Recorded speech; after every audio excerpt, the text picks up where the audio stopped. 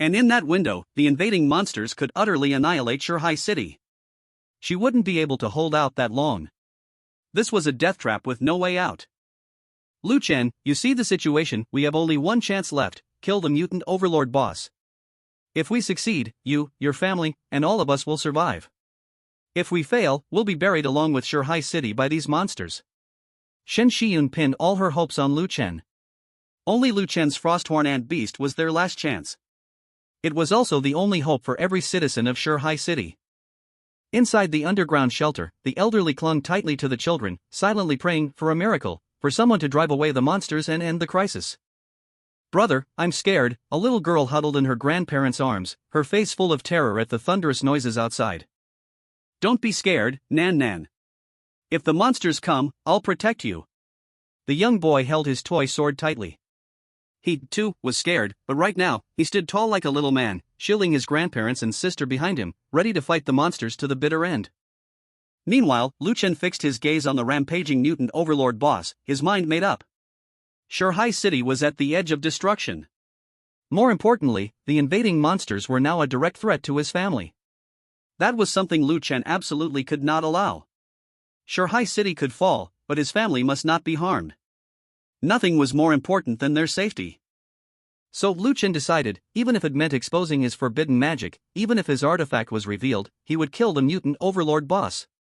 He would destroy every last invading monster and end the threat once and for all. Send me in, Lu Chen said firmly. What? Send you where? Shen Shiyun froze, not understanding his meaning. Send me within 100 meters of the mutant overlord boss. Lu Chen knew that to kill this boss, he'd need to suppress its special state and force it back to a regular 5th rank overlord stats. His artifact, the Godslayer Spear, had that suppressive effect. Whether it would work on the mutant boss, he'd only find out by trying. If it failed, he could still use his resurrection skill to rethink his plan. Even if it cost him his life, he would see this mutant boss fall. This? Are you sure? That boss's attacks reach far beyond 100 meters. Are you certain you want to get that close? At such close range, getting caught in the mutated overlord boss's attack could mean instant death. Don't worry, boss, Lu Chen said, his tone resolute. It won't take my life, not yet. But I have to get within 100 meters of it if I want a shot at taking it down. Seeing the unwavering determination in Lu Chen's eyes, even Shen Shiyun, usually so aloof and proud, couldn't help but feel a surge of emotion. What an extraordinary, once-in-a-generation genius! Even with a mountain collapsing before him, he remained unflinching. Faced with mortal danger, he showed not a trace of fear. She knew that, even for herself, in the face of true death, she'd feel a flicker of dread. In terms of mental fortitude, Lu Chen had already surpassed her. She was certain, if Lu Chen survived today, he would one day usher in an entirely new era. All right. Shen Shiyun was never one to hesitate. A battle-hardened warrior, her decisiveness and presence were like that of a general leading troops into war. Without further delay, she led Lu Chen, sprinting rapidly toward the mutated overlord boss. With her power suppressed to Tier 5, her skills were also limited to 5th tier. The range of her Tier 5 spatial jump was short, so she needed to get closer first. Jade Linglong and Nightshade, seeing this, quickly followed, flanking Shen Shiyun and Lu Chen to clear a path and lend their support. Look! Isn't that Lu Chen? Is he going to take on the mutated overlord boss? The eyes of the civilian-class transferees, once dull with despair, suddenly lit up with hope. The commotion spread, and more people looked up to see what was happening. There, Lu Chen and Shen Shiyun were carving a bloody path through the monsters, racing straight for the mutated overlord boss. What? Si Kong Yao and Qin Muyun, along with the other top elites, were stunned. Faces that had been drained of hope now flickered with the possibility of survival. There's still a chance. Lu Chen has 100,000 beast pets. Let's go. Do everything we can to help him, to protect our families, to defend our home. Let's fight these monsters together. At that moment, the lower-ranked civilian transferees of Shurhai City were overwhelmed with the fierce urge to protect their loved ones. With the mysterious female powerhouse joining forces with Lu Chen's 100,000 ice-horned ant beasts, maybe, just maybe, they could slay the mutated overlord boss. Even if their own power was meager, they still wanted to win their families a sliver of hope. United in purpose, everyone set aside their personal grudges and conflicts in the face of this overwhelming enemy. Together, they charged to defeat the invaders. Roar! Don't give up. There's still hope. Take up your swords and sabers, follow Lu Chen, and charge. Those who could still fight reignited their fighting spirit, determined to battle to the very end. There was no way back now. Whether for survival, or for the families and children waiting in the shelters, all they could do was fight with everything they had. And when the iron-willed resolve deep in the blood of these Daxia sons was awakened, when they fought side by side, staking their lives for one another, the strength they could unleash was beyond imagination. The monster horde was actually being forced open, a breach had appeared. At the same time, Qin Muyun, Si Kongyao, and the other powerful elites also saw a glimmer of hope, but they didn't rush in immediately. Instead, they hesitated, choosing to watch and wait. Only after some time, when it seemed they realized their own lives were also at stake, did they finally act, following behind the civilian job changers, doing their best to push Lu Chen closer to the mutated World Lord boss. Lu Chen saw all of this, and rage burned in his chest. No matter what world you're in, it's always the people at the bottom, the ordinary folks, who truly step forward to defend their home, charging into danger without hesitation. They're the real, honest protectors. Not those high-ranking elites, hiding behind their power and privilege, thinking only of themselves and never sparing a thought for the people. If this invasion of monsters hadn't threatened their own lives, Lu Chen doubted they'd even poke their heads out from hiding. It was these cowardly, self-serving elites that Lu Chen despised the most. Because of them, murderous intent surged in his heart. If they wanted to hide behind the civilian job changers, then fine, he'd make sure they faced the boss head-on soon enough. Let's see what excuses they make then. With the help of the others, Shin Shiyun quickly guided Lu Chen to the designated position. Lu Chen, get ready. I'm about to use my space jump skill. Got it. Lu Chen gripped the Godslayer spear tightly, his eyes steely and burning with a cold fire as he stared out at the gigantic mutated World Lord boss wreaking havoc in the distance. In this moment, he wasn't just a beast master commanding his pets from afar, he was a true, iron-blooded warrior, his fighting spirit enough to make monsters tremble. Space jump. Shin Shiyun marked the spot, and with a flash, she and Lu Chen jumped through space, landing just within 100 meters of the mutated World Lord boss right in a comparatively safe zone. Now, Lu Chen could finally see the boss up close, and its basic information appeared before his eyes. Name, Titan of Living Stone Achilles, World Lord boss. Level, Tier 5, LV 150. HP, 50 million. Mana, 50 million. Attack, 15 million. Defense, 18 million, Physical, /9 million, Magic. Special status, Divine Blood buff. Skills, Stone Golem Summon, Earth Pulse Resonance, Heavy Hammer Slam, Magma Eruption. Meteor Fall. This boss looked as if it had been carved from a mountain, its body encased in rocky armor, a massive earth elemental aberration. Its head was somewhat fox-like, standing upright, with a huge tail sweeping behind it. Two colossal legs shook the ground with every step, causing the earth to rumble. In its chest, a resonance core glowed, shrieking with every attack, like an entire mountain range roaring in rage. With the Divine Blood buff, its stats far surpassed any World Lord boss of the same tier. Even a single swipe could instantly obliterate any Tier 5 job changer whose defenses weren't strong enough. Sensing their approach, Achilles raised a foot, preparing to unleash a massive earth pulse attack, ready to blast away and kill any target that dared draw near. Watch out for the boss's attack. Shin Shiyun was forced to quietly chant her spatial life-saving spell, but she could only unleash the skill once for a short period afterward. She'd have to find a way to get far away from the boss. At this critical moment, Lu Chen acted before the boss could, activating the Divine Light Break, the active ability of the Godslayer Spear. A dazzling beam of divine light burst forth, brighter than the sun itself, radiating an overwhelming, majestic power that pierced straight through the massive body of the rock colossus World Lord boss. Such a miracle stunned everyone present. What kind of skill was that? Wait, it wasn't a skill at all, it looked like the effect of the battered spear in Lu Chen's hands. Was this some kind of joke? How could a broken spear have such an overpowered effect? And wasn't Lu Chen a beast tamer? Shouldn't his weapon be something like a beast whip? Why was he wielding a spear? Everyone scratched their heads, completely baffled, as if everything related to Lu Chen simply defied logic. He was just too monstrous. Up close, Shin Shiyun saw the divine spear's effect with her own eyes, her beautiful eyes shimmering with emotion. Combined with Lu Chen's resolute, cold expression in that moment, she felt a sudden jolt. He no longer seemed like an 18-year-old boy, but an invincible war god, unstoppable on the battlefield. Her heart skipped a beat. He was the first man to ever shake her proud and aloof heart, and he was 10 years younger than her. Only someone this dazzling, this exceptionally gifted, could move her like this. As the divine light faded, the special status on the Rock Colossus Worldlord, the Godblood power buff, was forcibly suppressed. For the next 10 minutes, it was no different from any other Worldlord boss, its attributes drastically reduced. Impossible, roared Hercules, its massive stone eyes filled with disbelief and confusion. How can the Godblood power be suppressed? Could it be an equipment effect? But the system notification couldn't be wrong, the Godblood power buff had indeed been nullified, and its stats had reverted to those of a normal Worldlord boss. In the distance, Qin Muyun and Si Konyao had noticed the boss's sudden change in attributes and were left completely stunned. Lu Chen had just stripped the Worldlord boss of its special status? That was incredible. Was there actually equipment out there with an active effect that could suppress a Worldlord boss's unique buff? What kind of high-level gear was that? As far as they knew, not even legendary equipment could pull off something so broken. Could it possibly be a divine artifact? Remembering that Lu Chen had completed a 10-star, Tier 2 advancement quest, Qin Muyun started to suspect, could this battered spear actually be a divine artifact he'd earned during that quest? Only a divine artifact could have such a shocking effect. Guildmaster, Lu Chen has a divine artifact. Qin Muyun immediately reported to the guild leader. Upon hearing the news, the Sky Talon Guildmaster's eyes burned with crazed desire.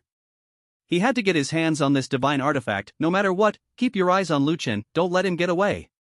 Do this, and I'll owe you another great merit. On the other side, Yu Linglong's resolve only grew stronger. This was a heaven-sent opportunity, an immense stroke of luck. Even if it meant using up Lu Chen's second favor, she would cling tightly to his coattails and follow him for life. How could she possibly let such a handsome and invincible little brother slip away? Her thoughts carried a double meaning, both playful and determined. Roar! Urgorl snapped back to its senses, shock and fury flashing through its monstrous eyes. It could not, would not, tolerate a human genius this defiant to the heavens. Maybe, just maybe, the gods themselves wanted to destroy Shihai City because of this one's existence. He must die. Boom! Urgorl's activated its geomantic resonance skill. It stomped down with colossal force, and instantly, shockwaves erupted from the ground, rippling outward from its core. Buildings in the path of the waves were ground to dust, and the earth itself cracked and split apart. Yet, for all the power of this devastating area attack, Lu Chen stood unharmed. Xin Shiyun had reacted in the nick of time, casting her strongest spatial defense, spatial isolation.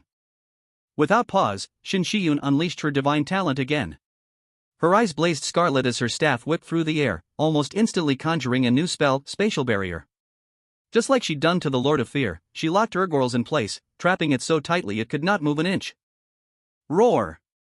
Urgorl's thrashed in rage, but with only the attributes of a standard domain boss, it was impossible for it to break free of Xin Shiyun's empowered Spatial Barrier, especially with her divine blessing amplifying it. None of you will leave here alive. Even as Urgorl's was pinned down and suppressed, it still managed to cast a spell. It began chanting, summoning its most powerful attack, Meteor Fall, intent on crushing Lu Chen and Xin Shiyun beneath it. The sky darkened abruptly. A meteor, hundreds of feet wide, coalesced high above, radiating waves of annihilation as it hurtled downward. Across Shihai City, the faces of every awakened fighter turned ashen. The glimmer of hope they'd just seen was swallowed by even deeper despair. If that meteor struck, all of Shihai, except perhaps the headquarters of the major guilds, protected by magic barriers, would be obliterated. Not just them, but everyone sheltering in the refuges would be doomed. Boss! Lu Chen suddenly called out. Xin Shiyun immediately understood his intent. If they could kill the domain boss in time, the meteor crisis would vanish on its own. She wrapped her slender arms around Lu Chen's waist and cast Spatial Leap again, this time teleporting them directly onto Urgorl's back. Lu Chen seized the moment. With Urgorl still in the brief lull after casting Meteor Fall, he summoned his own unique beast Calamity Legion. Beast Summon activate. 10,000 crimson falcons burst forth, setting the sky ablaze with their fiery wings. 300,000 frosthorn ants assembled into a gleaming, icy phalanx. His 5 most powerful, fully evolved beast pets stood proudly atop the enemy's back.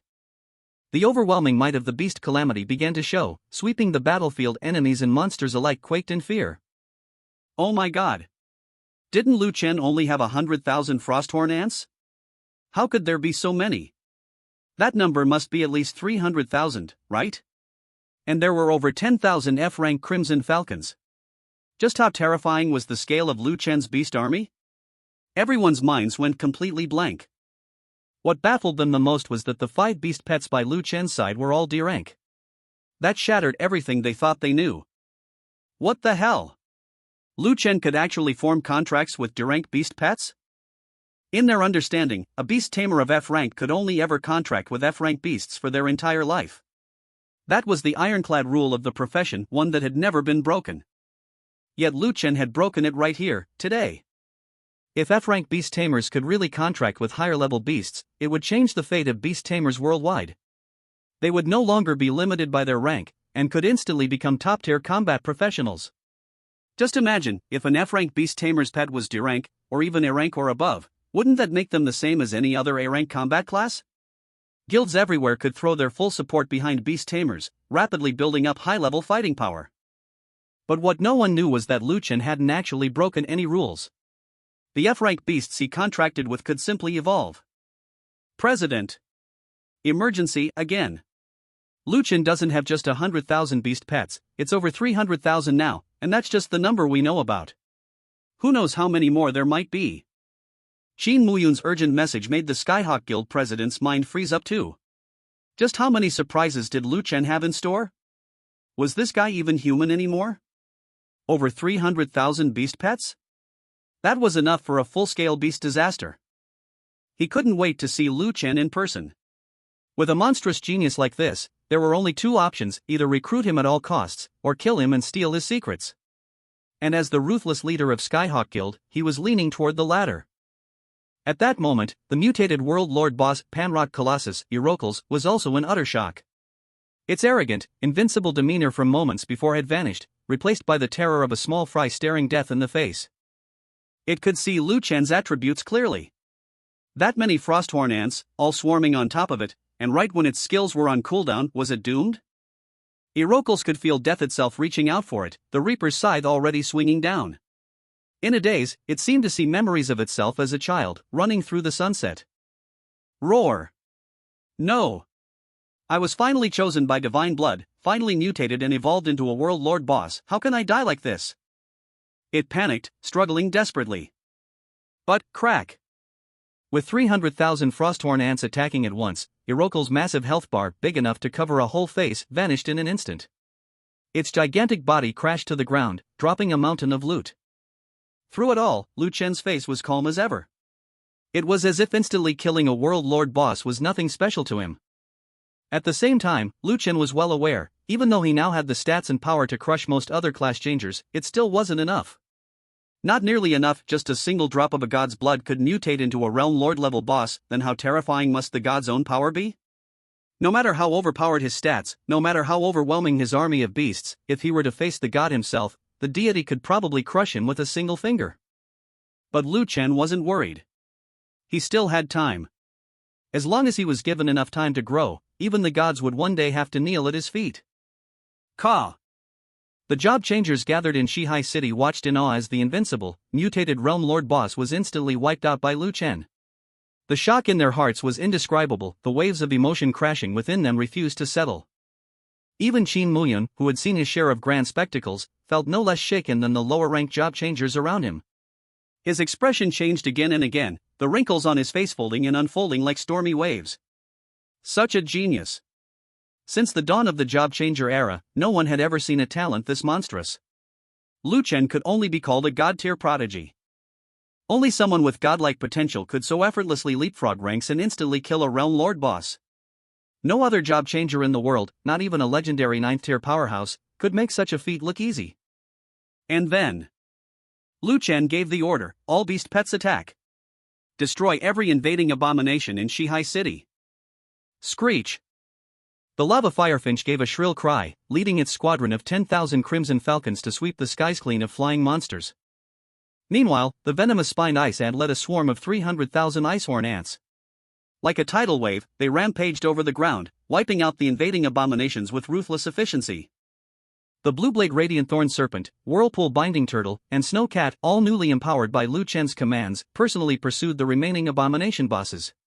Instead of killing them outright, the trio deliberately herded the bosses straight toward Qin Muyun and the other powerful elites. This is bad. All the invading bosses are charging right at us. Si Kong Yao and the others turned pale with fear.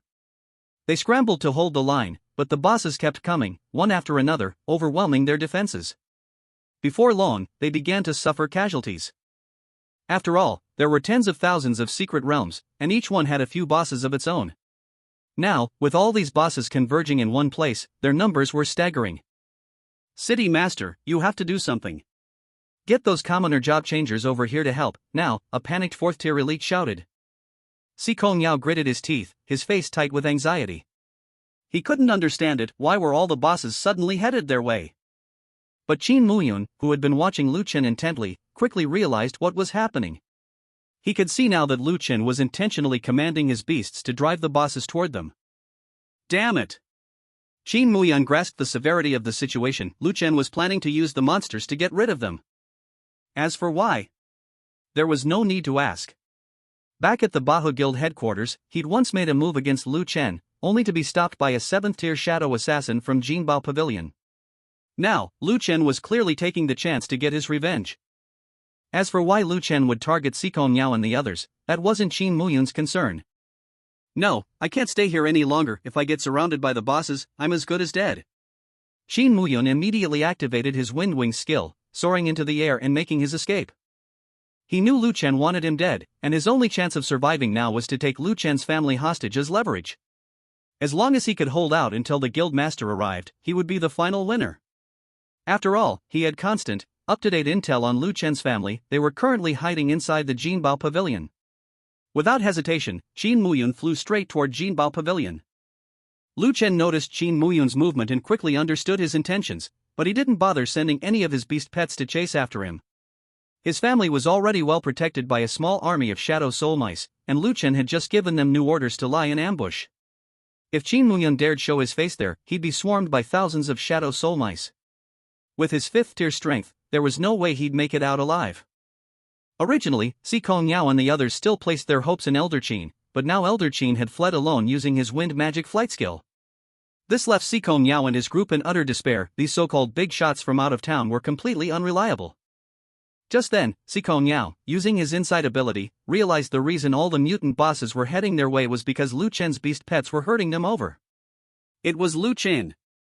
Si Kong Yao's eyes nearly bulged from their sockets. He couldn't believe it. Lu Chen was actually using the mutant monsters against them, and yet, they had never even wronged Lu Chen. Lu Chen, why? We've never done anything to you. Si Kong Yao shouted in confusion. The other civilian job changers were equally bewildered, all turning to look at Lu Chen. At the height of the crisis, Lu Chen's voice rang out, calm and cold. When disaster strikes, you, the so-called top fighters of Shihai City, don't lead from the front. Instead, you cower behind the low-ranked job changers. And you have the nerve to ask why? Are the lives of ordinary people worth less than yours? If you're so desperate to survive, then face the mutant bosses yourselves. Whether you live or die depends on your own strength. Lu Chen's words struck like thunder, shaking the low-ranked job changers out of their daze. That's right. Are the lives of ordinary people worth less? They had families waiting for them to come home too. Why should they always be the ones to stand at the front when disaster strikes, while the privileged elite hide behind them? Shouldn't the strong be leading the charge? In the early days after changing classes, the strong always fought at the front. When did that start to change? One by one, the crowd snapped out of their numbness. In Disya, strength was never supposed to mean the weak were just cannon fodder. Those who had been considering rushing back to help stopped in their tracks, choosing instead to stay in the safe zone, quietly watching as the powerful and privileged struggled on their own. Xin Shiyun and Yu Linglong stared at Lu Chen in disbelief. They hadn't expected this. Lu Chen was actually challenging the powers that be. A strange light flickered in Shen Shiyun's eyes. But she also knew all too well that challenging the elite meant going up against the top guilds in the entire country. Alone, this was hundreds, even thousands of times harder than fighting a level 5 domain lord boss one-on-one. After all, Lu Chen's level was still too low. Maybe if he reached level 9, he'd have a chance to change the entire landscape of the Grand Xia, to reshape the order itself. But honestly, Lu Chen wasn't thinking that far ahead. All he felt was a deep disgust for the way the powerful sent the weak to die as cannon fodder, while they themselves stayed safely in the rear, barely lifting a finger. Treating the lives of ordinary people like they were worthless, that was something Lu Chen despised most. That's why he wanted them to experience the same kind of hopelessness the lower-ranked jobbers faced. Because he knew it all too well, he'd come from the bottom himself. As for challenging the elite, that wasn't part of Lu Chen's plan, at least not for now. He didn't see himself as some great savior. All he wanted was for his family to live safe and happy lives. Unless, of course, the powerful brought trouble to his door first, then he'd have no choice. Lu Chen, we know we were wrong. We swear on our lives, we'll never again send ordinary people to the front lines. Please, give us another chance. Some of the city's most powerful figures were groveling on their knees, begging for mercy with their lives on the line. The rest soon followed, pleading for forgiveness. Only Si Kongyao stood his ground, fighting desperately against the boss's attacks, refusing to swallow his pride. In his mind, he'd done nothing wrong. In this day and age, what city strong didn't act this way? Without them, the so-called protectors, the ordinary citizens wouldn't even have the right to die for their city, so why should they be the first to be punished? Besides, without them, who would protect Shihai City from the next wave of monster invasions? Lu Chen, you're leading Shihai City straight to destruction. Kill us, and no one will be able to stop the monsters from invading. Si Kongyao coughed up blood as he roared in anger. Humph. That's no longer your concern. Lu Chen was unmoved. For one, he could leave his beast companions behind to guard the secret realm against future invasions. And when the big shots from other major cities arrived, they'd be drawn to this hell-level secret realm too, which meant they'd settle in and establish their own power here. Shihai City would only become safer. Soon enough, surrounded on all sides by a horde of bosses, Si Kongyao and the rest of the elite had nowhere to run. Not a single one escaped, they all fell here. With their deaths, the secret realm resources they once controlled became ownerless. According to the rules, the access would now be public. Until a new city lord arose and the secret realm resources were redistributed, every ordinary jobber in Shihai City could freely explore and farm these secret realms. For at least the next few years, life for the city's ordinary people was about to get a whole lot better. After that, Lu Chen finally gave the order to his beast companions, wipe out the remaining bosses, leave none alive. It didn't take long. The beasts tore through the bosses, devouring their bodies with astonishing speed. The Snow Cat's evolution meter finally hit 100%, it was ready to evolve. But Lu Chen didn't let it transform in front of everyone. Instead, he recalled it to his beast space, letting it evolve out of sight. After all, unlimited evolution was one of his trump cards, no way was he going to let that secret slip. With the bosses dead, the other invading aberrations realized the tide had turned, there was no way they could destroy Shihai City now. And more than that, Lu Chen's beast companions were terrifyingly powerful. None of the invaders could even last a single round against them. So, the remaining aberrations wasted no time, they scattered in a panic tide, fleeing back into the secret realm, scrambling and stumbling over each other as they slipped through the spatial rift to their own world, shivering in terror. Lu Chen had utterly broken their spirit. He had become their living nightmare. Never in their wildest dreams did they expect Shihai City would have such a monstrous human defending it. If they'd known a monster like him was here, they wouldn't have dared invade if their lives depended on it. With the aberrations in full retreat, the crisis looming over Shihai City was finally over. Right at that moment, the drop of divine blood hidden within the Rock Titan Overlord's body suddenly shot out, as if it too wanted to escape Shihai City and return to its godly source. But there was no way Lu Chen would let it get away. The Godslayer Spear's passive effect activated, the drop of divine blood was drawn in and absorbed by the spear in an instant. What? That battered old spear in Lu Chen's hands could absorb divine blood? Xin Shiyun was stunned. No one here understood better than she did just how much power divine blood contained. Forget absorbing it, even touching it could curse someone with a god's malice.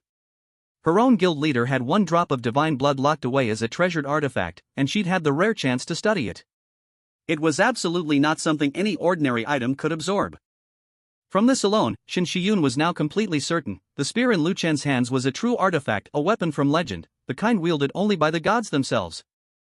But now, Lu Chen, only at Tier 3, already possessed such a divine weapon.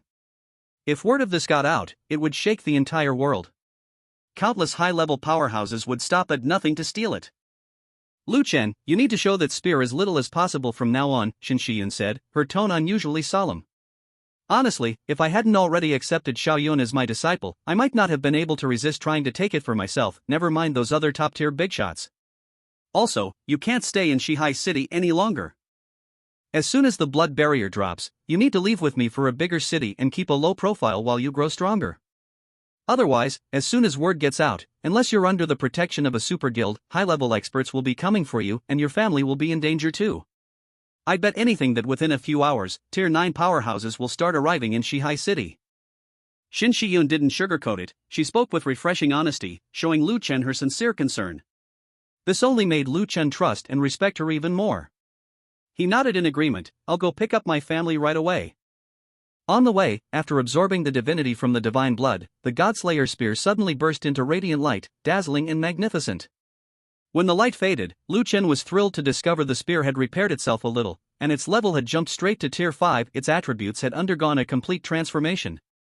With his current level, Lu Chen still couldn't fully wield this artifact. But he wasn't worried that he was now a level 90 Tier 3, ready at any moment to take on the advancement quest and break through to Tier 4. Tier 5 was no longer far off. Without hesitation, Lu Chen stowed away the Godslayer spear and equipped a new weapon, a legendary Beastmaster's whip, the Beast King whip, crafted especially for level 90 beast tamers. At the same time, deep within the hidden map of the Crimson Forest, the evil god, having realized that his divine blood had somehow been absorbed by Lu Chen, erupted in a fit of unbridled rage. Yet, bound by the laws of the world, he could not unleash his divine power, and could only swallow his fury. Kid, just you wait. We'll meet again someday. Back in Shihai City, Lu Chen's beast companions swept through all the invading monsters, forcing the remaining ones to flee back into the secret realm. The surviving job changers of Shihai City erupted in cheers, their voices hoarse as they shouted Lu Chen's name. From the bottom of their hearts, they were grateful he had saved Shihai City, saved them, and saved their families. This debt was higher than the sky. Following Lu Chen's orders, Xiao Chang and the other beast pets only collected gold coins and boss drops. As for the rest of the worthless loot, Lu Chen couldn't be bothered with it, he didn't have the time either. He left it behind for the ordinary citizens of Shihai City, to help them rebuild their homes. He needed to take his family and leave Shihai City as soon as possible, before the heavy hitters arrived. Everyone was moved to tears, their hearts filled with hope that, one day, when Lu Chen rose to power, he would lead the Great Xia and usher in a brand new era. Meanwhile, after sending out a distress message to his guild leader, Qin Muyun barged alone into the territory of the Golden Treasure Pavilion. Battling his way to the safe room, he finally found Lu Chen's parents and younger sister. Heaven hasn't abandoned me yet. Qin Muyun reached out, ready to seize Lu Chen's family and use them as leverage, to threaten Lu Chen and buy himself some time. But in the very next instant, a swarm of shadow soul rats emerged from the surrounding darkness, weaving an inescapable net. What? Qin Muyun's face turned ashen. He'd been so focused on tracking Lu Chen's family that he'd neglected the dangers lurking around him. He should have known there was no way Lu Chen would leave his family unprotected. No wonder, when he'd fled the battlefield earlier, Lu Chen hadn't sent his flying beast to pursue him. Surrounded by thousands of overpowered shadow soul rats, with his own level suppression still unresolved, Qin Muyun wisely stowed away his staff and raised both hands in surrender. I'm a core member of the 9-star Super Tianshao Guild. Please, convince your son Lu Chen to show mercy. Killing me would be declaring war on Tianshao. Because of the God Seal, Qin Muyun assumed Lu Chen's parents were just ordinary civilians, easily cowed by his status and threats, and that they'd persuade Lu Chen to spare him. But Lu Sen's words sent him tumbling into an abyss. Humph. You cowardly old wretch, you dare threaten me? If the Tianshao Guild ever comes looking for trouble, my son will wipe them off the map. You. Qin Muyun was dumbfounded. Lu Chen's domineering presence was already something to behold, but even his dad was just as imposing? Qin Muyun tried to put up one last fight, but before he could even finish chanting his spell, the Shadow Soul rat struck with lightning speed, tearing him apart on the spot, a one-hit kill. Lu Chen and his group made their way back. Son, it's a good thing you arranged for the Shadow Soul rat ahead of time. If you hadn't, the three of us would have been captured by that vicious old man, Shenro said, pointing at Qin Muyun's corpse, her voice still trembling. Lu Chen nodded. Based on what I know about the president of the Skyshroud Guild, now that you've killed one of his elite members, there's no way he'll just let it go. Even if he doesn't retaliate openly, he'll definitely make moves behind the scenes. I'd bet Qin Muyun already sent your information to him. The moment the Skyshroud Guild president arrives in Shihai City, you'll be his first target. Whether he tries to recruit you or threaten you, once you fall into his hands, things will not end well for you, Shin Shiyun warned. Son, we need to leave Shihai City immediately, Lu Sen said gravely. Let's go somewhere no one knows us and keep a low profile until we're out of the sights of these top dogs. Dad, Mom, that's exactly why I came to pick you up today. We're all leaving together with Mr. Shin. There's no need to pack up the house, I've already sent my beast pets to gather our things. Once we're ready, I'll just summon them back, Lu Chen replied, having arranged everything down to the last detail. All that was left was for the blood-red barrier to disappear, and then the entire family could set out with Shin Shiyun. Lu Chen, Aunt Ing, and I want to go with you, too. Yu Linglong quickly spoke up. You? Lu Chen was surprised. Linglong Pavilion Master, you're already famous worldwide. The top leaders from every nation will be dying to get in touch with you. You could join any super guild you want and have a fantastic future. Why follow me? Those super guilds are great, sure, but I'd rather stick with you. I know your potential and strength, you'd never join someone else's guild. You'll build your own. I have experience running a branch of the Golden Treasure Pavilion. When you eventually found your own guild, I could join and help manage things for you. That way, you won't have to waste time looking for trustworthy managers, Yu Linglong smiled, offering Lu Chen an irresistible reason. Well, Lu Chen hesitated. He had no intention of joining someone else's guild. Someday, he'd create his own, mostly as a safe haven for his parents. Even if he recruited more members down the line, they'd have to sign strict loyalty contracts. Lu Chen, don't forget, you still owe me a favor. You have to let me follow you, join your future guild, and put me in charge of managing it. Yu Linglong added, playing the favor card, leaving Lu Chen with no room to refuse. He thought it over. Bringing Yu Linglong along really wouldn't be a bad thing. Just as she said, it would save him a lot of trouble when it came time to manage the guild. Plus, it would even the score for the second favor he owed her. All in all, not a bad deal. Alright then. I agree, Lu Chen said, but you'll have to sign a loyalty contract, one that guarantees you'll never betray me. He laid down his terms. If he was going to have them by his side, sooner or later they were bound to discover some of his secrets. To play it safe, an oath of absolute loyalty was a must. No problem. Yu Linglong's beautiful eyes curved in a playful smile. She'd already decided to follow Lu Chen for the rest of her life, so a contract made no difference to her. Without further delay, Lu Chen purchased the highest grade contract available from the system shop. Once signed, any act of betrayal would cause the traitor's soul to ignite and burn them to death. Yu Linglong and Ying signed without a moment's hesitation. Lu Xin and Chen Rou exchanged a glance and smiled, thinking, looks like we won't have to worry about finding a daughter-in-law anymore. Just then, Shin Shiyun watched the proceedings, her expression not exactly pleased. Her face returning to its usual frosty calm, she spoke coolly, the blood barrier is about to disappear. Lu Chen, which major city are you planning to head to next? Lu Chen was bewildered by her sudden iciness. He had no idea why Shin Shiyun, who had been fine just a moment ago, now seemed as cold as ice. But Chen Rou, having been around the block a few times, could easily read the situation. It was obvious to her that this Miss Shin seemed to have taken a liking to her son. Even though Shin Xian looked more than 10 years older than Lu Chen, higher level awakened gained longer lifespans, so a decade or two didn't matter much. The real point was that Shin Shiyun was truly exceptional. Probably only an even more extraordinary young man like her son could ever stir her heart. With that thought, Chen Rou felt even happier. Whether it was Yu Linglong or Shin Shiyun who became her daughter-in-law, she'd be delighted. Best case scenario, her son would be capable enough to win both their hearts, and their family would be all the merrier. Yunlan City, Lu Chen answered without hesitation, stating his destination directly. The secret realm of the 5-star Silent Forest, which his parents had spent the last 20 years in vain trying to conquer, was located in Yunlan City. So, heading there was his top priority. Once he advanced to Tier 5 and made all the necessary preparations, he would take his parents into the Silent Forest, seek out the local deity, enter the God's Game, and solve the problem that had plagued his mom and dad for so long. The moment Lu Xin and Chen Rou heard their son was heading to Yunlan City, they instantly understood what he was thinking. But they didn't try to stop him. First, because their son had unmatched potential and a resurrection ring, maybe, just maybe, he could beat the god at its own game and finally give them a chance to return to normal. Second, they also wanted to go back and confirm a few things themselves. After all, they'd always suspected that the upper echelon who'd sent them to explore the Silent Forest secret realm all those years ago had some hidden agenda. They'd never been able to prove it, and after being crippled by the deity, they'd lost the strength to seek the truth. Their only option was to retire and live as ordinary people. Now, with a chance to recover, of course they wanted to get to the bottom of things.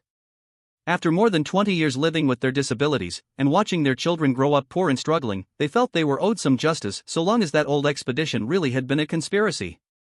After that, Lu Chen recalled his other beast pets, leaving a few thousand behind. He assigned each one to guard a different invading secret realm, their job to hunt down any invading abominations that tried to break through. As long as a powerful Tier 5 aberrant boss didn't show up, the attributes Lu Chen had bestowed upon his beast pets were more than enough to handle these invading monsters. Besides, after being routed by him once already, the monsters didn't dare to emerge again so easily, not for a while. With this, his beast pets could slowly devour the aberrants and continue to evolve, while also providing temporary protection for the civilians of Shihai City. Because of this, Lu Chen once again received the heartfelt gratitude of the people, who saw him as the greatest hero of the crisis. There was even talk of someday erecting a statue in his honor and singing his praises. Lu Chen simply smiled knowingly at their admiration. He didn't object to their devotion. In this era of monster invasions, giving the people a symbol of hope was a rare and precious thing. The blood-red barrier was fading fast, visibly thinning. Xin Shiyun's level suppression was gradually weakening as well. Before long, she had recovered her Tier 8 status, her full strength returning, once again radiating the overwhelming aura of a top-tier expert.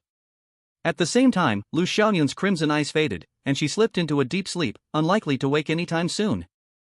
Now restored to her full power, Xin Shiyun immediately activated her divine blessing talent. Her spatial jump skill was now even stronger, she could leap farther and bring more people along with her. "Hold on tight," she called. With that, Xin Shiyun took Lu Chen and the others, casting her spatial jump.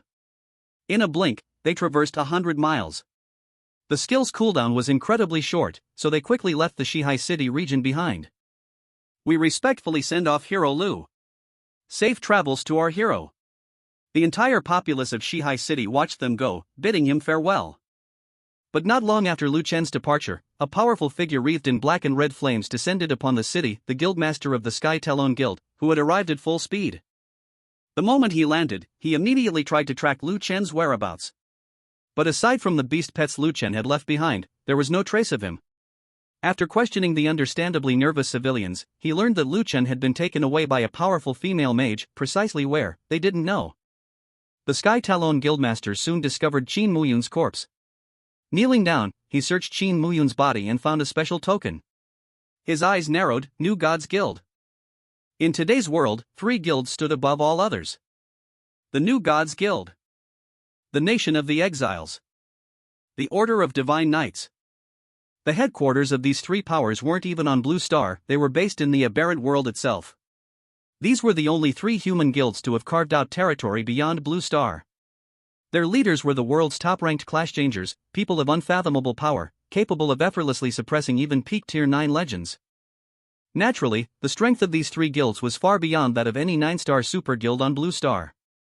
If their ambitions hadn't extended beyond their homeworld, they would have long ago divided Blue Star among themselves. If it really was a New Gods Guild powerhouse who had taken Lu Chen, then even the Sky Talon Guildmaster could only swallow his frustration in silence. Could it be? Lu Chen is a divine chosen as well. President Tianxiao's face was dark and grim. Only those blessed by the gods, elites from the New Gods Society, could take someone away like that. For now, he had no choice but to give up on chasing Lu Chen.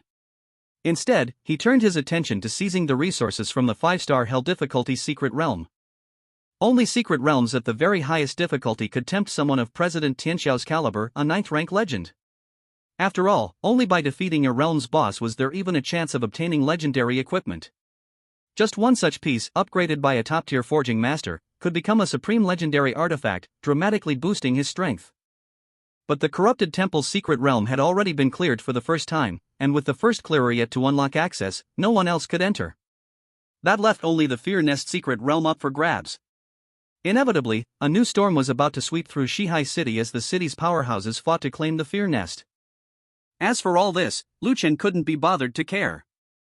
With Xin Shiyun, an 8th-rank legendary space mage, using her space jump skill to lead the way, Lu Chen and his group easily avoided the top elites heading to Shihai City and made quick progress toward Yunlan City. Before long, the ancient city of Yunlan, with over 2 centuries of history, appeared before Lu Chen's eyes. True to its name, the city was wreathed in mist and swept by mountain winds, bustling with countless job changers, far more than even Shihai City. The city's ruler was a genuine, peak 7th-rank powerhouse, famous throughout the region. I'll take you this far, Shin Shiyun said. I'll be bringing Xiaoyun back to the guild headquarters now. Miss Shin, where is your guild headquarters? Lu Chen asked. 3 years from now, when Xiaoyun turns 18 and changes class, I'd like to bring our parents to attend her ceremony. That's not necessary, Shin Shiyun replied. My guild headquarters isn't in the Blue Star world, it's in the alien world. You wouldn't be able to get there. I'll record her class change ceremony for you. Once Xiaoyun completes her transition, I'll personally bring her back to reunite with you all. At this moment, Shin Shiyun's heart had settled into calm. Along the way, she had thought things through. While Lu Chen did make her heart flutter, it wasn't enough to spark true affection. Besides, matters of the heart depended on fate. She would let things take their natural course. If it was meant to be, it would happen in the future. Xiaoyun was still fast asleep, her chest rising and falling gently. It was clear that this episode had lasted too long, and the aftereffects had left her in a deep slumber. Lu Xin and his wife had wanted to wait until Xiaoyun woke up to say a few words to her, but they knew she couldn't delay any longer. She needed to be brought to headquarters as soon as possible. Miss Shin, we entrust our Xiaoyun to your care, said Shinro, her face streaked with tears. When she successfully changes class in 3 years, our family will never forget your kindness. It broke her heart to part with Xiaoyun. 3 years was such a long time. Miss Shin, could you at least leave us your coordinates? Lu Chen pleaded. Who knows, maybe 3 years from now, I'll be strong enough to visit you myself. He was reluctant to let his little sister go. Ever since they were children, he had always protected her, treating her like a princess. Life had been tough, but they found happiness together. According to the guild's rules, the location of the guild headquarters couldn't be casually revealed to outsiders. But Shin Shiyun still sent a set of coordinates to Lu Chen. If I ever return to Blue Star one day, I'll contact you. With that, Shin Shiyun activated the guild's teleportation effect, taking Xiaoyun with her as she left Yunlan City. Lu Chen glanced at Shin Shiyun's name on his friends list. Her name had turned gray, with a prompt, different worlds, unable to communicate. So she really is in another world. Lu Chen was deeply surprised. It seemed that the top experts of the human race had already ventured into the world of anomalies and even established themselves there. He still had a long way to go. Standing beside him, Yu Linglong felt a wave of relief as soon as Shin Shiyun departed. She'd genuinely been worried that the formidable Shin Shiyun might travel with Lu Chen. After all, in every way, she seemed to be outmatched by her. With that thought, Yu Linglong sneaked a glance at Lu Chen, only to find him looking back at her. Her heart started pounding, her face flushing bright red. If not for her veil, she would have embarrassed herself for sure. Lu Chen said, Linglong Pavilion Master. I've already left Shihai City, I'm no longer the Pavilion Master. Just call me by my name, Yu Linglong replied. Alright, Lu Chen nodded, you're a few years older than me, so I'll just call you Sister Linglong. As he spoke, Lu Chen shared his plans with her. Sister Linglong, our identities are too sensitive right now. Major players from all over are openly and secretly searching for us. So, for the time being, we need to keep a low profile until things calm down. Okay, Yu Linglong agreed with a nod. Next, I have 2 things for us to do. Sister Linglong, you'll be in charge of selling everything I got in Shihai City, and at the same time, help me acquire the Tier 4 Beastmaster advancement materials. And Ing, your job is to find a suitable spot outside Yunlan City for establishing our guild. Once I've settled my parents in, I'll go complete my advancement quest, and when I get back, we'll build the guild together, Lu Chen instructed. Outside the city? Night Shadow asked, puzzled. Yeah. If we want to establish a guild inside the city, we need the city lord's permission. But our names are already known everywhere. No matter who goes to see the Yunlan City Lord, there's a chance he'll figure out our true identities. It's better safe than sorry. You really do think of everything, young Master Lu, Night Shadow said admiringly. I'll head out of the city to look for a spot soon. Watching his son handle everything with such skill and foresight, Lu Sen and his wife felt both comforted and proud. Their son was growing more impressive by the day. Soon after, Lu Chen and his group rented a quiet, secluded, and comfortable house on the outskirts of Yunlan City. Dad, Mom, Lu Chen said, I need you to stay here for the next few days, don't go anywhere if you can help it. If you need anything, just ask Sister Linglong to buy it for you. That's right, Uncle, Auntie, Yu Linglong chimed in. Don't think of me as a pavilion master or some noble lady.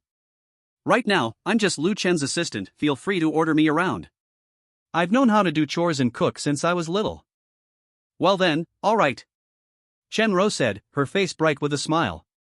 The way she looked at Yu Linglong, she was starting to see her more and more as a future daughter and law. Elves and held a deep appreciation for Yu Linglong's obedient and sensible nature.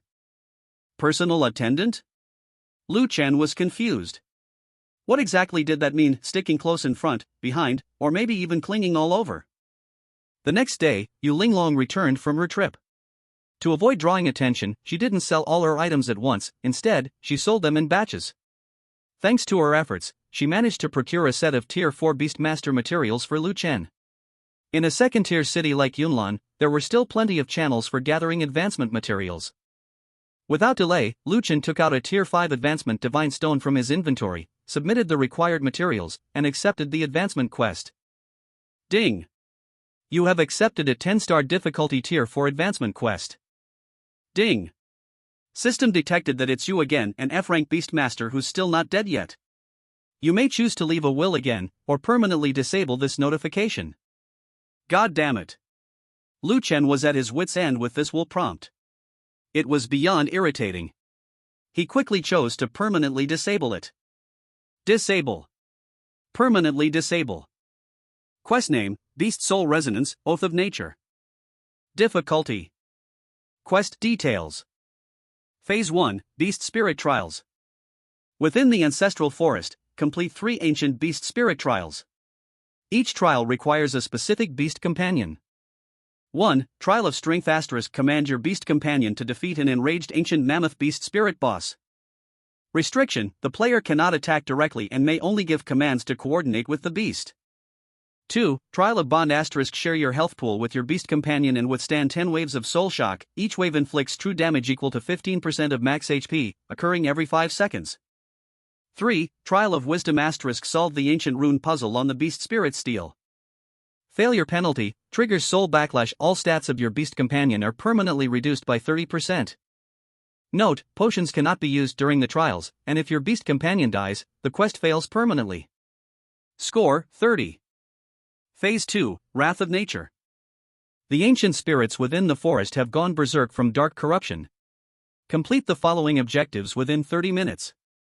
1. Soothe or tame 5 specified berserk beast spirits of different elements, fire, water, wind, earth, lightning, using the exclusive class skill Soul Whisper. Time limit, 150 minutes. Each failure reduces remaining time by 5 minutes. 2. Hatch an ancient beast egg and escort the hatchling to Moonlight Lake, fending off powerful monsters along the way.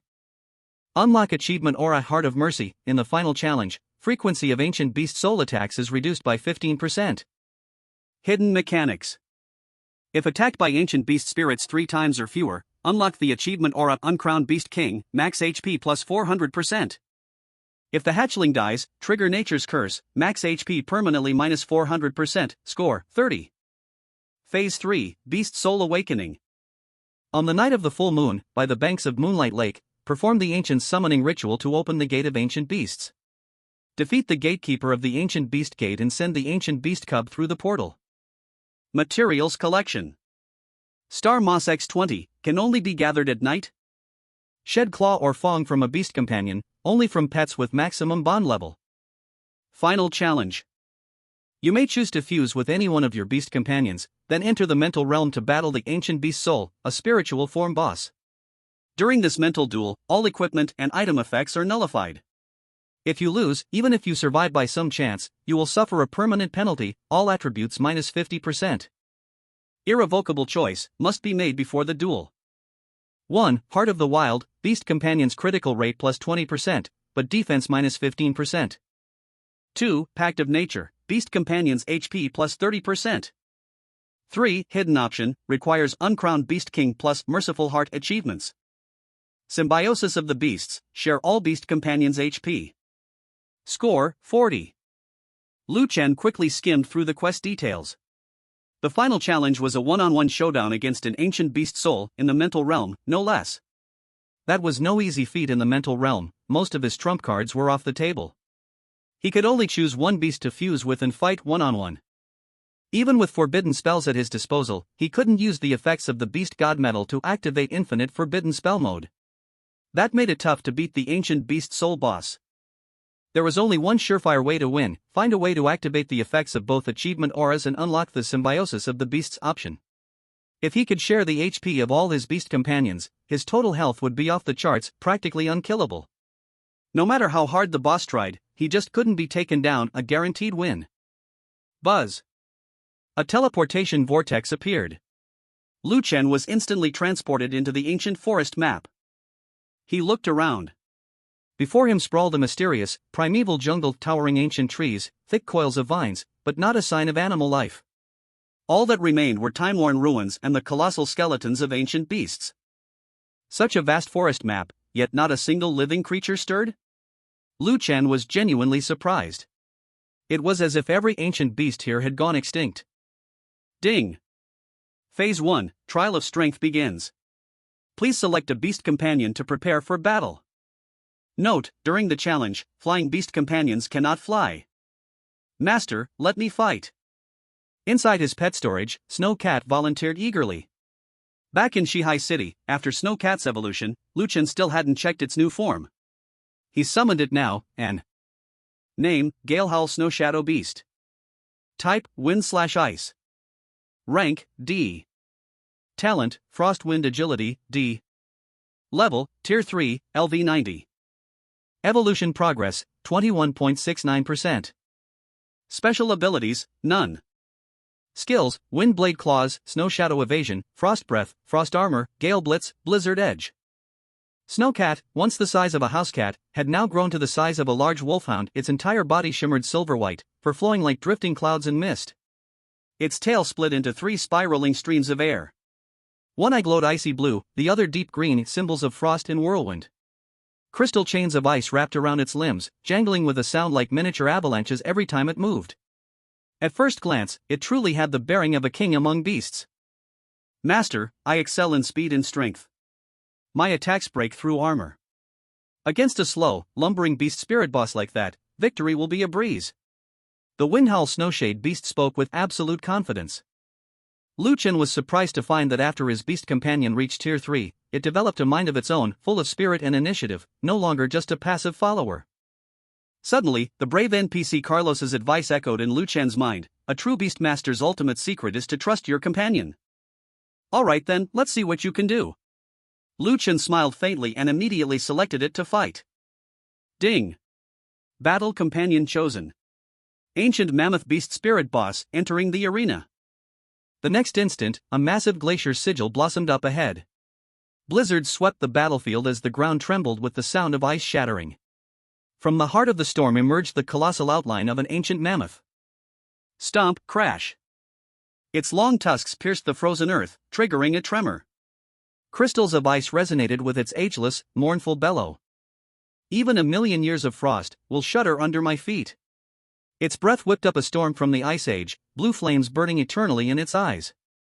When its front hoof rose, it dragged with it the frozen remains of a long-lost mammoth herd. Through the blizzard echoed the vengeful roar of its entire species.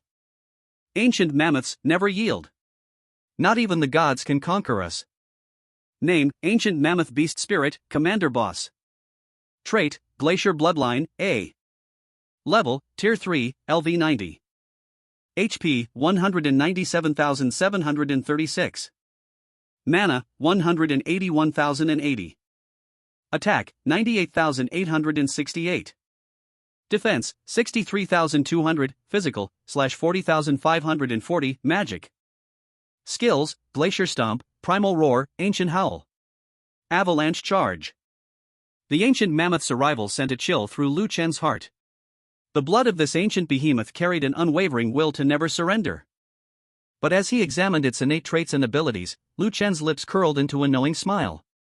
Wasn't this the perfect opponent for the Windhowl Snowshade beast to unleash its full power? The ancient mammoth's passive ability summoned a storm of wind and snow, slowing most beast companions to a crawl. But the Windhowl Snowshade beast's own trait, Frost Wind Agility, let it thrive in such an environment, vastly increasing its speed and attack rate.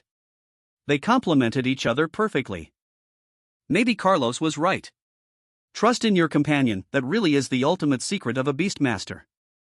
Lu Chen sent the command, and the Windhowl Snowshade beast leapt into action. This trial tested the bond and coordination between beastmaster and companion. Lu Chen could only direct, he couldn't fight himself. The beast companion shared only his basic stats, no bonus from his own traits. The battle had begun, but it still had over 60,000 attack power.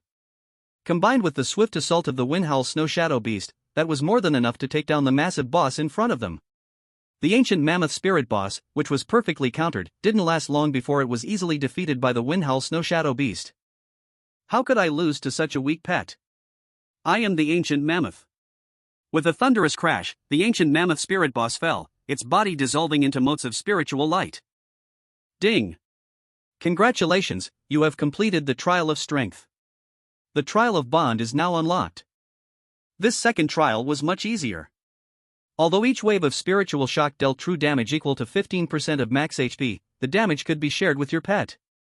Lu Chun chose his swirling watershell turtle, and together they breezed through the trial with ease.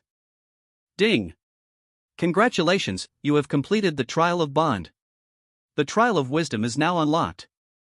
Immediately after, an ancient stone tablet emerged before Lu Chen, suspended in the air by a magical circle. 12 runes were inscribed on its surface, arranged in a ring. Each rune represented an animal or an element of nature, and they were divided into 2 concentric circles: an inner ring, 6 runes, and an outer ring, 6 runes. The runes in each ring could be rotated independently.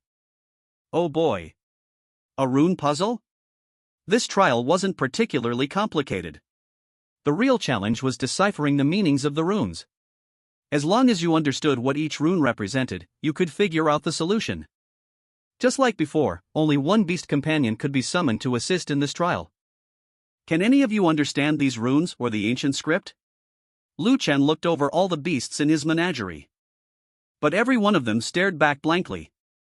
None recognized these ancient runes. Even an SSS grade legendary beast probably wouldn't be able to read them. Now Lu Chen was in a bind. According to the details from the first stage, failing the Trial of Wisdom wouldn't stop him from advancing to the next quest. The only consequence was a permanent 30% reduction to all attributes for his beast companions, and a lower overall rating. Lu Chen definitely didn't want his pets to be permanently weakened by 30%. That would hold them back from ever reaching their full potential. Just then, Lu Chen had a flash of inspiration. The system shop sold just about everything except quest items. Maybe they had a book for translating ancient runes? He quickly opened his inventory and searched. And sure enough, he found one. Item name: Ancient Translation Book. Rarity: Legendary. Effect: as a legendary translation book, simply inscribe any ancient runes or script onto its surface, and it will instantly translate them into language you can understand. He bought it immediately. Ding! You have spent 1 gold coin to purchase Legendary Ancient Translation Book ×1. To call it a book was generous. It was more like a single sheet of paper, set in a decorative frame, almost tablet-like, complete with a smooth stylus. Lu Chen hurriedly copied the runes and script from the stone tablet onto the translation page. It took him more than 10 minutes to finish reproducing all the symbols and ancient characters. The next second, the ancient translation book provided detailed annotations for each rune and archaic character, making their meanings perfectly clear. It even translated the phrases formed by the ancient script. For example, archaic script: the eye of the beast spirit observes balance. Translation: arrange and combine the rune symbols and numbers so that the sum of the numbers in the inner and outer circles of the ancient stone tablet at corresponding positions is equal. For Lu Chen, a transmigrator, this was child's play. Inner circle runes / numbers: wolf /3, bear /1, eagle /5, mountain /7. Outer circle runes / numbers: water /10, wind /12, fish /8, deer /6. However, both the inner and outer circle runes needed to be rotated simultaneously, requiring coordination with his beast companion. Lu Chen immediately chose his most agile partner, the Azure Blade Radiant Thorn Serpent, to assist him. Before long, the combination was complete. Suddenly, the ancient stone tablet burst forth with a dazzling glow of runes, and a crack opened in its center. What's this? A beast egg, radiating an aura of a primordial fierce beast, shot out from within the stone tablet and hovered before Lu Chen. Ding! Congratulations, you have completed the Trial of Wisdom and successfully passed the first stage of the Beast Spirit Trial. Ding! The second stage has begun. Please take the ancient beast egg and proceed in order to the 5 designated locations to tame the corresponding rampaging primordial beast spirit lord bosses. Ding! You have temporarily acquired the Beast Master exclusive skill, Soul Whisper. You may now communicate with ancient beast spirits. Ding. Time limit for taming, 150 minutes. Each failed attempt reduces the time by 5 minutes. A Beastmaster exclusive skill? This left Lu Chen a little puzzled. Wasn't Tame Beast supposed to be the only unique skill for Beastmasters? What about the exclusive skill Sky Resonance that appeared during the 3rd rank advancement quest, and now this new Soul Whisper? What was going on? Could it be that the Beastmaster class originally had multiple class skills, but for some unknown reason, only Tame Beast remains today? Lu Chen could sense that this involved some very ancient secret. But that was not something he could investigate right now. His priority was to complete this advancement quest. The second stage was tied to 2 achievement auras, both of which Lu Chen was determined to obtain, as they would be crucial for passing the final stage. Forbidden spell, Divine Invisibility. To save travel time, Lu Chen immediately used a forbidden spell to hurry on his way. Following the map's guidance, he quickly arrived at the first location, the Fire Attribute Primordial Beast Spirit Lord Boss. Name, Lord of the Inferno, Jeluamu. This was a towering beast wreathed in flames. Despite being a fire attribute Lord Boss, it was shackled by chains of fire. Its eyes burned with black flames, a clear sign of severe dark corruption, leaving it in a mindless berserk state. Ding. Mission tip, reduce its HP to below half to increase your chance of calming or taming it. The lower its HP, the higher your success rate, but be careful not to kill it, or the mission will fail. Oh? Just need to rough it up a bit? Now that's easy. Lu Chen's specialty was beating up bosses. In contrast, complex story-driven or puzzle quests always gave him a headache. This boss was a 3rd-tier lord, but even with an S-rank talent buffing all its stats, it only had 330,000 HP.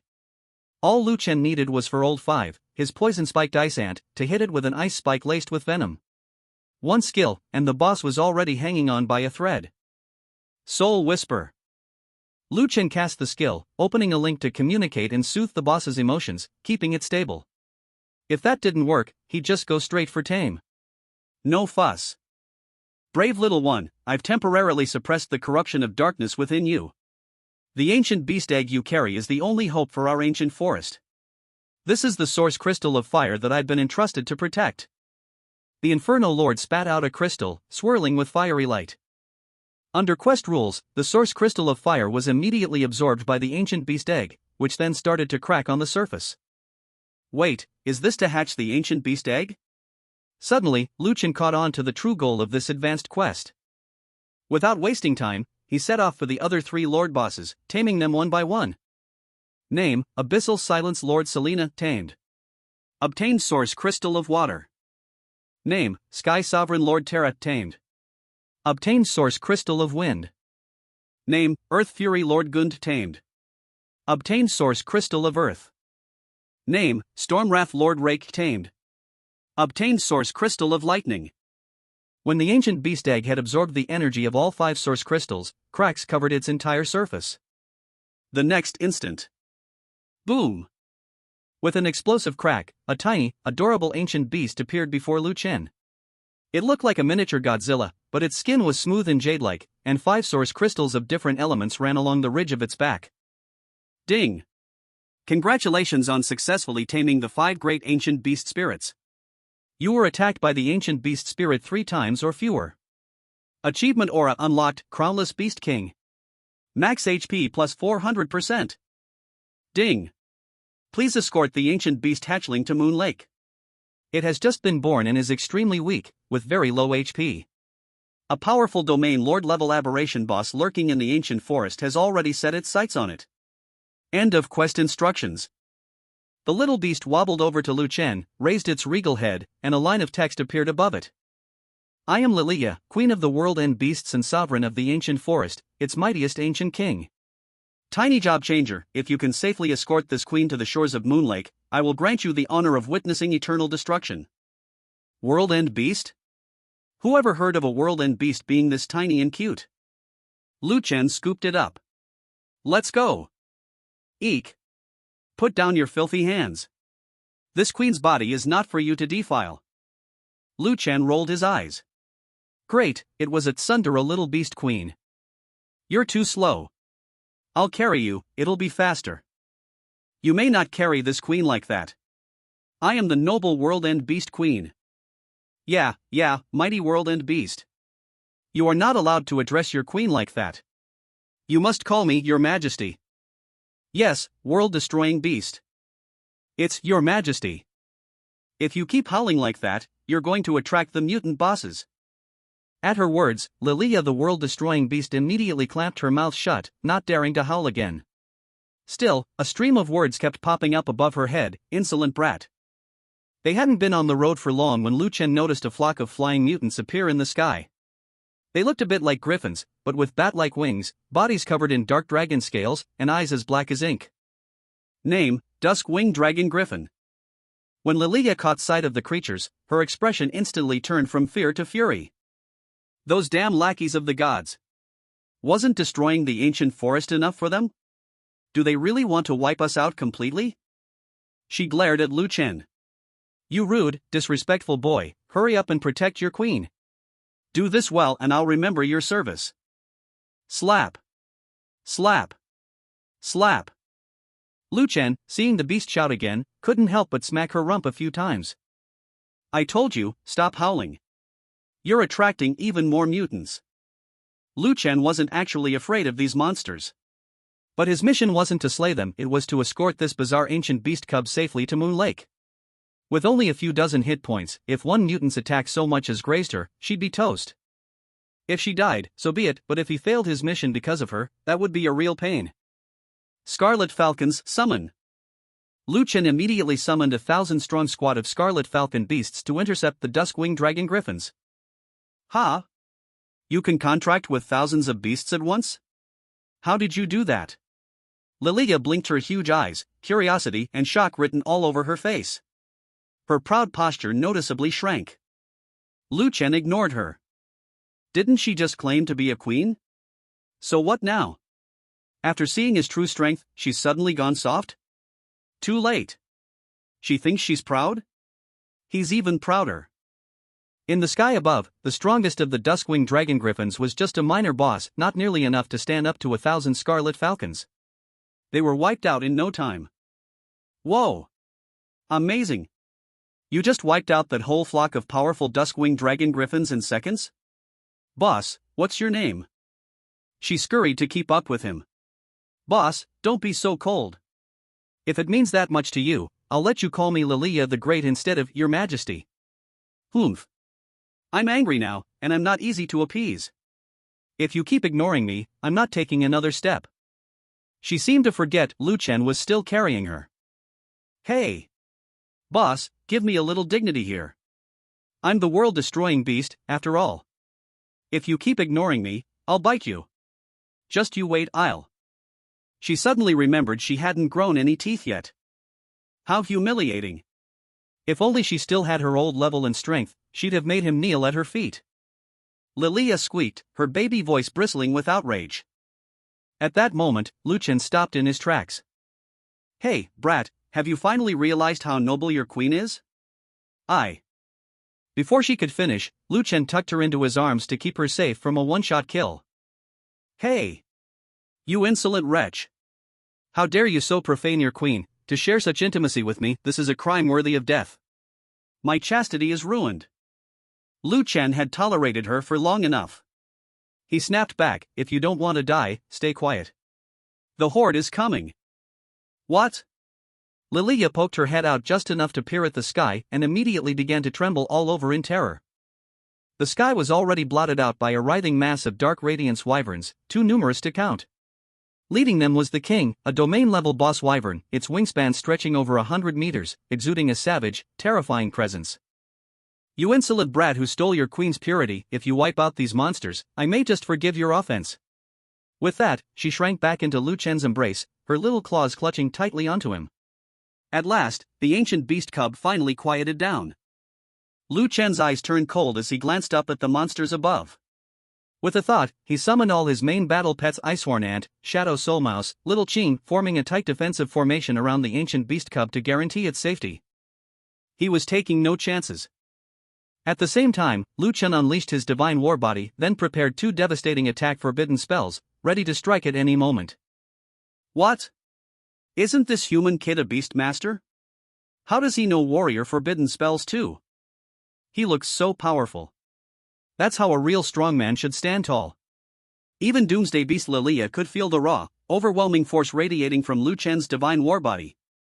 The Dark Radiance Wyvern King was startled by Lu Chen's imposing stature, but its gaze only grew more sinister. Escorting the Doomsday Beast cub was already strange enough, a transferer with an army of battle pets, who could also use forbidden war spells. But none of that mattered. No one was going to stop it from devouring the Doomsday Beast cub.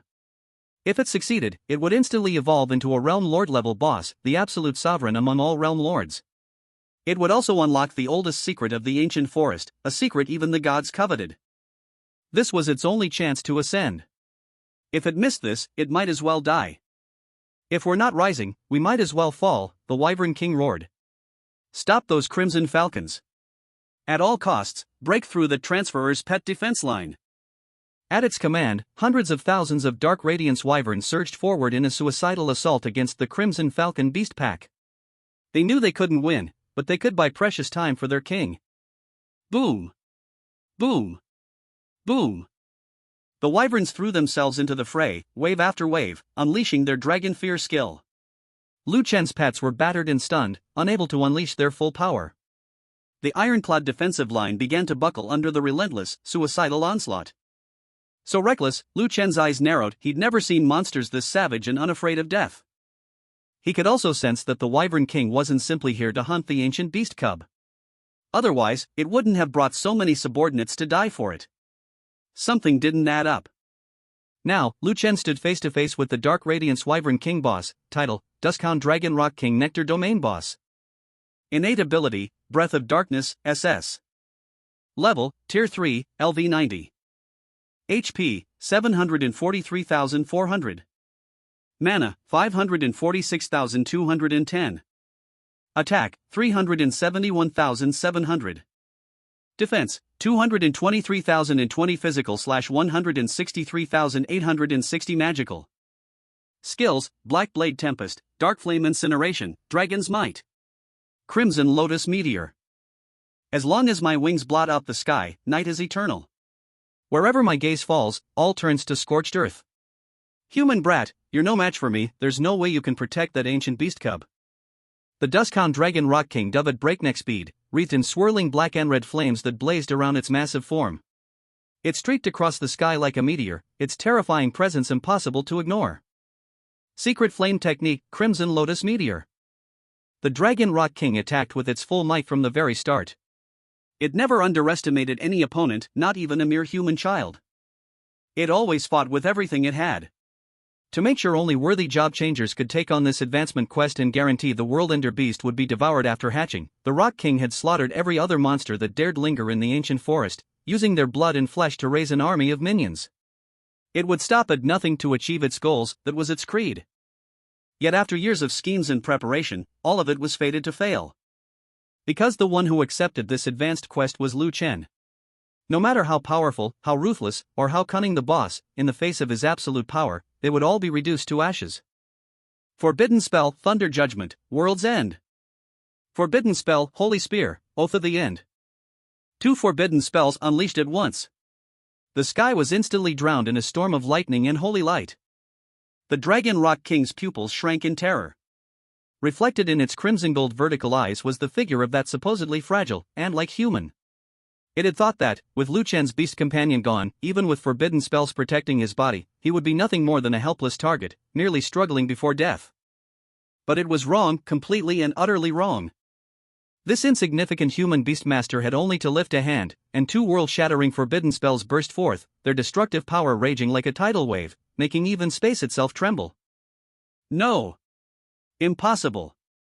Death's shadow swept down. The Dragon Rock King let out a piercing, mournful shriek, its wings frantically beating, but there was no escaping this fatal blow. Unwilling. It just needed one more flap to take off. But now, all its ambitions were nothing but bubbles bursting in the wind. Heaven, would you mock your king so cruelly? Thunder and holy light exploded together. Countless Duskhound dragon rocks were annihilated. The Dragon Rock King itself couldn't withstand the twin forbidden spells, its flesh was blasted apart, filling the air with the scent of roasted meat. In the end, it became a gourmet feast for Xiao Chang and the others to evolve upon. Yeah? The whole monster horde got wiped out just like that. The apocalypse beast Lilia watched as Lu Chen raised his hand and annihilated countless enemies with a godlike presence. Her cataclysmic vertical pupil shrank violently, and her proud, spiked tail unconsciously wrapped around Lu Chen's waist.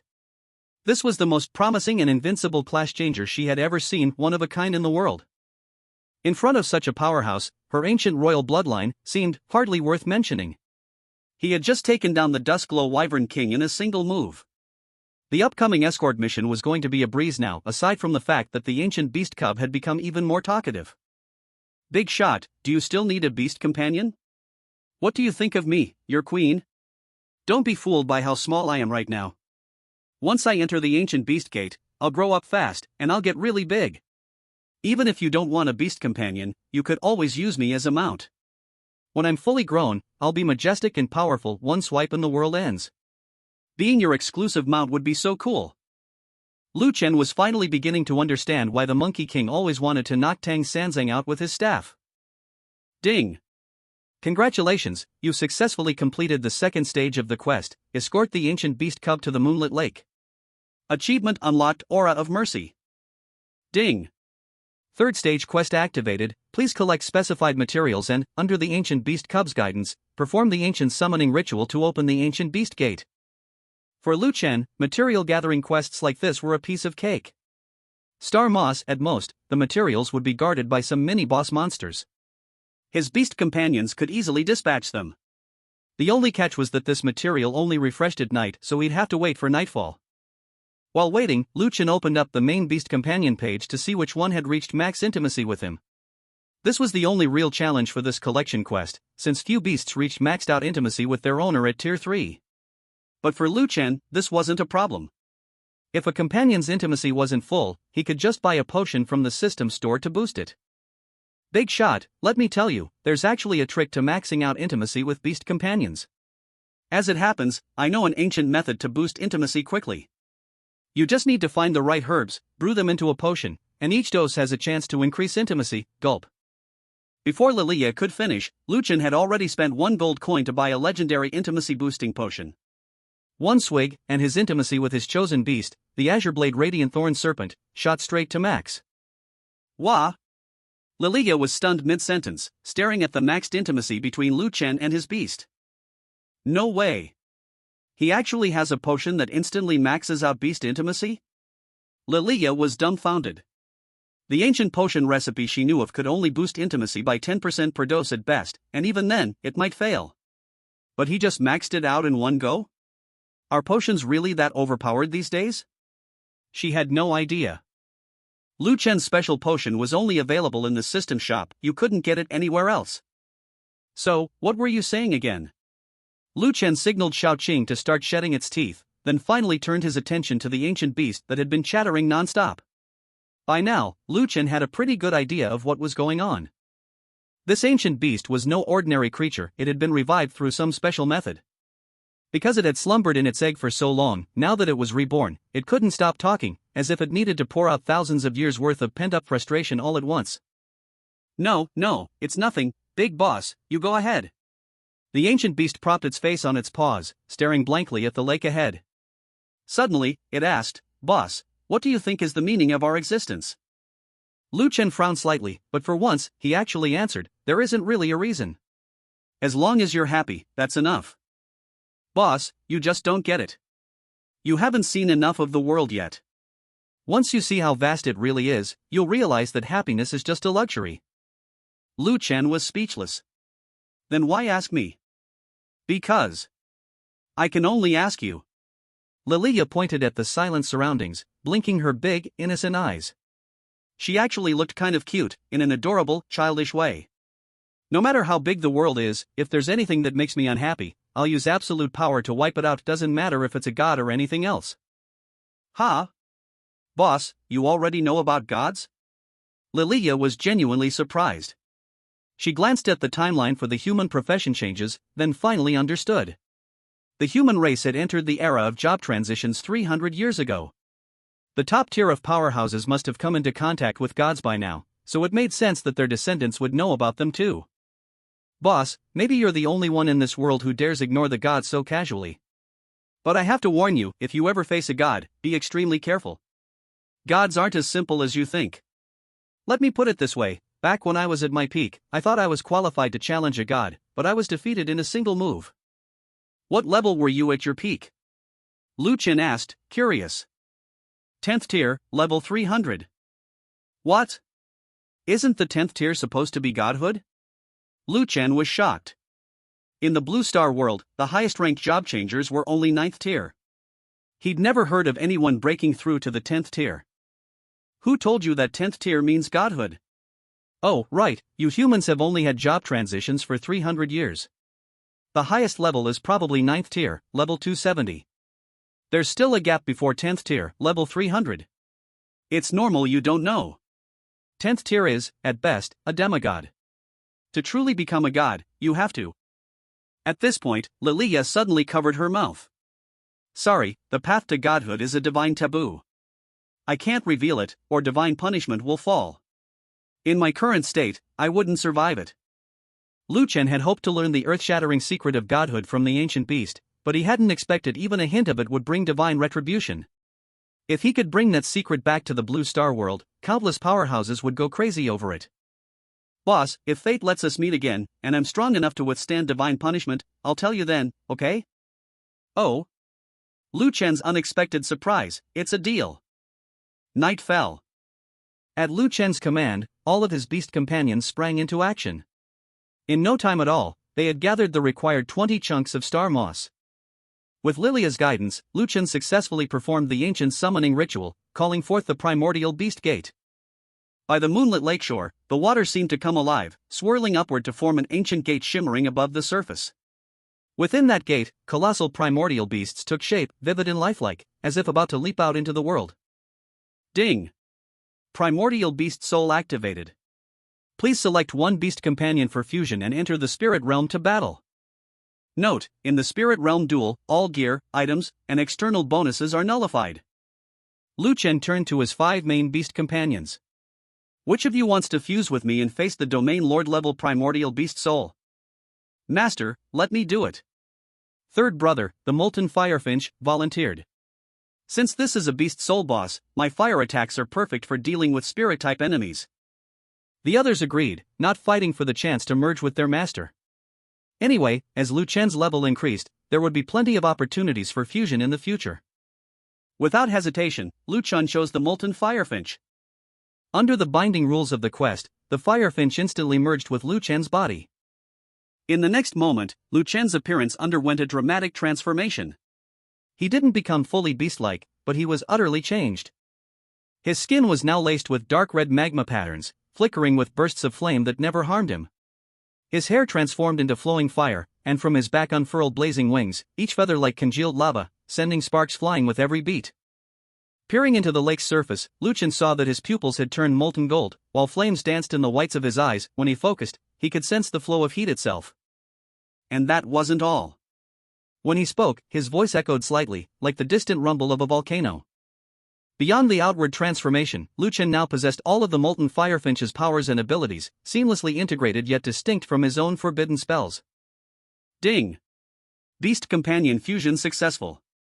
Please select a special state. Without hesitation, Lu Chen picked the hidden option, Beastkind Synergy.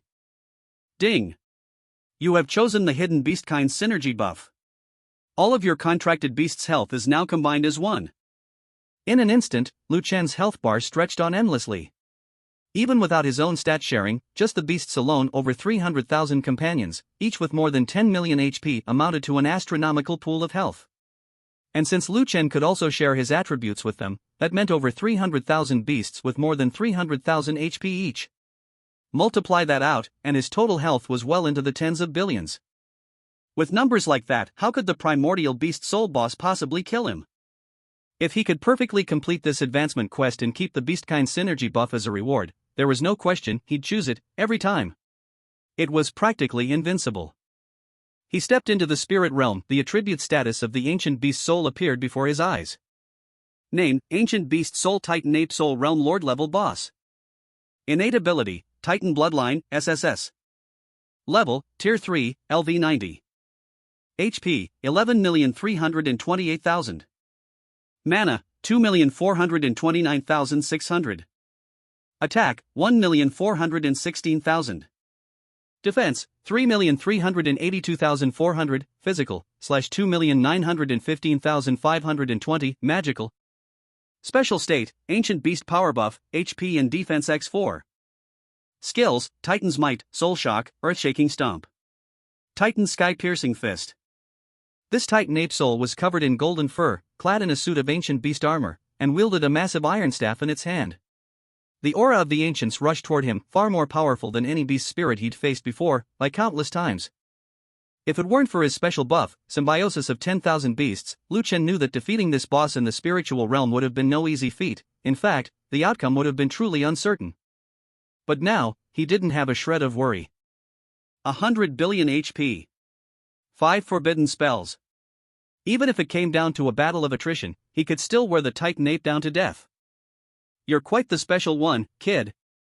The Titan ape's soul didn't rush to attack, instead taking the initiative to speak to Lu Chen.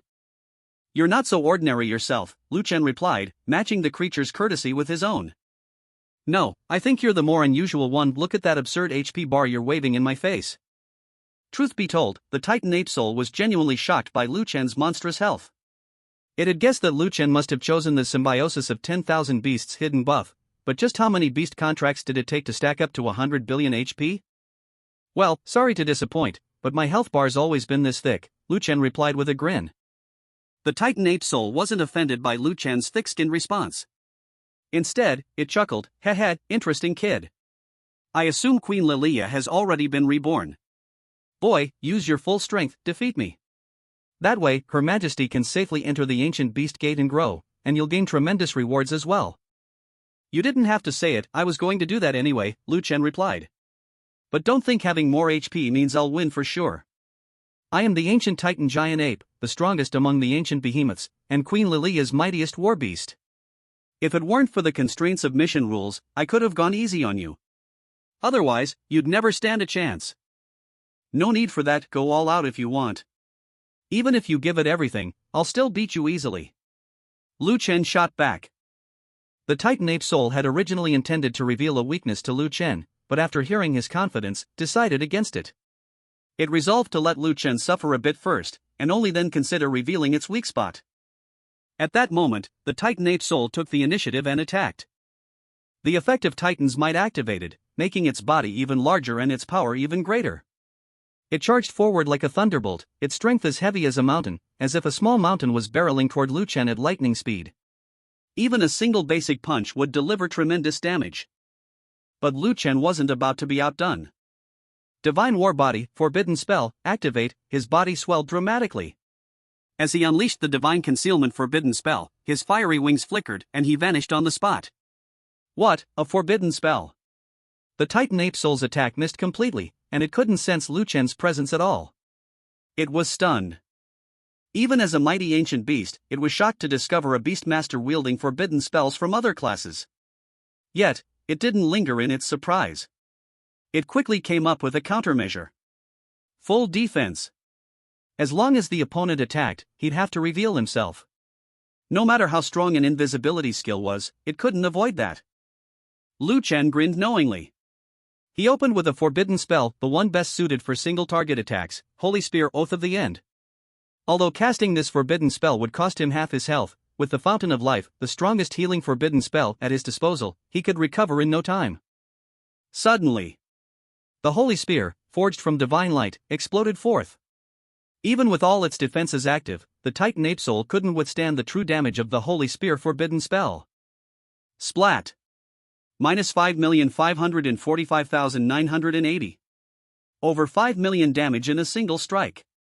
The Titan ape soul's hair stood on end, one skill and it lost half its health, 2 rounds of this and it'd be killed instantly. Just the thought was terrifying. With the power of the Titans, the Titan ape soul's health was recovering rapidly, but Lu Chen seized the momentum and engaged it head-on. This was Lu Chen's first time going one-on-one against a domain lord-level boss, and he could truly feel how tough they were to kill. If not for his ability to contract unlimited beast pets, the domain lords he'd faced before would have been nearly impossible to defeat. Relying on his massive health pool, Lu Chen abandoned all defense, he just needed to keep attacking. With 10 billion HP, even if he just stood there and let the boss wail on him, it'd take half a day for them to kill him. Not to mention, with the Fountain of Life forbidden spell, he could keep his health in the green at all times. And so, man and ape battled in the mental realm for the better part of a day. The Titan Ape Soul truly lived up to its status as a top-tier domain lord boss. Each attack took a huge chunk out of Lu Chen's health, but with his 10 billion HP, it simply couldn't kill him. Finally, under Lu Chen's relentless assault, the Titan Ape Soul's health dropped to the halfway mark. As Lu Chen unleashed Oath of the End once more, the forbidden spell instantly left the boss on the brink of death. Its HP fell below 3%, triggering the Oath's execution mark, the instant death effect. The Titan Ape Soul died on the spot. Even going all out, it had taken more than half a day to defeat a domain lord boss of the same rank, and that was with a massive HP advantage. Ultimately, his low stats were still holding him back. Looks like I need to find a way to boost my attack and health even more, Lu Chen mused as he gazed at the dissolving corpse of the Titan Ape Soul boss. If anyone knew what Lu Chen was thinking at this moment, countless Tier 3, maybe even Tier 5 players would be bawling their eyes out in frustration. Damn it! You can solo a domain lord boss and you're still not satisfied? For us, just surviving a single hit from a domain lord boss is enough to brag about for a lifetime. Ding! Congratulations, you have successfully defeated the ancient beast gate guardian. In the next instant, Lu Chen was teleported back to the ancient forest. When Lilia saw that he had returned safe and sound, and then watched as the gate of the ancient beast slowly opened, her face lit up with a wide, radiant smile. She knew Lu Chen had emerged victorious. Boss, I knew you'd win easily, she cheered. Go on, but when you grow up, don't run around all over the place. The outside world, it's really dangerous. Lu Chen offered a word of advice. Seriously, be careful out there. Oh ho, is the boss actually worried about me? Lilia giggled. Don't worry, when I'm all grown up, I'll come find you in the human world. With that, the apocalyptic beast Lilia was drawn through the gate of the ancient beasts, soaring inside. The gate closed behind her and faded away. Come find me in the human world? Lu Chen shook his head, figuring she was just joking. Ding! Congratulations, you have completed your advancement quest. Calculating results. Ding! Congratulations, you have achieved a perfect score, 100 points. Ding! Because you perfectly completed the Tier 4 advancement quest, you may choose from 3 top-tier rewards. A list of 3 rewards popped up. As soon as Lu Chen saw one of the options, he found himself holding his breath. This reward, I have to get it. Reward, earn the legendary title and Nature's Oath insignia. Reward, obtain the exclusive legendary mount, the Moonlight Spirit Deer, generates a healing aura while moving. Reward, receive the blessing of the ancient beast spirit, limited time transformation. Hint 1, this blessing grants you legendary beast riding mastery, you can ride mounts of any level. Hint 2, this reward is a blessing forged from the power of all the ancient beasts. Upon activation, you can summon the Titan Ape Spirit to merge with you, granting you its life force and defensive attributes. The Titan Ape Spirit matches your level, lasts for 3 minutes, and has a 30-minute cooldown. Without hesitation, Lu Chen chose the third reward. Never mind the fact that it gave him legendary riding skills and let him ride any mount, just the ability to summon the Titan Ape Spirit alone was tempting enough. Lu Chen had experienced firsthand how powerful the Titan Ape Spirit was, especially since it wielded the special ancient beast force, with stats far beyond an ordinary world boss. In short, obtaining the blessing of the ancient beast spirit meant 3 huge benefits: riding mastery, transformation, and the ancient beast's power. This was second only to the artifact, the Godslayer Spear. Fixed rewards, reputation plus 1,200,000, gold plus 1,200,000, all attributes plus 900, Tier 4 level 90 nature legendary gear plus 9, bound, level 4 experience orb, bound. Ding! You have consumed a level 4 experience orb. Beast taming skill upgraded successfully to Tier 4, level 90. Nature legendary gear? It looked pretty stylish, so Lu Chen tried it on to see the aura effect.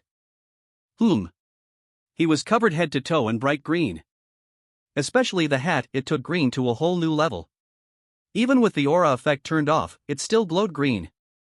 Great! Legendary gear that really blends in with nature. But, who the hell would wear this legendary gear? Not even a dog would wear it. Destroy. This stuff has to go, ding. Are you sure you want to destroy 9 pieces of the Nature's Legendary set? Reminder, these are legendary items, 9 of them. There are countless class changers who'd give anything just to get one. Confirmed destruction. Ding. Destruction successful. For any equipment or items they don't need, class changers can choose to either discard or destroy them outright. Lu Chen thought back to when he first cleared the 5-star Hell difficulty secret realm and earned himself an SSS rank legendary mount, the Calamity Flame Phantom King. Without hesitation, he activated his riding skill, summoning it to ride. In the next instant, a majestic, imposing warhorse appeared before him, its entire body wreathed in hellfire.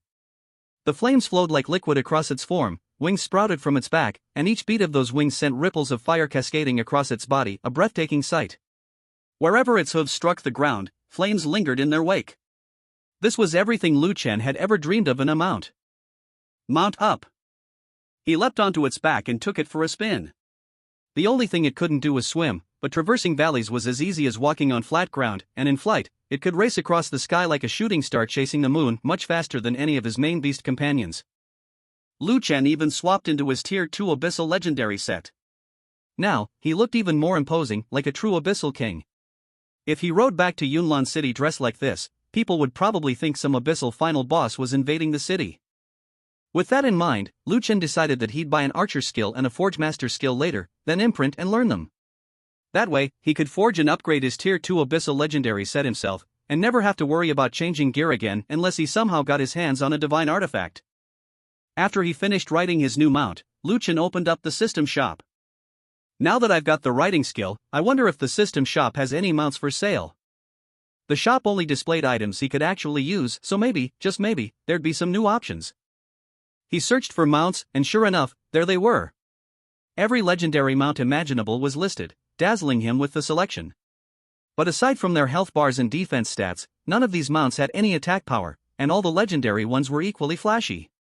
So, Lu Chen casually picked an aquatic mount, the Overlord Sea Dragon Koan, which was only about 1 kilometer long. Not bad. Ding. You spent 2 gold coins to purchase 2 Tier 4 legendary mount storage items. Once you summon a mount, you need a storage item for it, otherwise, you'd have no choice but to keep it by your side at all times. Lu Chen specifically chose storage items in the form of rings. This way, he could just wear them on his hand and summon his mounts whenever he wanted, super convenient. Ding. You spent 1 gold coin to purchase a level 4 talent upgrade stone. Ding. You used a level 4 talent upgrade stone. Your talent has successfully advanced to Tier 4, level 90, name, Infinite Evolution.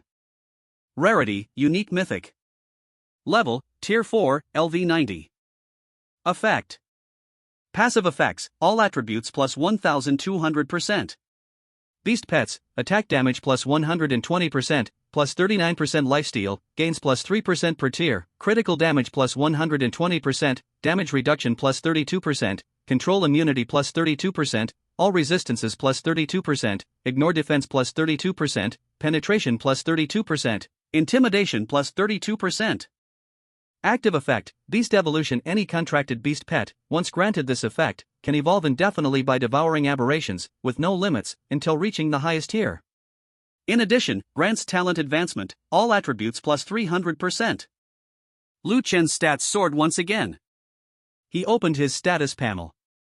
Name, Lu Chen. Class, F-rank Beast Master. Talent, Infinite Evolution, Tier 4 LV90, Unique Mythic. Title, Abyss Conqueror, SSS. Medal, Beast God's Medal, SSS. Mounts, Cataclysmic Flamebone King, SSS, Dominator Sea Dragon Koan, SSS. Level, LV90, Tier 4. HP, 1,283,830. Mana, 972,600. Attack, 1,483,100. Defense, 291,780, physical, /291,780, magical. Strength, 11,163 is equal to 3, base, plus 7,560, gear, plus 1,800, free stats, plus 1,800, advancement stats. Constitution, 8,105 is equal to 5, base, plus 6,300, gear, plus 1,800. Spirit, 8105 is equal to 5, base, plus 6300, gear, plus 1800. Agility, 5584 is equal to 4, base, plus 3780, gear, plus 1800. Free attribute points, 0, gains plus 40 per level at tier 4. Special status, Ancient Beast Spirit's Blessing. Riding skill, Beast Soul Combat Mastery, SSS. Skills, Beast Taming, Tier 4 LV90, Forbidden Spell, Divine Concealment, Tier 3 LV90, Forbidden Spell, Celestial Battle Form, Tier 3 LV90, Forbidden Spell, Spring of Divine Life, Tier 3 LV90, Forbidden Spell, Thunder Punishment Apocalypse, Tier 3 LV90, Forbidden Spell, Sacred Spear Oath of the End, Tier 3 LV90. Beast Pen, 300,000 Icehorn Ants plus 10,000 Shadow Mice plus 5 main battle pets plus 10,000 Scarlet Falcons / unlimited. Equipment, 10 tenths LV90 Legendary Set, 9 pieces, plus LV90 Legendary Emblem. Even though his stats completely crushed all other players at his level, compared to the strongest bosses, he still wasn't quite there. Since he had a golden finger asterisk to help him, Lu Chen refused to settle for just being stronger than other class advancers. He wanted to surpass domain lords and bosses, and only then would he be qualified to challenge the gods.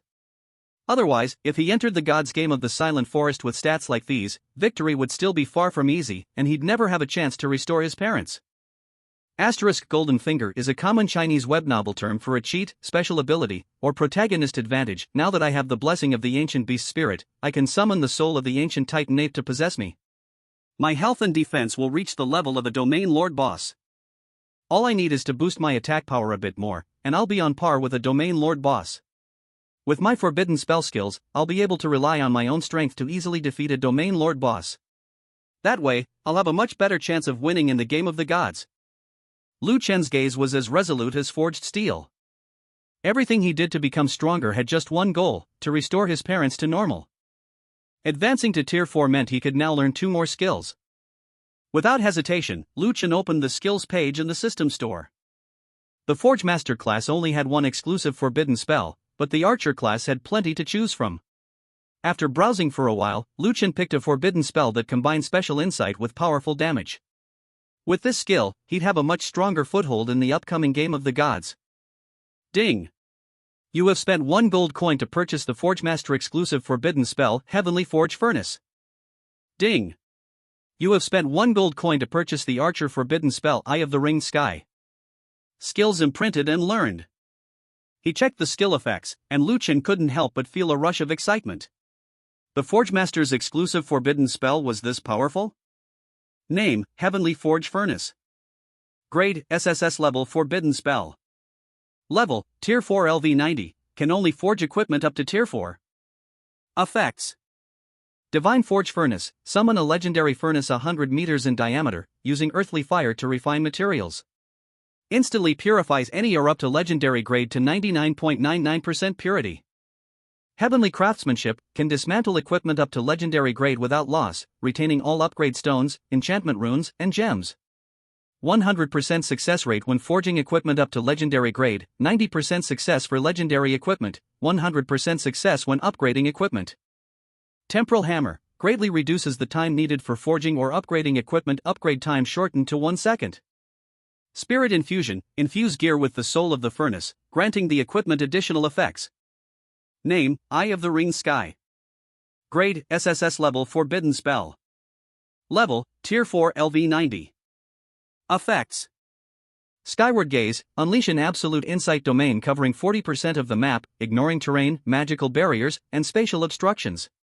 Instantly analyze the real-time status of all targets within range, including invisible/stealth units' health, weaknesses, skill cooldowns, and even insight into game mechanics.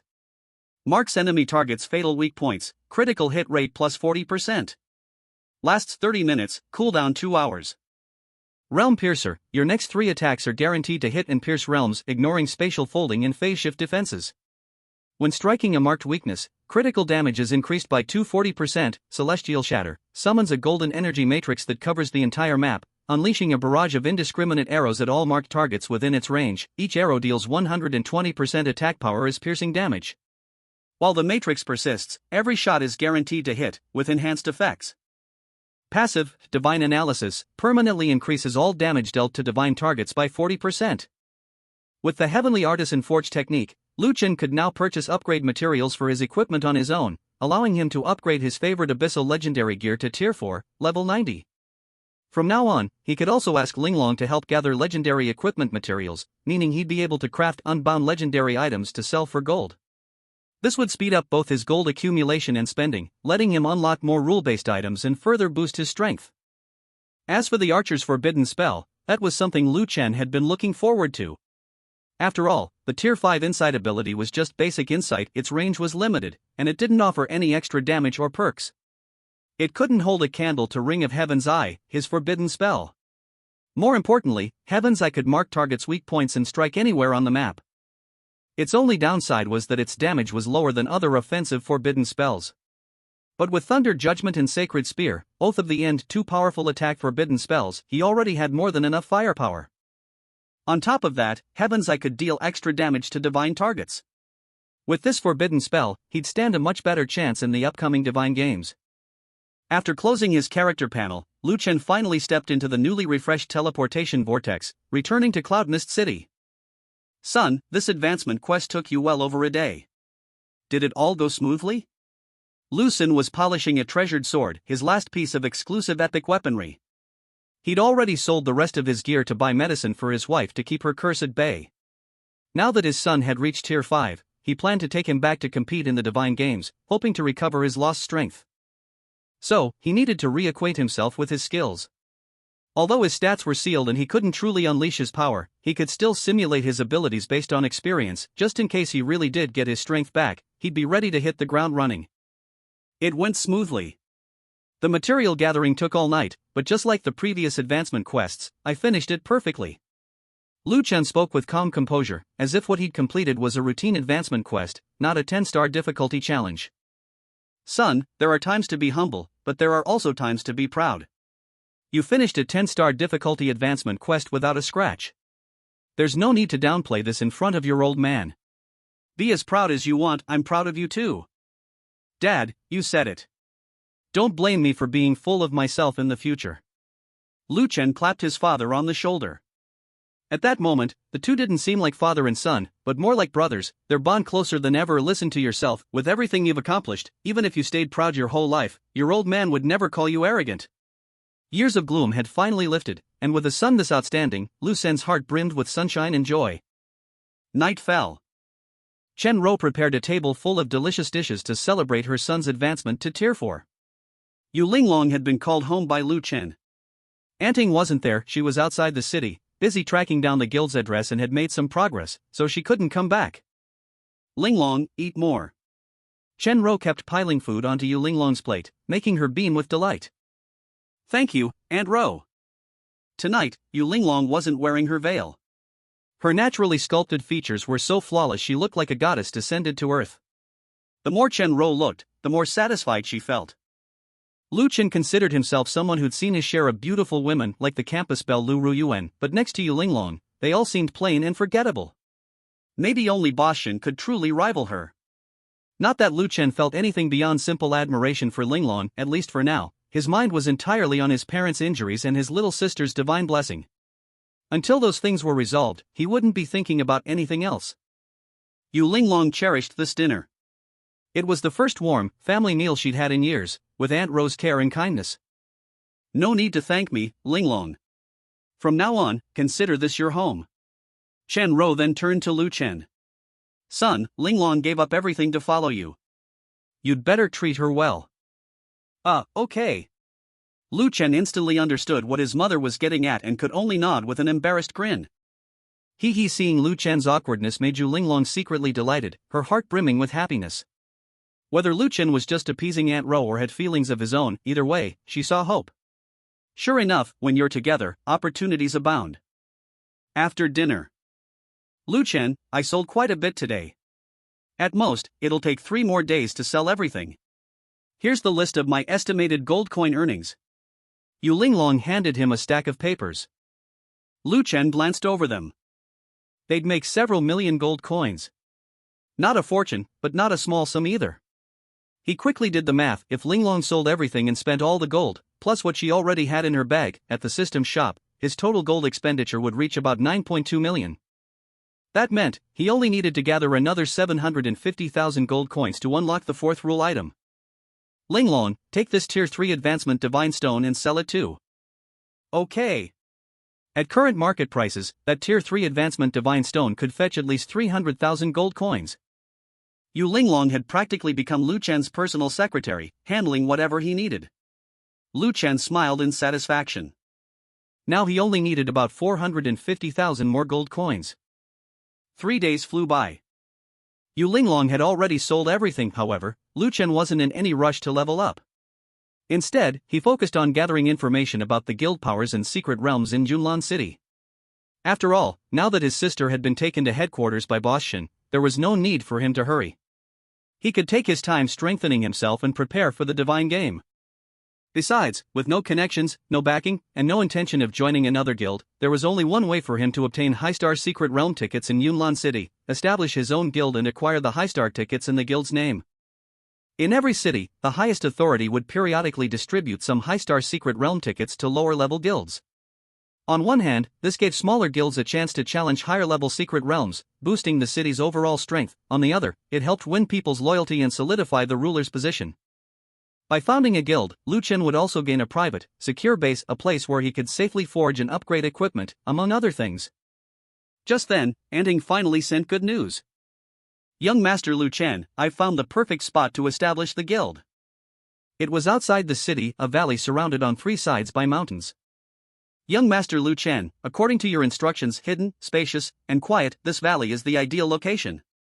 The only downside is that there are quite a few monster incursions here. Once the guild is set up, we'll need to stay vigilant against their attacks. Yiying reported her findings to Lu Chen in detail. Thank you, Anting. This place looks great. It's perfect as our temporary base. Lu Chen glanced around at the surroundings, very satisfied. Temporary base? Yu Linglong asked, puzzled. Right. My main reason for coming to Yunlan City is to participate in the divine game and restore our parents' health. Once that's done, I'll leave for a bigger city. That's the fastest way to level up. So, after setting up the guild here, there's no need to recruit members for now. We'll just use this as a temporary base, Lu Chen explained. As for which top-tier city to head to next, that could wait until later. Yu Linglong and Yiying were both stunned for a moment. Wasting such a precious guild token, just to create a temporary base? Was he always this extravagant? Lu Chen summoned his beast army and quickly cleared the valley of monsters. Then he took out the guild token. Use. Ding. You have used the guild token. You must meet the following conditions to establish a guild. 1. Founder must be at least tier 3. 2. Founder's reputation must exceed 100,000, will be consumed upon creation. 3. Founder must have at least 100,000 gold coins, will be consumed upon creation. 4. There must be at least 5 members, all without a current guild, and they must form a team. 5. Choose a guild name of no more than 5 characters. Yu Linglong and Yiying immediately left the Jinbao Pavilion Guild and joined Lu Chen's team. After thinking for a moment, Lu Chen chose a name for his guild. Godslayer Pavilion. Godslayer Pavilion. Godslayer? Yu Linglong was deeply surprised. What an overbearing name. Just from the name of this guild, she could already guess that Lu Chen harbored ambitions to slay the gods, a notion far more shocking to her than when he challenged the powerful and influential. Ding! The Godslayer Pavilion Guild has been successfully created. In the next instant, a territory the size of a small village appeared out of thin air within the valley. Inside the territory, there were only 3 buildings: the guild hall, the resource warehouse, and the training ground. Other than that, there was nothing. Not even a dirt wall. Ding! In 10 minutes, a monster invasion will occur. If you fail to repel it, the guild will be disbanded. Reminder, during the monster invasion, all guild members' levels will be suppressed to tier 1, matching the invading monsters. 10 minutes passed. A massive teleportation array materialized on its own. Moments later, hundreds of monsters, led by a tier 1 boss, were summoned forth. Their strength wasn't to be underestimated. For most newly established guilds, without thorough preparation, it would be quite a challenge to hold out. Keh, just 5 people, and you dare to form a guild? Are you just begging for a beating? Minions! Raise your weapons and follow your king, let's crush them and destroy their guild. The boss was a dog-headed monster, brandishing a huge cleaver, looking every bit as cocky as its words. Crash! With a casual wave of his hand, Liu Chen summoned 10,000 icehorn ants, arrayed in formation. Gah! Boss, he's cheating. The minions were gripped by terror and panic. Times are tough for monsters these days, the dog-headed boss lamented, tossing aside his weapon, dropping to his knees, and prostrating himself on the ground. A line of text appeared above his head. Big bro, need a guard dog? No need, Liu Chen replied coolly, smiling faintly. With another wave of his hand, his beast pets surged forward, overwhelming the monsters and devouring them all, leaving not a trace behind. Ding! Congratulations, you have successfully repelled the invading monsters. Your new guild is now protected from invasions for 24 hours. Immediately, a rule barrier appeared, displaying a 24-hour countdown. A one-star guild can appoint 1 vice president and 3 elders. Liu Chen assigned Yu Linglong as vice president, and his parents and Aunt Ying as elders. And just like that, they had a makeshift base of operations. But the facilities were far too crude, his parents would never be comfortable living here. Liu Chen opened up the system shop. After creating the guild, a new guild goods page had appeared in the shop. He clicked it open, every possible facility was available, and all of them were the most luxurious, top-tier versions. Ding! You spent 1 gold coin to purchase a 1-star top-tier guild office building. Ding! You spent 1 gold coin to purchase a 1-star top-tier guild recreation center. Ding! You spent 1 gold coin to purchase a 1-star top-tier guild defensive wall. Ding! You spent 1 gold coin to purchase a guild hall upgrade item, SSS quality. Instantly upgrades the guild hall to max 1-star level. With a generous wave of his hand, Liu Chen spent several gold coins, transforming the guild into the most extravagant 1-star guild in the world. Dad, Mom, take a look, anything else you want to add? Liu Chen asked with a light chuckle, this is already more than enough, we couldn't possibly use so many amenities. Lu Xin and Chen Ro were overjoyed. But Yu Linglong and Nightshade stood there, dumbfounded, as they watched the once shabby guild base transform in an instant into a place of glittering splendor, with elegant pavilions and winding corridors. Wait, what? This is just a temporary outpost, why go all out and make it so luxurious and grand? They had assumed Liu Chen had bought the facilities through the guild management page.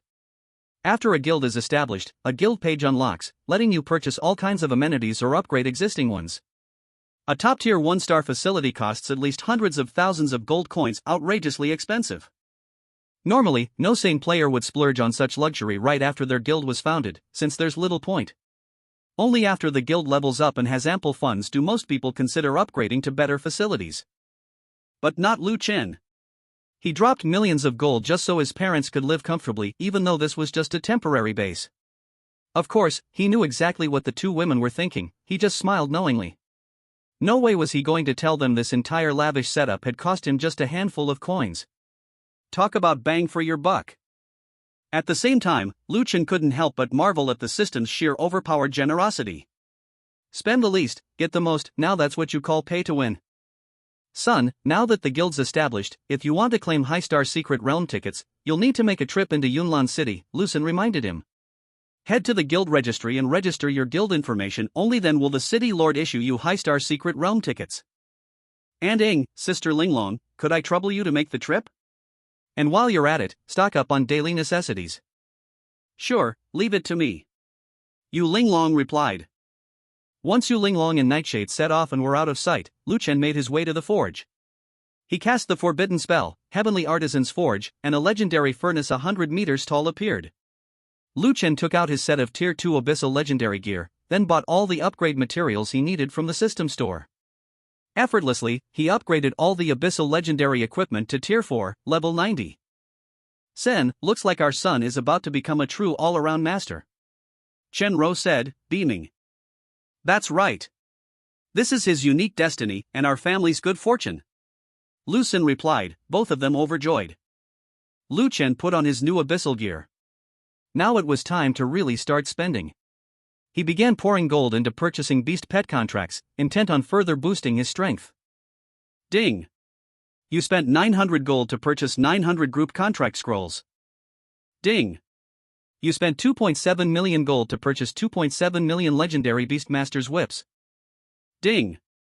You spent 2.7 million gold to purchase 2.7 million legendary beast pet contract scrolls. Ding. You spent 2.7 million gold to purchase 700,000 F-rank Icehorn ad eggs, 990,000 F-rank Crimson Falcon eggs, 990,000 F-rank Shadow Soul rat eggs, and 20,000 F-rank Phantom foxes.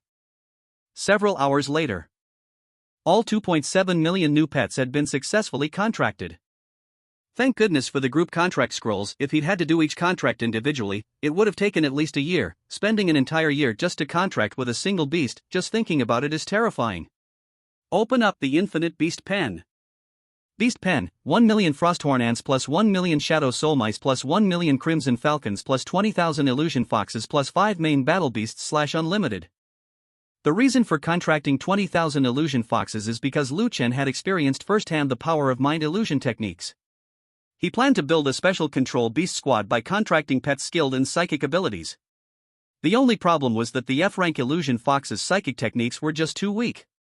He'd have to wait until they evolved and leveled up before they could really unleash their potential. As for the other beast squads, there was no rush. He could take his time.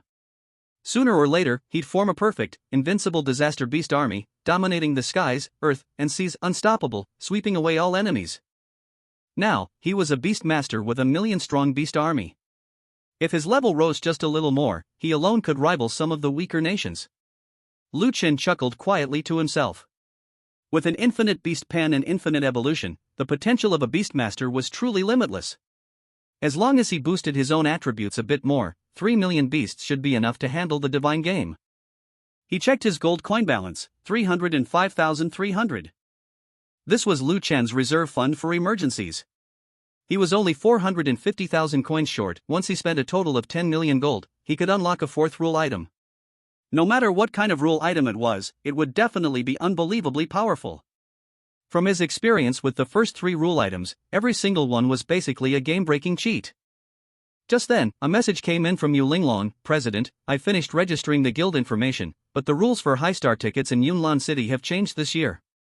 Instead of issuing tickets at irregular intervals, they're now awarded by regular competition, once at the end of every month.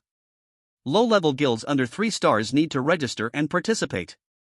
The new round of competition is tomorrow. Huh? They changed the rules? That was going to make things tricky. If they participated in the competition, no matter who they sent, there was a risk of their identities being exposed by the big shots in Yunlan City. After all, Yunlan was home to 7th-tier powerhouses, and sometimes even those above 7th tier from the top-tier cities would come for inspections. Seeing through basic information was child's play for them. If they bumped into one, their cover would be blown. Without Bashan around, their current strength just wasn't enough to escape the tracking of top-level powerhouses. But if they didn't participate, they couldn't get high-star Secret Realm tickets, and without tickets, there was no way to enter Secret Realms above 3 stars. As for raiding or invading Secret Realms, those were all guarded by the elite members of Yunlan's top guilds. Forcing their way in would also reveal their whereabouts. Linglong, what kind of competition is it? Lu Chen asked. Each participating guild sends 1 member, no higher than Tier 5, equipped with a special points recording device. They enter a designated 4-star invasion secret realm for 12 hours of combat. The ranking is based on the points earned, and the top teams win high-star secret realm tickets as rewards. Only the top 10 scorers on the leaderboard would receive rewards. First place got 1 5-star challenge secret realm ticket, 1 5-star invasion secret realm ticket, and 3 4-star normal secret realm tickets. President, if we want to participate, we'd have to find a way to recruit a gifted member to enter for us. Otherwise, you and I can't go, our identities would be exposed.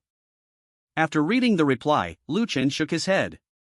With a point tracking system like this, there would definitely be high-level experts, at least 5th tier and above, monitoring for cheating. Neither he nor Sister Linglong could enter themselves. Recruiting a genius wasn't easy either. After all, they weren't familiar with Cloud Mist City, and any talented class changers would have already been snatched up by the city's guilds. What's wrong? Son, running into trouble? Lu Sen and his wife asked with a gentle chuckle. Lu Chen could only explain the situation to his parents. Oh, I thought it was something serious. That's easy, his father said breezily. Just find a low-level guild leader and secretly support them. Have them participate, and pass the tickets they win over to you. The Secret Realm tickets aren't bound to anyone, and no one's going to bother tracing your identity. In fact, second-tier and above cities often host these kinds of competitions. The higher-ups just want to discover hidden talents from the lower ranks. Lu Chen's eyes lit up. That was actually a great idea. Dad, how'd you come up with that? His mom, Chen Ro, laughed. Because your father used to do exactly this, all the time. Lu Chen was speechless. So his dad was a sly old fox after all. Lu Xin waved it off. Ancient history, not worth mentioning. He'd been through it himself, supporting a low-level guild, using them to get high-star Secret Realm tickets. It saved money on buying tickets and kept him off the big shots' radar. Of course, eventually, one of the supported guilds got exposed and he had to join a state-run power guild. But you can just use a top-tier loyalty contract, son. Then you don't have to worry about betrayal. With the plan decided, Lu Chen messaged Yu Linglong, telling her she didn't need to sign up for the event and could just focus on buying supplies. Once that was arranged, he pulled out his phone and searched for all the 3-star and below guilds outside Cloud Mist City. Finally, he settled on a 2-star guild called Squad Hell. What a ridiculous name. Should be easy to support and control. He checked their guild description. This was a guild that only accepted musclemen. If you weren't a muscleman, you weren't getting in. Priest of One Punch, back muscle archer, melee mage, barbell assassin, they didn't care how strong your class was, as long as you were a ripped musclehead. This was the one. After arranging for his shadow soul mice to guard his own guild headquarters, Lu Chen cast the divine stealth spell and quietly made his way to Squad Hell. Meanwhile, at the 2-star guild, Squad Hell president, we're running low on protein powder again. We need to figure out a way to get more high-star Secret Realm tickets and earn more gold coins, or we won't be able to keep this up. Inside the guild hall, dozens of muscle-bound men had gathered. Every one of them looked like a force to be reckoned with, pure muscle, pure intimidation.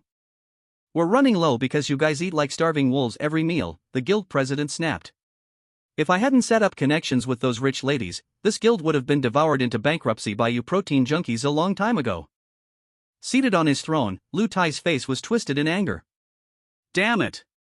I've decided I'm entering the ticket competition myself this time, and I'm gunning for first place. But you lot aren't getting off easy either. Every last one of you is going to the rich lady's secret party tonight. Work hard and make more contributions to the guild. What? Again, President? You want us to go back there? Those rich cougars are like a pack of hungry wolves. If we go, they'll drain us dry. Drained or not, you're going. The guild's already scraping the bottom of the barrel. After the members left, Lu Tai was left rubbing his temples in frustration. He knew that, with his strength, breaking into the top 10 wouldn't be a problem, but taking first place would be tough. Damn it. Whatever it takes. A musclehead's dreams never die. One day, I'll make the name Squad Hell famous all over the world. Just then, a voice sounded by his ear. Well said. Dreams never die, but dreams need strength to back them up. Who's there? Lu Tai jumped, grabbing his barbell weapon and dropping into a fighting stance, ready for anything. At only level 4, he couldn't detect where the voice was coming from. You can call me the Dream Maker. As long as you're willing to do something for me, you'll reap incredible rewards. At the very least, you'll see a huge leap in your own strength. Lu Tai wasn't about to agree so easily. He didn't even know who this person was. Just because he was big didn't mean he was stupid. In fact, you didn't become a guild president or set up a lucrative side hustle with rich ladies without some brains in your head. You want me to work for you? Come out and face me fair and square. Show me you've got what it takes. Lay down some ground rules, and maybe I'll consider it. Otherwise, forget it. Lu Tai's class was Heavy Armor Warrior. As the name suggested, he was the shield tank of the warrior classes. But his rank wasn't especially high, only B class. People like him, who worshipped strength, would never submit unless they were bested at what they did best. At that moment, Lu Chen materialized, wearing a performer's mask. Ha! A kid? Lu Tai had expected some legendary veteran, but instead, it was just a scrawny boy. What, assassin stealth? Kid, you trying to mess with me? My fists are the size of soup pots, they'll have you bawling for your mom. Lu Tai's words were fierce, but he didn't make a move. He just wanted to intimidate Lu Chen and send him packing. After all, he never hit the elderly, women, or children. That was his code as a true musclehead.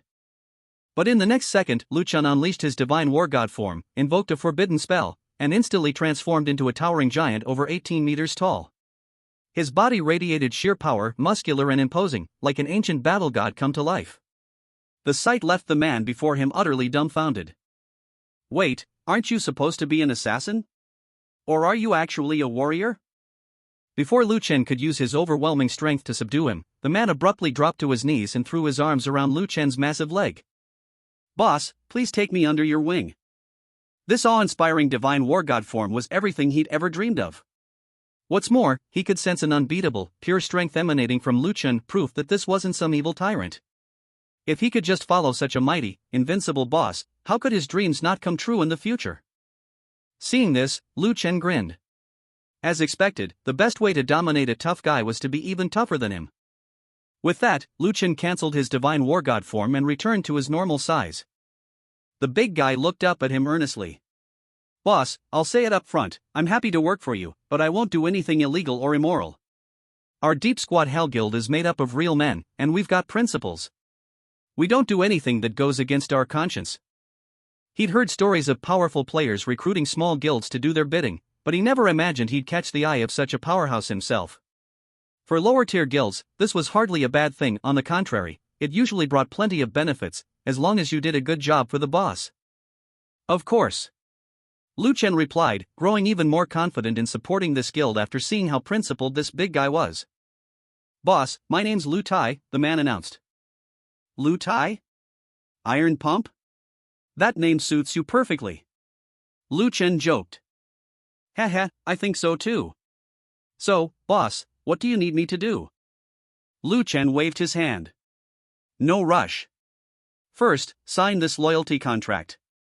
From now on, you'll be my exclusive envoy. A SSS rank contract? Lu Tai gawked in disbelief. Any SSS rank item was worth at least 100,000 gold coins, no matter what it was. And this boss was just casually handing him a contract scroll? Lu Tai didn't hesitate any longer, he signed on the spot. This must be a super rich, high roller boss. Better hold on to him for dear life. Once Lu Tai signed the contract, Lu Chen sent him a friend request. Wait, what? F-rank Beast Master? Seeing Lu Chen's basic info, Lu Tai was stunned. F-rank Beast Master? No way. Since when could a Beast Master go invisible? Or transform into that insanely powerful war god form? He was 100% sure that what he'd just witnessed was no illusion. But, what the hell was going on? Hold on, Lu Chen? He suddenly remembered, just recently, there'd been a global announcement about a 3-man team who'd cleared the corrupted temple on 5-star hell difficulty for the first time ever. One of the members was an F-rank Beast Master named Lu Chen. Could it be, was this young boss standing before him actually that Lu Chen from Shihai City? Right now, top powerhouses from all over the country were frantically searching for any trace of Lu Chen, Yu Linglong, and Nightshade. More than a few super bigwigs had even issued secret bounties, offering massive rewards for information about their whereabouts. Gulp. Boss, you're not that F-rank Beast Master who was the first to clear the corrupted temple, are you? That's right. That's me. Squawk. No way, it really is you. Lu Tai stumbled back 2 steps, eyes wide in disbelief. He never would have imagined that one of the trio who had the whole world's elite on the hunt would show up right here in Yunlan City, and even come looking for him. Now he was starting to panic. Oh, hell. Don't tell me that was all just a hallucination? Did Lu Chen use some kind of high-level illusion potion on me? Don't worry. Everything you saw and felt just now was very real. Lu Chen saw right through his thoughts. Lu Tai's expression grew even more bitter, his face clouded with gloom. But whether it was true or not didn't matter anymore. He'd already signed a loyalty contract scroll, he was bound to obey Lu Chen's orders for the rest of his life, no way out of it. Tomorrow, at the ticket competition, I want you to take first place and hand over your ticket to me. But, Boss Lu, my strength is limited. I'm afraid I can't get first place. You don't need to worry about that. I have my ways to make sure you win easily. As he spoke, Lu Chen told him to take off all his equipment. Lu Tai froze again. Wait, what? Boss, why are you taking all my gear? How much gold does your guild have left? Lu Tai started to panic even more. The boss isn't going to rob me, is he? But all he could do was obediently hand over all the gold he had. Boss, there's only a little over 100,000 gold left. If I spend any more, I'll be eating dirt. That little? Lu Chen was speechless. Seriously? You're the president of a 2-star guild, a 4th-tier class holder, and you're this broke? Lu Tai looked like he was about to cry. It was all thanks to those freeloaders in the guild. Useless at everything except eating protein, they'd eaten him into poverty.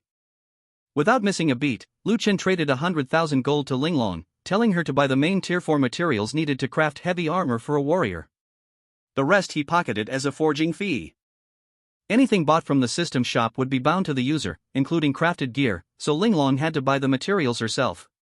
Buying finished high-quality gear could get expensive, but buying just the materials wasn't too bad. 100,000 gold would be more than enough. Yu Linglong was a little confused when she got the message, but she did as she was told. Wait for good news from me tonight, Lu Chen said, and then vanished into stealth once more. He really can go invisible. Lu Tai's gloomy face brightened just a little, a sliver of hope flickering in his eyes. Evening. At the Godslayer Pavilion Guild. Yu Linglong returned. Lu Chen took the materials and headed straight for the forge, leaving Yu Linglong glancing at him in surprise. Does little brother Lu Chen know how to forge equipment too? But when she saw him forging with her own eyes, she was completely stunned. She couldn't help thinking of the thunderclap and holy light phenomena at the corrupted temple. Could Lu Chen really have mastered skills from other classes as well? Lu Chen personally dismantled Lu Tai's gear, refined the materials, and reforged everything in one seamless motion. The whole process took barely 10 minutes, and by the end, a brand new 10-piece set was ready. 2 pieces were of epic quality, the other 8 were orange grade. A 100% success rate? Yu Linglong's heart pounded with excitement. With smithing skills like that, Lu Chen could easily make a fortune just by buying materials, crafting equipment, and selling it off for gold. He'd be swimming in coins in no time. Meanwhile, Lu Tai was tossing and turning alone in his room, trying to calm his nerves by working out, his go-to way to ease anxiety. He was starting to regret how impulsive he'd been earlier in the day, jumping headfirst onto Lu Chen's pirate ship. Now look at him. His gear was gone. His gold was gone. His freedom? Gone. It felt like he'd been reset to square one. He dreaded tomorrow. If anyone from the guild asked about it, he wouldn't even know what to say. For all he knew, the guild might just disband. Suddenly, a notification chimed. Lu Chen is offering to trade you 2 pieces of Tier 4 epic equipment and 8 pieces of Tier 4 orange equipment. Do you accept? Clang. The barbell slipped from Lu Tai's hands and crashed to the floor. He stared at the trade prompt in disbelief, his heart skipping a beat. Was he dreaming? The next morning, Lu Tai donned his new muscle gear, strutting proudly as he arrived at the entrance of a designated 4-star invasion secret realm. When the competition window opened, all the guild representatives entered the secret realm at the same time. Only then did Lu Tai switch into the gear Lu Chen had crafted for him, and in an instant, his stats and power left everyone else in the dust. The best gear anyone else had was maybe 1 or 2 orange pieces, while Lu Tai's lowest was orange, with 2 full epic items on top of that. Bang! Attacked by a monster, Lu Tai took it down with ease, a single move, and the creature was dead. The rush was exhilarating, like nothing he'd ever felt before. This was what it meant to be a real man. He rampaged through the monsters like a tiger in a flock of sheep, racking up points at lightning speed. 12 hours later, when the scores were tallied, Lu Tai had racked up 10 times more points than the runner-up, clinching first place by a landslide. No way.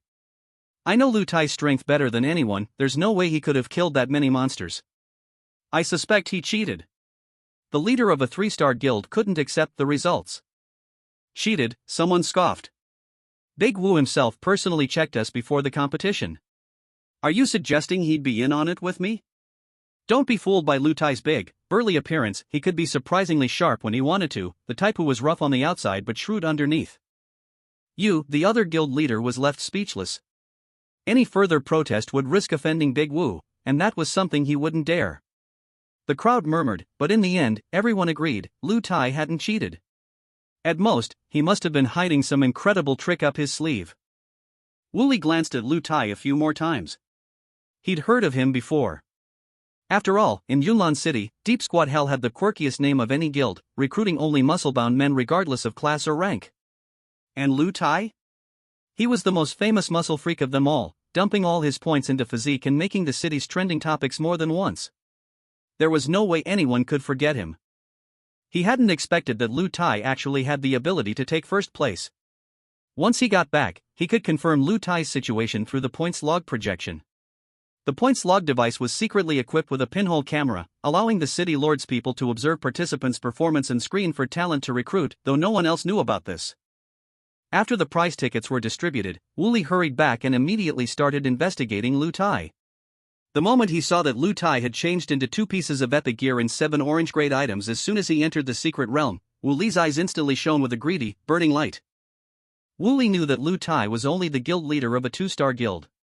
To keep the guild running, he often led members to social events hosted by wealthy women to earn money. This had even been reported by tabloid journalists and made the trending news. Epic gear? Even orange grade items were out of his price range. How could Lu Tai suddenly be decked out in such high-end equipment? Wooly immediately suspected Lu Tai had stumbled onto some major stroke of luck. Otherwise, gear like that wouldn't have appeared out of nowhere. Seeing that nobody was around, Wooly quietly deleted the initial footage of Lu Tai from the surveillance records. After that, Lu Tai had turned off his equipment's visible effects, so no one would be able to tell what he was wearing. Ha! Whether or not Lu Tai got some huge stroke of luck, I have to get my hands on that gear. Even if I just sell it off, I could make a fortune enough to trade for at least 2 pieces of epic equipment. But this isn't something I can rush. Snatching Lu Tai directly isn't realistic. His guild has plenty of members, and if word gets out, the city lord will come looking for me. Better to set up an inescapable net at the secret realm tied to those 5 prize tickets. If Lu Tai's got a high-star ticket, he'll definitely lead a team to clear it. Once they finish and come out, I can ambush him, catch him off guard, and force him to reveal the source of his equipment.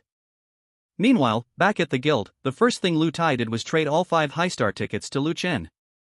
With the tickets in hand, Lu Chen smiled faintly. Now that I've got the passes, it's time for a sweep to level up. At that moment, Yu Linglong already knew that Lu Chen was supporting the Deep Squad Hell Guild leader, using him as a proxy to get into high-star secret realms, an excellent way to stay in the shadows without exposing himself. It was just a shame that, after the crisis in Shihai City, she'd already reached the max level for Tier 5 and couldn't earn any more experience. Otherwise, she definitely would have gone along to get closer to her little brother Lu Chen. Linglong, I'll leave the guild in your care, Lu Chen said, preparing to head out and hunt monsters for experience and maybe earn some gold on the side. Son, wait a moment, his father Lu Xin chimed in. When you go, take along the person you're supporting and let him lead the team inside. You just tag along as his underling, or, to be even safer, go in using stealth. Lu Xin had once again offered a pearl of wisdom. Lu Chen was sharp as ever and instantly caught his father's meaning. If he went in alone, it would inevitably arouse suspicion.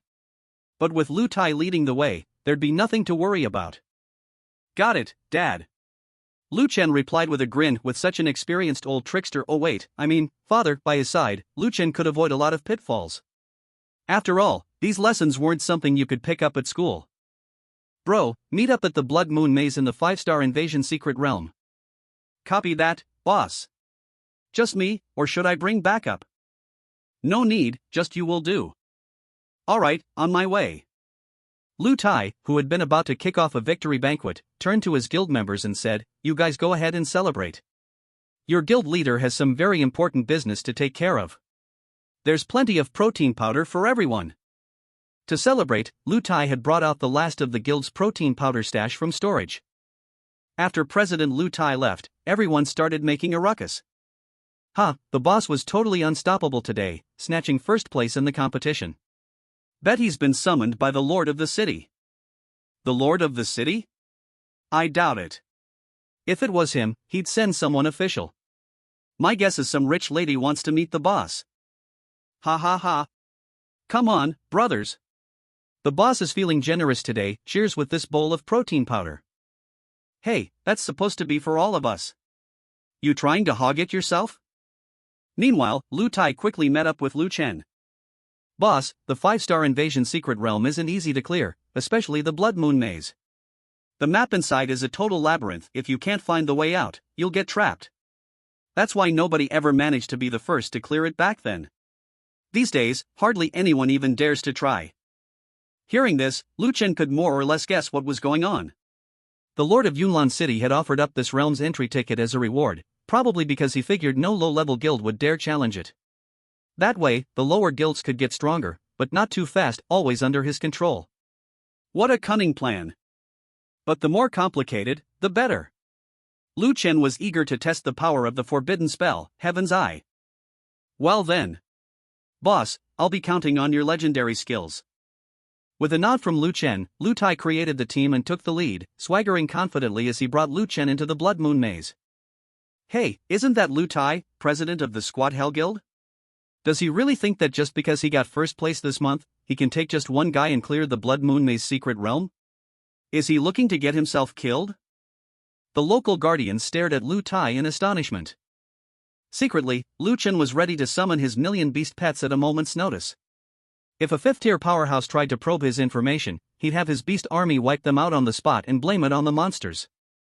Fortunately, these powerhouses weren't looking for trouble. After taking Lu Tai's entry pass, they activated the barrier and let the two of them into the secret realm. Still joking and laughing, they had no idea that death itself had just brushed right past them. Name, Blood Moon Maze Secret Realm, Invasion. Level, 5-star. Difficulty, Nightmare. Monster level, up to Tier 5. Level limit, up to Tier 5. Party limit, none. Cooldown, none. As soon as they entered, Lu Chen looked up and saw a massive blood-red moon hanging in the sky. Its crimson light poured down over the shattered, ancient city, painting everything within its walls a deep, violent red. What met Lu Chen's eyes were the broken city walls and a blackish-red moat, thick with the stench of blood and decay.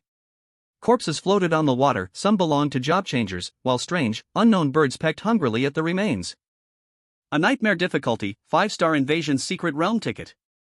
The Lord of Yunlan City actually dared to offer this as a reward. Boss, Blood Moon Maze City has 4 zones. Right now, we're in the outer wall area. Deeper in, there's the Blood Plaza, the Clock Tower Labyrinth, and the Lord's Palace. The rift is inside the palace, guarded by a Tier 5 domain Lord Boss. Do we really have a shot at this? Lu Tai's nerves were shot. He thought Lu Chen was just going to carry him through 3 normal 4-star secret realms. Never in his wildest dreams did he expect to be thrown straight into a nightmare difficulty, 5-star invasion. His gear was freshly upgraded, and his strength had soared, but on this map, that would barely let him survive a couple extra hits before being slaughtered by the monsters. They were on a whole other level. If not for the SSS rank loyalty contract binding him, making it impossible to disobey Lu Chen's orders, he'd never have agreed to come, not in a million years. You know quite a lot about this secret realm, Lu Chen remarked, looking at Lu Tai with newfound respect. Well, I've spent years attending rich ladies' gatherings. Over time, just listening to them gossip, I picked up a lot about the secret realms around Yunlan City. Lu Tai scratched his bald head and grinned sheepishly, but his face quickly turned worried again. Boss, this place is way too tough for me. I'm not sure I can take it. Ding. Lu Chen has left the party. What the? Lu Tai froze in shock. Wait, boss. I just said I might not make it, are you really gonna abandon me over that? That's not fair. Boss, I was wrong. Please don't leave me here alone. Who said I was leaving you behind? Lu Chen replied calmly. I just want to level up solo. Just stick close to me. Okay. As long as you're not ditching me, I'm good. Ha. Relief washed over Lu Tai, and he let out a nervous laugh. That had nearly scared the life out of him. Thankfully, the boss just wanted solo experience. Still, Lu Tai wondered how Lu Chen planned to deal with the powerful monsters lurking in here. The monsters in the Blood Moon Maze City were no joke. Most of them were elites. The place had been abandoned for years, no one dared grind here anymore. Who knew how many monsters were gathered now? One thing was certain, there'd be a lot. Clack, clack, clack. Some monsters had sensed intruders and were quickly converging on Lu Chen and Lu Tai. Boss, those are the Blood Thrall's outer wall guards. Their health bars are huge. Fear twisted Lu Tai's face, but he was a man who lived by the tough guy code. He refused to cower behind anyone, even the boss. He raised his heavy shield and set himself in a defensive stance. Lu Chen couldn't help but feel a surge of approval for Lu Tai's courage. This guy was worth investing in. With some more training, he'd be able to help Lu Chun earn even more secret realm tickets in the future. Just then, the crumbling city walls nearby began to shift with a grinding noise, automatically pulling apart to reveal a pitch-black cavern. From within, a host of grotesque gargoyle-like monsters emerged. But that was far from the end of it. Crash! Blood-red bats swarmed out from the moat, the corners of the city wall, and distant houses, so many they blotted out the sky, a dense, uncountable mass. Oh God! Why are there so many monsters? Didn't the rich lady say that there'd be, at most, a few thousand monsters outside the city walls? This has to be tens of thousands. Lu Tai's face went sheet white in terror. With so many monsters, even someone as powerful as Lu Chen couldn't possibly hold them off, could he? After all, he hadn't reached above level 5 yet. No matter how many trump cards he had, at best he could wipe out half before running out of mana and being left for dead. It's over. My dream of being a legendary badass, famous across the world, is about to die before it even began. Forbidden spell, Eye of the Firmament. Lu Chen activated his forbidden spell, his eyes instantly filling with swirling, samsara-like ripples, radiating a soul-shaking aura. What's the boss doing? Lu Tai stared at the change in Lu Chen's eyes, stunned to his core. He didn't know exactly what skill Lu Chen was using, but the pressure rolling off him and the pulse of the spell's power told him this was a skill far beyond anything he could imagine. For the first time, a sliver of hope flickered in his heart. But only a sliver. At that moment, the entire outer wall area of the Blood Moon Maze City was laid bare beneath Lu Chen's gaze. Even parts of the Blood-Red Plaza were clearly visible to him. After all, the sky gaze effect of the Tier 4 forbidden spell, Eye of the Firmament, covered 40% of the map. Every monster caught in his gaze now had a special eye-shaped mark floating above their heads, sending panic and unease rippling through their ranks. Even the massive stone golem leader, City Wall Guardian, hiding among the collapsed walls, was startled awake. It snapped its enormous eyes open and rose to its full height, towering a full head above the city wall itself. Boss, the boss is awake. I can only hold it off for, 2 seconds tops. Lu Tai's fear came rushing back as he saw the boss appear, but he didn't retreat a single step. That, at least, made him braver than Carlos by a mile. Hold it off? You won't have to. With that, Lu Chen unleashed the Skyquake Blast effect. In the next instant, a golden energy matrix spread out, covering the entire map. At that very moment, in the Lord's Palace, the final boss, the Lord of Blood Moon City, was sipping fresh blood wine when the matrix suddenly appeared out of nowhere, startling him. When he realized the matrix only targeted the marked invaders, he allowed himself a small sigh of relief, but his face quickly darkened as he ordered his subordinates to investigate who had dared trespass on his territory. Monsters who invaded secret realms weren't like those native to the realm. They didn't get alerts or notifications when someone broke in. If someone entered, they had to check it out themselves. What is it this time? Lu Tai's jaw dropped yet again, staring in disbelief at the massive golden matrix that had appeared out of thin air. Is this another one of Lu Chen's skills? But, isn't this a bit much? Isn't that range, practically the whole city? A flood of questions surged in his mind. Wasn't Lu Chen supposed to be a Beastmaster? Why did all his skills have nothing to do with the Beastmaster class? This was totally broken. Crack! The golden energy matrix suddenly shattered, unleashing a hail of golden arrows that pierced through every marked monster. 120% attack bonus with penetrating damage. Every single marked monster was instantly killed, including the massive stone golem boss. Thud, thud, thud. All the blood bats swarming in the sky crashed to the ground with a series of dull thumps. Gulp. This. Lu Tai was so shocked his jaw practically hit the floor, and even after a few attempts, he couldn't snap it back into place. What kind of godlike skill was this? One move to wipe out every enemy on the minimap? And not just wipe them out, obliterate them. Even the boss didn't last a second. Boss. Absolute boss. The ultimate, unbeatable boss. At that moment, a wild idea popped into Lu Tai's mind, that world announcement about the first team to clear the corrupted temple? It had to be all thanks to Lu Chen. Only someone this overpowered could pull off a 3-person first clear of a 5-star hell difficulty secret realm. And now, he'd somehow ended up as this invincible boss's little brother. With a future like that, the possibilities were endless. It must have been his ancestors blessing him from above, lighting a fire under his destiny for once. Lu Tai vowed to himself, even if Lu Chen told him to charge into a hell difficulty secret realm, he wouldn't bat an eye. Let's go. To the Blood Plaza. Wait, mighty and invincible Lu Chen, aren't you going to pick up any of the loot these monsters dropped? I can do it. I'm crazy fast, rich ladies even compliment my hand speed.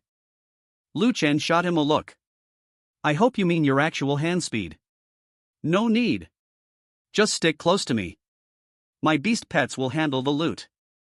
As soon as he finished speaking, a tide of 100,000 shadow soul rats surged out, scurrying around and sweeping up every item in sight. 100,000 beast pets? Lu Tai's jaw, which he just managed to put back in place, dropped all over again. Blood Plaza. Every inch was paved with crimson bricks and stones. At the center stood a massive blood fountain, gushing scarlet water, surrounded by twisted statues. Lu Tai explained to Lu Chen that these statues were once adventurers who had set foot here. Sadly, most hadn't been strong enough to survive, they'd been swarmed by monsters and turned into statues, now part of the Blood Plaza's unique landscape. Boss, Lu Tai said, there's only one type of monster around here, the Blood Spirit Priests. They're terrifying, humanoid monsters who specialize in mental attacks. Guys like me are totally countered by them. Rumor has it their boss is a commander class who can manipulate the power of the Blood Moon. It's insanely strong, and can even shrug off most physical damage.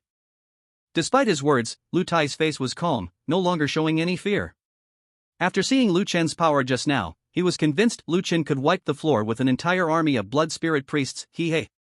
Another pair of statue specimens has arrived. Perfect, my blood fountain still needs one large and one small. I must be careful not to damage these two job changers too much, or the specimens won't be perfect. A horde of Blood Spirit Priests emerged, draped in robes stained as if soaked in fresh blood. They resembled spiritual beings, part soul, part flesh, a strange hybrid of ghost and monster. Floating above the blood fountain ahead was an even larger figure, 10 times the size of the others, the Blood Spirit High Priest. Name, Blood Spirit High Priest Ihons, Commanding Boss. Level, Tier 5, LV 150. He let out a shrill cry, his voice like a wailing soul. Scree! That golden energy matrix just now, was it you two who unleashed it? Forbidden spell, Thunder Judgment, World's End. Boom! These spirit-type monsters barely had any flesh on them, so Lu Chen didn't even bother letting his beast pets gnaw on them. Instead, he used the Forbidden Thunder spell, which was especially effective against spirit creatures and even had bonus damage. When the thunderstorm that blanketed the Blood-Red Plaza finally faded, not a trace of the Blood Spirit Priests remained, just a scattering of radiant loot. Gulp! Lu Tai swallowed hard. Holy crap! Another full map instant wipe. Boss, did your Beast Master class come pre-blessed or something? How can you use so many invincible skills? The range alone. The damage. You could call that a forbidden spell and no one would question it. Boss, I feel like my 30 years of common sense are collapsing before my eyes. Lu Chen chuckled softly. Collapse is good. At least you're seeing a bigger world. The Shadow Soul Mouse continued to scurry around, collecting the spoils. Lu Chen and Lu Tai pressed on. Up ahead was the Clock Tower Maze. Boss, this third minimap is a whole different beast, Lu Tai explained. See that pointer up top? It shifts once every 10 minutes. Every time it moves, the entire layout of the clock tower changes. That's why so many Tier 5 experts from Yunlan City have met their end here in frustration. It's the main reason no one's ever cleared the Blood Maze. Even if you can nuke every monster on the map, if you can't find the exit to the clock tower maze, we'll be trapped here forever. The only way to reach the Lord's Palace, the final map, is through the maze. If we can't get inside, we'll never find the exit near the spatial rift. As long as there's an exit, that's all I need, Lu Chen replied. He'd dealt with his share of labyrinths before. Boss, even with your special vision skills and 100,000 beast pets, this clock tower maze is huge. Even that many pets might not be enough to find the way out. The best shot is to find the boss and make it tell us how to stop the pointer from moving. That'll give us a chance. No need for all that hassle, Lu Chen said calmly. And who told you I only have 100,000 beast pets? Huh? Lu Tai blinked. The next instant, 3 million beast pets materialized with a roar. Holy! Lu Tai dropped to his knees in shock. Never in his wildest dreams had he imagined he'd witness such a miracle. 1 million beast pets, in this world, there actually exists a beast tamer who can contract over 1 million beast pets. One man becomes an army. One man becomes a calamity. If his level rises high enough, he alone could rival the power of an entire nation. Just imagine what a terrifying potential that is. He'd always believed that what made Lu Chen so formidable was his mastery of numerous powerful skills and his contract with 100,000 shadow soul rats. But now he realized he'd been utterly mistaken, so wrong it was laughable. Lu Chen had no limits at all. He was truly invincible. The moment all 3 million of his beast pets appeared, the boss of the clock tower maze, the alchemy aberration Kroll, a half-mechanical, half-spirit creature who'd been planning to swagger out and show off his might, turned and bolted on the spot. He fled headlong toward the city lord's palace. He had to report to Lord Morid, the Blood Moon City Lord, that a monstrous human beast tamer had emerged. As for the other aberrant monsters in the clock tower maze, they were so terrified they didn't even dare stick their heads out, and scrambled to escape as fast as possible. But no matter how quickly they ran, they were no match for Lu Chen, whose forbidden spells refreshed instantly. Forbidden spell, Thunder Judgment, World Annihilation. A barrage of thunder crashed down. Aside from the boss Kroll who managed to escape, every other minor monster was obliterated, turning to dust. After that, with his 3 million beast pets scouting ahead, no matter how the clock tower maze shifted and changed, Lu Chen could always find the correct exit instantly. Meanwhile, in the city lord's palace, the Blood Moon Hall. The alchemy lord boss Kroll, battered and bloodied, burst in with a report, Lord Morid. Something terrible has happened. There's a human beast tamer with hacks or something, he's contracted 3 million beast pets. His stats are off the charts, and he can cast forbidden spells that hit the whole map. I'm afraid Ihans and the others are all wiped out already. We have to evacuate the Blood Moon Maze realm or it'll be too late. What did you say? Contracted 3 million beast pets? Are you kidding me? Scoffed Morid, the domain lord level boss and Ghost Blood Knight. If you'd said he could attack the whole map, I might believe it. I was disturbed myself. But contracting 3 million beast pets? That's just a fairy tale, even gods couldn't sign that many contracts. Lord Morid, I swear on my life, every word is true. If you won't listen, there's nothing more I can do.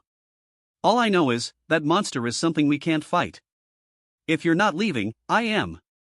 With that, Kroll shot a fearful glance back toward the direction of the clock tower maze, then, panicked, slipped through a spatial rift and fled back to the aberrant world.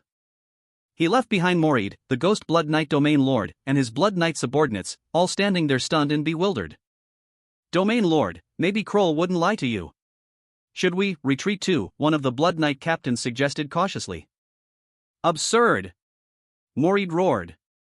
It's always been us aberrants crushing the awakened ones, when did the tables turn for them to crush us? So what if he's contracted 3 million beast pets? Unless the tamer himself has sky-high stats, their real combat power can't be that great. Kroll's just a coward, are you all cowards too? We Blood Knights die in battle, we never run in fear. All units, listen up. Follow your domain lord and let's see what this human beast tamer is made of, let's find out if he really has 3 heads and 6 arms. As Morid shouted, legions of Ghost Blood riders raised their blood-red spears in response. In no time, 1 million Crimson Falcons, Shadow Soul Rats, and Icehorn Ants surged into the Blood Moon Hall. Each and every one of them was brimming with power, stats off the charts, on par with a Tier 4 Domain Lord boss. And behind them all loomed an immense, ancient Titan ape. Here's what had happened: after Lu Chen found the exit, he wanted to try out the Titan ape spirit possession for himself. So he used it and, out of curiosity, tried sharing his current stats with his beast companions. To his shock, it actually worked. The discovery thrilled him. In other words, for the next 3 minutes, both he and his pets had the attributes of a Tier 4 Domain Lord boss.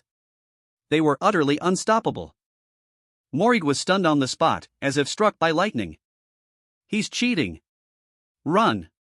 Morid was the first to bolt, instantly regretting not listening to Kilo's advice to flee earlier. The other Ghost Blood riders turned tail and ran as well. To hell with fighting this, are you kidding me?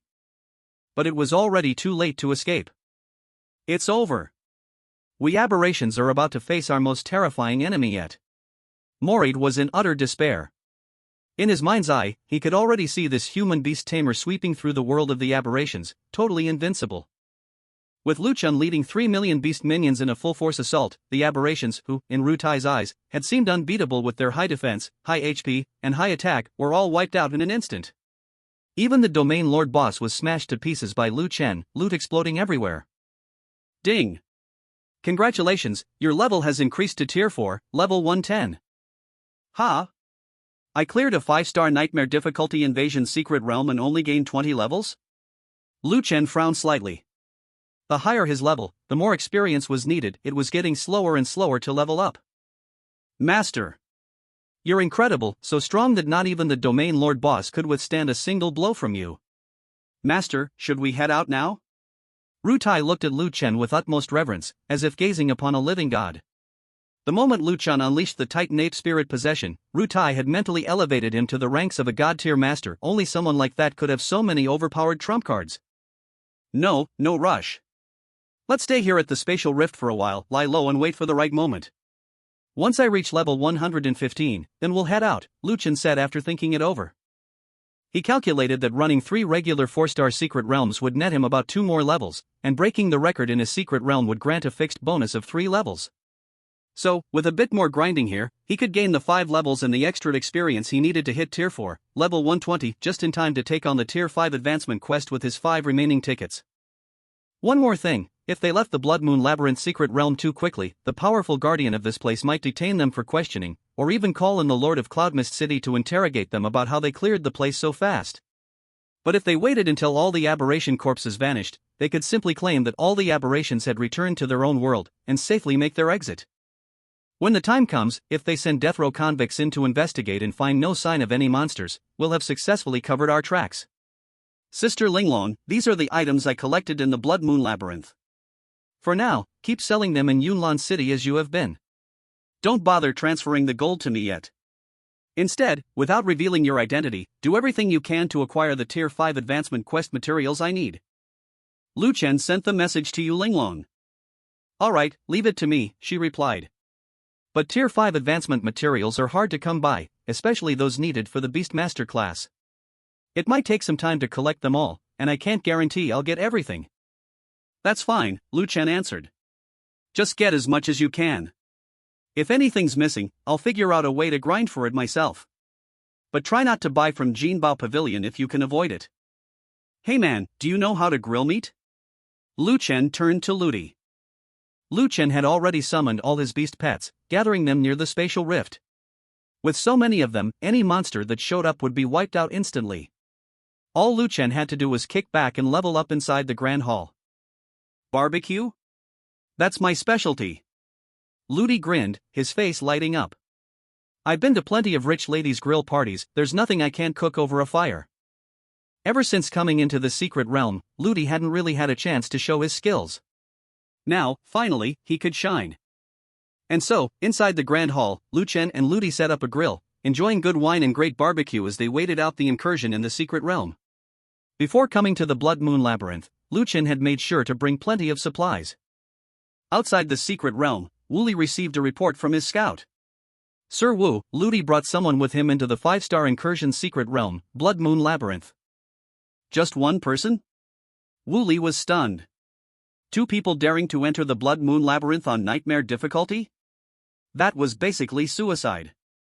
But Wu Li knew Ludi, he might be all brawn and muscle, but he wasn't stupid enough to throw his life away. If Ludi really wanted to die, he wouldn't pick the Blood Moon Labyrinth for that. Wu Li suspected Ludi had something up his sleeve, he wouldn't risk it unless he was absolutely confident he could make it out alive. If that was the case, Ludi must have stumbled upon some incredible opportunity.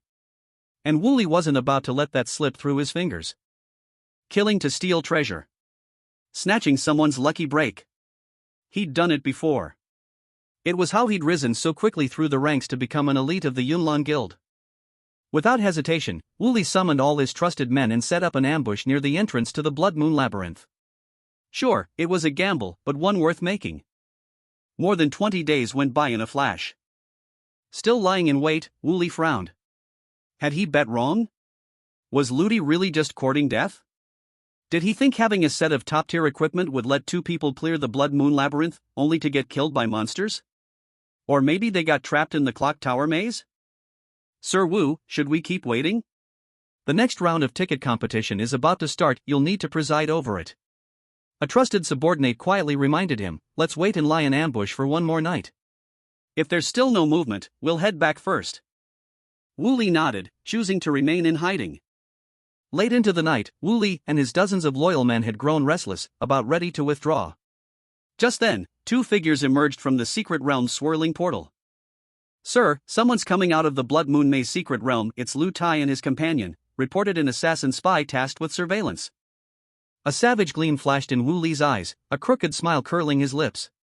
So they really made it out alive. Lu Tai, you truly stumbled onto something big. But after tonight, that opportunity is mine. With it, I might break through to the 6th tier and challenge for a guild elder's seat. My status will rise to a whole new level. Meanwhile, Han Feiyu, the 6th tier powerhouse assigned to guard the Blood Moon Maze secret realm, stared at Lu Tai and Lu Chen in utter disbelief. He'd assumed the pair had been wiped out by monsters as soon as they'd first entered. Never in a million years did he expect them to return safe and sound over 20 days later, not a limb missing.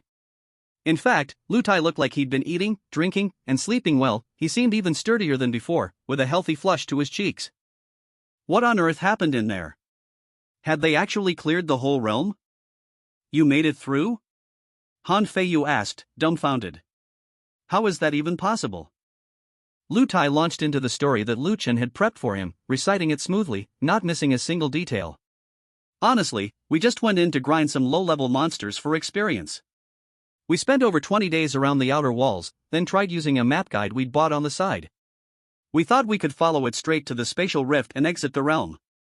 But we underestimated how tricky the clock tower maze would be. The guide was useless, and we thought we'd be done for.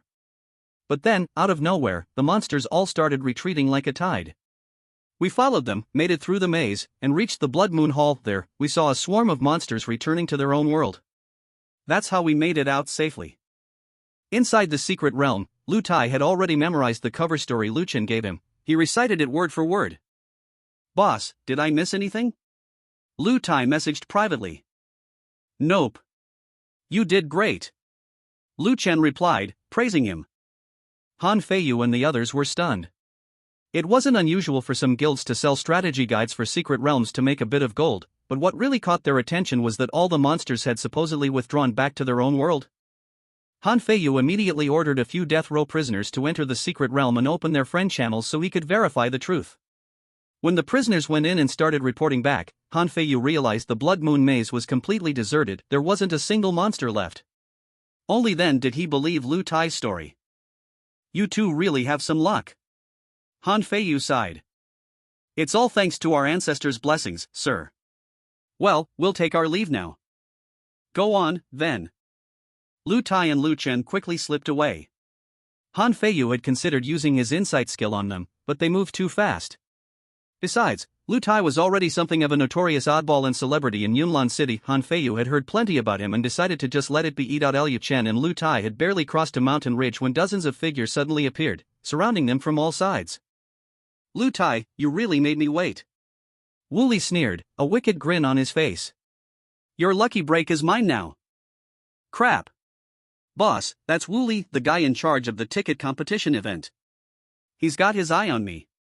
Did news of my epic gear get out? What am I gonna do?" Lu Tai's face was filled with worry.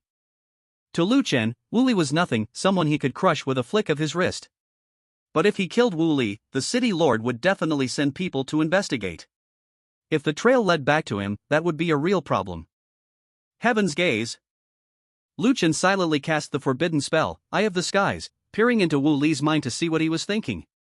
He needed to know if Wu Li had been sent by the city lord of Yunlan City. In no time, Lu Chen confirmed this was Wu Li's own doing, unrelated to the Yunlan City lord. Wu Li was after Lu Tai's equipment. That made things much simpler. Since this was a secret operation, no one else knew Wu Li was here. As long as they completely wiped out all evidence, no one would ever know he died in this spot. "Move in. Take them down and bring them back." Wu Li barked the order. But before his men could act, Lu Chen made his move. Hundreds of beast pets materialized, tearing through the group in a flash, killing and devouring every last one in the blink of an eye. Even the invisible assassin keeping watch nearby was instantly dispatched by a Gale Snow Shadow beast. Wu Li was so terrified, he completely froze. But the next second, Xiaoqing lunged forward, biting him in half and swallowing him whole. "Boss, this," Lu Tai stammered.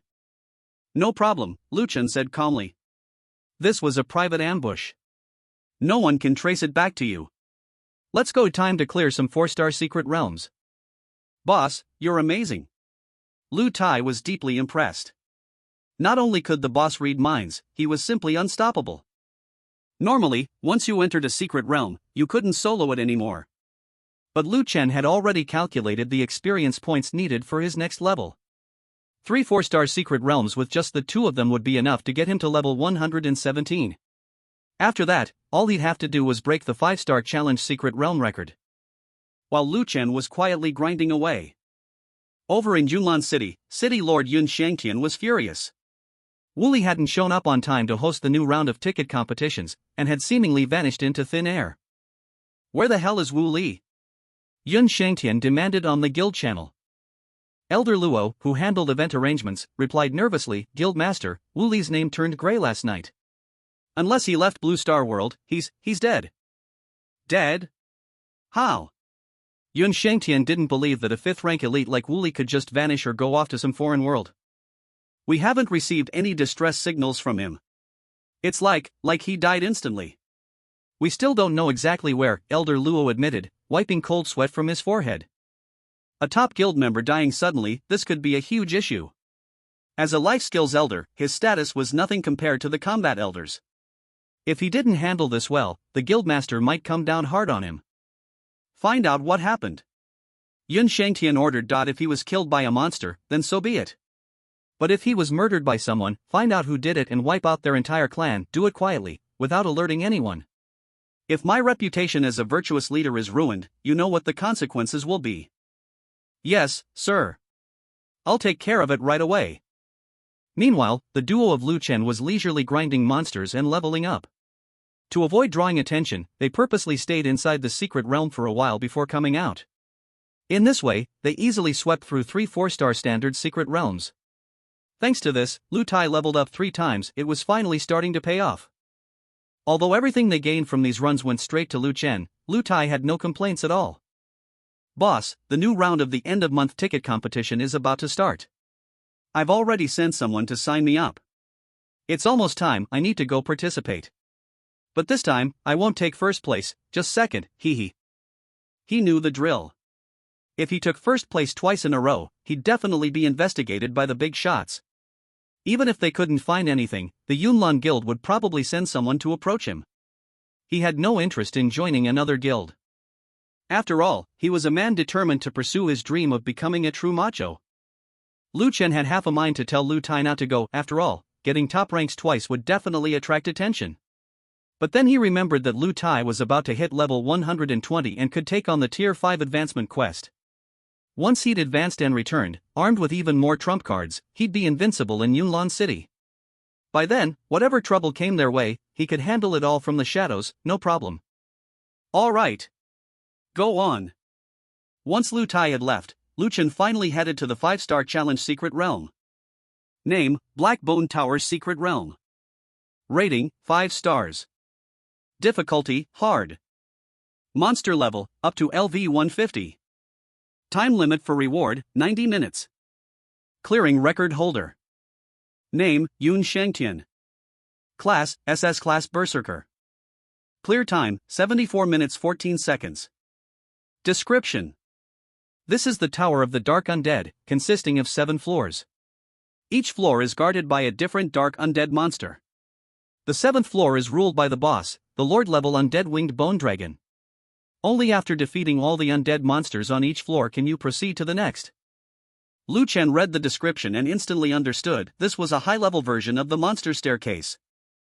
For this type of challenge realm, Lu Chen was 100% confident he could clear it quickly. The record is 74 minutes and 14 seconds? Is it really that hard? Lu Chen handed over his entry ticket and stepped in. The moment he entered, he summoned a million beast pets, flooding the entire tower floor. The monsters didn't even have time to react before they were instantly devoured and wiped out. Next floor. 6 seconds later. Lu Chen reached the 7th floor and came face to face with the massive winged bone dragon boss. I am the Great Lord Odyssey, the winged bone dragon. All challengers shall be consumed by my bonefire. The winged bone dragon boss spread its wings, wreathed in ghostly blue flames, looking down with the arrogance of a god surveying mere ants. Its tone was brash and domineering, its gaze filled with utter contempt, but when Liu Chen summoned a million beast companions, each one looking at it with cheerful, beaming smiles, the Wingbone Dragon boss fell silent for a moment. Then, of its own accord, it folded its bone wings and slowly crouched down, pressing its head as low as it could go. "Boss, please go easy on me." However, Liu Chen didn't finish it off right away. Instead, he waited, biding his time. If he cleared the stage with an absurdly fast record, the guards outside would probably lock down the area with a barrier and immediately notify the bigwigs of Yunlan City. His stealth skill wouldn't be able to get past a barrier lockdown. But if he only broke the record by just 1 second, it wouldn't cause such a commotion. After all, there were quite a few job changers at the bottleneck of level 5 challenging this secret realm. While breaking the record was highly unlikely, it wasn't entirely impossible. Maybe some bottleneck player would have an extraordinary performance and barely beat the record, which would be reasonable enough. That way, the guards wouldn't bother sealing off the area. Without absolute strength to guarantee his safety, Liu Chen preferred to play it safe. Simply put, he, Yu Linglong, and Anting couldn't afford to have their whereabouts exposed. If they were discovered, they'd be right in the eye of the storm, hunted by a crowd of top-tier powerhouses. Without any of those big shots to protect them, they stood no chance against such elite players. You can kill a monster, but you can't humiliate it. Brat, why aren't you letting your pets attack? Are you toying with me? I, Otzi, refuse to be played with. After a torturous 30 minutes, the Wingbone Dragon boss finally let out a furious roar, trying to end its own life, desperately unleashing skills to attack itself. Liu Chen was stunned. Wait, the boss of a challenge dungeon can actually commit suicide? That's a first. Of course, Liu Chen wasn't about to let it get away that easily, not yet. He just had to wait a little longer. Forbidden spell, Font of Life. Liu Chen cast a healing forbidden spell on it. Watching its health bar return to full, the Wingbone Dragon boss fell into silence again. After a long while, it stood up, fuming with anger. Out with it, kid. What are you trying to do? Even me killing myself to let you break the record isn't enough? No. You have to wait another 34 minutes before you can die. Bang! The Wingbone Dragon boss plopped down like a resentful wife, thinking Liu Chen was just trying to give others a chance to break the record first. At exactly 74 minutes and 13 seconds, Liu Chen finally gave the order, and his beast companion finished the boss off in an instant. Ding! Congratulations, you have cleared the dungeon in 74 minutes and 13 seconds, setting a new record. Your name will be remembered forever. Would you like to make your information public? No. Ding! Congratulations on breaking the record. Reputation plus 450, level plus 3, fixed, gold plus 48,000. Ding! Congratulations, you've reached Tier 4, level 120.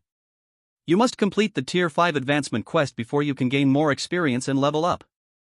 The corners of Liu Chen's mouth curled up in a faint smile. Next up, all he needed to do was gather the required advancement materials for the Tier 5 Beast Tamer quest, and he could begin the next stage of his journey. Advancing to the 5th tier would grant him insight. With that ability, combined with the Eye of Heaven's hidden passive from the forbidden spell, he should be able to block the insight of even those who've advanced beyond the 5th tier. Without hesitation, Liu Chen cast the Divine Concealment forbidden spell and slipped out, completely hidden. Meanwhile, outside, the atmosphere was in an uproar. News had spread, the city record had been shattered in just 1 second. Just as Liu Chen expected, people were shocked, but there was no wild overreaction. Most assumed some lucky guy had gotten through thanks to a level cap exploit or sheer dumb luck. Blending into the crowd, Liu Chen quietly made his exit. Very soon, word of this new secret realm record stirred up quite a commotion throughout Cloudmist City. The city lord ordered that whoever broke the record should be found, promising them an instant promotion to Elder of the Cloudmist Guild if they joined. Cloudmist City Lord, Yun Shangtian, dispatched a high-ranking combat elder to handle the matter. Just as Liu Chen was making his way back, he suddenly received an urgent distress message from Yu Linglong. Liu Chen, little brother, help! Aunt Ing and I are under attack by a powerful assassin. Linglong's being ambushed? There was no time to lose. Liu Chen summoned his mount, the Calamity Flame Lich King, and tore toward the coordinates Linglong had sent. Night had already fallen. As the Calamity Flame Lich King charged ahead, it blazed a trail of brilliant fire. Whoa, look at that mount! Which guild's top player is that? Every nearby class changer who caught a glimpse couldn't help but exclaim. But the Lich King moved so fast, and the fire effects were so dazzling, that no one could get a clear view of its rider. They just knew it looked incredibly cool. That has to be at least an SS rank mount. Anything lower wouldn't have such insane effects, a 4th tier expert analyzed. Meanwhile, somewhere deep within a mountain forest, Yu Linglong was desperately fleeing for her life. Hot on her heels was a 7th tier elite assassin, moving in stealth. Though Yu Linglong was a legendary class Scarlet Radiance archer, she was only 5th tier. Against an assassin, a natural counter for archers, and a 7th tier one at that, she barely stood a chance. Yu Linglong, give up. Our boss admires you. As long as you come quietly, I guarantee you'll live, the assassin said, suddenly revealing himself and striking a glancing blow that shaved off a sliver of Linglong's health. Ha! Her defense is that high? That hit should have taken at least half her health. No wonder she's the legendary prodigy who cleared a 5-star hell difficulty secret realm, broadcast worldwide. The assassin was inwardly shocked. The boss's orders were clear: capture Yu Linglong alive, not kill her. As it turned out, Jin Nihuang, the true power behind Jinbao Pavilion, had paid a fortune to contact the world's #1 9-star assassin guild, Shadow Wraith, and hired them to assassinate Yu Linglong. But once the Shadow Wraith leader saw the global announcement, he wanted to recruit Yu Linglong himself. So the orders changed: find her, bring her in alive. If she agreed to join, the leader would cancel the assassination contract for her sake. If she refused, he'd use any means necessary to wring every last bit of value from her, then kill her and deliver her head to Jin Nihuang. And so, for the past several days, after failing to acquire the 5th tier Beastmaster advancement materials elsewhere, Yu Linglong had no choice but to take a risk. She brought Lu Sen's gold card and headed to the Jinbao Pavilion's Yunlan City branch to make the purchase. Everything seemed to be going smoothly until trouble broke out inside the pavilion. The commotion forced Tang Hai, the head of this branch, to appear in person and take stock of the situation with a piercing gaze. Just like that, Yu Linglong's identity was exposed. With Ant Ying's escort, they made a swift retreat. Tang Hai immediately pursued them. Thanks to Yi Ying's presence, Tang Hai knew he wouldn't be able to kill Yu Linglong outright, but keeping tabs on the two women wouldn't be a problem. He quickly sent word to Madame Jin Nihuang. Upon learning that Yu Linglong had appeared in Yunlan City, Jin Nihuang wasted no time passing this intel to the Shadow Guild. The trio of assassins stationed nearby, each a formidable 7th tier assassin, received the message and immediately gave chase. 2 of them engaged Yi Ying, pinning her down. The third, their captain, set his sights on Yu Linglong. Seeing the 3 Shadow Guild assassins make their move, Tang Hai was certain Yu Linglong's fate was sealed.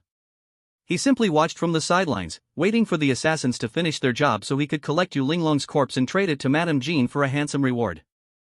Dream on. The Shadow Guild was notorious worldwide for its brutality. Once you fell into their hands, you'd spend the rest of your life in hell. Yu Linglong would rather die than let that happen. Her only hope now was to hold out until her younger brother, Lu Chen, arrived. While Lu Chen might not be able to kill 3 7th tier assassins, keeping her safe shouldn't be a problem. So you refuse to come quietly? Then you'll just have to suffer a little, said the 7th tier phantom assassin coldly. With a flurry of swift, merciless strikes, he battered Yu Linglong to the brink of death, shattering her legs and arms so she could neither run nor resist.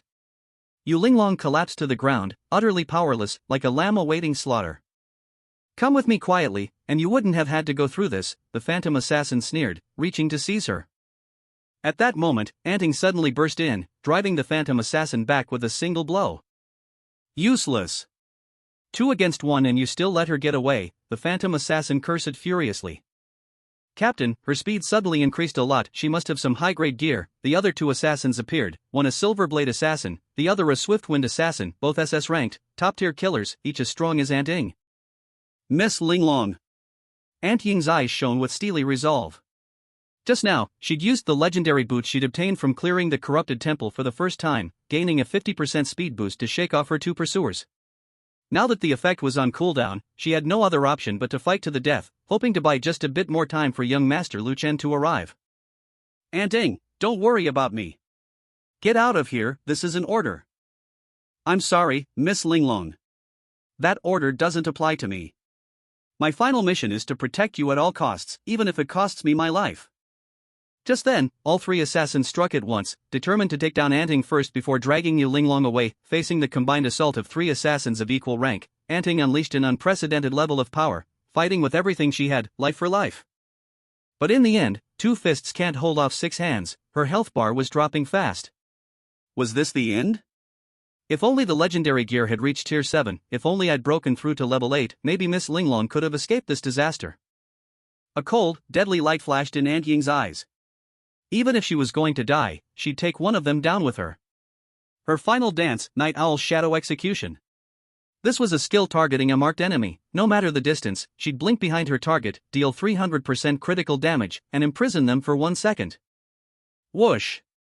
Thud! Anting chose the swift assassin, he was the fastest, and crippling him would ease the pressure on young Master Lu Chen. No! The swift assassin's face fell, but it was too late. His health plummeted in an instant, and as he was locked in place for that 1 second, Ant Ying's dagger slashed down, severing one of his legs. He screamed in pain. The Phantom Assassin and Silver Blade Assassin were both shocked and furious at 3 against 1, and still one of them was crippled. Finish her! With her powerful skills on cooldown, Ant Ying's strength dropped sharply. Now, facing the 2 remaining assassins at full strength, she could barely hold them off. Miss Linglong, no matter what happens, never give up hope. Hold on. The light of dawn will shine on you. Even as she fell, Ant Ying's last words were a warning to Yu Linglong, only by surviving is there hope for the future. Ant Ying! Yu Linglong cried, grief-stricken. Ever since her mother's death, it was Ant Ying who'd cared for her, given her the warmth and protection of a mother. And now, even Ant Ying was gone. The blow threatened to shatter her completely. But she didn't break. She had to survive. Only by living could she avenge them. She swallowed a healing potion. The effect was mediocre, but anything was worth a try. Click. Seeing that victory was in hand, Tang Hai revealed himself. You two, please finish off Yu Linglong quickly, so I can report back to the lady. Who told you our mission was to assassinate Yu Linglong? The Phantom Assassin's tone didn't waver, losing a teammate meant nothing to them. They were killing machines, if one was crippled, so be it. They'd just drag him back for parts. What? Yu Tang Hai realized something was wrong and tried to retreat. But the 2 assassins had already prepared their attack, and he barely had time to defend himself. He tried to send word to the lady, to warn her of the situation, but the Phantom Assassin was ready for that too. A disposable barrier went up, blocking all signals. No one would be able to send any messages from this area for the next 2 hours. Are you breaking the contract? Tang Hai panicked. If he'd known the Shadow Assassins were this ruthless, he'd never have gotten involved. That's not for you to worry about, the Phantom Assassin replied coldly. Tang Hai was a tier 7 novice paladin, but even with all his health, he couldn't withstand the full-force assault of 2 top-tier assassins. It wasn't long before Tang Hai reaped what he sowed and died on the spot. Yu Linglong, it's your turn now. The Phantom Assassin's claws tore through the air, 5 ghostly blue, icy flashes slicing straight for Yu Linglong's throat. She had nowhere to dodge. Just as those claws were about to graze her snow-white neck, a searing streak of crimson fire crashed down like a meteor, heat waves tearing jagged scars in the night. Lu Chen arrived just in time. Linglong, don't be afraid. I'm here. President Lu Chen, Ant Ying, she's dead. She's dead. She gave her life to buy me time, those 3 shadow assassins killed her. Yu Linglong's tears streamed down her face as she sobbed in anguish. What? Lu Chen's face changed, shocked. Only then did he notice Ant Ying lying not far away, completely still, her body battered and broken, blood pooling beneath her.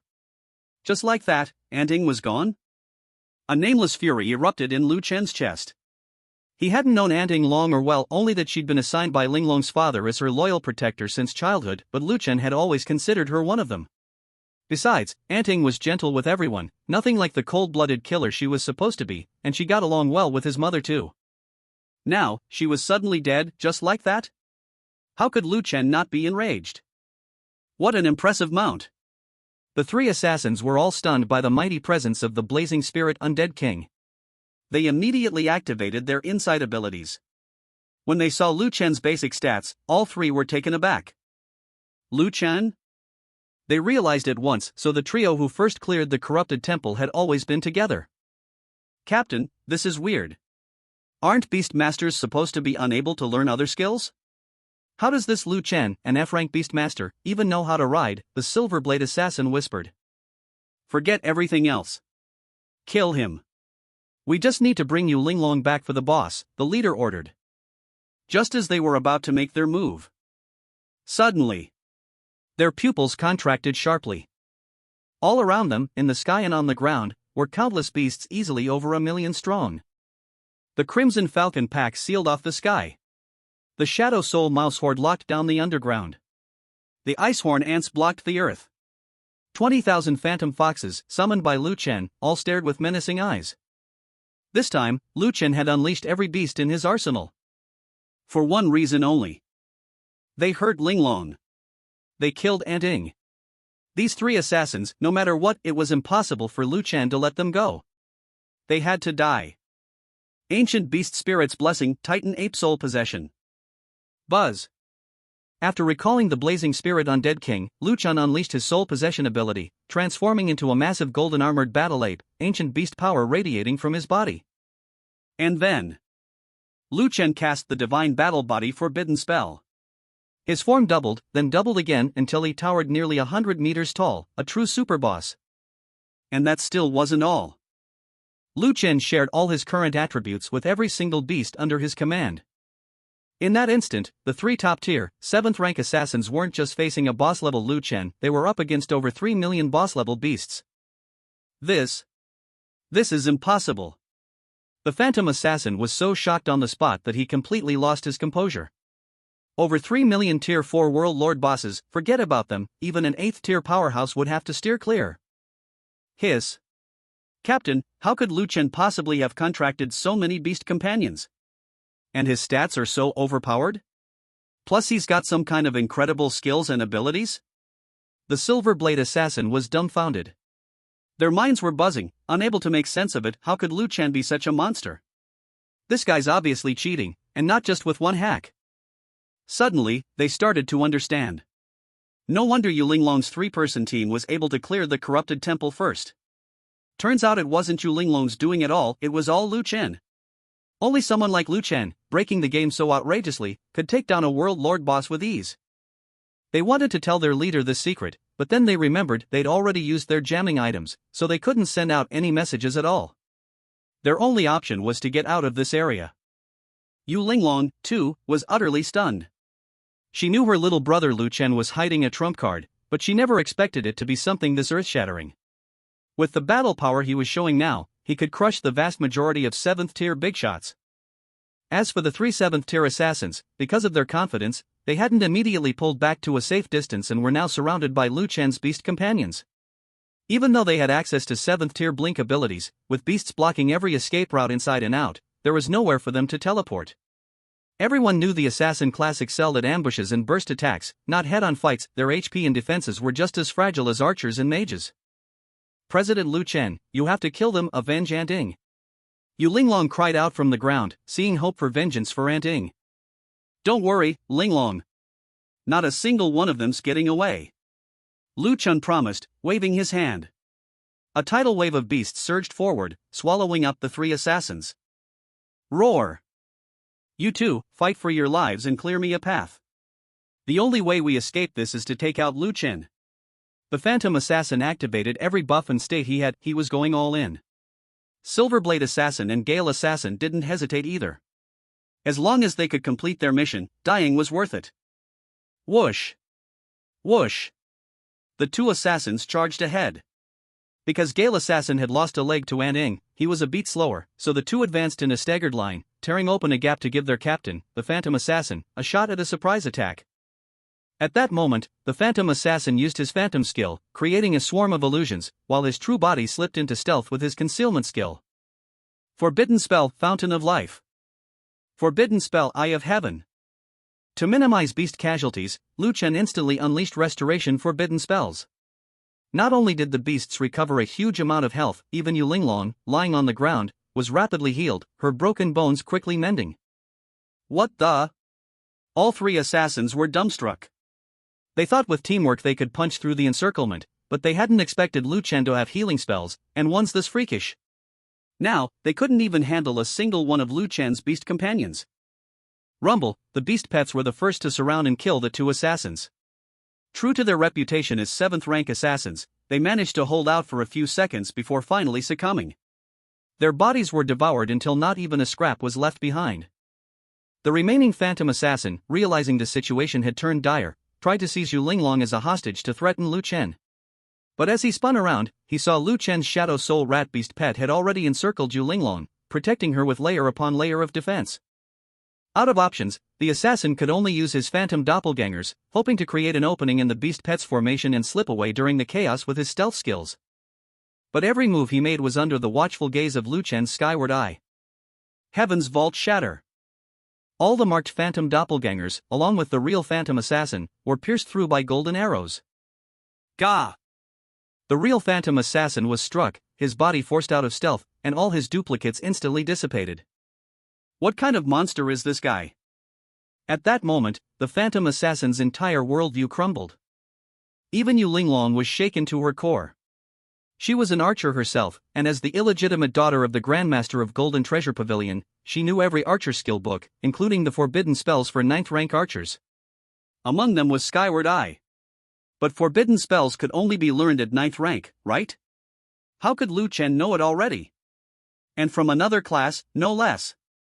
Right then, in Yu Linglong's heart, Lu Chen, her little brother who seemed as formidable as a world boss, had become a walking god. Only a god could possess such a game-breaking, impossible ability. Knowing he had no hope of escape, the phantom assassin spat out a final threat. Lu Chen, you really are the most monstrous genius in the history of human class advancement.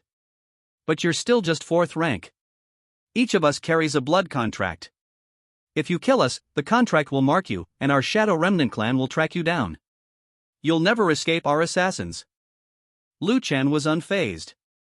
After all, no one capable of killing him had been born yet. With a wet crunch, the phantom assassin met the same fate as his two comrades.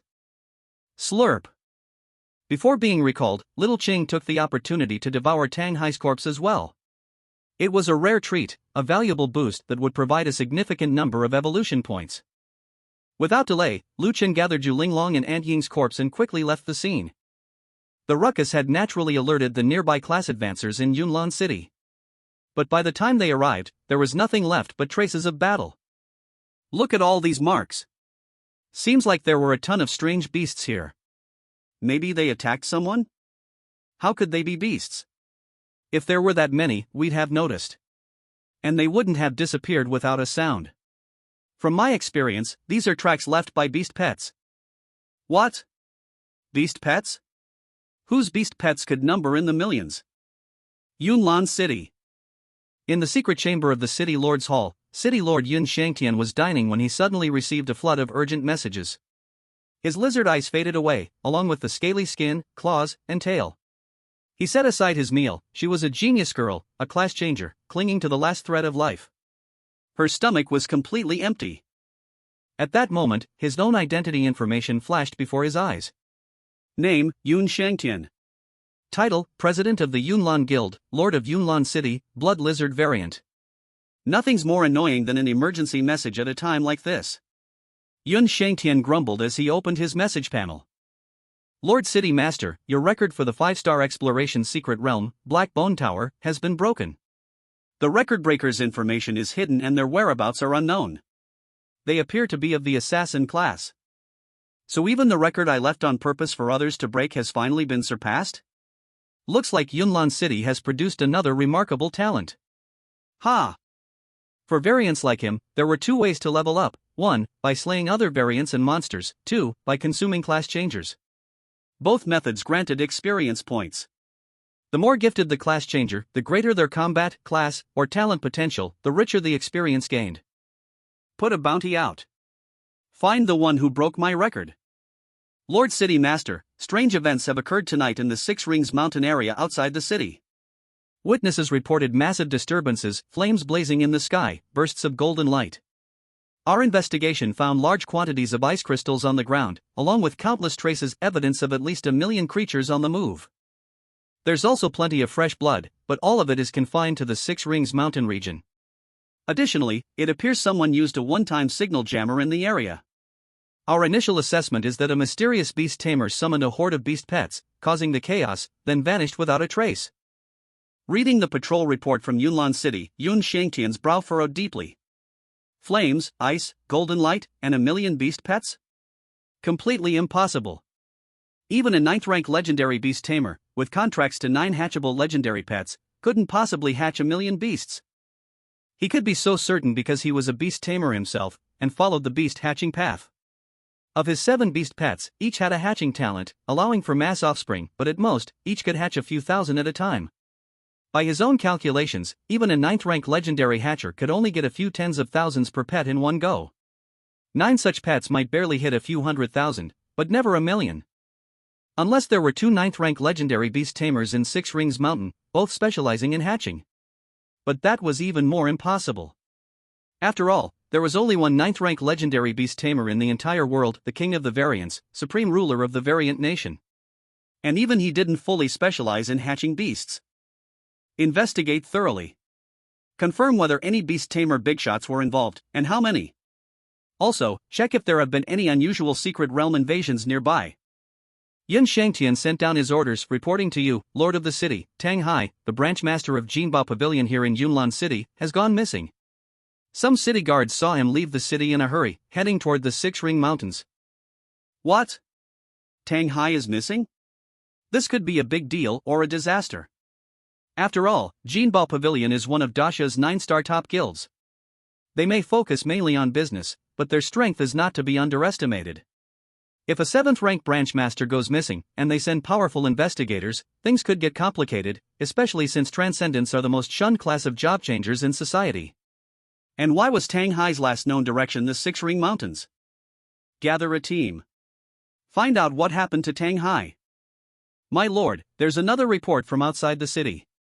Some job changers out there claim to have spotted a mysterious mount heading toward the 6 Ring Mountains. It left a trail of flames as it ran. People are saying it might be an epic mount, maybe even legendary. 6 Ring Mountains again? Yun Shangtian was stunned. Why were all tonight's emergencies, aside from the record-breaking incident, connected to the 6 Ring Mountains? Send a squad to investigate. Yun Shangtian had been planning to keep eating, but he sensed things were far from simple. He had to check out the 6 Ring Mountains himself. With a wave of his hand, he summoned a spider beast pet with a human face, and gestured for it to devour the young girl in front of him. When you're done, remember to take her skull and mount it properly. It's a memento of my meal, he instructed. Chirp. At once, my master, the spider replied. Embedded in the secret chamber's walls were countless skulls, at a glance, no fewer than 100,000. 3 meals a day, 2 people per meal, for 50 years, without interruption. A shrill, chilling scream echoed through the sealed room, making one's skin crawl. Meanwhile, after returning home, Lu Chen and Yu Linglong held a simple funeral for Shadow Ant, burying her bones on a little hill inside their guild territory. Of those grieving, apart from Yu Linglong, Lu Chen's mother, Chen Ro, was the most devastated. She and Shadow Ant were about the same age and had quickly grown as close as sisters during these past few days, chatting and laughing together. Now, in the blink of an eye, death had torn them apart forever. But Chen Ro understood. In this world, death was a fact of life, constant, everywhere. Every moment, somewhere, someone was dying, families were being separated forever. Son, this world is just that cruel. If you're not strong enough, you can't protect your family, you might not even be able to protect yourself. Lu Xun said heavily. That's why, when I was younger, I always stuck to one rule: stay low, grow strong in secret, and never take risks until you're truly powerful. Dad, I understand, Lu Chen nodded. But unlike his father, after last night's battle, Lu Chen was acutely aware of how strong he'd become. With the Titan beast soul possessing him, plus his celestial battle physique, and the attributes he could bestow on his pets, he was strong enough that his beast companions could ignore the might of 7th rank powerhouses and easily take them down. If a 7th rank enemy was surrounded by his pets, escape was impossible. Now, for the first time, he felt confident enough to stand tall among Yunlan City's elites. After all, this was a young person's body. Sometimes, you had to keep a low profile, and other times, you needed to step into the spotlight. As long as your tracks weren't completely exposed, you'd be fine. Sister Linglong, what was the deal with those 3 assassins? After comforting Yu Linglong, Lu Chen asked her quietly. They were assassins from Bone Shadow, she replied. They took a contract from Lady Jean of the Jinbao Pavilion to kill me. What? Lu Xun and Shan Ro's faces changed instantly. Bone Shadow? They exchanged a glance, alarmed. Bone Shadow, the world's most notorious and deadly 9-star assassin guild. Their reputation was monstrous. For the sake of a mission, they wouldn't hesitate even to kill their own family. Ruthless, inhuman. And once they accepted a contract, they'd keep coming, relentless, until the target was dead. Yu Linglong recounted her past to the three of them, and only then did they understand why Lady Jean would hire Bone Shadow to eliminate her. It was about preserving her own reputation. She didn't want to be accused of killing her own daughter, even if Yu Linglong wasn't her blood. After all, Yu Linglong's true identity had already been revealed by the Jinbao Pavilion's Grandmaster, Yi Lingxiao. That was his way of protecting his beloved daughter. So, Jin Nihuang turned to Bone Shadow to do her dirty work. She wanted to play both sides act righteous while hiding her sins. "It's my fault," Yu Linglong sobbed, her voice choked with grief. "I never should have risked going to Jinbao Pavilion to buy materials for the 5th rank Beast Master advancement quest. If I hadn't, Pavilion Master Tang Hai wouldn't have caught on, and Anding wouldn't have died. You told me yourself, Chen, don't go to Jinbao Pavilion unless absolutely necessary. Anding warned me, too. She said it was dangerous. But I wanted to gather the materials for your advancement as quickly as possible, so I went anyway. It's all my fault. I got Anding killed." Woo woo. Lu Chen let out a sigh. "I bear some responsibility too," he said quietly. At that moment, Lucen spoke up, his tone solemn. "Son, you're in serious trouble now. Bone Shadow's assassins carry a blood contract. By killing them, you've been marked by its power. They can use that blood contract to track you down, wherever you go." Lu Chen's brow furrowed deeply. This was, indeed, a huge problem. He had to act fast, before Bone Shadow's even more powerful assassins arrived.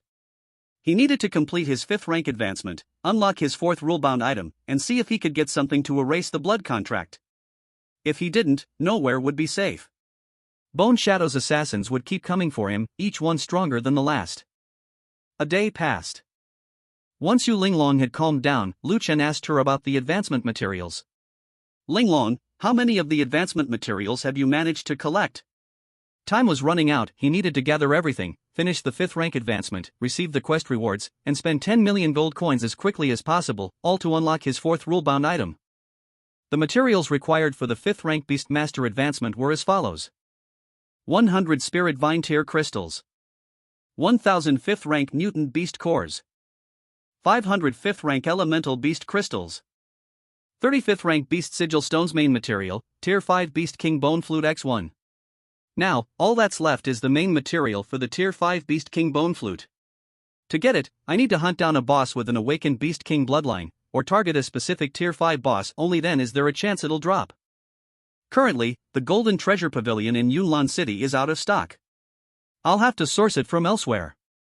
But now that my identity's been exposed, I'm afraid the pavilion's headquarters will soon find out I need this advancement material and cut off the supply." Jade Linglong handed all the advancement materials she'd gathered over to Lu Chen. "So, we're just missing the main material, huh? Looks like I'll have to grind for it myself." Lu Chen remembered that old Tai went to the ticket competition again yesterday. He wondered how it went. He hadn't heard a word from old Tai, no messages at all. Could something have happened to him? He tried messaging old Tai, only to get an automated response, *ding. The recipient is currently in a shielded area. Message cannot be delivered, *ha? A shielded area? Don't tell me old Tai's really in trouble.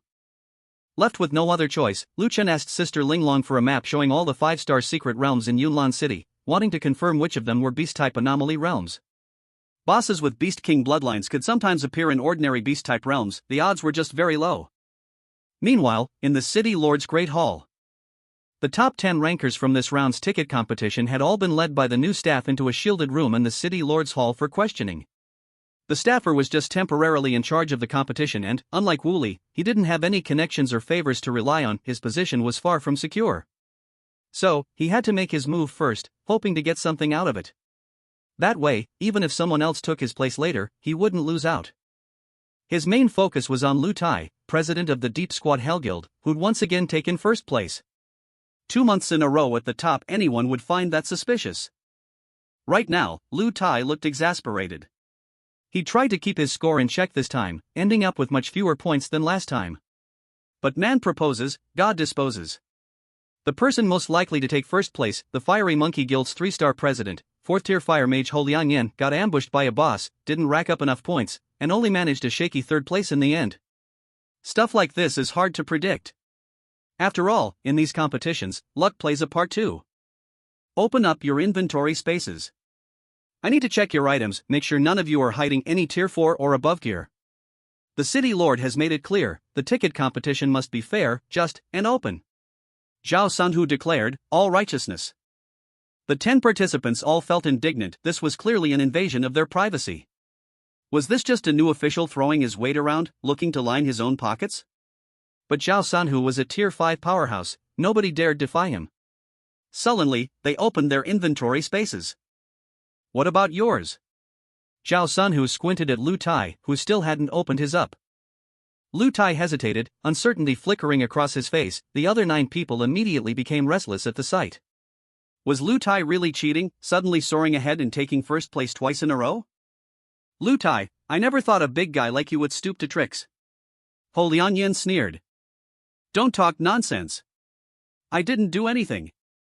Lu Tai's face darkened, but he still obediently opened his backpack space. He didn't want to cause trouble in the city lord's main hall. When everyone saw the contents of Lu Tai's backpack, 2 pieces of tier 4 epic equipment and 7 pieces of tier 4 orange grade equipment, they all gasped in shock.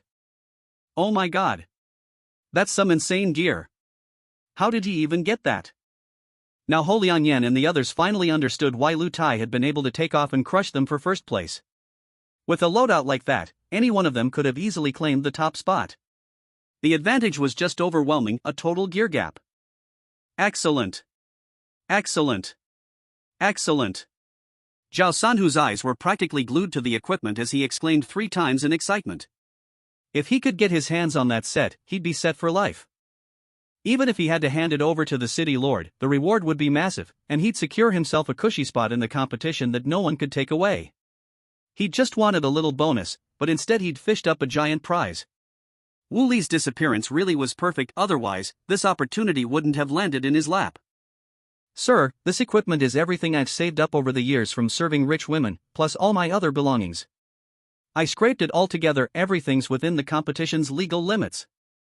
Lu Tai hurried to explain. Yeah, right. Who are you trying to fool? Zhao Sanhu scoffed. That set is worth close to 1 million gold coins. What sugar mama would tip you that much?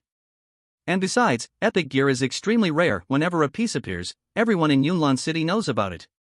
How come I've never heard of these 2 epic items showing up? I strongly suspect this equipment has a shady origin. For now, I'll confiscate it for investigation. If it's proven legal, you'll be notified to claim it back. With that, Zhao Sanhu took the entire set for himself. But, sir, Lu Tai tried to protest. He knew all too well that once the equipment was confiscated, it would never come back to him. What? You don't trust me? Zhao Sanhu's tone turned cold. Even if you don't trust me, surely you trust the city lord? One more word, and I'll confiscate your entry reward and charge you with disturbing the peace. The threat and pressure in Zhao Sanhu's voice made Lu Tai bite his tongue, cursing the little fox in his heart. The others could barely contain their delight. Without that gear, Lu Tai was back to square one, completely out of the running for the rest of the competition. And on top of that, the Deep Squat Hell Guild would lose their eligibility for the once-in-a-decade secret realm allocation. At the same time, everyone was curious, how did a brute like Lu Tai get his hands on such luxurious equipment? Afterwards, the moment they left, Lu Tai immediately contacted boss Lu Chen to report that Zhao Sanhu had confiscated all his equipment. When Lu Chen heard the details, a flash of murderous intent passed through his eyes. It's fine. Don't worry about it for now. I'll get it back for you later. Yes, boss. With Big Boss Lu Chen's words, the gloom on Lu Tai's face vanished instantly. Whatever the boss said was as good as a divine decree. Wait, why isn't Lu Tai the least bit upset? In fact, he looks downright cheerful. Watching Lu Tai walk away with a relaxed smile, Holian Yen was full of suspicion. Did he have a secret stash or something? Boss Lu, of the 5 secret realm tickets awarded this time, only the 5-star invasion realm is different, the other 4 are all the same. I'll trade them to you right away. When Lu Chen learned that none of the 5 secret realm tickets were for beast-type realms, he immediately told Lu Tai to go exchange them with others, swap them all for 5-star beast-type secret realm tickets. Not long after, Lu Tai completed the exchange. Boss Lu, I managed to get 3 5-star Beast-type Secret Realm tickets, 2 Invasion Realm tickets, and 1 normal Secret Realm ticket. They're all Beast-type anomalies. Well done. Go wait for me at the Secret Realm entrance. Rumble. With Lu Chen going all out, every Beast anomaly in the 5-star Invasion Secret Realms was turned into evolution materials for his Beast pets. Boss Lu, I've hit max level. Lu Tai had never imagined that after reaching Tier 4, he could level up so quickly. He'd thought it would take him at least 5 years to reach Tier 4 max level, but following Boss Lu through just 2 Invasion Secret Realms had done the trick. Lu Tai was over the moon. But Lu Chen had a headache. The problem was, neither of the 2 Invasion Realm bosses had the Beast King bloodline. If the boss in the last normal Secret Realm didn't have it either, he'd have to resort to brute force, break through the barriers of other 5-star Beast-type Secret Realms and force his way in to hunt for it. Either way, if he didn't level up to Tier 5 soon and find a way to break the blood contract, he couldn't stay here much longer. He'd have to retreat for now and circle back after some time. Boss, are you farming for advancement materials? If only there was a lucky item to boost drop rates, Lu Tai said, suddenly giving Lu Chen a new idea. That's right. The system store claimed it sold anything he could use. Maybe there really were luck-boosting items. If he could max out his luck, wouldn't the odds of encountering a Beast King bloodline boss be sky-high? Lu Chen opened the system store's items tab and searched for the keyword luck. Name, Lucky Charm. Name, Lucky Secret Water. Name, Lucky Stoneflower. Wow! There were hundreds of options. Lu Chen promptly bought the most convenient item, a Lucky Charm. Ding! You spent 1 gold coin and bought SSS rank Legendary Lucky Charm ×1. Name, Tier 4 Lucky Charm. Quality, SSS Legendary. Effect, increases luck stat by 40% for 30 seconds. Note, this item's effect cannot be stacked with other luck-boosting items. Lu Chen checked the consignment store to see the market price for luck items, but found only raw luck materials, not finished products. Item name, Lucky Clover. Item quality, F grade. Use, main ingredient for brewing F grade luck potion. Sale price, 1,000 gold coins. 1 F grade luck material costs 1,000 gold coins? That's more than most ordinary families make in a whole year. Lu Chen was stunned. An F-grade luck potion goes for at least 10 times that price, so expensive? And he knew, an F-grade luck potion only boosts luck by 10 points. Then again, it made sense. When it came to high-level equipment enhancement or enchantment, your success rate was abysmal without the help of extra luck. Whoa, a legendary luck talisman? Seriously? Lu Tai was dumbfounded. All he did was casually mention it, and Boss Lu Chen just whipped out an SSS tier legendary luck item? Wasn't that a little over the top? A single legendary luck talisman like that had to be worth at least 300,000 gold coins. Lu Chen just smiled and said nothing. Legendary luck talisman, use. Whoosh. Ding. Your luck has increased by 40% of its max value for 30 seconds. Lu Chen was speechless. He thought using a legendary luck item would finally let him see his actual luck stat. But, true to form for a hidden attribute, the system wouldn't show any numbers. Everything depended on the game's rules. Unreal. He arrived at the entrance to the secret realm. Enter. Ding. Congratulations, your luck is off the charts. The secret realm's final boss has awakened the Beast King bloodline. Defeating it may drop an ultra-rare item. Lu Chen grinned knowingly. Figures. Pay to win is the real deal. If he hadn't used the legendary luck talisman, this secret realm's boss would never have awakened the Beast King bloodline in the first place. Here's hoping it drops the Beast King bone flute. Boss, you used your luck talisman too early, might not last until the boss fight. No worries, I've got more. Lu Chen had bought 10 legendary luck talismans in one go. He pulled out another. Boss, you're incredible. Lu Tai was in awe. Before long, Lu Chen reached the final boss. It was a porcupine-type leader, and thanks to awakening the Beast King bloodline, it had a powerful buff. Its strength now rivaled a commander-level boss. But Chomp! Lu Chen's 5 main beast pets all attacked at once. The boss let out a single scream before collapsing, its corpse quickly torn apart. Ha! After consuming so many exotic monsters, their progress was over 90%, but still not enough for a full second evolution? Lu Chen shook his head. Guess the second evolution isn't so easy. It's like trying to finish a puzzle, you think you're there, but you get stuck at the very end. Could it be his beasts need Lu Chen to advance to Tier 5 before they can evolve again? He couldn't be sure, so he'd have to wait until his own breakthrough to find out. Lu Chen then personally picked up the boss drops. There it is. He picked up a bone flute crafted from the Beast King's bones, a look of delight spreading across his face. With this, he finally had all the materials he needed for his advancement quest. Time to head back and take on the Tier 5 promotion mission. Old Tai, take the loot from these 3 secret realms and sell it, alright, boss, I promise not a single item will go below market price. With his orders given, Lu Chen turned back to the Godslayer Guild. Only then did Lu Tai, grinning from ear to ear, teleport back to the city. But Lu Tai, who never bothered to hide his identity, had already caught the eye of Ho Liangyan, the president of the Fiery Monkey Guild. Ever since he'd seen Lu Tai's set of top-tier gear, Ho had been secretly watching him. And when he found out Lu Tai had traded with other guilds for 3 5-star secret realm maps, Ho was convinced Lu Tai was hiding even more treasures. So, he sent an assassin from his guild to shadow Lu Tai, just waiting for him to pass through some remote area. The plan was simple: rob him, kill him, and take everything. Lu Tai, all bulging muscles and bronze skin gleaming in the sunlight, strode along with heavy, ground-shaking steps. His tank top was stretched tight over his barrel chest. He was humming a cheerful tune as he walked, thinking, the boss told me to sell the goods, and I sold every last thing. Suddenly, Ho Liangyan and his men surrounded him. Lu Tai, you really are full of surprises. Ho sneered. You got stripped of your top gear, and yet you and a partner still managed to clear 3 5-star secret realms with ease. Don't tell me you only had one set of top-tier equipment? Ho flashed a wicked grin. I'm not greedy. Just hand over the rest of your top gear and everything you got from those 3 secret realms, and I'll let you live. Lu Tai grinned back.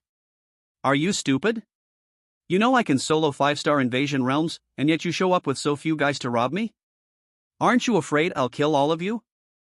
Ho Liangyan just smirked, then turned and gave a respectful bow to someone in the shadows. Teacher, please help me take him down. A towering figure stepped into view, a 6th-rank powerhouse. He was Mo Ren, an elder of the Yunlan Guild and Ho Liangyan's own mentor.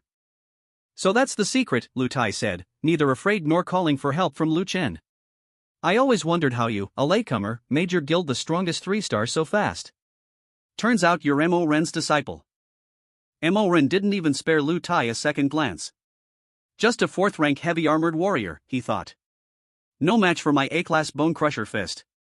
3 moves, that's all I need to finish you. Orange light flared from the gauntlets on Mo Ren's fists. He soared into the air and unleashed a devastating punch from above. The sheer force of it was terrifying. But just as Mo Ren's iron fist was about to smash Lu Tai's face, red light suddenly surged from Lu Tai's warhammer. With a roar, he swung it straight at Mo Ren. What? Mo Ren's pupils shrank in terror. In that instant, he felt death looming over him. He tried to defend, but there was no time. Boom! The hammer came down. Mo Ren was pulverized into a bloody smear in an instant. Gah! Before Ho Liangyan and his men could even react, the shockwave from Lu Tai's warhammer cracked the earth, tearing open a massive fissure. Not a single one of Ho's group escaped, all were obliterated by that earth-shattering blow. And that wasn't all. Even a small mountain ahead exploded, reduced to dust. Whoosh, Lu Tai hefted his massive warhammer, lifting his head. His eyes glowed a bloody red, divine runes flickering beneath the surface. Let's rewind to the second time he took part in the ticket competition. Back then, Lu Tai was locked in fierce combat with a horde of monstrous creatures when, out of nowhere, he received a divine message from a being calling itself the Beast God. The message was simple: if Lu Tai chose to believe in the Beast God, he would be blessed with divine power and awaken a godly talent. At first, Lu Tai hesitated. He was well aware of his own limitations, just a B-rank heavy-armored warrior. No way was it his turn to be favored by a god. Free lunch doesn't fall from the sky. That was something his mother had drilled into him since childhood. But then, the divine voice added, this was a special perk for being one of Lu Chen's crew. That changed everything. Lu Tai agreed without a second thought. Oh. So it's all thanks to Lu Chen, the big boss.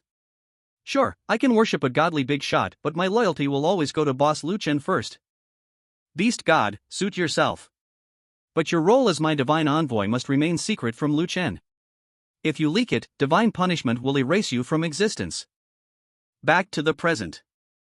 Lu Tai let go of his godly blessing, returning his stats to normal. Humming a little tune, he sauntered off. Boss told me to sell the loot, and I sold every last bit. Godslayer Pavilion. You went in once and got the main material, the Beast King Bone Flute, already? Yu Linglong stared in disbelief. No matter the combat class, the main material for a Tier 5 advancement quest was always rare and had a terrible drop rate. It was exactly why so many prodigies got stuck at Tier 4. Without a powerful background, grinding for a Tier 5 advancement material could take years, maybe decades. Even if you had the cash, you couldn't always buy it. For example, at Jinbao Pavilion, Tier 5 and above advancement materials were only sold to gold card members and up. No matter how much others offered, they wouldn't sell. Luck was on our side this time. Linglong, have you managed to collect all the materials for your advancement? Lu Chen asked with a smile. Back when I became the head of the Shihai City Jinbao Pavilion branch, my dad had already prepared a full set of Tier 6 archer advancement materials for me, Yu Linglong replied.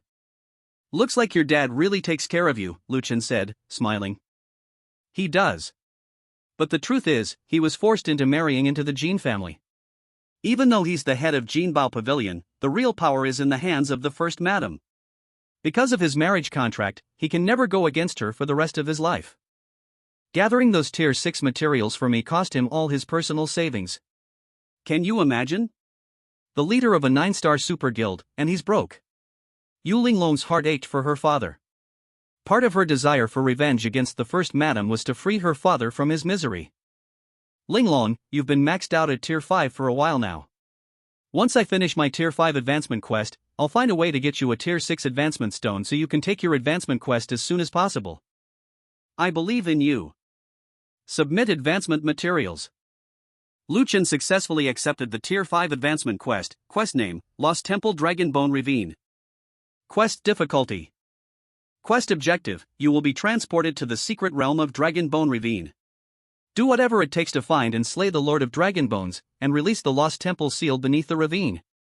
Hint, if you complete the quest perfectly, you will awaken a forbidden spell level insight ability. Is that really all there is to a Tier 5 advancement quest? Lu Chen was dumbfounded. After all, his last 3 10-star advancement quests had been incredibly complex. Yet now, for this Tier 5 10-star quest, all he had to do was kill a single boss and break the seal on the lost temple. That's it. Of course, for anyone else, this 10-star advancement quest would still mean certain death. After all, a Tier 5 domain lord boss isn't something an ordinary Tier 4 class changer could handle. Even a legendary Tier 4 with top-tier gear would have little confidence taking on a domain lord boss a full tier above them. But to Lu Chen, this didn't feel difficult at all. On the contrary, he quite liked how straightforward this advancement quest was. This way, he wouldn't have to waste too much time and could finish quickly and return. But it wouldn't be long before Lu Chen realized things weren't going to be so simple, after all. Stepping into the swirling teleport vortex, the scenery around him shifted instantly. Lu Chen found himself in a shadowy land of bones. Since this secret realm was called Dragonbone Ravine, it was only natural that undead dragon creatures and other strange abominations would dwell here.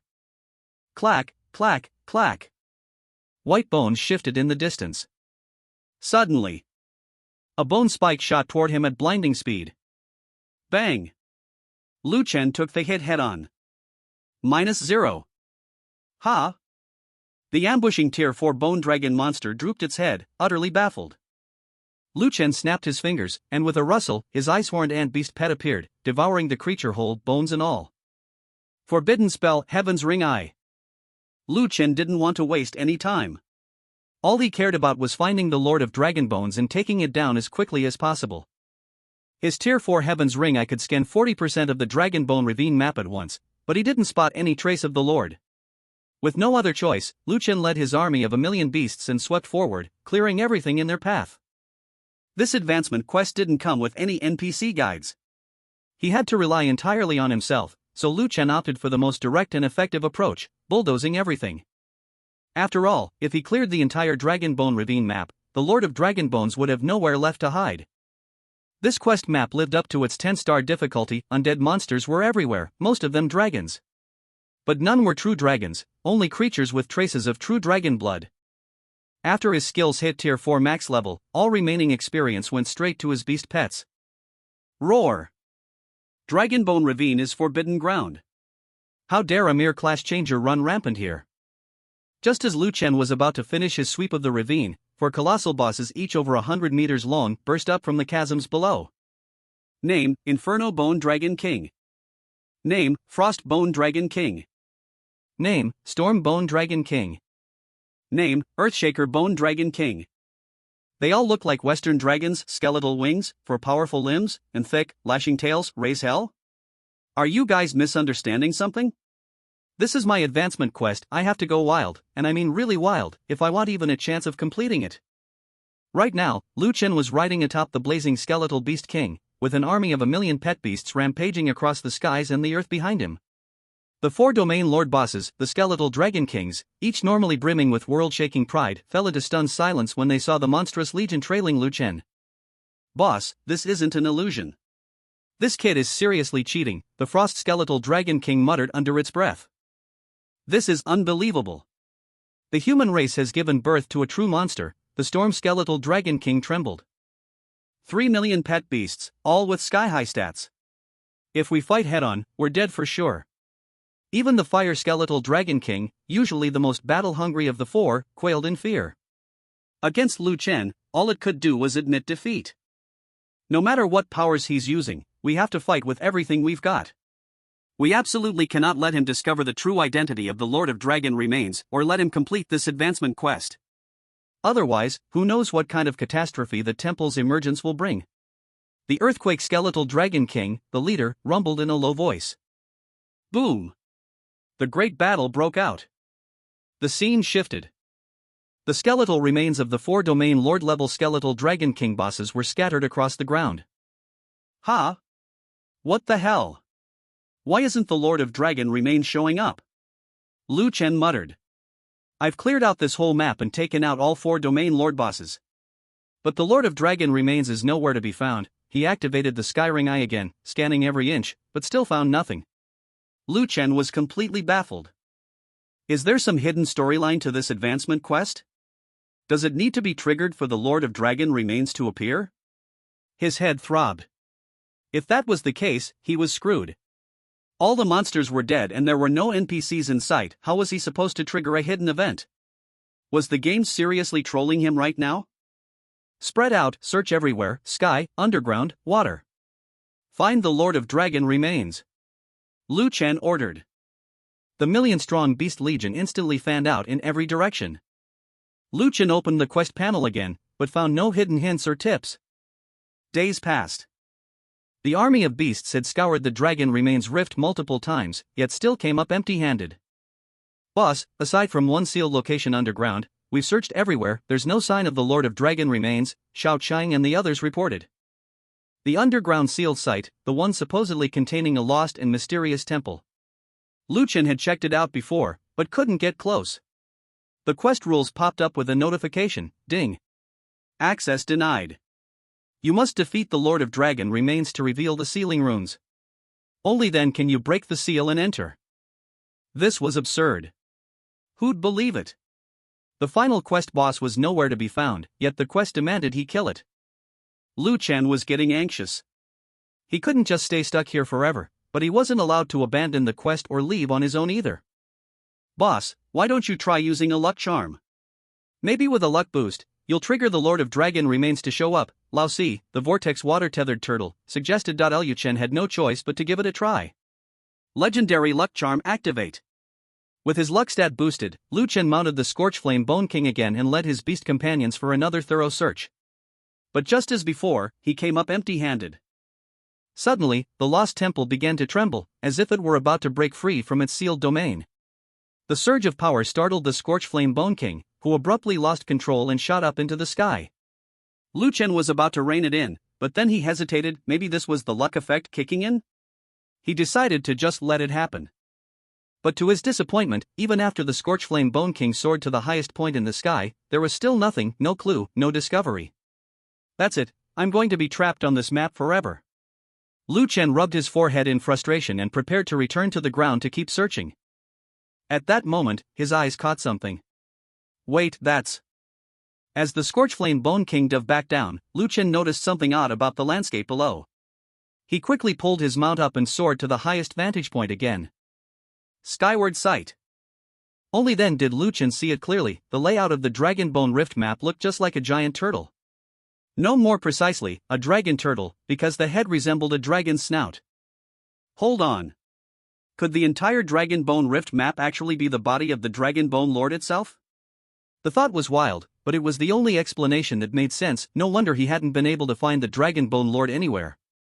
Without hesitation, Lu Chen decided to test his theory. He gave the command to all his beast companions, attack the ground. 3 million beasts unleashed their power, pounding the earth in unison. Finally, the slumbering Dragon Bone Lord stirred. The moment it awakened, a massive health bar stretched across the sky, glowing blood red like a pillar of energy. The number itself wasn't as outrageous as Lu Chen expected, but that was because the health bar's length scaled with the creature's size, while the number itself remained fixed. Lu Chen stared, dumbfounded. No way, the Dragon Bone Lord really is the map itself. Name, Temple Guardian Dragon Bone Lord Tarot, World Boss. Rank, Realm Master Level Boss. Ability, Dragon Bone Immortality, Legendary, all stats plus 500%. Immune to instant death, curses, and control effects. When HP drops below 20%, enters bone reshaping state, invincible for 3 seconds and recovers 30% HP, can trigger once per battle, level, Tier 5, LV 150. HP, 45,150,000. Mana, 22,650,000. Attack, 11,325,000. Defense, 13,545,000 physical / 6,795,000 magic. Special status. Deadman's Domain buff, can summon massive numbers of skeletal dragons. Dragon Bone Regeneration buff, absorbs dragon bones to heal. Dragon Blood Aura, damage reduction, regeneration, all stats x5. Skills, Dragon Breath, Death Fission, Bone Prison, Dragon Shell Bulwark. Draconic Meteor, reverse scale Bonefield. 45 million HP? Lu Chen's heart pounded with shock. This was, by far, the most terrifyingly tanky Tier 5 world boss he'd ever encountered. Those 2 divine servants he'd run into back in Shihai City, compared to this Lord of Dragonbones, they weren't even in the same league. So this is how it is. Even among world bosses of the same tier, the gap can be this huge. Still, however powerful the enemy, Lu Chen wasn't worried. With the Beast God Metal active, 3 minutes of unlimited firepower and infinite revives. No matter what, he'd be able to blast this world boss to death. It might just take some extra time. Boy, you never should have taken this quest, nor should you have awakened me. The Lord of Dragonbone's voice boomed through the secret realm like thunder. The lost temple was meant to remain sealed within me forever. If it's released, disaster will shake the world. You have 2 choices, abandon this quest and stay here with me for eternity, or continue and fight. I guarantee you'll die. I strongly advise you to give up. You only have 1 life. Or, do you really want to bring ruin to your own world? Lu Chen shot back, full of bravado. What does an apocalypse have to do with me, Lu Chen? Stay here with you for the rest of my life? You must be dreaming. I'm finishing this quest, no matter what. The Lord of Dragonbones fell silent. For a long moment, nothing. Finally, its voice rumbled again. So be it. There's nothing left to discuss. This place will be your grave. Buzz. Deadman's Domain buff active effect triggered. Countless monstrous bone dragons erupted into existence, far more than tens of millions, each and every one a Tier 5 undead monstrosity. Just the effect of this one special buff could crush any Tier 5 advanced player. The Lord of Dragonbone's power was overwhelming, truly worthy of being the temple's guardian. Lu Chen didn't hesitate, he unleashed his might at full force. Titan Ape Spirit, possess. Godly Battle Form, Forbidden Spell, cast. He shared his enhanced stats with his beast companions, and together they exploded into action, each showing their unique skills as they plunged into battle against the horde of undead bone dragons. Meanwhile, Lu Chen charged straight for the Lord of Dragonbone's massive skull. 2 forbidden spells, unleashed in rapid succession. Heaven's Wrath, World Annihilation. Holy Spear, Oath of the End. A deafening roar shook the battlefield. You little beast Tamer brat, even knowing skills from other classes, and even forbidden spells at that, impressive. But just that alone isn't enough to make you my match. The Lord of Dragon Remains unleashed 3 skills in rapid succession, like it was cheating. Bone Prison. Dragon Breath, Death Cataclysm. Dragon Remains Meteor, ****. First, a prison of bones locked Lu Chen's body in place. Then came a barrage of dragon breath, and finally, a meteor formed from Dragon Remains crashed down. 3 attacks in one relentless combo. No matter how formidable Lu Chen's defenses were, no matter how much damage he could negate, he was instantly obliterated.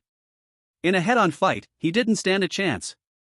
I warned you, fight me and it's certain death. You just wouldn't listen. The Lord of Dragon Remains sighed. Such a talented beast tamer, wasted just like that. What a pity. Wait, something's off. His beast companion hasn't disappeared. The Lord of Dragon Remains swept its gaze across the battlefield, its twin eyes blazing like ghostly blue suns. It quickly pinpointed Lu Chen's tiny figure. Still alive? Impossible. The Lord of Dragon Remains could hardly believe it. The real fight is just beginning. After resurrecting, Lu Chen activated the effects of the Beast God's medallion. A resurrection effect? Are you kidding me? Resurrection breaks the very balance of the world. How could a class changer possibly wield such a power? The rules of class advancement would never allow it. As a temple guardian, the Lord of Dragon Remains knew plenty about such things. It simply assumed Lu Chen had used some sort of rare death substitution technique, the kind that only the most promising class changers could possibly master. But in the next instant, the Lord of Dragon Remains was utterly stunned by what it saw. Lu Chen raised his hand and unleashed another volley of 3 forbidden spells. Fountain of Life, Thunder Judgment, World's End, Holy Spear, Oath of Finality. Fountain of Life would keep his beast companion healed, preventing it from being worn down by the endless undead bone dragons. Didn't he just cast a forbidden spell? How's the cooldown already over? Something's not right. Did he use some kind of cooldown reducing item? The Lord of Dragon Remains had no choice but to tough it out, weathering the forbidden spell damage and counterattacking. After all, its health bar was thick enough. Even if its opponent kept blasting forbidden spells, it could still take the punishment. As a Tier 5 aberrant boss, it could wield 10 different skills. Once again, Lu Chen was instantly killed by a triple combo barrage. Resurrect. Lu Chen revived and immediately resumed his all-out assault, forbidden spell combos never stopping. How is this possible? The Lord of Dragon Remains was starting to panic. No matter how much it didn't want to believe Lu Chen truly had a resurrection effect, now it had no choice. There was simply no death substitution technique that made someone reappear at full strength right after dying. This was absolutely, unmistakably, the rule-breaking resurrection effect. Desperately, it kept up its attacks as it devoured the corpses of other aberrant monsters to heal, trying to keep its health up. All the while, it kept a wary eye on the Icehorn ants. With its vast combat experience, it knew the ants' deadly trait: if a million of them swarmed close enough to bite at once, not even its massive health pool could save it.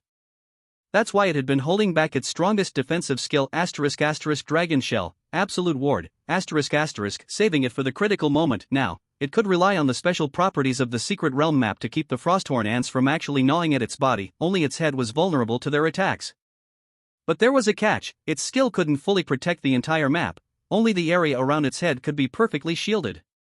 That was the price it paid to turn itself into a secret realm. As long as that human brat with all his cheats dared to get close and summon the Frosthorn ants onto its head, it could instantly wipe out all his beast companions. What it didn't know, however, was that Lu Chen had already noticed the Lord of Dragon Remains was holding back a skill, a defensive one at that. Lu Chen immediately guessed that the boss was guarding against the Frosthorn ant swarm. After all, each Frosthorn ant could deal at least 10,000 damage. Even if the Lord of Dragon Remains had a special divine immunity that negated 90% of true damage, a million Frosthorn ants attacking at once could still one-shot it. Originally, Lu Chen had wanted to cast the forbidden spell, Eye of the Heavens, to verify his hunch. But he realized using the Eye of the Heavens might alert the Lord of Dragon Remains and make it even more vigilant, so he abandoned the idea. In short, he couldn't just summon the Frosthorn ants for a quick kill. He'd have to trick out its defensive skill first, then bring in the ants for the finishing blow. With that in mind, Lu Chen continued his relentless assault with forbidden spells. Kid, I admit you're strong. You're the strongest 4th-tier class holder I've ever seen. But your endless forbidden spells can't kill me. I can summon infinite undead bone dragons to devour and heal. My health bar will always be full.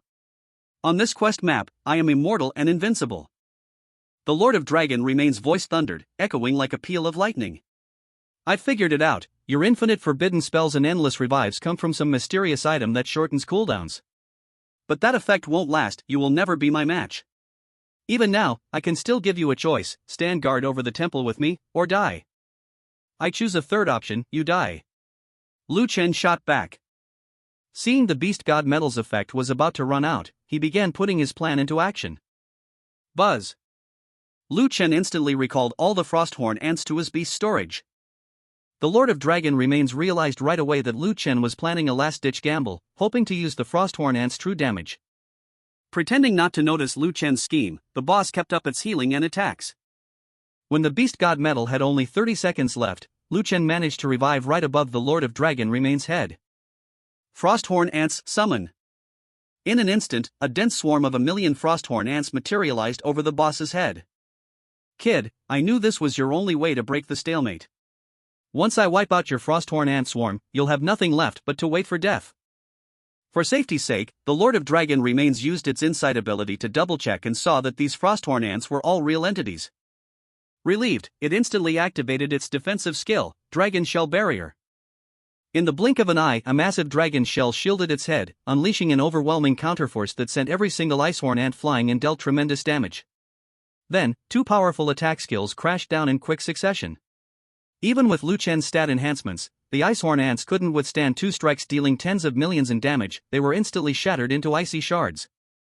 Lu Chen, too, was wiped out once again by the devastating area attack of the Dragonbone Lord. Just as the Dragonbone Lord believed victory was at hand, Lu Chen resurrected on the spot the very instant the Dragon Shell's defense faded, and with a wave of his hand, summoned nearly 1,000,000 more Icehorn ants. Impossible! The Dragonbone Lord's eyes, blazing like blue suns, trembled violently. It had just confirmed that the Icehorn ants were real entities, how could Lu Chen possibly summon another 1,000,000? Did he secretly have over 1,000,000 Icehorn ants contracted, in addition to the 3,000,000 beasts it had already sensed? No, that couldn't be. If he had that many hidden, I would have noticed. He must have used some item with a special effect. Lu Chen flashed a mirror-like artifact.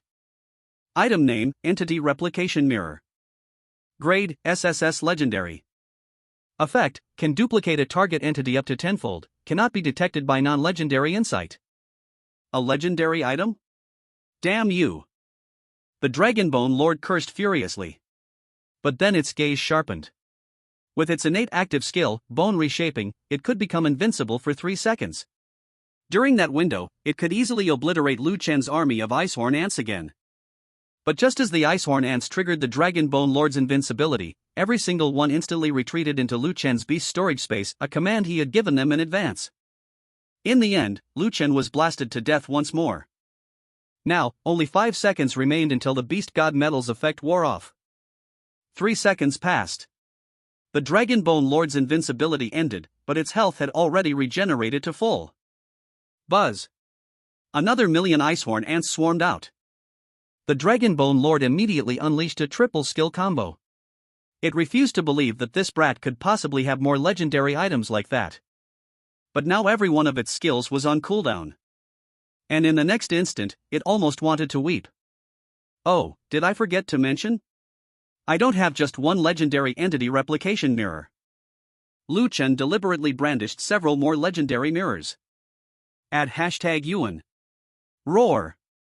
Lu Chen, if it weren't for the rules revealing my attribute panel and letting you glimpse my talents and skills, not even the greatest cheat would let you defeat me, the Dragonbone Lord bellowed, its roar shaking the heavens. It had never imagined it could fall to a mere rookie. But in the end, the one who had the last laugh was me.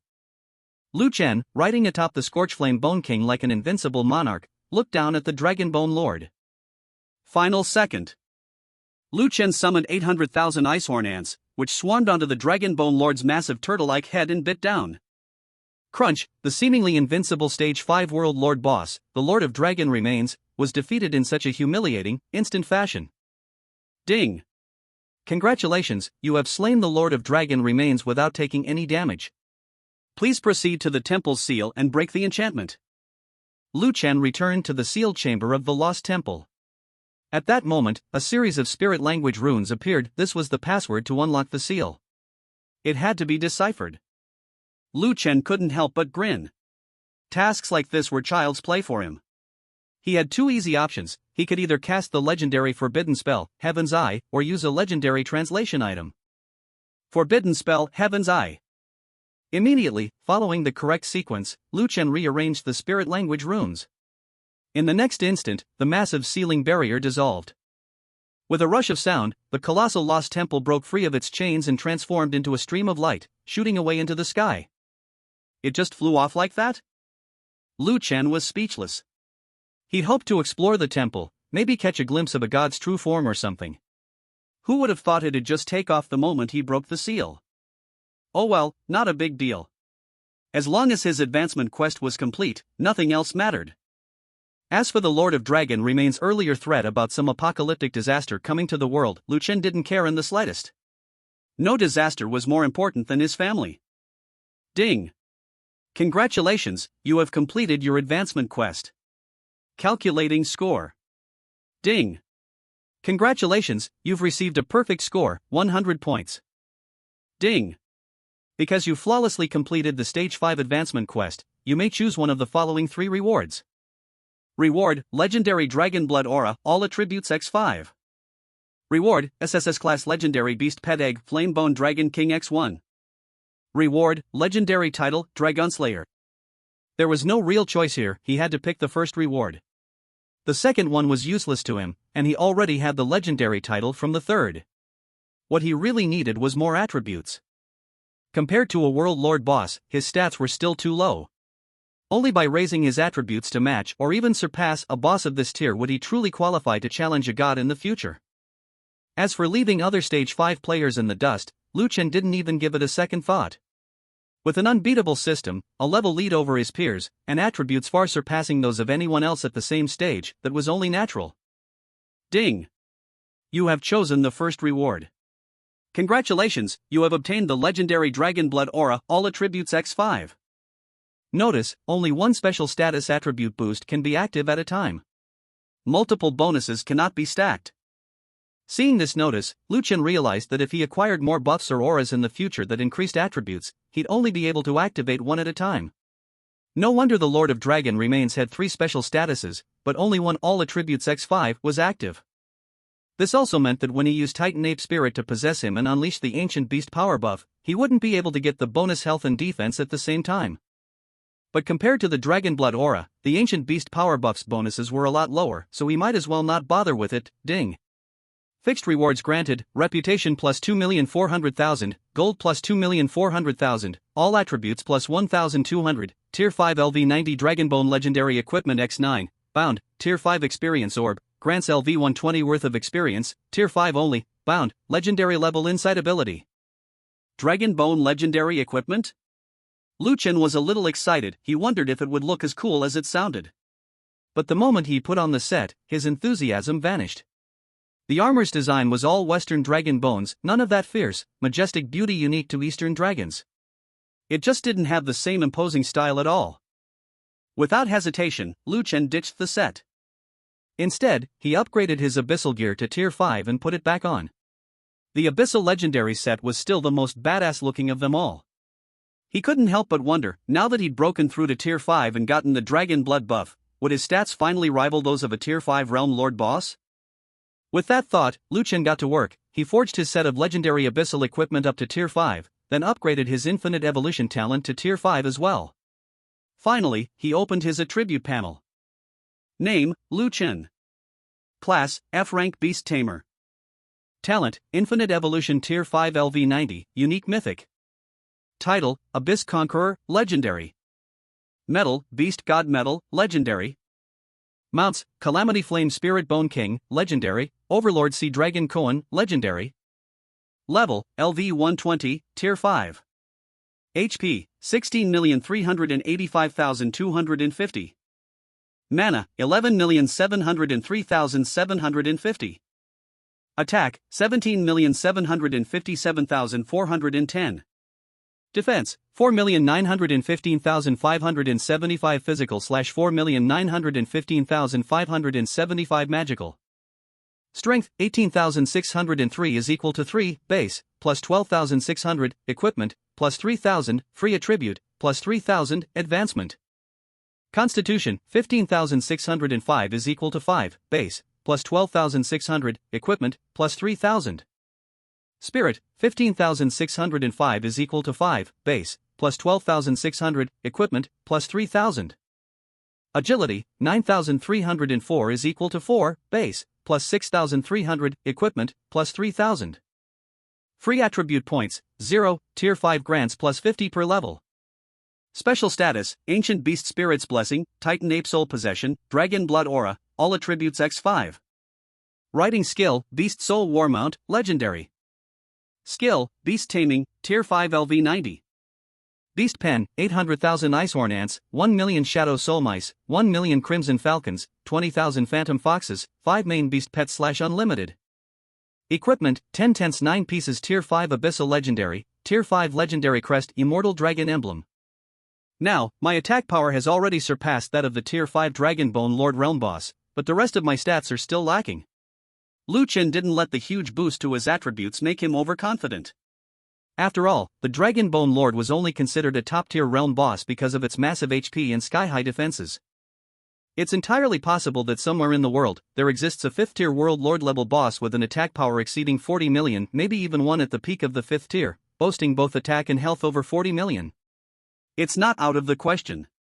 That's why Lu Chen knew he had to keep pushing himself. Ideally, he needed to raise his health even further. He'd already made up his mind, from the 5th tier onward, every free attribute point he earned from leveling up would go straight into Constitution. It was time to take the balanced route, high attack, high health, high defense.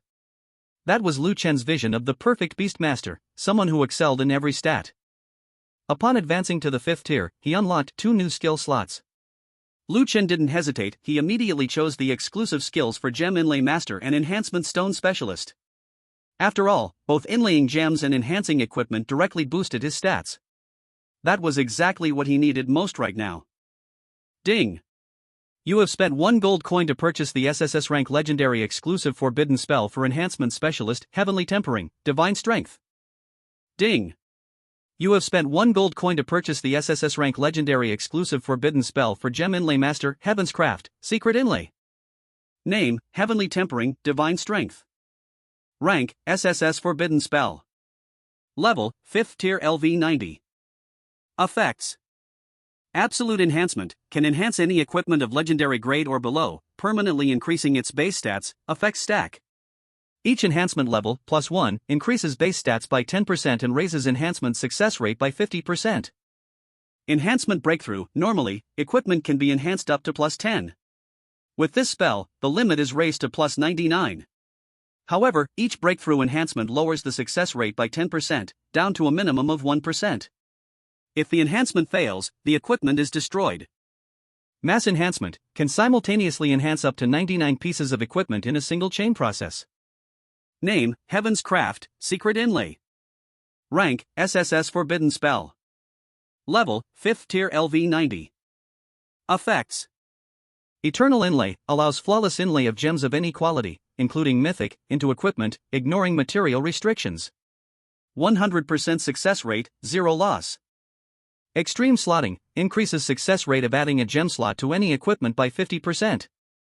Multi-Gem Inlay, allows inlaying multiple gems into a single piece of equipment all at once. Lossless Technique, inlaid gems can be removed or replaced at any time without any loss. Heavenly Fusion, all gems can be fused with 100% success rate. Lu Chen smiled in satisfaction. With legendary enhancement stones and legendary drilling materials each boosting success rates by 50%, combined with these 2 forbidden spells, he could guarantee a 100% success rate whenever he enhanced equipment or inlaid gems in the future. The only caveat was that pushing equipment beyond the standard enhancement cap couldn't be guaranteed, it would always carry a risk of failure and potential destruction. But Lu Chen wasn't bothered. Legendary equipment only cost a single gold coin apiece, he could afford to let a few explode. Eventually, he was determined to max out every single piece of his gear to +99. It was time to head back and get ready to pour more money into the game to unlock his 4th rule item. Lu Chen returned to the Godslayer Pavilion.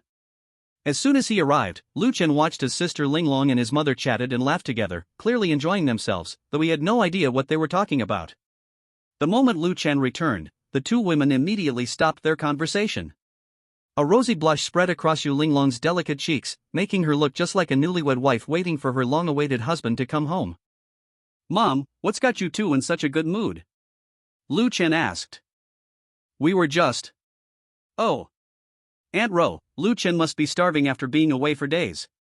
Let's hurry and get dinner ready." Yu Linglong quickly cut Chen Ro off, flustered. How could she let Lu Chen find out what they'd been talking about? That would be far too embarrassing. Chen Ro just smiled knowingly. When it came to young people's business, it was best to let them handle it themselves. After all, with a son as outstanding as hers, she had no worries about him finding a good wife in the future. "All right. Let's go prepare dinner." With that, Chen Ro called into the house, "Old Lu, your son's home." Lu Sen, who had been polishing his sword, maneuvered his electric wheelchair into the living room. Yu Linglong had bought him this chair just a couple of days ago, making things much more convenient. "Son, what's your attribute level now?" Lu Sen asked. Lu Chen pulled up his attribute panel. Lu Sen gasped in shock, then burst out laughing. "With attributes like that, you've got at least an 80% chance of winning the divine game." "Only 80%? Lu Chen frowned. 80's already high. Back in our day, even our epic 60-man squad only had a 20% chance at best, and that was with the gods going easy on us. Lu Sen was desperate for the day he could stand up again. Even if that wasn't possible, he hoped at least his attribute seal could be broken. "Dad, just wait a bit. Soon you'll see what my chances of winning really are." With that, Lu Chen bought level 5 legendary socketing materials. Ding! You spent 20 gold coins to purchase 20 level 5 legendary socketing materials, rainbow arrows. Name, level 5 rainbow arrow. Quality, SSS legendary. Effect, socketing material for equipment up to tier 5, plus 50% success rate. Forbidden spell, heavenly artisan's secret inlay. Lu Chen unleashed the exclusive forbidden spell of the gem inlayer class, pushing socketing to the limit, and began adding sockets to all 10 pieces of his equipment, guaranteed success. No matter the equipment's level, a maximum of 4 sockets could be added, allowing 4 gems to be embedded. Watching his son add sockets to legendary gear, Lu Sen wasn't particularly surprised. He knew his son possessed the all-class copybook, allowing him to learn one skill from every class. Forbidden spell plus legendary socketing material equals 100% success rate. No one else in the world could achieve this level of efficiency, using the least amount of money to easily add 4 sockets to every piece of equipment. Ding! You spent 6 gold coins to purchase 6 level 5 rare attack gems. Ding! You spent 6 gold coins to purchase 6 level 5 rare life gems. Ding! You spent 5 gold coins to purchase 5 level 5 rare armor gems. Gems were classified only by level, not quality, but certain rare gems still provided excellent bonuses. For example, even among attack gems, some simply add flat attack power, some boost strength, and others increase attack by a percentage. Naturally, the attack gems that provide a percentage-based bonus are the most valuable. The higher your class, the more powerful the boost. There are 5 types of gems in total: attack, crit, penetration, etc., defense, armor, dodge, resistance, etc., utility, health, accuracy, lifesteal, etc., elemental, freeze, explosion, lightning strike, etc., and special, experience bonus, drop rate, luck, etc. Lu Chen thought it over. He was different from other class advancers. He didn't need to carefully optimize his gem combinations. All he needed was to boost the 3 core stats: health, attack, and defense. So, for his offensive gear, Lu Chen slotted in gems for strength, accuracy, critical hit, and penetration, 1 of each. For his defensive gear, he chose gems for health, armor, all resist, and experience bonus. Later, once he reached the 9th tier, he could swap out the experience gems for others as needed. Multi-slot socketing. Lu Chen quickly embedded gems into all 10 pieces of his gear, maxing them out. The resulting bonuses to his core stats were considerable. Attack, plus 30%. Health, plus 30%. Physical/magic defense, plus 25%. And this was just the stat boost from gems alone. It still wasn't enough. Ding! You spent 100 gold coins to purchase 100 legendary enhancement stones. Name, enhancement stone. Quality, SSS legendary. Effect, used to enhance equipment, plus 50% enhancement success rate. Combined with Divine Tempering, Forbidden Spell grants an additional plus 50% enhancement success rate. This meant, up to plus 10 enhancement, his success rate was 100%. Divine Tempering Group Enhancement. Ding! Enhancement successful. Legendary Abyssal Beast Whip Weapon enhanced to plus 1. Ding! Enhancement successful. Legendary Abyssal Plate Armor enhanced to plus 1. Ding! Enhancement successful. Legendary Abyssal Battle Boots enhanced to plus 1. Before long, Lucien had enhanced all 10 pieces of equipment to plus 5. Ding! Since you are currently only tier 5, your equipment can only be enhanced up to plus 5. You'll need to advance further before continuing enhancements. Only up to plus 5, huh? Lucien shook his head, there was no helping it. Still, a 50% base stat increase for every piece of gear was a massive boost. He donned his equipment once more. Health, 27,928,875. Mana, 16,428,750. Attack, 31,751,325. Defense, 7,639,368 physical / 7,639,368 magical. These stats meant Lucien had fully maxed out his equipment, talents, and more. He was approaching the absolute limit for his class. Of course, there was still room to grow. Once he hit level 150, he'd earn 1,500 free attribute points. If he invested all of them in vitality, his health would surely break 30 million. Dad, what do you think my chances of winning are now? Lucien brought up his stat panel again for his father to see. After suppressing the overwhelming joy in his heart, Lucien spoke with utmost seriousness. At least a 95% chance, but we still can't get careless. The Gods game always has its uncertainties. Son, are you planning to head to the Silent Forest now and take part in the Gods game? Lucien asked. I want to check what the 4th unlocked rule item is first. If it can break the blood pact tracking, I'll level up to 150 before entering the Gods game. That way, we'll be on sturdier ground. If it can't be broken, I'll go right away, win the game, and then we'll leave Yunlin City as fast as possible. Lucien replied. With that, he began spending his gold coins. He'd lost 200,000 Icehorn ants fighting the Lord of Dragon remains, so replenishing those was his first priority. Ding! You spent 600,000 gold to purchase F-grade Icehorn ant eggs times 200,000, Legendary Beast Master Whips times 200,000, Legendary Beast Contract Scrolls times 200,000. That alone cost 600,000 gold. He still needed to spend another 150,000 to unlock the 4th rule item. Ding! You spent 240,000 gold to purchase F-grade Phantom Fox eggs times 80,000, Legendary Beast Master Whips times 80,000, Legendary Beast Contract Scrolls times 80,000. With this, he could gather 100,000 Phantom Fox Beast pets in total. Then, Lucien bought 94 group contract scrolls and quickly contracted all 280,000 beast pets. Ding! Your total gold spending has reached 10 million. You have randomly unlocked the 4th rule item, Beast Life Heaven's Lock. What kind of rule item is this? Lucien spent 1 gold to acquire it, then opened the effects panel to check. Name, Beast Life Heaven's Lock. Grade? Effect, can be directly bound to your beast storage. Once bound, all your contracted beast pets' life marks will be locked within the beast storage space. If a beast is killed, it will not die permanently. Instead, its current experience will be reset to 0, it will not lose any ranks, and it will respawn in the beast storage space. It will be unable to fight for 24 hours. A rule item that protects beast pets? Lucien's eyes lit up. With this, he never had to worry about losing a beast pet and having to start over from scratch. It would greatly reduce the risk of raising powerful pets. Before, Lucien had always been extremely cautious, never letting his main force pets take unnecessary risks. He couldn't stand the thought of painstakingly raising a pet, only to have it instantly killed by a boss and lose all his efforts. Now he didn't have to worry. His main pets could go all out even if they died, they just respawn in the beast storage space. The only price would be losing their current experience and facing a 24-hour cooldown before they could fight again. But soon after, Lucien found himself troubled again. This way, the blood pact tracking from the Shadow Assassin couldn't be solved. The only option was to take his parents to join the Gods game as soon as possible, then make a quick getaway. Just then, Lu Chen remembered that after advancing to Tier 5, he could awaken the Insight ability. And his Insight was legendary tier, maybe, just maybe, it could let him see through the Blood Pack's effects and find a way to break it. Open special status bar. Name, Insight. Level, SSS Legendary.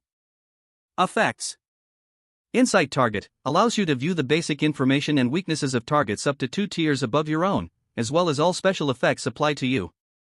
Insight shield blocks targets up to 2 tiers above you from using Insight on you. They cannot directly detect your true data.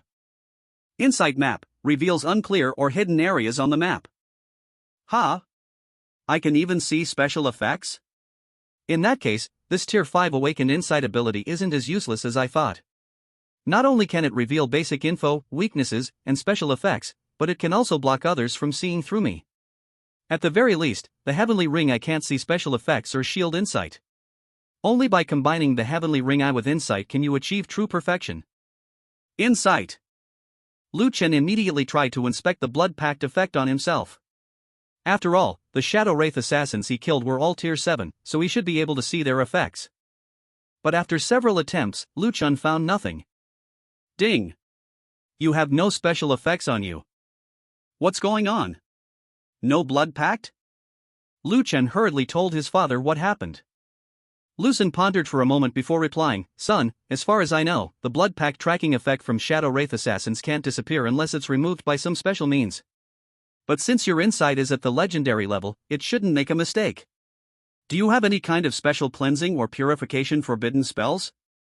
Lu Chen checked all his forbidden spells carefully and shook his head. Suddenly, Lu Chen remembered the Resurrection Ring's revival effect.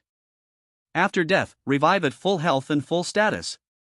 And all negative effects are removed. Dad, do you think maybe the Blood Pact counts as a negative effect, and the Resurrection effect cleared it? Lu Chen guessed. The Blood Pact's nature was a mystery worldwide, no one could say for sure if it counted as a negative effect. Lu Chen chuckled, "Son, since your legendary Insight says you can see up to 2 tiers above, it won't be wrong. If it says the Blood Pact is gone, then it's truly gone. That means you don't have to worry about being hunted down by Shadow Wraith assassins anymore. You'll have more time to level up and get stronger." To test this, Lu Chen spent 30,000 gold in the trading marketplace to buy a one-time use Tier 7 curse item, and had his father use it on him. Buzz! The Tier 7 deadly poison curse took effect on Lu Chen, turning his whole body a glowing shade of green. Whoa! Lu Chen, why are you glowing green? Yu Linglong and Chen Ro came over with plates of food and stared at Lu Chen in confusion. "I'm testing my Insight ability," Lu Chen replied. Using Insight, he could clearly see the deadly poison curse, proving he really could perceive special effects up to 2 tiers above himself. Which meant, the Blood Pact really had been a negative effect, wiped out by the Resurrection Ring. Without hesitation, Lu Chen killed himself, fully revived with all his health and energy restored. The effects of the deadly poison curse were also wiped clean. "Dad, Mom, Sister Linglong, don't worry about Shadow Wraith assassins coming after us. My Resurrection ability can remove the Blood Pact." "Really?" Yu Linglong's face lit up with joy. "That's wonderful. That means, from now on, if any Shadow Wraith assassins show up, you can take them out without worries. You're their nemesis." Although Ading was killed by a Shadow Wraith assassin because of a hit ordered by that woman, Yu Linglong still hoped the Shadow Wraiths, the most brutal and ruthless assassin guild in the world, would be wiped out for good. After dinner, Lu Chen began planning his own leveling strategy. He could easily use forbidden spells to mask his identity and force his way into the Guardian's secret realm to grind monsters and level up. Once he reached level 150 and equipped the Godslayer Spear, he'd be ready to challenge the divine game and finally free his parents from their suffering. "Lu Chen, are you still awake?" Yu Linglong knocked on his door. Lu Chen opened it, only to be greeted by a sight that made his heart race. Yu Linglong was wearing a pink, ultra-short nightdress, her ample curves barely concealed, twin ponytails bouncing, and she clutched a pillow to her chest. "What's up, Linglong?" I'm not used to Anting being gone. I can't sleep. It's rare for you to take a night off, could you just talk with me for a while?" Yu Linglong didn't have any ulterior motives, she simply wanted someone to talk to soothe the sadness in her heart. Of course.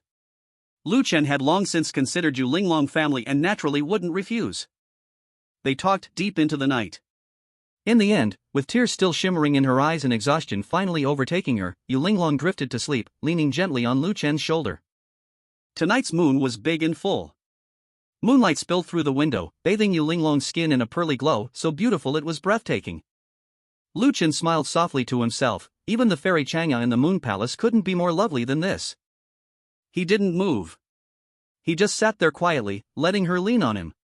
He figured he'd probably become her only support from now on. With a quiet sigh, Lu Chen thought, from now on, Linglong, your troubles are my troubles. Anyone who hurts you, hurts my family.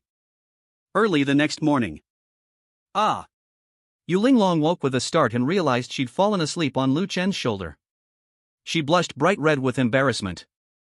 Chen Rou, who was making breakfast, heard Yu Linglong's startled cry from her son's room. She paused, then her whole face lit up with a healthy glow. My son has really grown up, she thought, smiling to herself. As she plated up breakfast, she added a generous handful of goji berries to Yu Linglong's bowl. The breakfast table was thick with awkward tension, making Lu Chen and Yu Linglong both squirm in their seats. Ahem. Mom, Dad, I'm done eating, I'm off to level up. Lu Chen blurted, then fled the table as fast as he could. Linglong, come on, have some more goji berries. They're good for your energy, Chen Rou said, smiling warmly. Yu Linglong realized Chen Rou had gotten the wrong idea and quickly tried to explain. Aunt Rou, I only talked with Lu Chen last night, that's all. I know, Chen Rou replied, her tone full of gentle understanding. Chen Rou looked at Yu Linglong with the kind of gaze one would use on a daughter-in-law. Seeing this, Yu Linglong felt even more at a loss whether to laugh or cry. The misunderstanding just keeps getting deeper. I really hope little brother Lu Chen doesn't think I did this on purpose. Meanwhile, Lu Chen had just left the Godslayer Pavilion when Lu Tai sent him a message. Boss Lu, the 7th-tier master of Jinbao Pavilion, Tang Hai, has disappeared. It's confirmed he was killed, and the city lord has already been alerted. Also, an elder of the Yunlan Guild died suddenly a few days ago. Lots of Yunlan's top fighters are returning. I'm afraid the city lord is about to make some big moves. Better watch your back, boss. Lu Chen narrowed his eyes. He already knew about Tang Hai's death, the 7th-tier master of Jinbao Pavilion, killed by a Shadow Wraith assassin. Linglong had even secretly recorded a video of it at the time. As for the elder from Yunlan Guild dying, that was news to him.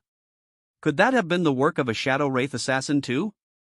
No, the timeline didn't match up with the intel old Tai had given him.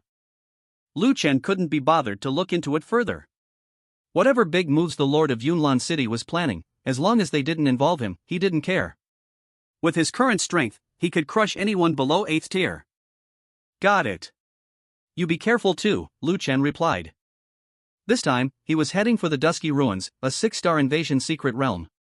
In Yunlan City, all invasion secret realms ranked 6 stars and above were under Yunlan Guild's control. Halt! No one is allowed into this secret realm without a special pass issued personally by the city lord. The person guarding the entrance was Han Gong, a 6th-tier elder of the Yunlan Guild and an A-rank Zhongdal archer, an expert at wood element control archery. I know, Lu Chen replied. Right now, Lu Chen was wearing a mask and a battle suit patterned with black runes, giving off a powerful, intimidating aura. If you know, then scram. Or do you want to stick around for dinner, sneered a 5th-tier elite guard. Frankly, if the guild leader hadn't specifically ordered them not to kill people at random to maintain Yunlan Guild's image, this brash punk disturbing their mealtime would have been reason enough for an unforgivable death sentence. Remembering the guild leader's orders to keep an eye out for anyone suspicious, Han Gong cast insight on Lu Chen. Ding. Target cannot be analyzed. Ha? Can't analyze? Han Gong was stunned. What the hell does cannot be analyzed mean? Usually, that only meant one thing, the target was higher level than him. But he was already a maxed out 6th-tier powerhouse. Did that mean this guy wasn't faking it, but was the real deal? At least a 7th-tier master. That was way above his pay grade. But then Han Gong quickly realized something wasn't right. The Dusky Ruins was a 6-star invasion secret realm anyone above 6th tier couldn't even enter. If this guy wanted to raid this place, his level couldn't be above 6th tier, could it? Not bad, kid. Almost had me fooled. You're using some kind of anti-detection artifact above 6th tier, aren't you? Hand it over. Call it compensation for disturbing my meal. Otherwise, you'll be in for some pain. As soon as Han Gong finished speaking, the guards closed in around Lu Chen, grinning mockingly. The guild master had told them not to kill people recklessly, but he never said anything about taking things by force if it was within the rules. Lu Chen narrowed his eyes, but still spoke politely. Gentlemen, I'm just here to farm some low-level monsters, and you're only doing your job guarding this incursion secret realm. Why not make things easy for both of us? If I come across anything good, I can share it as a token of appreciation. Ha! You, a brat like you, think you can solo a 6-star incursion secret realm? A 5th-tier elite sneered. Be smart, hand over your items and valuables, then get lost while you still can. You're just here to guard the place. There's no need to rob people, is there? Aren't you afraid of provoking someone you can't afford to mess with? Lu Chen frowned slightly. From the look of things, without a ticket, the guards would never let him in. That left only one option: force his way through. Someone we can't afford to mess with? You? Another 5th-tier elite jeered. Cut the crap. If you keep running your mouth, we'll break your legs before throwing you out. The rest of the guards burst into mocking laughter. This is the last time I'll say this: if I force my way through, and you can't block my attacks, don't blame me if you end up dead, Lu Chen said coldly. Ha! Han Gong's expression shifted, a flicker of uncertainty on his face. He suddenly felt something was off. The Han family had always prized caution. Staying safe and steady was why he and his brother Han Feiyu had survived this long and risen to the rank of elders in the Yunlan Guild. Whether or not this kid was bluffing, caution never hurt. So Han Gong quietly slipped behind the other guards, retreating inside the barrier. If Lu Chen was all talk, his men could at least put him in his place. Damn it! Still putting on airs? Take him down. Make him cough up everything he's got. The guards, enraged by Lu Chen's defiance, rushed at him in a fury. But in the next instant. Forbidden spell, Holy Spear, Oath of the End. A brilliant spear of holy light formed in Lu Chen's hand, illuminating the shadowy ruins of the secret realm. Then, with a deafening boom. A single strike. All-consuming power. When the light faded, the 5th-tier elites lay dead, their bodies riddled with holes. Even the powerful defensive barrier guarding the incursion secret realm had been shattered into dust. Only Elder Han Gong, who had retreated in advance, managed to survive, barely. Blood streamed down his face as he stared in terror, grievously wounded, crippled for life. He had been wrong, so very wrong. The young man before him truly was a powerhouse. Even if not 7th tier or higher, he was unmatched among his peers. One skill had obliterated even the level 6 defensive barrier, no ordinary feat. You managed to survive my spell. That's something, at least, Lu Chen remarked calmly, making no further move against Han Gong. He stepped into the secret realm with measured steps. After all, he was the one forcing his way in, the guards had only been doing their duty. The forbidden spell's commotion was massive, but Lu Chen wasn't worried. Once he finished clearing out the secret realm, he'd use the divine concealment forbidden spell to slip out unnoticed. Unless an 8th-tier powerhouse showed up, which was highly unlikely, no one would ever find him. Still, just in case, before leaving, Lu Chen decided to use a legendary luck charm, just to make sure nothing could possibly go wrong. Meanwhile, inside Yunlan City, the city lord Yun Shangtian had already summoned all the guild members who were out on missions, as well as a number of powerful allies from supporting guilds. He had only one goal: to thoroughly investigate the entire Yunlan City region and find the culprit who murdered Elder Moren. Just then, Han Gong sent an urgent distress message: a mysterious powerhouse has forcefully broken into the shadowed ruins secret realm. Other than me, every other guardian was killed in an instant by a single skill. What did you say? Yun Shangtian opened the member list and saw that every member responsible for guarding the shadowed ruins secret realm, except for Elder Han Gong, was marked as dead. Boom! Yun Shangtian's aura as a 7th-tier powerhouse erupted on the spot. He was furious, blazing with a rage he had never felt before. Guild members dying one after another, this was a blatant provocation against the Yunlan Guild, an outright challenge to his authority. He would not tolerate this. He had to capture every last one of these criminals, and wipe out their entire line. The investigation continued. Bring in everyone with unclear identities or suspicious movements for questioning. Yes, sir. A whole force of advanced class warriors set out in a massive sweep, with their first priority being to investigate every guild in and around Yunlan City.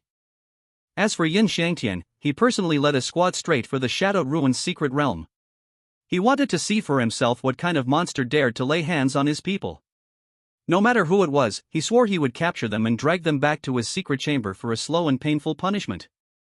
Anyone capable of severely injuring Elder Han Gong with a single skill, while still under level 6, had to be a prodigy, a guaranteed epic-level genius. Before long, Yun Shangtian and his team arrived. Han Gong was coughing up blood.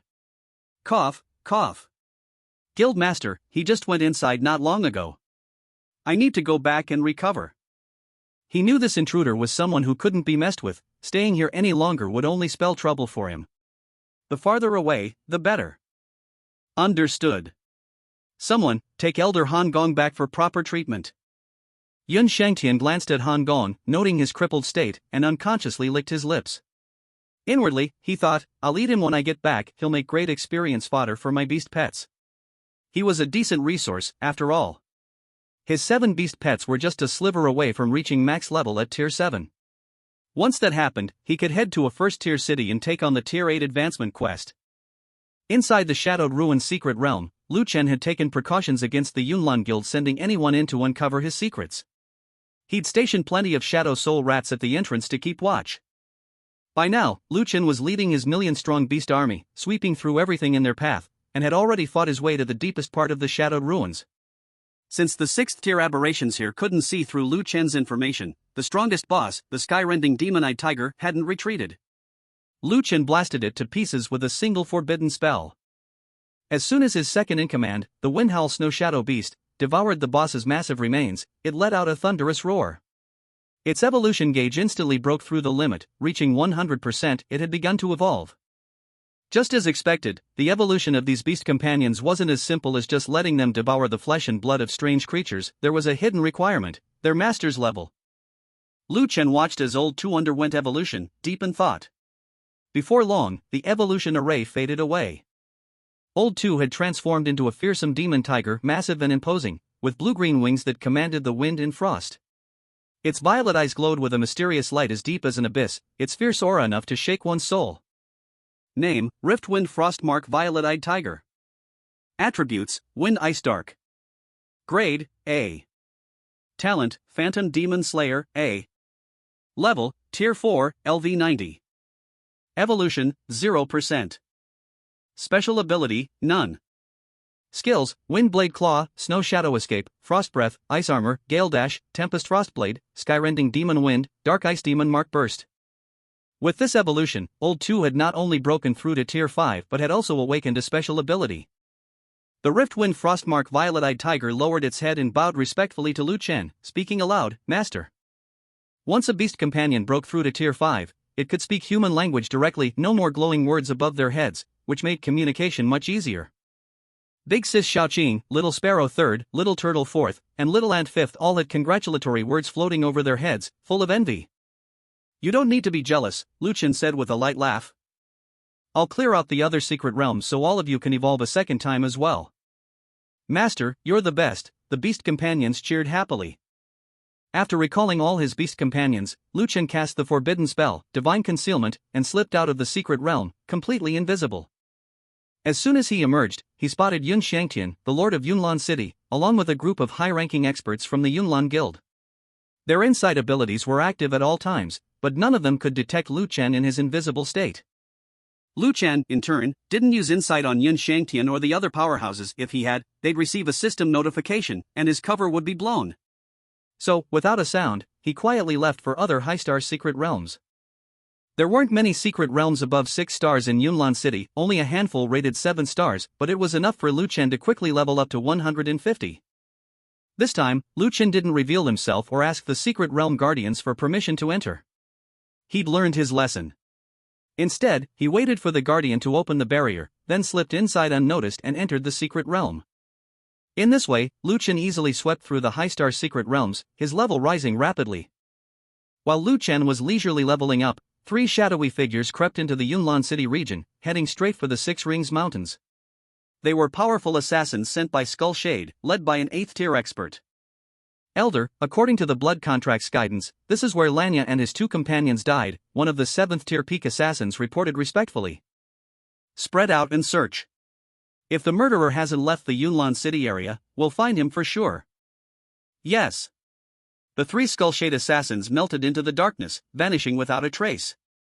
Meanwhile, at the Yunlan City branch of the Jinbao Pavilion, an 8th-tier elder from the main headquarters had arrived to investigate the disappearance of Pavilion Master Tang Hai. This forced Lord Yin Shangtian of Cloudfeast City, who'd just received the intel, to instruct his men to keep a close watch on the shadowed ruined secret realm, while he himself rushed back to Yunlan City to deal with the Tier 8 big shot.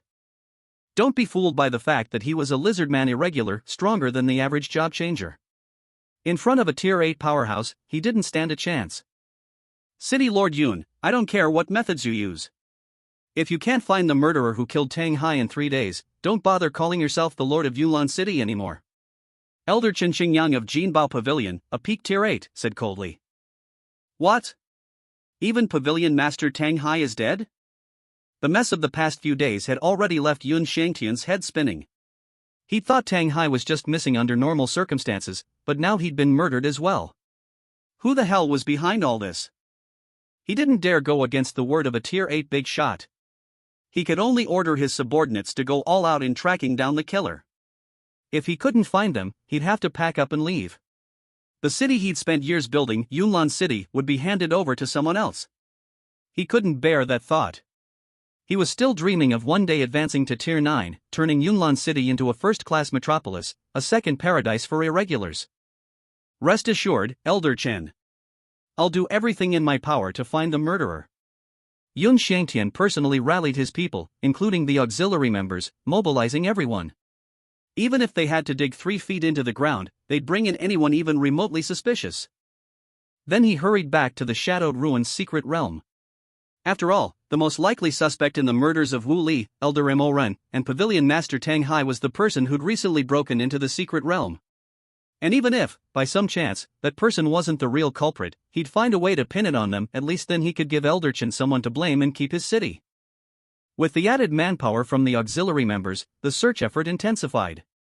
No matter how well the Godslayer Pavilion hid itself, the searchers eventually found it. There's a newly established 1-star guild here, a search team reported, having stormed into the Godslayer Pavilion. The team was collectively stunned by the extravagant surroundings. What kind of rich lunatic started this guild? Everything's top of the line. This must have cost at least a few million gold coins, gasped a Tier 3 job changer.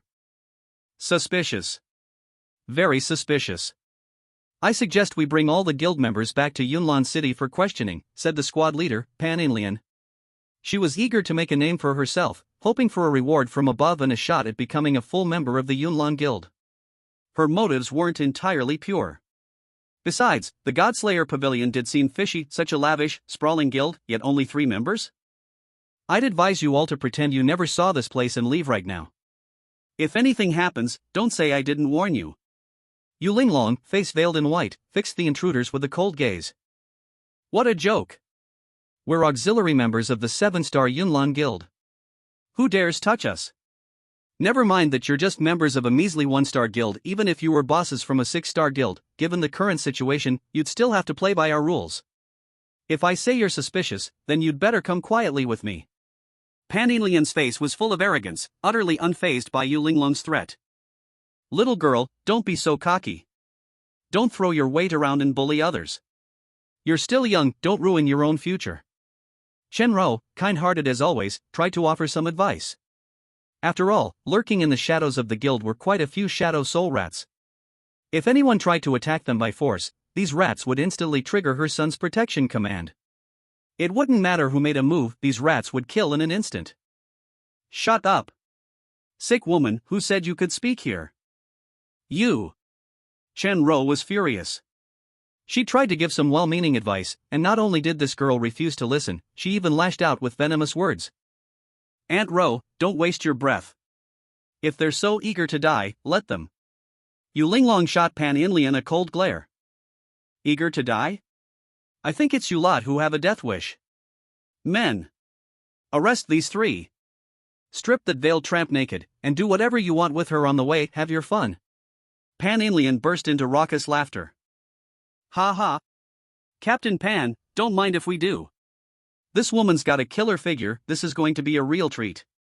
The thugs leered wickedly. Pan Inlian looked down her nose at Yu Linglong. That'll teach you to run your mouth. We're going to break you. Chen Rou, who'd still harbored thoughts of persuading them, felt a tidal wave of murderous intent rise up inside her the moment she heard how they planned to treat Yu Linglong. Kill them. Leave no survivors. Scree.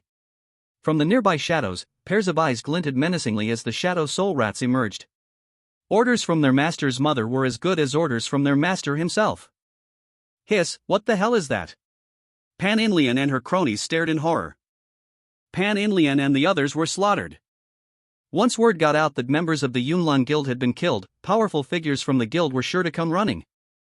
Uncle Sun, Aunt Ro, should we tell Brother Chen about this? Yu Linglong was worried the two elders might get dragged into trouble. Little Chen is busy leveling up right now, we can't bother him over this.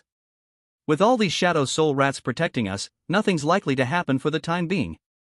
Besides, the rats just devoured the whole group, there's no evidence left to tie us to their deaths. If a real bigwig from Yunlan Guild comes sniffing around, worst case, we'll let them inspect us on the spot. I doubt they'll find anything. But Linglong, you need to lie low for a while, make sure they don't learn anything about you. Lu Sen spoke with the calm assurance of experience. But Uncle Sen, what if they don't play by the rules and use force? Yu Linglong still sounded worried. Don't worry. You probably don't know how strong little Chen is these days. If Yunlan's heavy hitters really try something, well, those shadow soul rats will teach them a lesson they won't forget. Lu Sen was confident. Hearing this, Yu Linglong finally relaxed a bit. She packed up her things and hid on a nearby mountain, just in case a Yunlan Guild expert of level 5 or higher showed up and discovered her.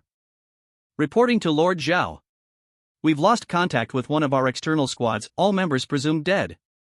A liaison officer rushed in with the urgent news. Zhao Sanhu, who was in charge of the Three Gorges area, was stunned at first. Then his face twisted in fury.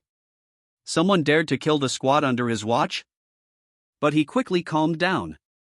Could it be that they found the murderer and were silenced for it? He wondered to himself, which area are they in charge of? The Three Gorges Valley area. Zhao Sanhu's eyes grew cold. An insidious plan flashed through his mind, a way to earn great merit during this guild mission. Send the other auxiliary squads over to investigate. This. Do it. A wicked grin curled on Zhao Sanhu's lips. If the other auxiliary squads died in that area too, he could be almost certain the culprit was hiding there. Even if it wasn't the murderer, anyone bold enough to kill their guild's people was guilty of a grave offense, and he could claim the guild leader's reward for that as well. As for the lives of those auxiliary members, they were of no importance. Auxiliary squads could be replaced at any time, they were nothing more than servants to the regular guild members. If they died, so be it. 2 days later, reports of the auxiliary squad's deaths trickled in one after another. But Zhao Sanhu also received a key piece of intelligence. Hidden within the Three Gorges Valley was an unregistered one-star guild, with lavish facilities but only 2 sickly or disabled members. Ha! Zhao Sanhu sneered. Even if they're not the killers, there's still a big catch. This credit is as good as mine. Only then did Zhao Sanhu report the situation directly to the guild leader. Meanwhile, Yun Shangtian was still lying in wait at the Shadowed Ruins secret realm, growing more and more grim. The deadline set by the Golden Treasure Pavilion's 8th-tier powerhouse was only a day away. When Yun Shangtian heard rumors that a murderer might be active around the Three Gorges Valley, he was briefly stunned, then immediately dispatched several loyal Deathsworn into the Shadowed Ruins secret realm to check on the previous intruder. But the moment the Deathsworn entered, they were dumbfounded. Reporting, sir, there's not a single monster or person left in the Shadowed Ruins secret realm. What? As soon as Yun Shangtian read the message, he realized he'd been played for a fool by the culprit. Now he was on the back foot, he had no leads on the murderer, nor any idea how the intruder had slipped out of the secret realm right under his nose without a trace. Damn it! Yun Shangtian snarled. Let's go! To the Three Gorges Valley. He was growing increasingly desperate. He could only hope that the murderer would show up in the Three Gorges Valley. If he couldn't find another clue, his position as city lord was truly finished. Not long after, Yun Shangtian arrived at the Three Gorges Valley with more than a dozen 6th-tier elders from the guild. They hovered in the air above the Assassin's God Pavilion Guild, each radiating an intimidating aura. Guild leader, this is the Assassin's God Pavilion. Several of our auxiliary squads disappeared and died in this area. The murderer must be hiding inside. Zhao Sanhu stepped forward the moment the guild leader arrived, eager to claim credit. He excelled at this. When the guild leader wasn't present, he'd keep his head down and avoid risk. But now, with the guild leader here, he had to be the first to stand out and show his loyalty. You've done well. If we catch the culprit, you'll be greatly rewarded. Thank you, guild leader. Zhao Sanhu was overjoyed. Heaven was smiling on him, his chance to rise had finally come. At that moment, having heard that important figures had arrived, Chen Rou also pushed Lu Xun out in his wheelchair. In sight. The moment the two of them stepped out, Yun Shangtian and the other powerhouses immediately activated their insight spells, casting a single glance to discern Lu Xun and Chen Rou's information. 2 5th-tier, epic-level prodigies? But, why are all their stats at 0? They froze for a second, stunned. Then, suspicion only deepened in their hearts. The Shirshan Pavilion was anything but ordinary. First of all, never mind the guild's name, Shirshan, literally meaning Slayer of Gods. What kind of insane arrogance was that, to dare claim they could slay gods themselves? And then there was the fact that a one-star guild could be so lavish, yet inside, only 2 5th-tier cripples? No matter how you looked at it, something didn't add up. It was highly likely that this was the hideout of the criminal mastermind who'd been stirring up trouble all across the Yunlan City region lately. Yun Shangtian stared coldly at the Lu Xun couple. He felt like he'd seen these two before, but couldn't quite place them. After a moment, he swept his gaze around the pavilion a few more times. But aside from the pair before him, he found no sign of anyone else. Remembering what had happened in the Shadow Ruin's secret realm, he raised his voice, shouting at the Shirshan Pavilion. Come out. I know you're hiding here. My guild's elite member Wu Li, Elder Imoran, and Tang Hai, the 7th-tier master of Jinbao Pavilion, they were all killed by you, weren't they? A cold wind swept by, no response. At that, Lu Xun just smiled calmly and replied, City Lord Yun, there's no one here you're looking for. It's just my wife and me. Humph.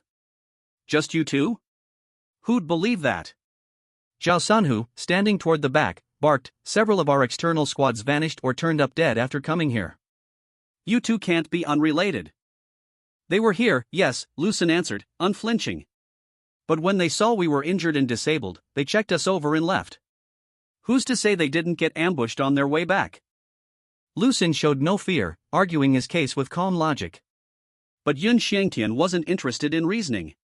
Even under normal circumstances, encountering two such unusual epic prodigies, he'd want to capture them and devour them for the massive experience boost. Now, with the time window for catching the real culprit closing, he was even more determined. If he could just take these two back, feed them to his beast pet, he'd level it up fast. Then, even if the 8th-tier bigwigs of Jinbao Pavilion stripped him of his city lord title, he could max out his beast pet's level, leave Yunlan City, and head for a first-class city to take the 8th-tier advancement quest. As long as he broke through to 8th tier, what was to stop him from founding a new power base and continuing his road to ascension? All suspicious persons must submit to inspection. You two, come with me. Yun Shangtian made to act. But all of a sudden, his magma lizard's danger sense screamed at him, halting him mid-motion. His heart pounded in shock. What's going on? Why is the danger so intense? He knew better than anyone, if he had really made a move just now, he'd be dead for sure. His magma lizard's danger sense was uncannily accurate. It was thanks to this very instinct he'd survived and risen to his current position. What's wrong, Guildmaster? The elders asked, puzzled. Yun Shangtian's gaze grew darker as he stared at the utterly unruffled Lu Xun and his wife. He couldn't shake the feeling that some deadly, undetectable threat was lurking around the Shirshan Pavilion, just beyond his reach. He wanted to use his teleportation ability to seize the two of them instantly, but he didn't dare take the risk. Quickly, an idea came to him.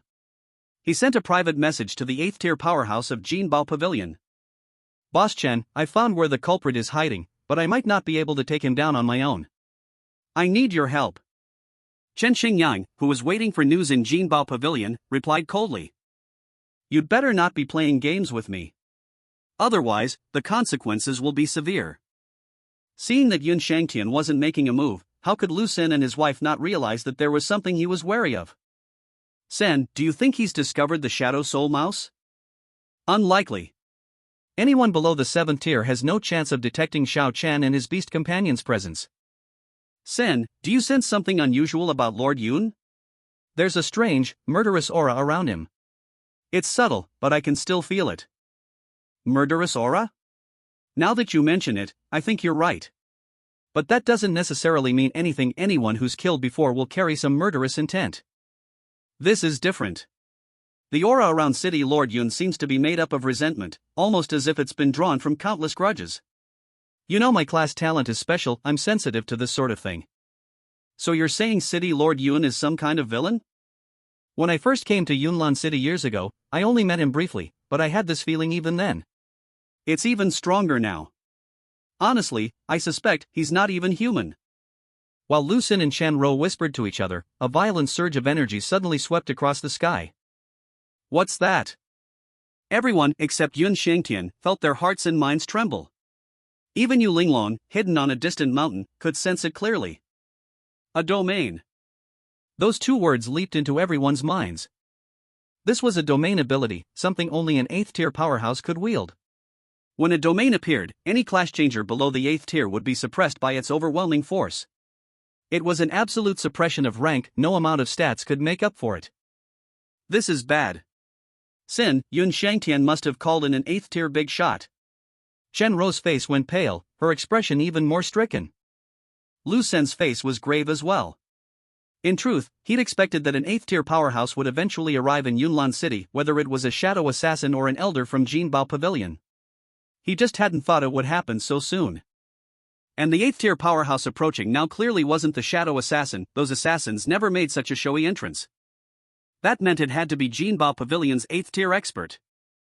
Yu Linglong's presence near Yunlan City, coupled with the death of the 7th tier pavilion master Tang Hai, even though he'd been killed by the shadow assassin, made it entirely reasonable for the lady of Jinbao Pavilion to send an 8th tier powerhouse to investigate.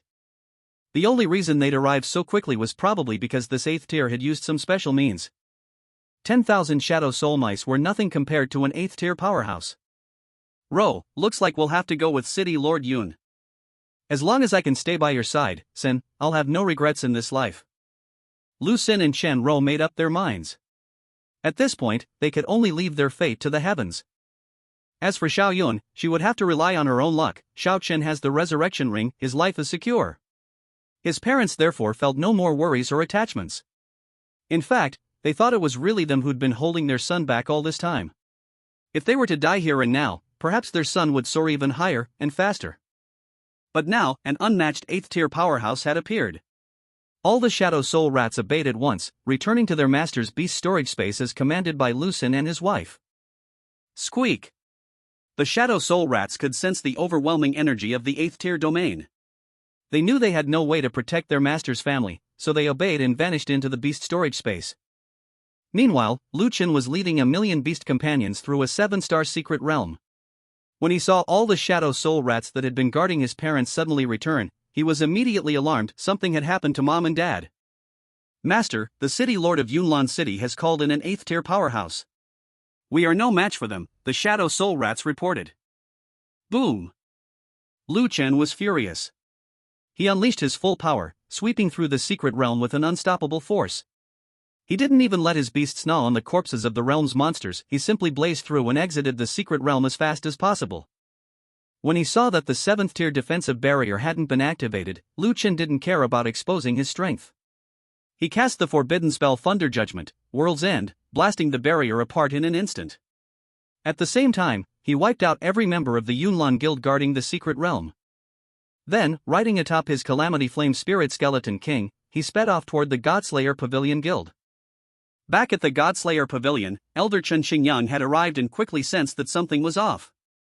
With a sweep of his insight, he found no trace of any murderous villain or hidden powerhouse. City Lord Yun, are you messing with me? There's nothing here but two useless cripples. Chen Xingyang roared, his domain's energy surging, frightening Yun Shangtian into a hasty explanation. Elder Chen, that's impossible. This guild is suspicious to the extreme. It must be a hiding place for criminals. Yun Shangtian couldn't explain his demonic lizard senses, so he offered another excuse. They must have sensed Elder Chen's domain energy and escaped ahead of time. Luckily, this couple is still here. Please allow me to take them back for strict interrogation. I promise we'll get information on the villain. Chen Xingyang frowned. He was an 8th tier peak powerhouse, and the domain energy he radiated was too strong for a second-rate city space to handle, inevitably causing fluctuations. It was entirely possible the suspects had sensed his approach and fled in advance. Then, as agreed, You have one more day to find the culprit. Elder Chen said coldly. Please rest assured, Elder Chen. I will do everything in my power. Yun Shangtian rejoiced inwardly. Once back, he'd devour the couple right away, and then a few more 6th-tier elders. After that, he'd slip out of Yunlan City through a secret passage. At that moment, up on the mountain slope, Yu Linglong, who had been lying in wait, was thrown into a panic when she saw Elder Chen, the most powerful 8th tier from the Jinbao Pavilion headquarters, arrive on the scene. Just then, inspiration struck her. She remembered what happened earlier at Six Ring Mountain. After Ant Ing was killed and Tang Hai appeared, the 3 assassins of the Bone Shade broke protocol, abandoned their mission, and actually attacked Tang Hai themselves. She quietly started recording a video, capturing everything on camera. Originally, she had planned to release it at a later, strategic moment to turn Jin Beoj and Hai Jing against each other. But now, with Elder Chen's sudden appearance, clearly for the murder of Master Tang Hai and to search for her, Yu Linglong knew she had to change her plans. She couldn't risk Elder Chen getting involved in making things even more dangerous for Lu Chen's attempt to rescue Uncle Sin and Aunt Ro. So, she decided to release the video immediately and expose the real cause behind Master Tang Hai's death. If she posted it now, it probably wouldn't spark an all-out conflict between Jin Beoj and Hai Jing. At best, Hai Jing might be forced to apologize, return the mission deposit, and agree to assassinate Jin Niawang's target unconditionally. But she couldn't worry about that anymore. Uncle Sin and Aunt Ro's safety had to come first. A short, anonymous video soon appeared on the public channel page, quickly making its way onto Yunnan City's dull trending feed. On their way back, Yun Shangtian and Chen Xingyang both noticed the video almost immediately. They opened it. What they saw left them stunned. The video showed 3 Hai Jing assassins violating their contract and attacking Master Tang Hai. The footage ended with Tang Hai's death, showing nothing further. Both men were left speechless. So the killers were after our Hai Jing's assassins? Meanwhile, the 3 Hai Jing assassins still searching for Lu Chun also found out about the video soon enough. Lanya, you idiots. The 8th rank Hai Jing assassin was furious. But he wasn't angry that Lanya's team had killed Tang Hai and exposed their leader's intentions. He was angry they'd killed Tang Hai right in front of Yu Linglong. They must have thought they had everything under control, or they wouldn't have let Yu Linglong film them. Back at Jin Beoj headquarters, Jin Niawang nearly exploded when she received Chen Xingyang's report. Hai Jing. You dare play games with me, she fumed. I paid you a fortune to assassinate Yu Linglong, and you try to recruit her instead? Fine. If you mess with me, I'll give it right back to you. Jin Niawang immediately sent a new order to Chen Xingyang. Another Hai Jing assassin team has arrived near Yunnan City. Their leader is 8th rank as well. I want you to wipe them all out. Boom. The moment Chen Xingyang received the order, his gaze turned icy cold, and his aura exploded outward. For an 8th rank expert, finding another of the same level wasn't difficult. He just needed to use his domain to sense the fluctuations of theirs. Soon enough, the 8th rank Hai Jing assassin was forced out of hiding. Elder Chen, there's been a misunderstanding. Our leader will make sure your lady gets a satisfactory solution.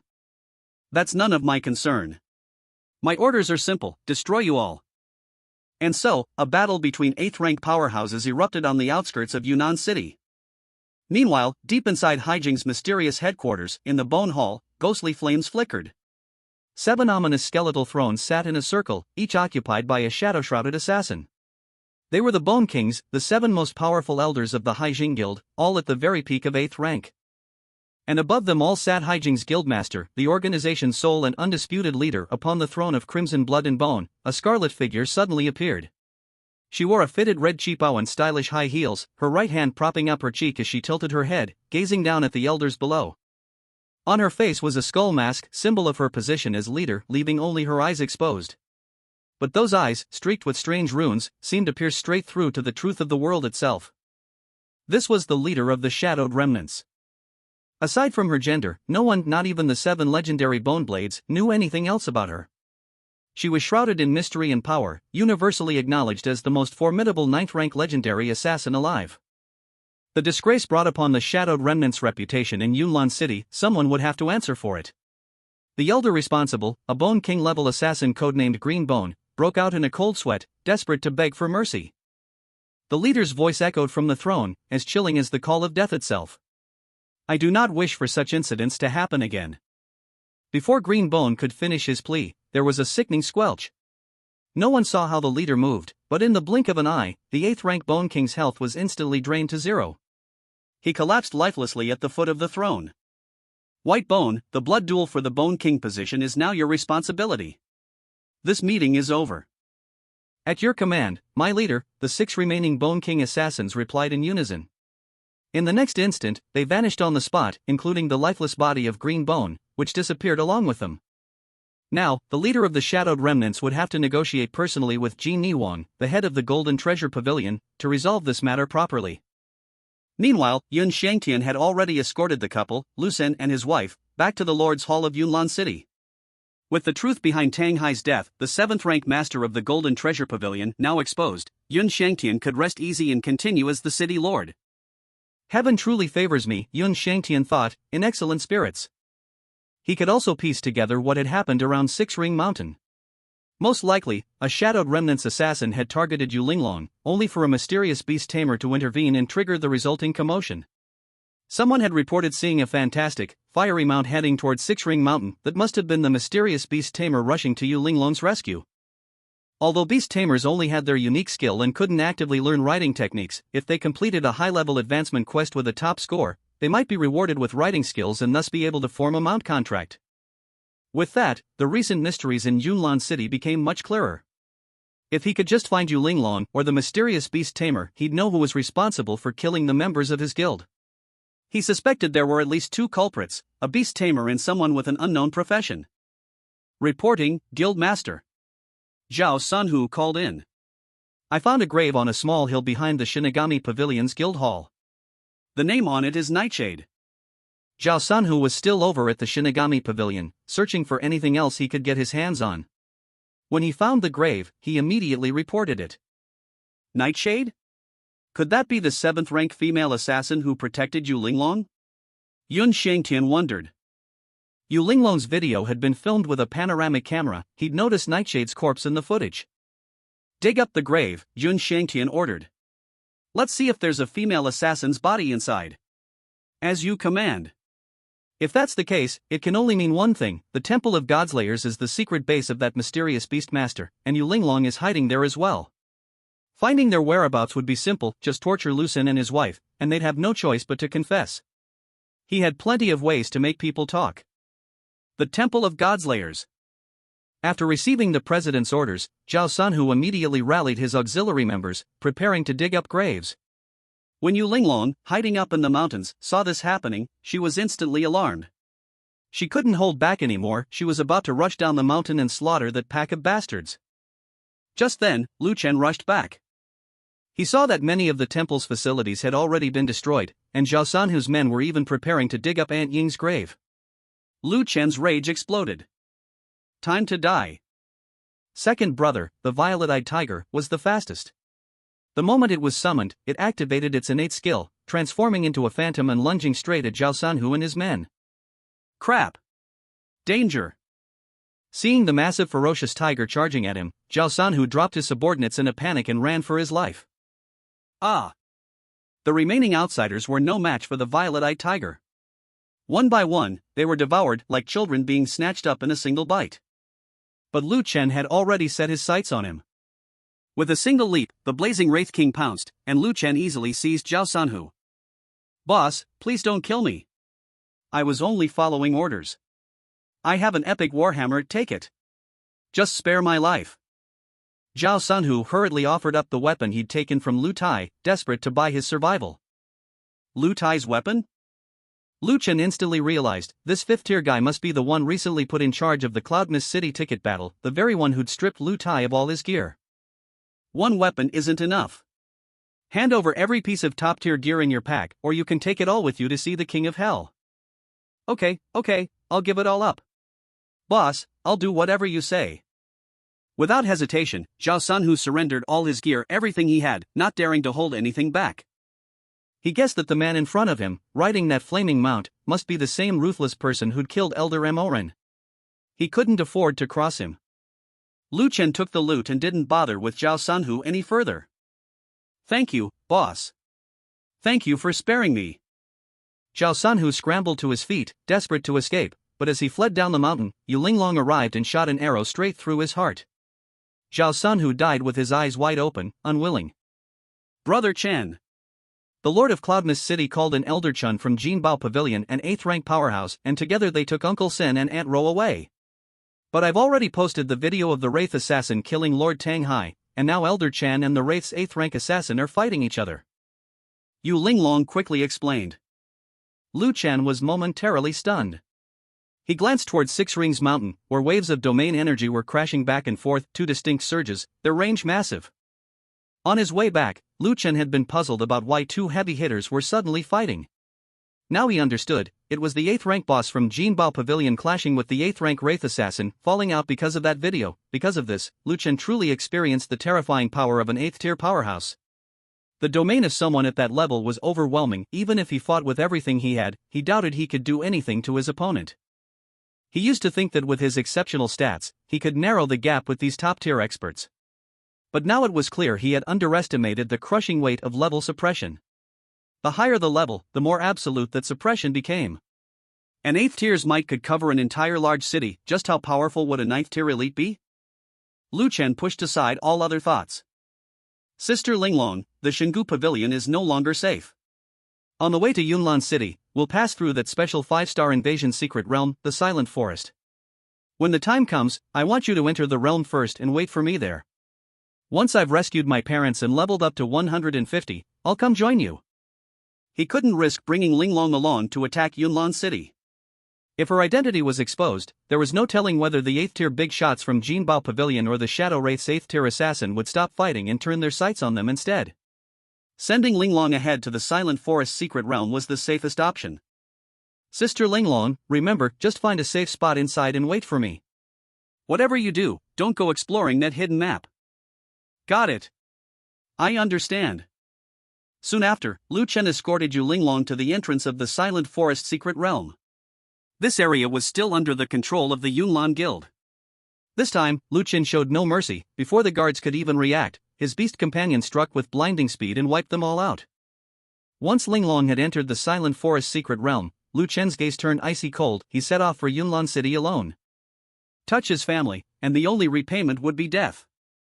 Crack. Ah. The elder Han Gong, already crippled by Lu Yu, was taken by Yun Shangtian under the guise of healing into a secret chamber and fed alive to Yun Shangtian's beast companion. Lu Xin and Shan Rou had also been captured.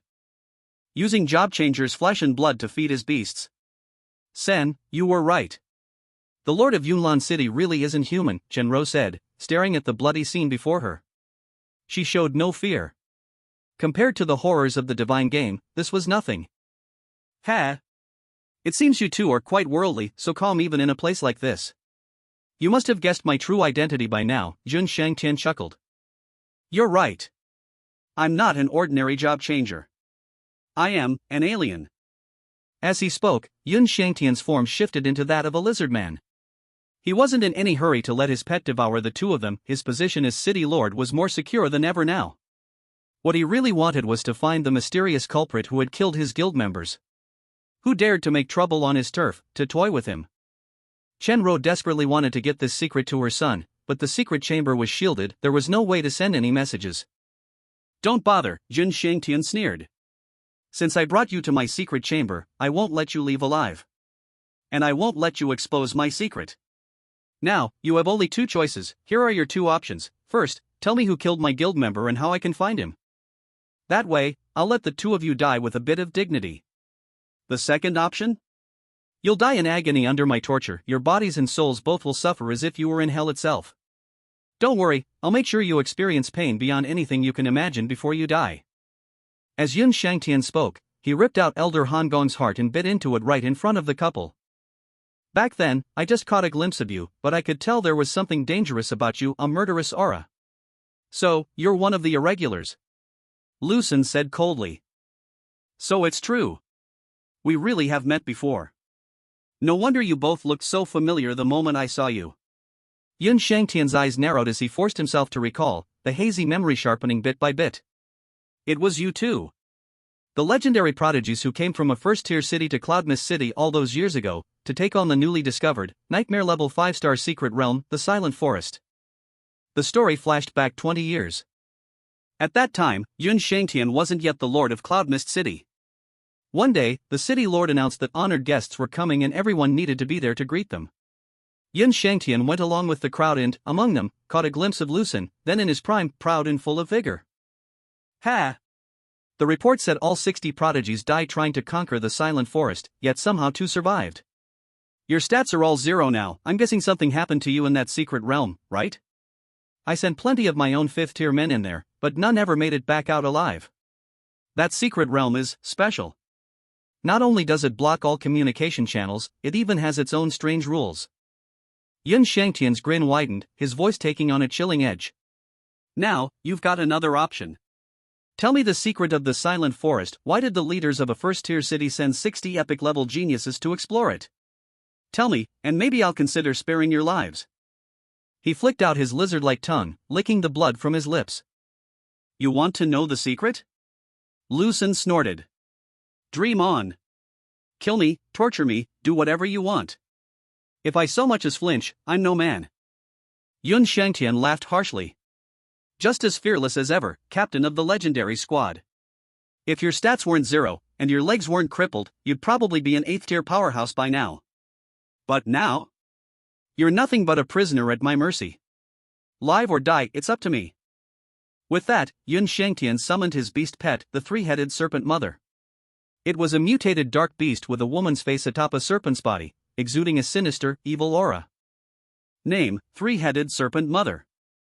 Class, S. Level, Tier 7, LV 205.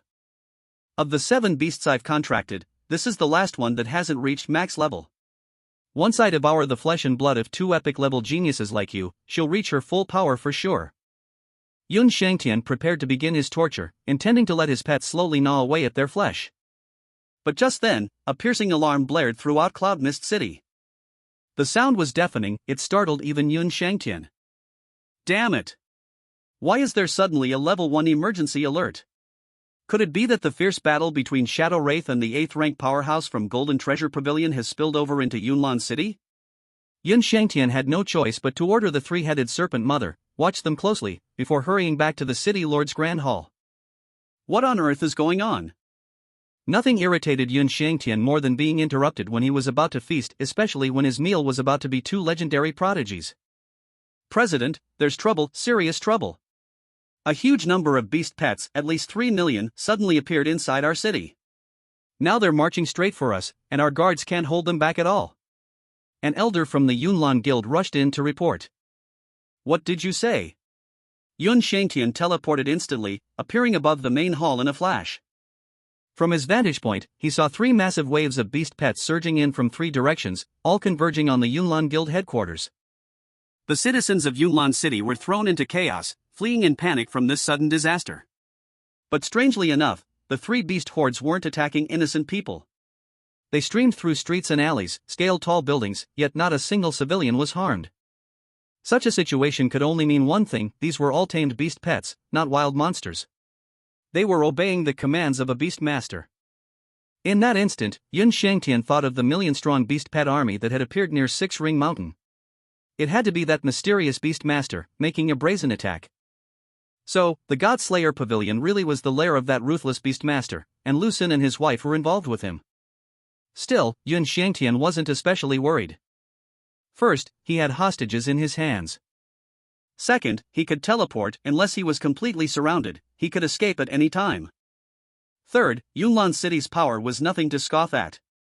He might not be able to see the detailed stats of the incoming beast hordes, but he could recognize most of them at a glance: F-rank Frosthorn Ants, F-rank Crimson Falcons, F-rank Shadow Mice. There were a few above F rank, but not a single one above S rank. So what if there were a ton of these weaklings? The city's job-changed combatants working together could wipe them out with ease. Yun Shangtian surveyed the scene but saw no sign of the mastermind Beastmaster. He immediately gave his order: a mysterious Beastmaster enemy has invaded. Summon all combat class job changers in the city to defend us. Anyone who refuses will be treated as a traitor. In an instant, job changers from inside and outside Yunlan City received the city lord's urgent call to arms and rushed to the fight.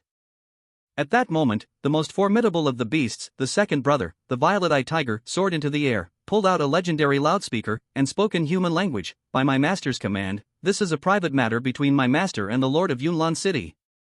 No innocents will be harmed, but anyone who dares interfere will be shown no mercy. A mere A-rank beast dares to act so arrogantly here, came a cold voice. I am Yu Zhongkong, guildmaster of the 6-star Flying Fish Guild, and I've come to slay your beasts. As soon as he finished speaking, a sword light shot to the heavens. The overwhelming pressure of a 6th-tier powerhouse swept across the battlefield. Yu Zhongkong's blue robes billowed, his longsword shimmering with icy light, his presence truly awe-inspiring. Yet, in the violet-eyed tiger's cold gaze, a flash of mockery appeared. Its massive form flickered, leaving only an afterimage in its wake. By the time everyone snapped out of their shock, they saw that the 6th-rank powerhouse had already been swallowed halfway by the tiger. Only his legs were still sticking out, kicking feebly in the air. With a muffled gulp, he was gone. The violet-eyed tiger licked the blood off its fangs with satisfaction and sneered, "That's it? He thought he could show off?" The advanced class reinforcements who had come to support the city lord were all dumbfounded. Did it just take out President Yu in a single instant? What level and attributes does this giant tiger have? No one knew. They couldn't get a read on it. This was nuts. Could it be some beast pet summoned by a tamer above 7th rank? The nobles gathered from Cloudvale City were all gripped by collective panic. Do you think this could be a tamer's beast pet? Otherwise, how are they all acting so coordinated? One 6th rank expert muttered in suspicion. How's that possible? What kind of monstrous tamer could contract 1,000,000 beast pets? That's just not realistic.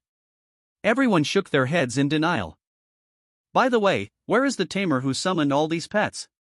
Why don't we see them anywhere? The class-changed warriors began searching for any sign of Lu Chen. Yun Xiangtian was also shaken by the violet-eyed tiger's strength. He activated his lizard's 6th sense and immediately sensed overwhelming danger. No way. These beast pets are seriously weird. The sense of crisis I'm getting from them is even worse than inside the Godslayer pavilion. If they surround me, I'm dead for sure. Yun Xiangtian's gaze darkened. He decided to let the others deal with the beasts, using the excuse of searching for the mastermind tamer to quietly slip back to his private chamber.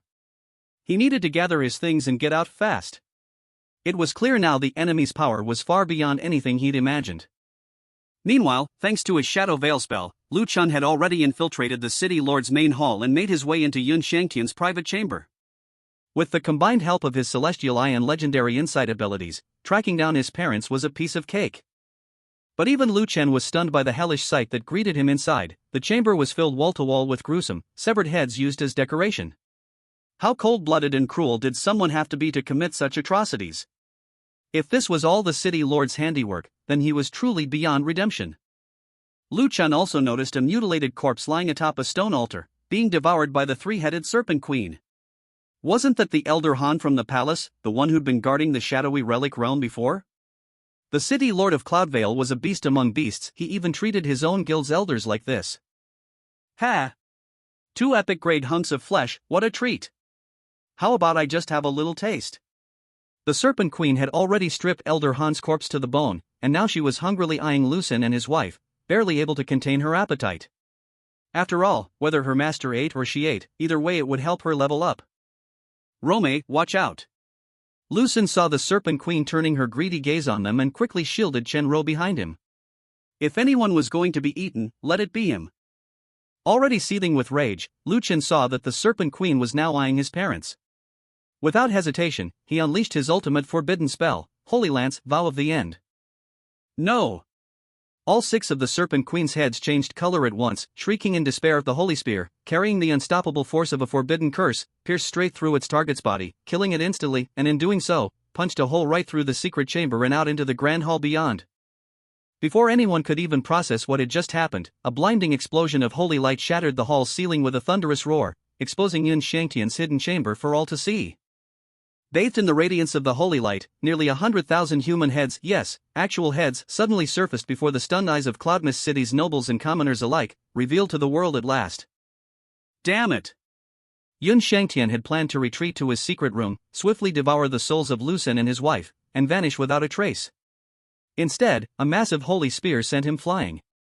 Fortunately, the spear wasn't aimed directly at him, otherwise, he might have died without even knowing how. Still, his face was now clouded and dark as a thunderstorm. His closely guarded secret had just been exposed for all to see. Gasps swept through the hall. Why would the Lord's own palace hide such an evil chamber underground? Whether they were nobles, commoner adventurers, or other members of the Cloudmist Guild, everyone now stared at the secret room in abject horror. 100,000 heads. What kind of monster could commit such an unspeakable atrocity? Many of those nobles had blood on their own hands, true, but none so brazen or twisted as to mount human heads on their walls as grisly trophies. For a moment, everyone's eyes locked onto Yun Shangtian, sprawled amid the ruins.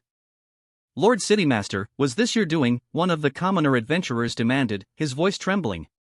His beloved, gifted daughter had vanished not long after becoming an adventurer, and now he suspected her head might be among those on display. Others who'd lost family members found their voices, confronting Yun Shangtian one after another. Just then, Elder Han Feiyu of the Cloudmist Guild broke down in anguished sobs. He'd spotted the corpse of his own brother, Han Gong. Though only bones remained, the clothes were unmistakable. Guild Master. You said you'd personally heal my brother, is this what you meant by healing? Han Feiyu's grief turned to fury as he glared at Yun Shangtian. On the spot, he resigned from the guild. No one so depraved deserved his loyalty. What are you all doing? Yun Shangtian roared, his face twisted with rage. Don't forget, I am the Lord of Cloudmist City, the Guild Master of Cloudmist Guild. In a world where the strong prey on the weak, what powerful adventurer's hands are truly clean? So what if I've collected 100,000 heads? For years, I've protected you, your safety is thanks to me. Even if I had 300,000 heads, you should be grateful. The real enemy is invading right now, you should be fighting at my side to defend our home, not worrying about these heads. But Yun Shangtian's ravings fell on deaf ears. Not a single person moved to support him. Even the guild members stared at him in shock and disgust, so this was the true nature of their guildmaster, a monster who didn't even spare his own people. Their hearts turned cold, no one was willing to follow him anymore, and many members of the Yunlun Guild began quitting in droves.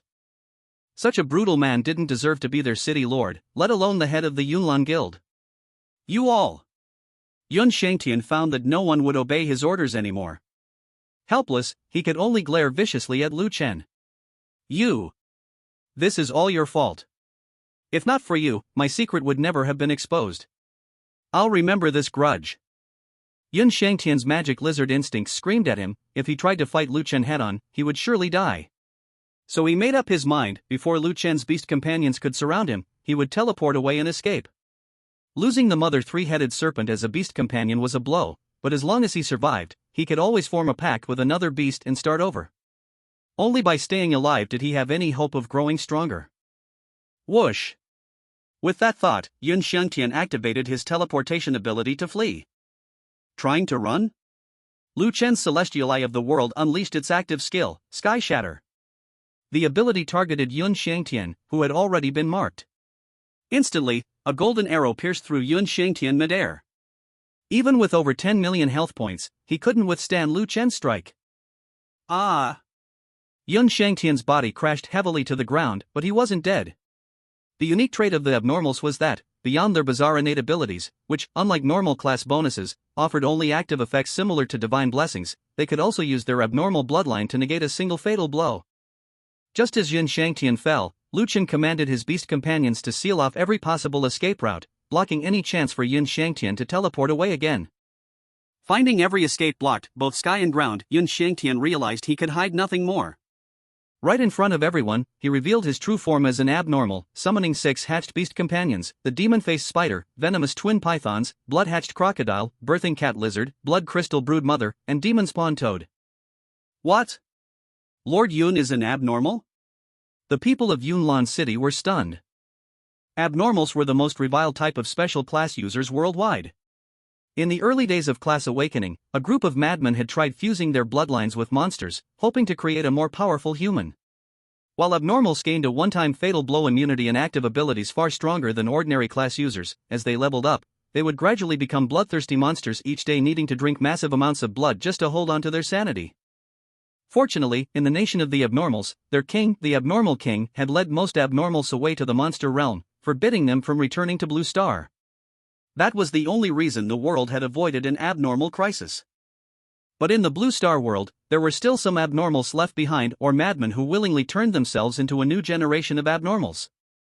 These abnormals were universally despised. Whenever one was found, every nation would try to capture them. Of course, some guilds secretly recruited abnormals for their own purposes. No wonder he kept a collection of 100,000 heads. He was an abnormal. The crowd was seething with righteous anger. Buzz, at Yun Shangtian's command, his 6 hatched beast pets simultaneously unleashed their hatching abilities, spawning an overwhelming horde of offspring, so many it was staggering. But Yun Shangtian didn't intend for them to attack Lu Chen directly. Instead, he meant to use them to carve a bloody path through the battlefield, giving himself a chance to escape. Yet, in the very next second, he was plunged into utter despair. The reason was simple: all of his beast pets, every last one, couldn't so much as budge the F-rank beast pet standing before him. This defied everything he knew. How could this be? Yun Shangtian couldn't discern any information about Lu Chen or his beast pets. Their attributes were a mystery. But the fact that his own pets couldn't make the slightest impact proved that these beast pets' attributes far outclassed his own. It was absurd, downright impossible. He was a 7th tier class-changed powerhouse. Wasn't the enemy at most 6th tier? How could the gap be so enormous? It was only when the Holy Spear forbidden spell had appeared moments ago that he realized the man before him was the one who had shattered the Dark Ruin's secret realm barrier. Elder Han from the palace had reported that the culprit used a Knight-type spear skill that matched exactly what this man had just unleashed. So he was certain the opponent's level could not possibly exceed 6th tier. Did you think sheer numbers could save you? Your beast pets, to mine, are nothing but paper tigers. Lu Chen rode atop the infernal Blaze Bone King, his parents by his side, looking down on the struggling, desperate Yun Shangtian. Who are you, really? Yun Shangtian demanded, desperate to know exactly whose hand he would die by. The one who will end you, Lu Chen replied coldly. Such an evil aberrant had no right to know his name. Besides, so many people were watching, many of them live streaming the battle. There was no way Lu Chen would expose his identity now. With a simple wave of his hand, Lu Chen sent his beast army surging forward, swallowing Yun Shangtian whole. Roar! If I'd known you were this powerful, I never would have provoked you. Decades of leveling and planning, all gone in an instant. I refuse to accept this. Yun Shangtian's final scream was swallowed by the oncoming tide. With a sickening crunch, the 7th tier beastmaster Yun Shangtian became nothing more than fodder for Lu Chen's main beast pets. Ding! Ding! Ding! Ding! Boss, 3rd, 4th, and 5th, Lu Chen's 4 main beast pets all reached 100% advancement, ready to evolve. Joy surged in Lu Chen's heart as he recalled them into the beast pen space to begin their evolution at once. Then, Lu Chen turned his gaze to the other class-changed professionals of Yunlan City. They all froze in terror, panic written on every face. They knew, after witnessing the battle just now, that they didn't stand a chance against this mysterious powerhouse. And with a million beast pets at his command, he was practically invincible. Thud! One by one, all the city's powerful elites dropped to their knees, trembling. Sir, we had no idea the city lord was an aberrant. If we'd known, we never would have helped him do as he pleased. Please, mighty one, spare us. The ordinary class-changed citizens were equally terrified. If this mysterious powerhouse decided to massacre the city, there was no hope unless the 2 8th-tier powerhouses outside the city could rush over in time. Yunlan City would be doomed. Boss, if you want to punish us, please, just don't hurt our children. We're willing to surrender and accept whatever judgment you see fit. All the commoners who had changed classes knelt together, pleading. Inside Yunlan City, every citizen dropped to their knees, begging for mercy. Son, just destroy the Yunlan Guild. The rest of the people are innocent, they were merely used by the city lord. Now that he's dead, there's no need for further bloodshed. We're not monsters, Shenro said softly. Your mother's right, Lucen agreed. But while they may be spared from death, they can't escape punishment. Have every guild in Yunlan City turn over all their gold coins as compensation. This was a golden opportunity to amass wealth. How could he let his son miss out? Are you kidding me? Every guild leader below silently cursed. Turn over all our gold coins? That's basically crippling our development. Without gold, we'll be stuck for ages. But compared to staying alive, losing their gold was the lesser evil. So, one after another, they handed over their coins. Lucen wasn't done. Son, when they hand over their gold, make them sign an honesty pact. just in case some folks try to hold out on us. Good call, Dad. Lu Chun grinned and personally bought a mass contract honesty pact, making sure no one could hide anything. The Yunnan City elite were all losing it inside. Son's unbeatable, Dad's cunning, what a pair. They're seriously ruthless. Just like that, Lu Chun easily collected tens of millions of gold coins. But even that wasn't enough to unlock the fifth rule item. It required a total investment of 100 million gold. There was still a long way to go. Lu Chun was desperate for gold. Really desperate. Boss, our Deep Squad Hell Guild doesn't have much, just a few hundred coins. Please don't look down on us. Lu Tai stepped out of the crowd, scratching his head with a sheepish grin as he signed the pact like everyone else. He was sly. He didn't reveal in public that he was on Lu Chen's side. Lu Chen smiled knowingly and sent him a trade request, returning the gear that Zhao Sanhu had taken from him earlier. He also handed over 5 million gold coins. Old Tai, here's 5 million gold to jumpstart your guild. Go buy the epic grade materials you need, then head to Silent Forest and wait for me. I'll forge you a full set of epic gear. I'll also leave some beast pets behind to guard all the secret realms in Yunnan City. Only your guild members will be able to farm them. Down the line, I'll make 3 legendary items for you. Develop your guild well and level up fast. Soon, you'll take over Yunnan City as its new lord, replacing the Yunnan Guild. Lu Chen had his own plans. There was no way he could gather 100 million gold on his own in a short time. Only by controlling the resources of an entire city could he accumulate wealth quickly. Old Tai wasn't exactly the strongest, but if he got his hands on a set of top-tier gear, he'd have no trouble running a second-tier city as its lord. All right, he said, brimming with enthusiasm. Boss, don't worry, I'll give it my all and serve you faithfully. Lu Tai was overjoyed and immediately went off to purchase epic-grade materials. Once all the guilds had handed over their gold, Lu Chen destroyed the Cloud Mist Guild's headquarters without a second thought. Only then did he speak coldly. All guilds who control access to regular secret realms must make those permissions public and allow anyone to enter and farm. Only then can you avoid death. The guild elites were reluctant, but they had no choice but to obey. The civilian adventurers were dumbfounded. This mysterious beastmaster not only spared them from handing over their gold, but even forced the elites to open up the regular secret realms. What a tremendous act of kindness! Their hearts were finally at ease, certain now that this enigmatic beastmaster wasn't some villain, but a hero who had saved Cloud Mist City. Right then and there, they fell to their knees in reverence. Immediately after, Lu Chen recalled all his beast companions, gathered his parents, and rode off from Cloud Mist City atop the Inferno Wraith King Mount. He had to act fast. While the 2 8th-tier powerhouses outside the city were still locked in combat, he needed to clear more high-star secret realms and level up to 150. Worried about his parents, Lu Chen kept them in his party at all times.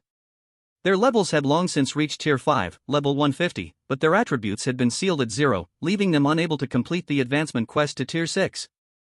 For over 20 years, they'd been stuck at that level. While his beast companions swept through the monsters, Lu Chen summoned his 4 main pets to see how they'd changed after evolution. Name, Azure Radiant Horned Python. Name, Molten Abyss Bloodflame Sparrow. Name, Giant Maelstrom Armored Turtle. Name, Bone-Eroding Ice Demon Ant. Without exception, after their second evolution, all 4 of his main beast companions, just like the second one, the Violet-Eyed Tiger, had evolved into A-rank beasts. Each one looked much more formidable than before. His first companion, Xiao Chang, had devoured the twin venomous pythons and transformed into a python itself, sprouting twin horns and taking on a hint of draconic form. The third showed traces of the vermilion bird, soaring through flames. The fourth had grown the largest, exuding the aura of a black tortoise. Even the smallest, the 5th companion, was now about the size of a house cat, with the bearing of an ant king. Lu Chen took out an A-rank beast egg dropped by a high-star secret realm boss and tried to form a contract with it. Ding!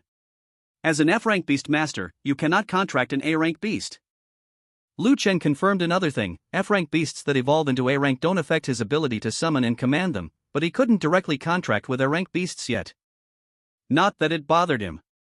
With the infinite evolution talent, all his F-rank beasts would eventually evolve into the highest tiers anyway.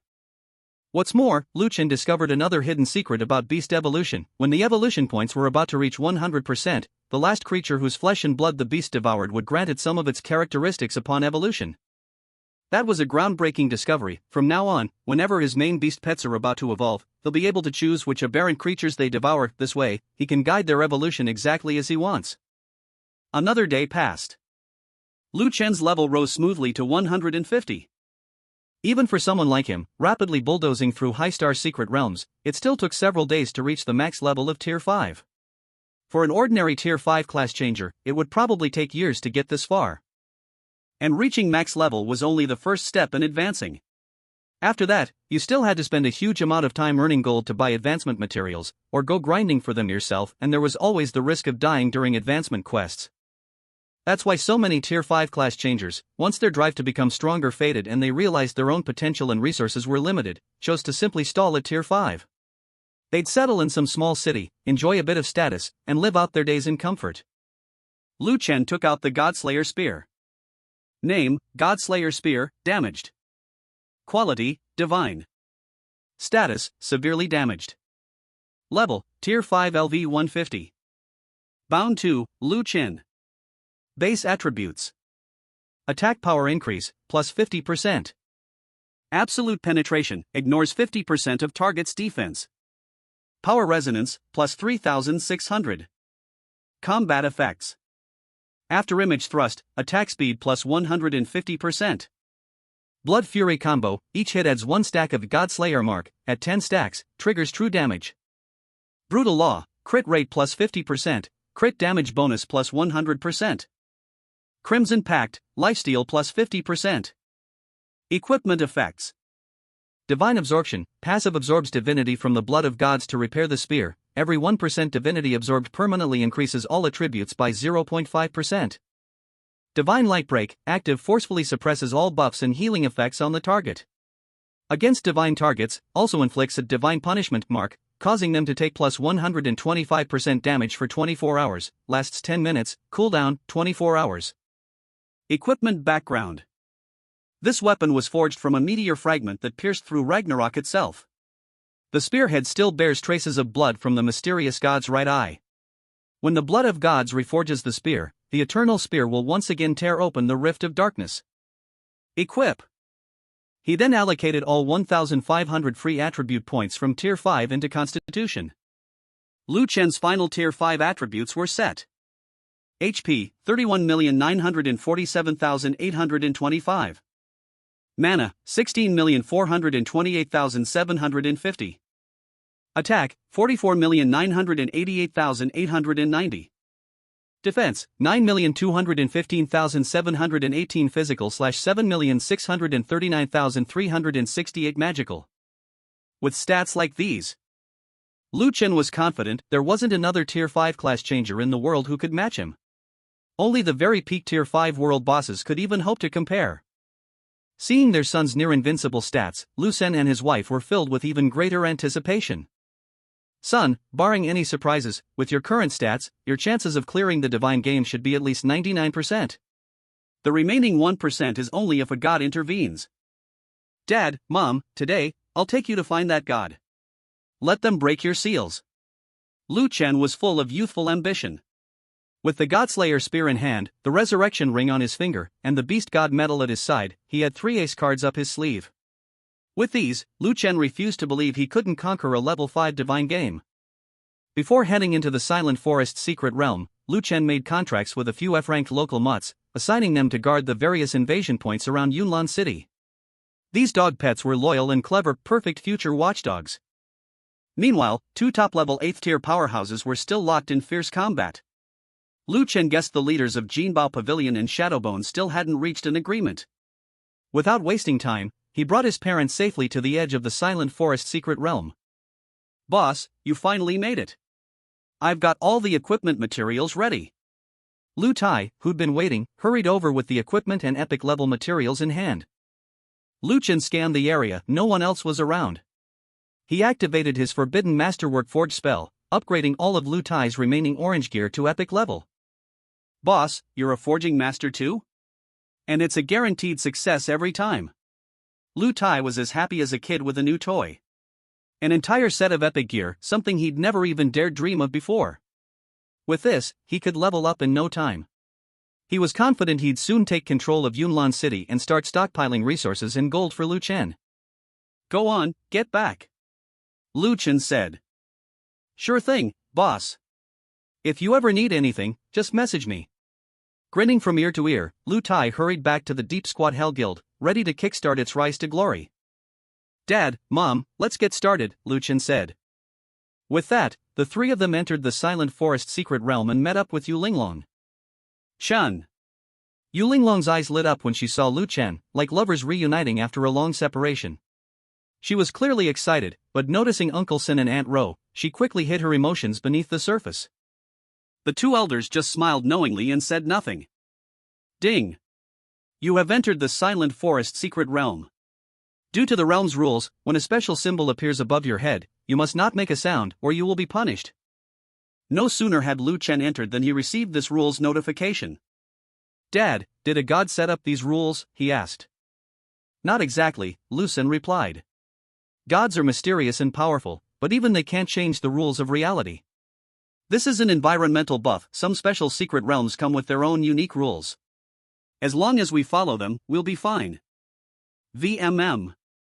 Lu Chen summoned a million beast pets, sending them to sweep the monsters of the Silent Forest before returning to his beast pen. He personally led his parents to hunt down the god that had made them suffer for over 20 years. With his parents providing the coordinates, Lu Chen quickly found the hidden map within the Silent Forest. Ding! You have discovered a hidden map. Danger level, extremely high. Proceed with caution. Linglong, things get serious from here. The divine game is no joke. You'd better stay out here and wait for us. Lu Chen had participated in the divine game once before, and he was acutely aware of just how brutal and perilous it could be. That's right, Linglong. Your Uncle Sin and I have no choice, we have to go. But you don't need to risk yourself. Chen Ro treated Yu Linglong as if she were her own daughter. She couldn't bear the thought of letting her go into danger. Yu Linglong was a clever woman. Even if Lu Chen and Uncle Sin, or Aunt Ro, hadn't warned her, she wouldn't have joined them in the divine game. She knew her presence would only hold Lu Chen back. And Lu Chen wasn't joining this game for any kind of reward, he just wanted to restore their parents to normal. I'll be right here, waiting for your good news. Yu Linglong said. Seeing how sensible and thoughtful she was, Chen Ro felt her fondness for the girl deepen even further. Soon after, Lu Chen led his parents into the hidden map. Buzz. The world changed in an instant. The three of them now stood in a vast, mysterious underground palace. Or perhaps palace wasn't quite right, it was more like a dark underground city. There was no blood-soaked altar here, but there were strange statues, just like in the hidden map of the Scarlet Forest. The only difference was the shape and form of these deities. The largest statue loomed ahead, towering and imposing, wielding a scepter-like weapon in one hand, its tip inlaid with a gemstone shaped like a pupil. In the center of the statue's brow was a tightly shut vertical eye. Even though it remained closed, a chilling sense of murderous intent seemed to seep from it. What was unsettling, though, was the statue's face. It wore a gentle, Madonna-like smile, filled with compassion as it gazed down upon the underground city. Aside from the statues, there was nothing else, no monsters or oddities. The vast dungeon was empty save for a few statues and the countless bones strewn across the ground. Instinctively, Lu Chen and Chen Ro began to tremble with fear, cold sweat beaded on their palms and backs. They'd experienced the terror of the three-eyed matron with their own eyes. This was a vicious and evil god. Many of the corpses littering the floor had once been their comrades in arms. Some, even, had died by their own hands. The game of the three-eyed matron had forced them into a bloody contest, made them turn on each other. Sensing his parents' fear, Lu Chen quickly spoke to comfort them. Dad, Mom, don't be afraid. I'm here. I'll help you recover, and I'll help you overcome your fear of the gods. Gods, they're not as all-powerful as they seem.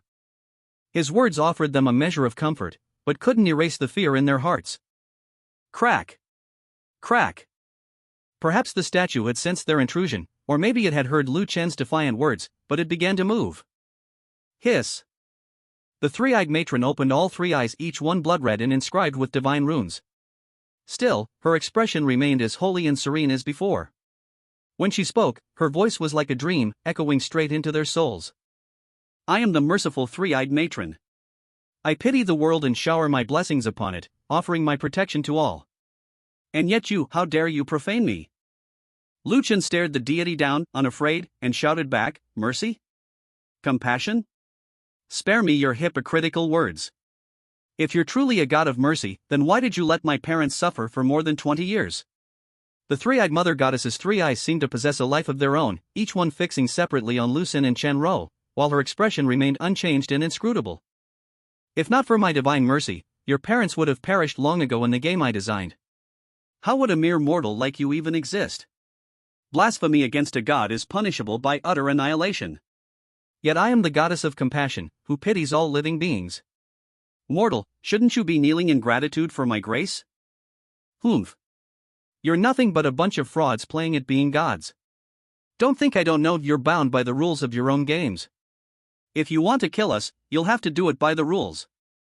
Lu Chen scoffed coldly. The moment those arrogant words left his mouth, and especially when he dared call her a false god, the three-eyed mother goddess's expression finally changed. Her kindly facade twisted, becoming as hideous and menacing as some demon from the deepest darkness. You dare challenge my divine authority, boy? Are you so desperate to die? So what if I am? Lu Chen shot back, his voice ringing through the underground hall. Today, I, Lu Chen, have brought my parents here to play your game. The stakes are our entire family. If you win, do whatever you want with us. But if you lose, you lift the seals from my parents and give my father back his legs. Do you dare make this wager, almighty goddess? Will you swear on your rules and accept my challenge? He raised his head and met the goddess's gaze head-on, his eyes blazing with defiance. Deep within, the three-eyed mother goddess was seething with fury. Never before had a challenger dared to defy her so brazenly. If she didn't utterly destroy this insolent brat, she'd never be able to swallow her rage. Yet, as the boy said, the gods could only slay intruders through the rules of their divine games. Even so, she was a mighty deity. She would never let a mortal child dictate the terms of her own game. You're bold, boy. Remarkable, even. But you haven't earned the right to make wagers with me. Still, as a merciful goddess, I can grant you one chance. If you're willing to take on my highest level challenge, then I will accept your wager and seal it with a divine oath. As she revealed her true, wicked nature, all three eyes glowed with a blood-red light. Son, don't agree to her terms. Lucin cried out anxiously. Your mother and I only survived the simplest of her games, and even that was barely one step from death. The highest level, it could be impossible, maybe even certain death. This is your only chance to restore your parents, boy, the goddess crooned, her voice resonating with a seductive, supernatural timbre. Miss it, and I'll never offer it again. As a son, will you really stand by and watch your parents spend the rest of their lives in suffering? What could be more unfilial than that? Ha! Her words dripped with manipulation, probing Lu Chen's deepest emotions. She could sense his power. It was nearly monstrous, on par with a top-tier Tier 5 world boss. He was the most extraordinary challenger she'd ever seen. But even so, she would not back down. He knew all too well, unless it was the highest difficulty divine game, he had no confidence in being able to kill Lu Chen. Right now, his desire was overwhelming. He was desperate for Lu Chen to accept the highest difficulty divine game. That way, he could finally savor the most exquisite food from Lu Chen. This was a survival instinct unique to gods. Back then, the reason he had spared Lucin and Chen-Ro wasn't just for amusement. There was another, more important reason. He wanted the two of them to one day bring someone back to participate in the divine game, hoping to restore their bodies. This was how he ensured that, every so often, new challengers would come to play his divine game, providing him with enough sustenance. Son, your father, and I won't blame you. You mustn't agree to his terms. Chen-Ro was deeply worried, suspecting the three-eyed mother goddess of having sinister intentions. That's right, don't agree. Just obediently choose the simplest divine game, win, claim your reward, and leave. After all, you won't be the one suffering. The three-eyed mother goddess continued her tempting whispers. Lu Chen gently patted his parents' hands, signaling them to relax. Dad, Mom, don't worry. I'm more than ready for this. Then, Lu Chen turned around to face the three-eyed mother goddess head-on, a confident smile curling at the corner of his lips. The highest difficulty divine game? Sounds perfect for me. In my world, the word fear doesn't exist. But a dangerous glint flashed in Lu Chen's deep eyes. Don't let this game end too quickly, or else I'll be sorely disappointed. TCH. The three-eyed mother goddess let out a low, meaningful chuckle, the vertical pupil on her forehead glowing with an eerie, dark light. A mere mortal, and you dare boast before a god? Her voice suddenly turned mocking. Don't come crying and begging for mercy on your knees later, try not to make it too pitiful. No one has ever cleared the highest difficulty divine game I created. This brat is dead for sure. Especially since he's dragging along his sick and crippled parents. Lu Chen showed no fear whatsoever. Without hesitation, he made a binding wager of rules and oaths with her. KEH. Well then, brat, the game officially begins. Ding. You have entered the divine game. Game name, 5-act divine drama. Difficulty, hell. Description, this is the three-eyed mother goddess's most difficult divine game. There are 5 acts in total, and only by clearing them all can the game end. The first act is about to begin. The third eye of the three-eyed mother goddess suddenly burst forth with an immense divine light, blinding Lu Chen and his parents. When the light faded, the world had changed. Lu Chen realized he and his parents were now standing under a massive dome made entirely of pure gold. The floor was covered with flowing gold coins, every step sending up a splash of metal. The walls were studded with countless gemstones, which refracted dizzying patterns of light from some unknown source. The air was thick with a sweet, metallic tang, and in the distance, the roaring of a never-ending golden waterfall echoed. Suddenly, 12 golden guardian statues opened their ruby-studded eyes. With a thunderous crash, they slammed their giant axes into the floor, and the entire vault began to twist and warp. The ceiling was slowly descending, and the walls were closing in. They were trapped inside a shrinking vault of gold.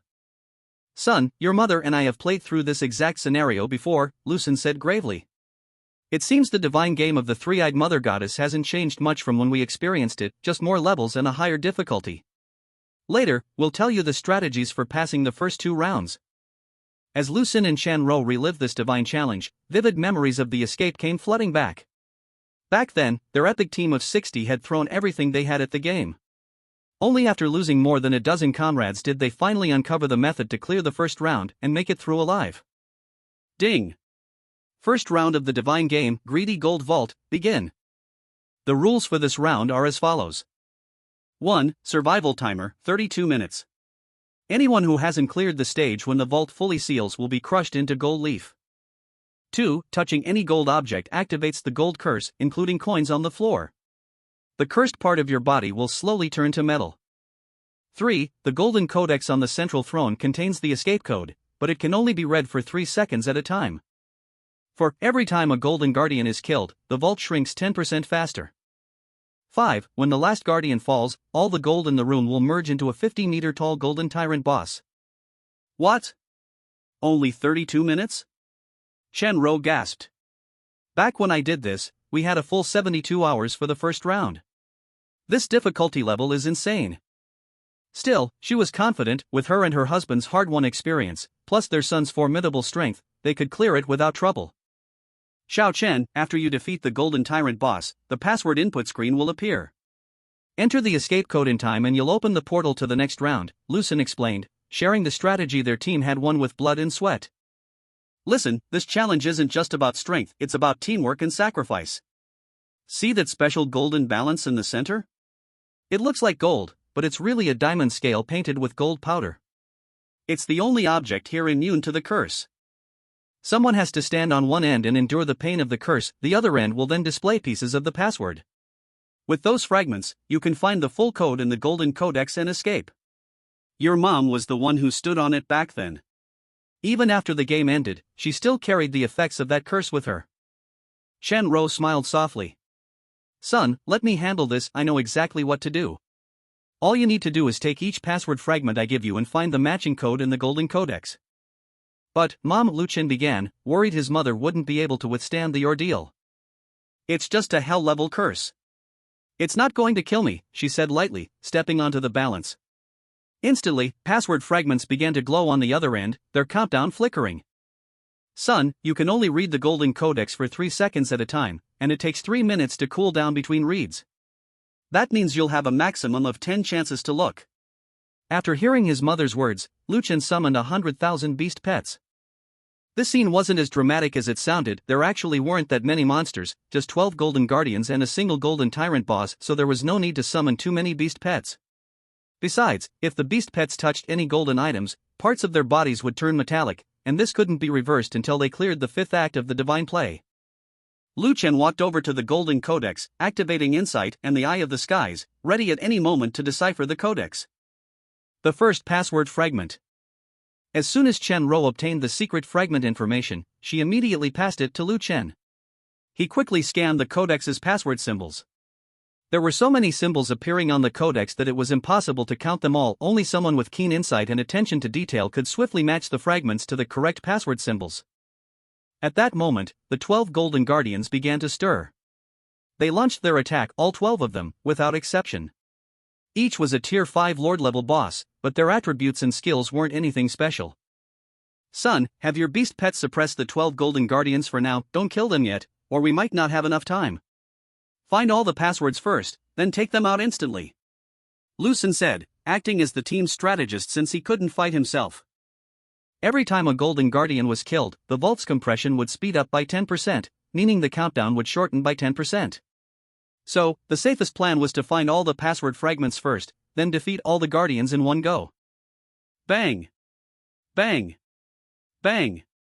Lu Chen's beast pets easily subdued the 12 Golden Guardians, surrounding them and keeping them from harming their master or his parents. Before long, Chen Rou had collected all the password fragment information, and Lu Chen quickly matched them to the 12 sets of code symbols. Now! Lu Chen shouted, giving the order to his beast pets. Bang! Bang! Bang! 12 Golden Guardians were instantly destroyed by Lu Chen's beast pets, exploding into piles of golden dust.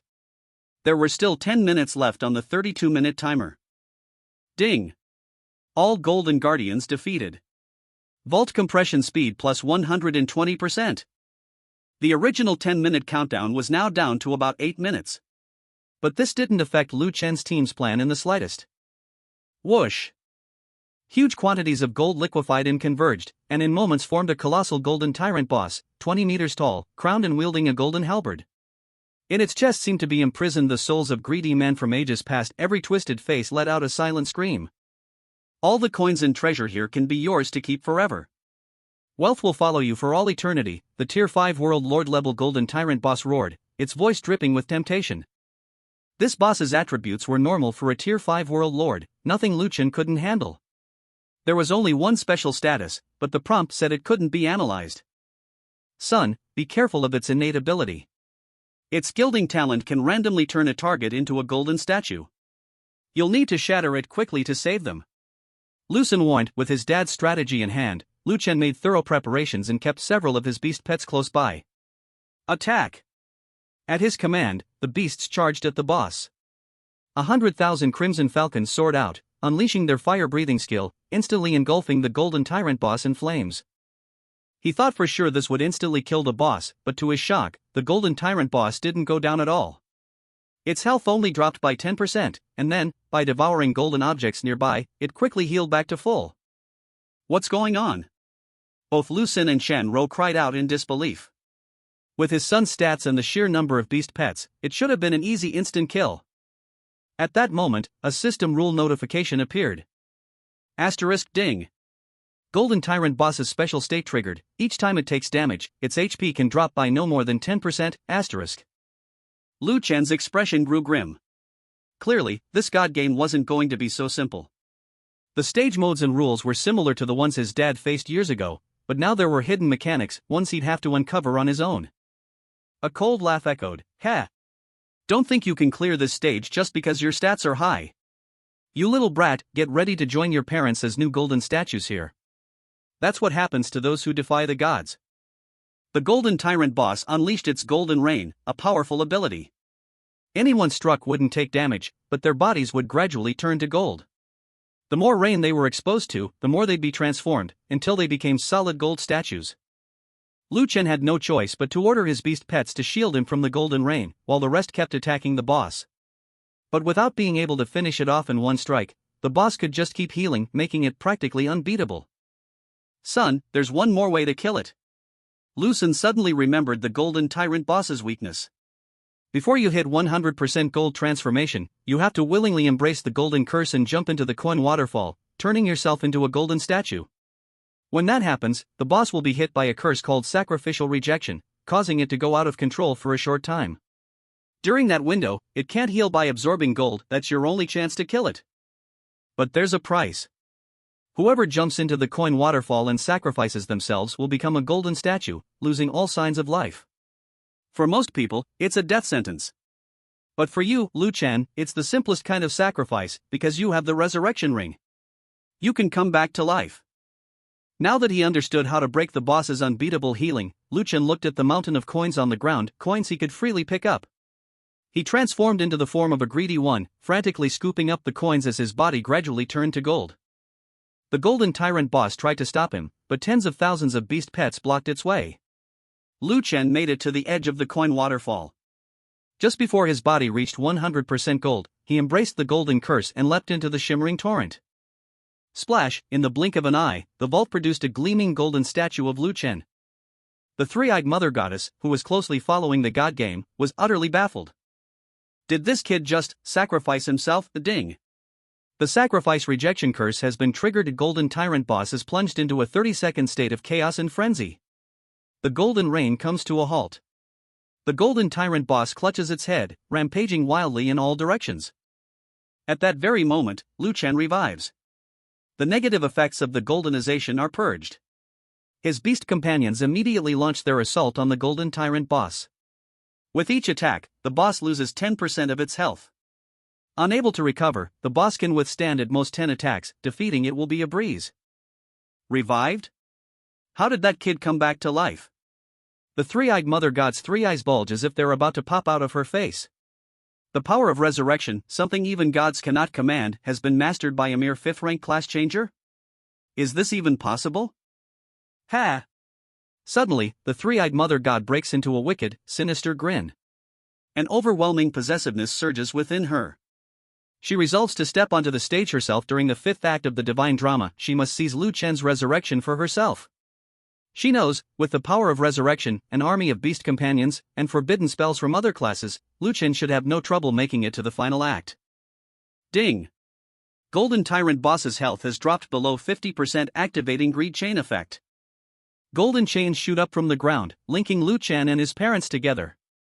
Anyone bound by these chains will share the same damage the boss receives, but they can vote to either split the damage equally or let one person bear it all. If they choose a single bearer, the others receive a gold reward, and the more damage the bearer takes, the more gold the others get. Without hesitation, Lu Chen has his parents vote to let him bear the damage alone. The beast companion's assault continues. As the boss's health drops, so does Lu Chen's. But with a single cast of the Tree of Life forbidden spell, he easily keeps his health in the safe zone. This way, Lu Xin and Shen Rou can happily rake in piles of gold. Ding! Golden Tyrant Boss's health falls below 10%, activating Midas Touch. Warning, all boss attacks now have a chance to turn your equipment into solid gold, permanently disabling it. The three ignore this warning. After all, the boss will never get another chance to attack. With the 10th coordinated beast companion attack, the Golden Tyrant Boss collapses, dissolving into a pool of golden liquid. Ding! Congratulations! You have successfully defeated the Golden Tyrant Boss. The next second, a massive password input screen pops up. Lu Chen must enter 12 sets of symbols in the correct sequence, with only one chance to get it right. Fortunately, with his legendary level forbidden spell, Insight in the Eye of Heaven, Lu Chen has evolved a perfect photographic memory. He enters all 12 sets of symbols. Instantly, a dazzling golden portal materializes before them. Lu Chen quickly recalls his beast companions, grabs his parents, and they rush through, finding themselves in a blood-red dungeon. Only then is the first act of the divine drama truly complete. To be honest, Lu Chen didn't underestimate this so-called divine game. He even activated the effect of his resurrection ring, barely making it through by the skin of his teeth. If it hadn't been for the experience passed down from his parents, Lu Chen might have cleared the game eventually, but it definitely wouldn't have been so easy. In fact, it wasn't easy at all. Because of the golden rain, many of his beast companions had been turned into golden statues, then revived one by one in the beast stable, waiting for their turn to fight again. Cough, cough, cough, Shen Rou doubled over, racked by a violent fit of coughing. Mom, how are you feeling? Lu Chen hurried to her side. I'll manage. After all these years, I've gotten used to it. It's nothing serious, just the smell of the second act's environment got to me. Shen Rou's voice was weak, but determined. Now that they had enough gold coins, she could buy high-level painkillers and other medicines from the trading market.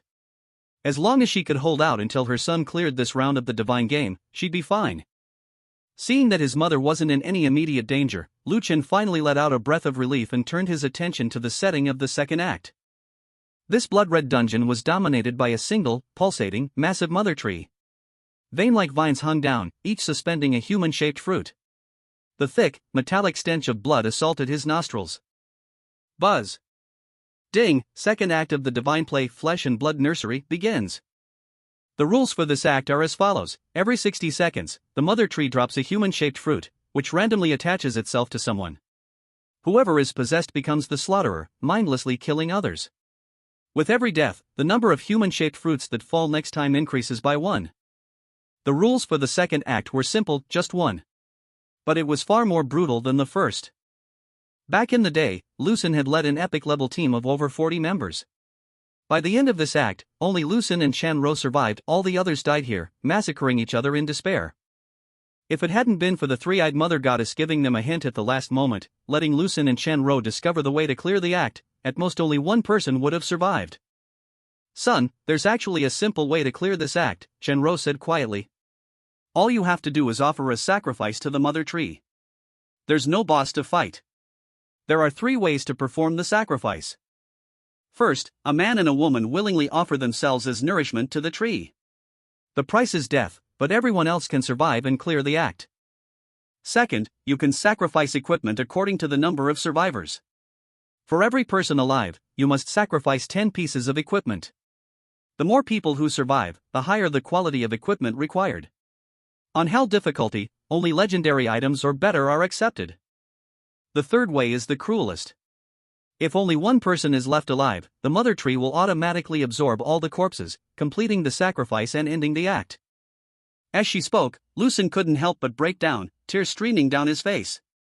Bloody shards of memory exploded in his mind. Back then, his teammates were all slaughtered, and only after almost everyone had died did the three-eyed mother goddess reveal the way to clear the act. He had buried each one of his companions with his own hands. To this day, he could never forget the look of despair and unwillingness on their faces as they died. You have to understand, back then, they were all young prodigies, legendary talents with bright futures ahead of them.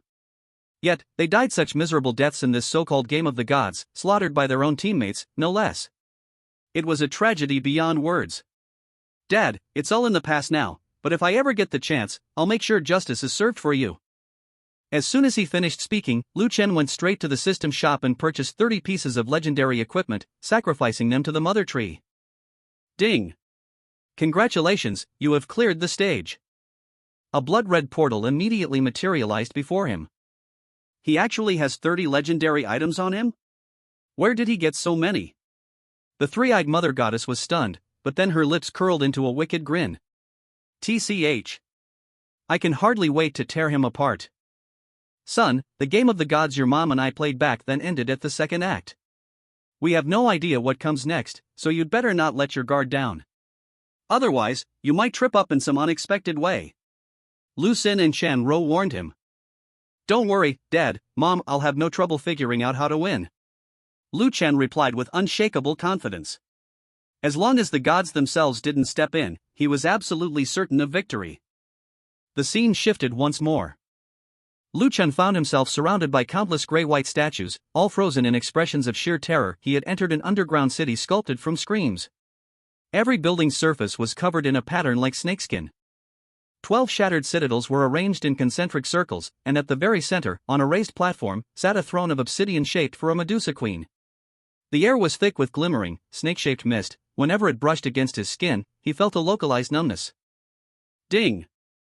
Third act of the divine drama Petrification Demon City begins. The rules for this act are as follows. 1. Hourglass of time *, a 2-hour countdown begins. If you haven't cleared the stage when the sand runs out, everyone will be turned to stone. 2. Gaze rule * meet the eyes of the Medusa boss, Sagaura, and you'll be instantly petrified. 3. Medusa domain * every 15 minutes, a random citadel will trigger a Medusa trap, venomous stone snakes will erupt from the ground. 4. Team contract * a minimum of 3 people must work together to trigger the boss fight. Approach the throne alone, and you'll be petrified on the spot. 5. Redemption mechanism * shattering statues has a 5% chance to drop a depetrification potion, each player can only use one. Just like the previous 2 acts, the third round only provided a list of rules, no hints about how to activate the Medusa boss or what the victory conditions were. Players had to discover those on their own. That's the insidious nature of the game of the gods. With only 2 hours to clear the stage, you'd barely have time to figure out the conditions, let alone complete them. Suddenly, Lucian felt that the god ruling over the hidden map of the Blood Forest was at least a little fair. At least the deity's rules were straightforward: trade your life to clear the stage. Unlike the three-eyed mother goddess, who was nothing but devious and cruel, but this third act of the divine play posed no real challenge for Lucian. Don't forget, the true marvel of the Ring of Heaven's Eye lay in its ability to see through the rules of the game. As for the conditions required to clear this divine play, Lucian was confident he could figure them out. That was his biggest trump card, the foundation of his absolute confidence in victory. Just as Lucian was about to activate the Ring of Heaven's Eye to uncover the clearance conditions of the petrified demon city, the conditions suddenly appeared on their own. Clearance conditions. 1. Obtain 3 petrification eyes and embed them into the corresponding slots on the throne. This will trigger the Medusa boss, Sagalara. Destroy Sagalara's serpent hair core, located beneath the emerald scales on the back of her neck. Tip 1. Killing petrified serpent guards has a chance to drop a petrification eye. Tip 2. During the boss phase, someone must endure her instant death gaze, 100% petrification. Otherwise, the trigger fails, and you must recollect 3 petrification eyes to try again. Tip 3. Sagalara has no health bar. Only attacks to her serpent hair core can kill her. 2. After killing Sagalara, place her head, body, and heart into the 3 altars within the demon city simultaneously. 3. The number of survivors must not drop below 50% of the initial team. Additionally, another hidden mechanism was revealed: if any team member is completely petrified, the remaining team members will receive a 30-second absolute reflection shield, granting immunity to petrification. Cooldown, 15 minutes. What the? Lucian was stunned. Weren't the divine play's conditions supposed to be hidden, something you had to figure out for yourself? Why were they being spelled out so clearly all of a sudden? And with this level of detail, even revealing the hidden mechanics? What was going on? Dad, is it possible these divine play hints from the god are fake? Lucian asked. Absolutely not.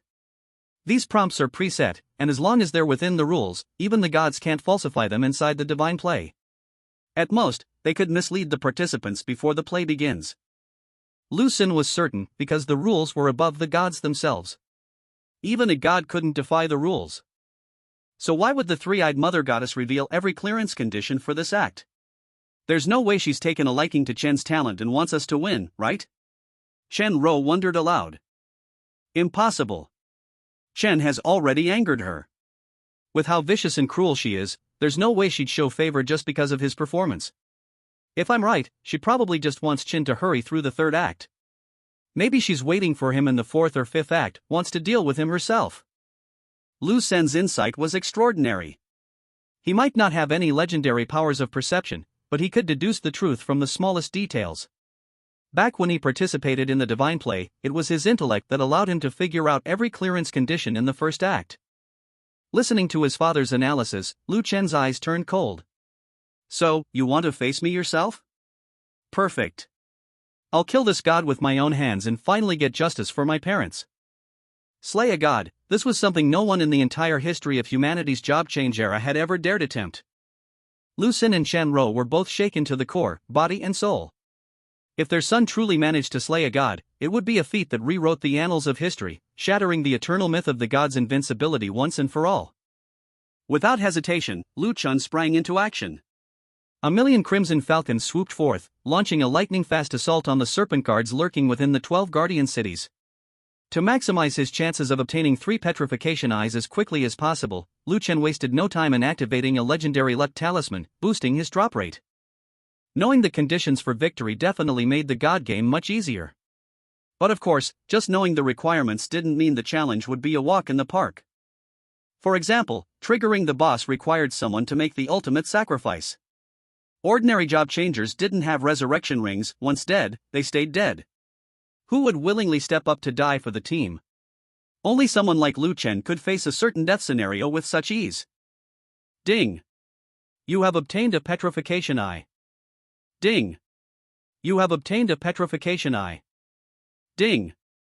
You have obtained a petrification eye. In no time at all, Lu Chen secured the 3 petrification eyes he needed. The 3 of them approached the obsidian throne and inserted the eyes into their designated slots together. The serpent-haired Medusa, Sagara, was triggered. Her eyes unleashed thick beams of petrifying light. Lu Chen commanded his beast companions to escort his parents to safety, then stepped forward to face the petrification himself. Crack! Lu Chen was turned to stone on the spot. The Medusa Sagara, now unsealed, writhed and stretched her body, hissing harshly as her snake hair lashed and flailed. Name: Medusa Sagara, Realm Lord level boss. Innate ability: Gorgon's Gaze, SSS. Level: Tier 5, LV 150. Health: none. Mana: 18,164,300. Attack: 22,650,000. Defense: 0 physical/0 magical. Special status: Mother Goddess's Power, Attack X5, Serpentine Aura. All targets' hair begins to transform into snakes and will attack automatically. Every 5 minutes, a paralysis resistance check is required. Failure results in serpentine transformation. Skills: Serpentine Frenzy, Statue Summoning, Thousand-Eyed Stare, Molting Rampage. Serpent Resonance, Serpent Split, Wailing Echo. The cracks of the seal carry the scent of living flesh. Sagara's scales scraped against the stone walls, sending up a spray of eerie green sparks. Kneel, insects. Your eyes are powerless against the curse of the Gorgon's Gaze. Sagara's dusky gray serpent body snapped taut, venom dripping from her fangs and hissing as it corroded the stone floor. You will become eternal screaming statues, the most beautiful art in all the world. The very next instant, Lu Chen revived on the spot, breaking free of petrification, his gaze instantly locking onto the core among Sagara's snake hair. Holy Spear, Oath of the End. Spear of Sacred Light. With one thrust, his spear pierced straight through the heart of Sagara's serpentine locks. No one could have imagined that someone already petrified and dead could come back to life and even break free from the stone curse. Sagara turned around, staring at Lu Chen in utter disbelief. Its voice grew hoarse, mingled with the sound of cracking stone. This, impossible. My petrification, resisted by a mere mortal. Curse you all, may you, and this land, turn to stone statues. Crash! The powerful Medusa Sagara, a boss at the domain lord level, shattered to pieces, her head, heart, and part of her torso crashing to the ground. Lu Chen immediately directed his beast companions to place Sagara's remains on the 3 altars, just as the completion prompt had instructed. Suddenly, all 3 altars radiated a dazzling brown glow. The light converged to a single point, forming a portal to the next stage. Ding! Congratulations, you have cleared Act 3 of the Divine Drama. They stepped through the portal. Lu Chen and his 2 companions found themselves atop a massive, triangular battle platform. At each corner stood a statue of a strange, imposing deity. Above each statue was a name. Mother of War, her massive sword plunged into scorched earth, magma erupting at her feet. Mother of Wisdom, her tome flipping pages, unleashing a storm of runes. Mother of Fortune, her dice spinning in her hand, the world flickering in and out of light. Their pupils, like blood-red full moons, swept across the battle stage. Instantly, a crimson window burst open before the trio. Faith is shackles. Ding! Act 4 of the Divine Drama, The Faithful Choice, begins. Rules for this act are as follows. 1. Each participant may freely choose one deity statue to worship. Faith in the Mother of War grants the Bloodlust buff. Bonus, plus 100% physical damage, and critical strikes inflict the rend effect, wounds gush with magma. Curse, all healing skills become self-harming, and magic damage skills are permanently grayed out, even potions evaporate under her divine power. Faith in the Mother of Wisdom grants the Omniscient buff. Bonus, magic skills have no cooldown and are cast instantly. Gain the Eye of Truth, can predict enemy actions by 0.5 seconds. Curse, movement speed minus 70%, and feet become rooted, rune chains emerge from the ground, binding the legs. Any melee hit is guaranteed to be a critical. Faith in the Mother of Fortune grants the Gambler's Wheel buff. Bonus, before each attack, a golden roulette appears in the air, 50% chance of divine favor, damage times 4. Curse, 50% chance of divine disfavor, damage times -3, gear durability plummets, and if the penalty triggers 3 times in a row, a meteor of misfortune will strike. 2. Faith countering, after faith selection, a rift will open in the sky. Every 10 minutes, faith-aligned aberrations will descend. Every third wave will include a boss, with its class randomly determined. War Apostle, countered by Wisdom Aberration, possesses super armor, immune to stagger, but will be immobilized by rune bindings from Wisdom bosses. Wisdom Apostle, countered by Fortune Aberration, all skills are guaranteed to hit, but Fortune bosses can twist probability, causing their skills to self-destruct. Apostle of Fortune, countered by War Aberrations when attacking, splits into 7 illusory clones, but War Aberration bosses have locked Bloodlust and can ignore illusions to strike the real body directly. Betrayal of Faith, in battle, if you kill a teammate who shares your faith, you can seize their faith buff and upgrade it. War Faith gains lifesteal, Wisdom Faith unlocks forbidden spells, and Fortune Faith increases its trigger rate to 75%. When the number of followers in a faith faction drops below 10%, the corresponding idol will suddenly come to life and begin indiscriminately slaughtering everyone. In this act of the divine play, no insight-related skills or abilities can be used, and the gods themselves cannot give hints or intervene. No way to see through things? What are we supposed to do now? Chen Ro worried. Lucen patted her hand, his eyes flashing with shrewd intelligence. The rules of this divine play say we can't use insight, but they also don't mention any time limit for clearing this stage. In other words, there's no countdown. That means we have all the time we need to figure out how to pass. We can take our time and explore every possibility. As a former captain of an epic-ranked squad, Lucen was at the top whether it came to combat talent or tactical thinking.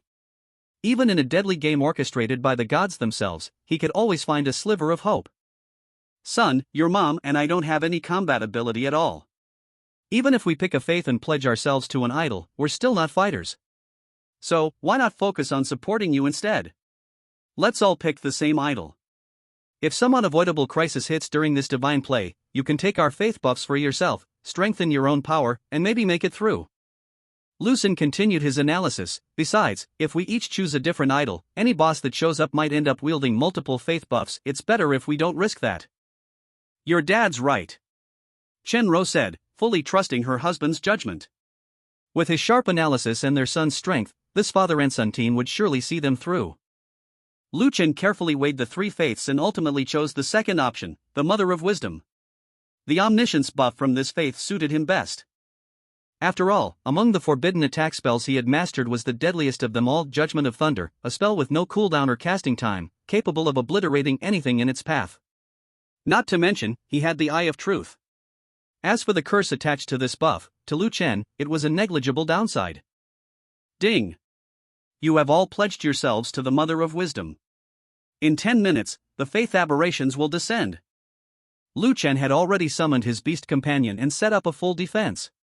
All he needed to worry about was the fortune aberration, since it could make a Wisdom Apostle's skills self-destruct, rendering him unable to cast spells. If that happened, he'd just have his beast companion handle the enemies with basic attacks. As for the other two types of faith aberrations, he could take care of them however he liked. Right then, a rift appeared in the sky above the three of them, resembling a tear in the fabric of the secret realm. 10 minutes later, 30 faith aberrations dropped down. The first wave were all war aberrations, 5th-tier elite monsters, and Lu Chen wiped them out in an instant with a single Judgment of Thunder. After that, the second wave of faith aberrations descended, still 30 in number, but this time, they were wisdom aberrations. Their skills had no cooldowns, just like before, but they were instantly annihilated by Lu Chen all the same. The third wave brought a boss, the luck aberration boss, a commander-level threat. Yet the army of Icehorn ants devoured it in a heartbeat. And so, Lu Chen kept wiping out every wave of faith aberrations as soon as they appeared.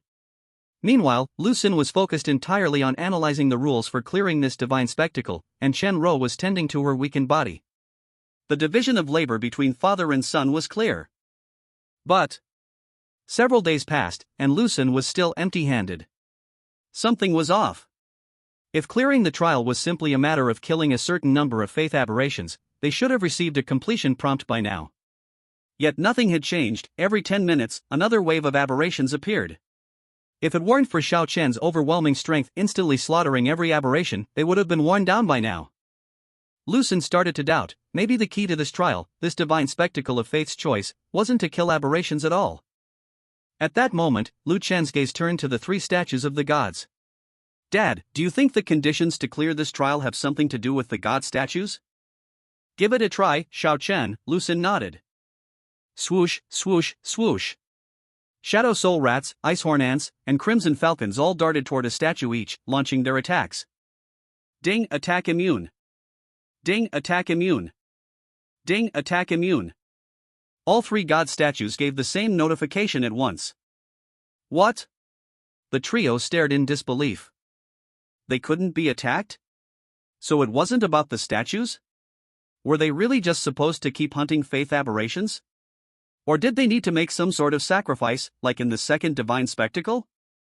Lu Chen tried everything he could think of, but nothing worked. Just then, another wave of faith aberrations appeared. Lu Chen had no choice but to wipe them out again. Wait, Shao Chen. Don't kill them just yet, this wave is war aberrations. Try attacking the war goddess statue first. Lu Chen speculated that maybe they needed a matching faith aberration present to attack a specific god statue. But ding, attack immune. Still nothing. More days slipped by. Then Lu Chen recalled the blood-red alert that flashed at the start of the divine spectacle, faith is a shackle. Could that be the key condition to clear this trial? Maybe the very first faith choice they'd made was a mistake. Maybe clearing the trial required them to abandon faith altogether. There was only one way to renounce faith. At the same time, Lu Chen's mind was on the fifth rule of the divine spectacle: if the number of followers in any faith falls below 10%, the corresponding god statue will suddenly come to life and indiscriminately slaughter everyone. Maybe the only way to attack the statues and clear the trial was to force them to come alive. And there was only one way to do that. Father and son arrived at the same solution: suicide. Lu Chen arranged for a horde of Icehorn Ant beasts to cluster around the Wisdom Goddess statue, ready to attack the instant the chance arose. The next second. Splurt, Lu Chen stabbed himself through the heart. With his high attack power and a critical hit to his own weak point, his health bar was wiped out in an instant. Thanks to the effect of the resurrection ring, Lu Chen didn't experience much pain from dying. At most, it felt like a quick slash from a blade. The moment Lu Chen fell, the divine game system issued a rule judgment, *ding. Because the number of believers in the Mother of Wisdom's faction has dropped below 10%, the statue of the Mother of Wisdom is now activated, *. Immediately, the statue of the Mother of Wisdom began to stir. The breath of life surged from its stone body, and in the blink of an eye, it came alive. Its mouth opened wide, revealing a row of twisted, vicious fangs. Its eyes burned blood red, like a demon straight out of hell. This was no benevolent mother goddess, it was a fiend that had crawled up from the depths. Its stats were about the same as Lu Chen's, a high-tier, 5th-rank World Lord boss, but still fell short of the top-tier bosses of that level. Without hesitation, Lu Chen chose to resurrect on the spot. Just as he expected, the faith buff carried a hidden downside. Upon his revival, the resurrection effect automatically dispelled all effects from the faith buff. The omniscience buff from the Mother of Wisdom vanished from his body. He didn't even need to give the command. The Icehorn Ants, already poised to attack, swarmed in and sank their jaws into the statue. Without using any special skills, just their basic attacks and innate true damage, they wiped out the boss in a flash. The Mother of Wisdom boss didn't even have a chance to display its power before it was shredded to dust. Its body reverted to stone and crumbled into fragments. *ding. Congratulations, you have successfully destroyed a Mother Goddess statue, *. Hearing this, Lu Chen's eyes lit up. He was right, the 3 Mother Goddess statues were the key to clearing this stage. He waited for the resurrection ring's cooldown to reset, then chose to put his faith in the Mother of War. He killed himself again to activate the War Goddess, then took her down the same way. He repeated the process for the Mother of Fortune, killed himself, activated the statue, and crushed it. One by one, all 3 statues were shattered by Lu Chen. The rift in the sky stopped spawning faith aberrations and turned into a portal instead. Seeing this, Lu Chen and his 2 companions exchanged knowing smiles. At the same time, Lu Chen couldn't help but feel both shocked and infuriated by the cruelty behind the 3-eyed mother's design for this divine game. If not for his resurrection ability, clearing this stage would have meant sacrificing his entire party. This was nothing less than a death trap. Even if you figured out the solution ahead of time, someone still had to put their faith in all 3 goddesses to trigger the activation. No matter how many people participated, at least 3 had to die for a chance to clear it. The more believers, the higher the death toll. Utterly inhumane. You think it's your choice to believe? In truth, it's the gods choosing their sacrifices. The gods toying with the lives of the players. In the eyes of the gods, life is worth nothing at all. *ding. Congratulations, you've cleared the fourth act of the divine game, asterisk. Before leaving, Lu Chen glanced at the shattered remains of the three mother goddess statues, committing each of their abilities to memory. He had a feeling that these might represent the powers of the three-eyed mother herself. He might need that knowledge in the fifth act. The three of them stepped through the portal. They had arrived at the stage of the final act, the divine game board. To their astonishment, this was a place that resembled a chessboard beneath the stars. The dome above had split open, revealing a star-studded tapestry, and the starlight had condensed into a 7 by 10 grid chessboard, with a shimmering river of stars running down the center as a dividing line. Each square was made of translucent, blood-red crystal. Seen from above, it looked like a vast, square-shaped battlefield awash in crimson. On many of the squares, scattered remnants and white bones of those who'd fallen in past games could be seen. Some of these skeletons still stirred, their phosphorescent arms grasping at the air as if their souls refused to surrender to oblivion. Ding! The fifth act of the Divine Drama God's game board begins. Ding! Since only 3 players have advanced to this stage, the board has been simplified. Only pawns, rooks, and queens will be used. The rules for this act are as follows. 1. Flesh and blood chess rules asterisk. All who enter the divine game board are forcibly turned into living chess pieces by the rules of the divine drama, with each player's piece assigned at random. Pawn, melee class can only move 1 square at a time and can tear through the barrier of adjacent squares to provide support, but will be burned by the phosphorescent flames of the bones. Asterisk tip asterisk before crossing the river, your own side of the board, you may only move 1 square forward per turn. After crossing to the enemy side, you may move 1 square forward or sideways, but never backward. Rook, ranged class can only move in straight lines. Every straight line move triggers a starlit explosion along its path. When crossing the Star River, you must sacrifice a part of your body each time, continuing until death. Queen, healer class moves 1 square per turn, horizontally or vertically, but cannot leave the 9-square palace. Each round, you may choose 1 allied piece to heal, restoring their wounds and health. However, if you use this healing ability, your turn ends immediately. Asterisk tip asterisk 2 queens may not face each other directly. If they do, the one who initiated contact will trigger an instant death condition. All pieces may move freely, but once a piece has moved, no other may act until the next round's movement prompt. Asterisk tip asterisk when pieces from opposing sides meet, they must battle to determine the outcome. The attacker gains an extra damage buff. The match only ends when a queen has been killed. 2. Chains of time and space asterisk. At the beginning of each round, a hymn praising the gods echoes through the air, lasting about 30 seconds. All participants must complete their move before the chant ends. If you run out of time, you forfeit your move for that round, and 1 participant will be randomly chosen to be impaled by starlight, pinning their limbs to the ground for 3 turns.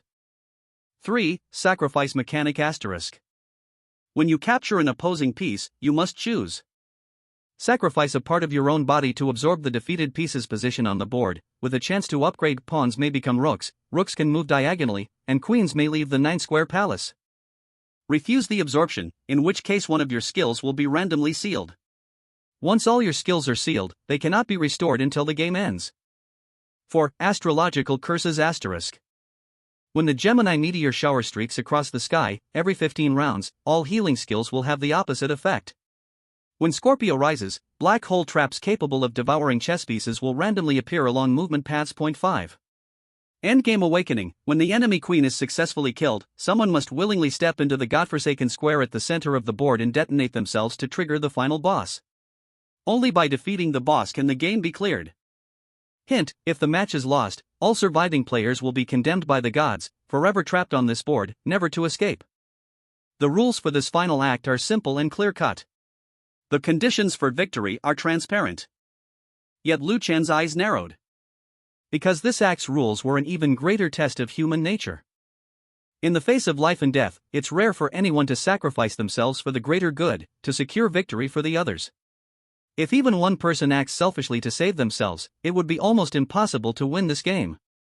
And even if victory is within reach, someone must still die to trigger the final boss. As for the power of this final boss, there was no way to know in advance, but Lu Chen was certain, it would definitely be the most formidable among all 5th-tier bosses. Right now, Lu Chen's only concern was how to ensure his parents' safety while quickly taking down the enemy queen and winning the board first. As for the final boss, Lu Chen wasn't too worried. Ding! The chess piece rolls are being randomly assigned. You have been assigned the pawn. In the next instant, Lu Chen was forcibly teleported to the designated square for the center pawn. His dad was randomly assigned the rook, his mom, the queen. Both were transported to their respective positions according to the rules. Immediately after, on the opposite side of the Star River, pieces appeared for the opposing team, 3 pawns, 2 rooks, 1 queen. It looked like there weren't many pieces, but Lu Chen had already seen through it. The enemy pawns weren't just a single monster each, but hordes, hundreds of thousands. To defeat the enemy pawns, all monsters occupying those positions had to be killed. The enemy rooks had fewer monsters, maybe around 100,000 per square, but every single one was a boss. And the enemy queen's square held just one, being a domain lord-level boss, apparently a servant of the three-eyed mother goddess. Dad, Mom, move to the squares adjacent to me first. That way, I can use the Divine Games rules to break the barriers between squares and support you. On the board's battlefield, Lu Chen couldn't see his parents' conditions, he could only communicate with them over team voice chat. However, the movements of both sides' pieces were shown on a chessboard interface, so he could follow the overall situation. Xiao Chun, are you planning to wait for the enemy to attack first, so you can smash them as they come? Lu Chen immediately saw through his son's plan. Yeah. There are too many enemy pawns, and you two can't fight them head-on. The only way is to defend and wait, picking them off one by one. Only after I upgrade to rook can we start to counterattack. Lu Chen analyzed calmly. Lu Xin and Chen Rou agreed with their son's strategy. It was the only way to keep everyone safe and still have a chance at victory. Ding! Divine Chessboard, the divine game officially begins. Both queens will roll dice. A higher number determines which side moves first. After the divine game rules finished displaying, a 6-sided god die appeared before both sides. We have to win the first move, or your mom won't make it to your square in time, Lu Xin said urgently. At that moment, the monster side's queen was the first to roll the die. She got a 5. Hey, the gods favor us. The other side is doomed, she shrieked. What? Chen Rou's expression changed, she was visibly tense. Only a roll of 6 could beat the monster queen's 5. Mom, don't worry. Just roll, I've got the legendary luck talisman, so there's no way we'll lose. Lu Chen declared, activating the talisman to boost his luck. Even though the luck bonus technically affected only him, since his mom's roll was tied to him, he figured the effect would carry over. Chen Rou rolled the die 6. Damn it! How can they get the first move again? The monster queen fumed, grinding her teeth. Ding! Blue side goes first. A chant at him honoring the gods echoed out of nowhere. Hearing those sycophantic words of praise, Lu Chen felt utterly disgusted. Only that shameless three-eyed mother goddess could have come up with such a gimmick. Chen Rou chose to move forward 1 space. According to the board's layout, she needed just 2 more steps to reach the square behind her son. The red monster side responded by moving their left chariot 1 square to the right, making their opening move. Chen Rou ignored the threat and pressed forward, moving another square ahead, reaching the square directly behind her son. Bang! Thanks to the divine game rules, Lu Chen easily tore open the barrier behind him and caught sight of his mom's figure. At this point, he had already summoned his Hellfire Bone King mount, ready to support his parents at any moment. Now, all they had to do was wait for Dad to move into position, and their wait-in-ambush plan could begin. The monsters realized that relying on just one chariot wouldn't be enough to catch their opponent's chariot, so they had to send out the right chariot as well, both chariots advancing together. Ironically, this gave Lu Xin, Dad, the opening he needed. In just a few steps, he reached the square on their left. Lu Chen smashed through that barrier as well, and now, finally, he could see his dad. Mom, when it's our turn, just unleash your healing wave and cancel their move phase. Lu Chen instructed. Got it. Chen Rou replied. Not long after, both of the monsters' pawns and chariots had crossed the river and were now adjacent to the squares occupied by Lu Chen's family. Lord Divine Servant, which of their pieces should we attack first? The monsters asked their queen. The monster boss could see through Lu Chen's plan. It was nothing more than lying in wait for a counterattack. But the boss couldn't gauge Lu Chen's true strength. It couldn't see his status or abilities. All it knew was that Lu Chen had broken the rules and contracted 1,000,000 spirit beasts. Left pawn, get ready to support. Left chariot, attack their queen, the monster boss commanded. Rumble. The battlefield square where Chen Rou stood suddenly darkened, and a swarm of 100,000 fifth-tier monster bosses surged toward her, blotting out the sky. Ding! Red Chariot attacks, damage plus 200% buff. Whoosh! The moment Lu Chen saw the monster strike at his mom, he leaped onto his Hellfire Bone King and raced to her side. Seeing Lu Chen arrive as reinforcements, the Divine Servant boss didn't hesitate for a second. He immediately ordered his 100,000-strong left pawn forces elite mutant monsters to break through the barrier and join the fray as well. In the blink of an eye, the spot where Chen Rou stood was transformed into a fierce battlefield. Lu Chen didn't hold back either. He activated his celestial battle physique, transforming into a golden giant ape. With a wave of his hand, he unleashed 3 forbidden spells in rapid succession. Then, with a single thought, he summoned 3 million beast pets. Each one displayed its unique powers, launching a wild slaughter against the horde of 5th-tier mutant monsters. Holy crap! Forbidden spells? 3 million beast pets? Is this guy even human? Cheater! This human kid is a cheater. Retreat! The mutant monsters were dumbfounded. They'd thought their overwhelming numbers and superior strength would let them crush these 3 human job changers with ease. Who could have guessed they'd run into a cheater? His terrifying attributes were almost on par with their own divine servant.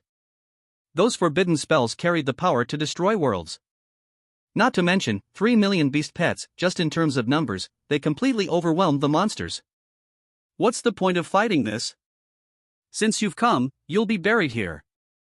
Lu Chen wasn't about to give the mutant pawns a chance to escape. Shadow Soul Mice quickly blocked off their retreat. The battle didn't last long. Lu Chen easily slaughtered them all.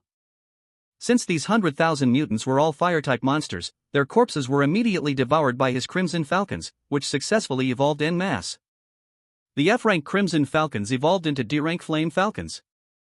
Meanwhile, the 100,000 5th-tier mutant bosses were devoured by the 100,000 Illusion Foxes, who collectively evolved into D-rank 3-tailed Illusion Foxes. Lu Chen was overjoyed.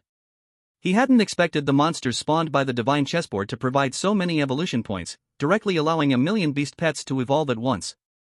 This was beyond anything he'd anticipated. On top of that, both the Flame Falcons and the 3-tailed Illusion Foxes had their levels boosted significantly. Lu Chen guessed it must be because these mutants had been blessed with the divine power of the 3-eyed Mother Goddess, letting his beast pets gain a huge amount of evolution points. This was another major discovery. From now on, he could participate in more games of the gods to help his beast army evolve at lightning speed. Master, let us devour the rest of the mutants too. The Shadow Soul Mice and Icehorn Ants all looked at him expectantly. No problem. Lu Chen agreed readily. Only then did he begin the process of sacrificing a part of his body to absorb a mutant chess piece. Ding! You have sacrificed your left kidney. Absorbing the opponent's left pawn chess piece successful. Congratulations, you've been promoted to the Chariot chess piece. You still have one more upgrade opportunity. Continue. Ding! You have sacrificed your right kidney. Absorbing the opponent's left Chariot chess piece successful. Congratulations, you've been promoted again. Your chariot can now move diagonally. Lu Chen smiled faintly.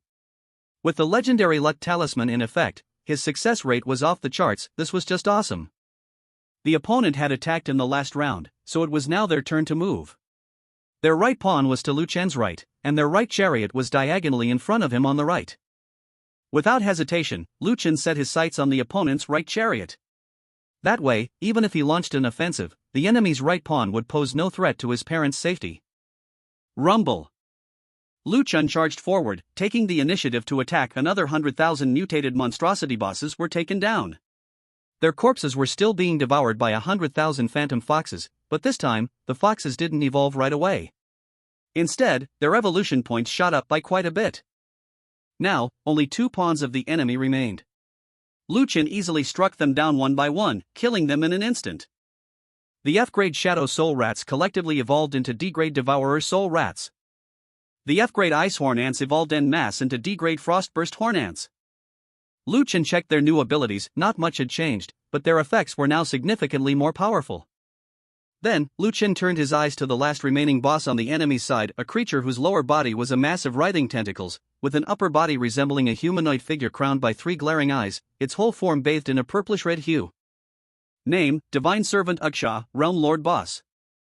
Uxia silently swept his gaze over Lu Chen, who was charging in for the kill, his heart on the verge of collapse. Maybe I should just surrender?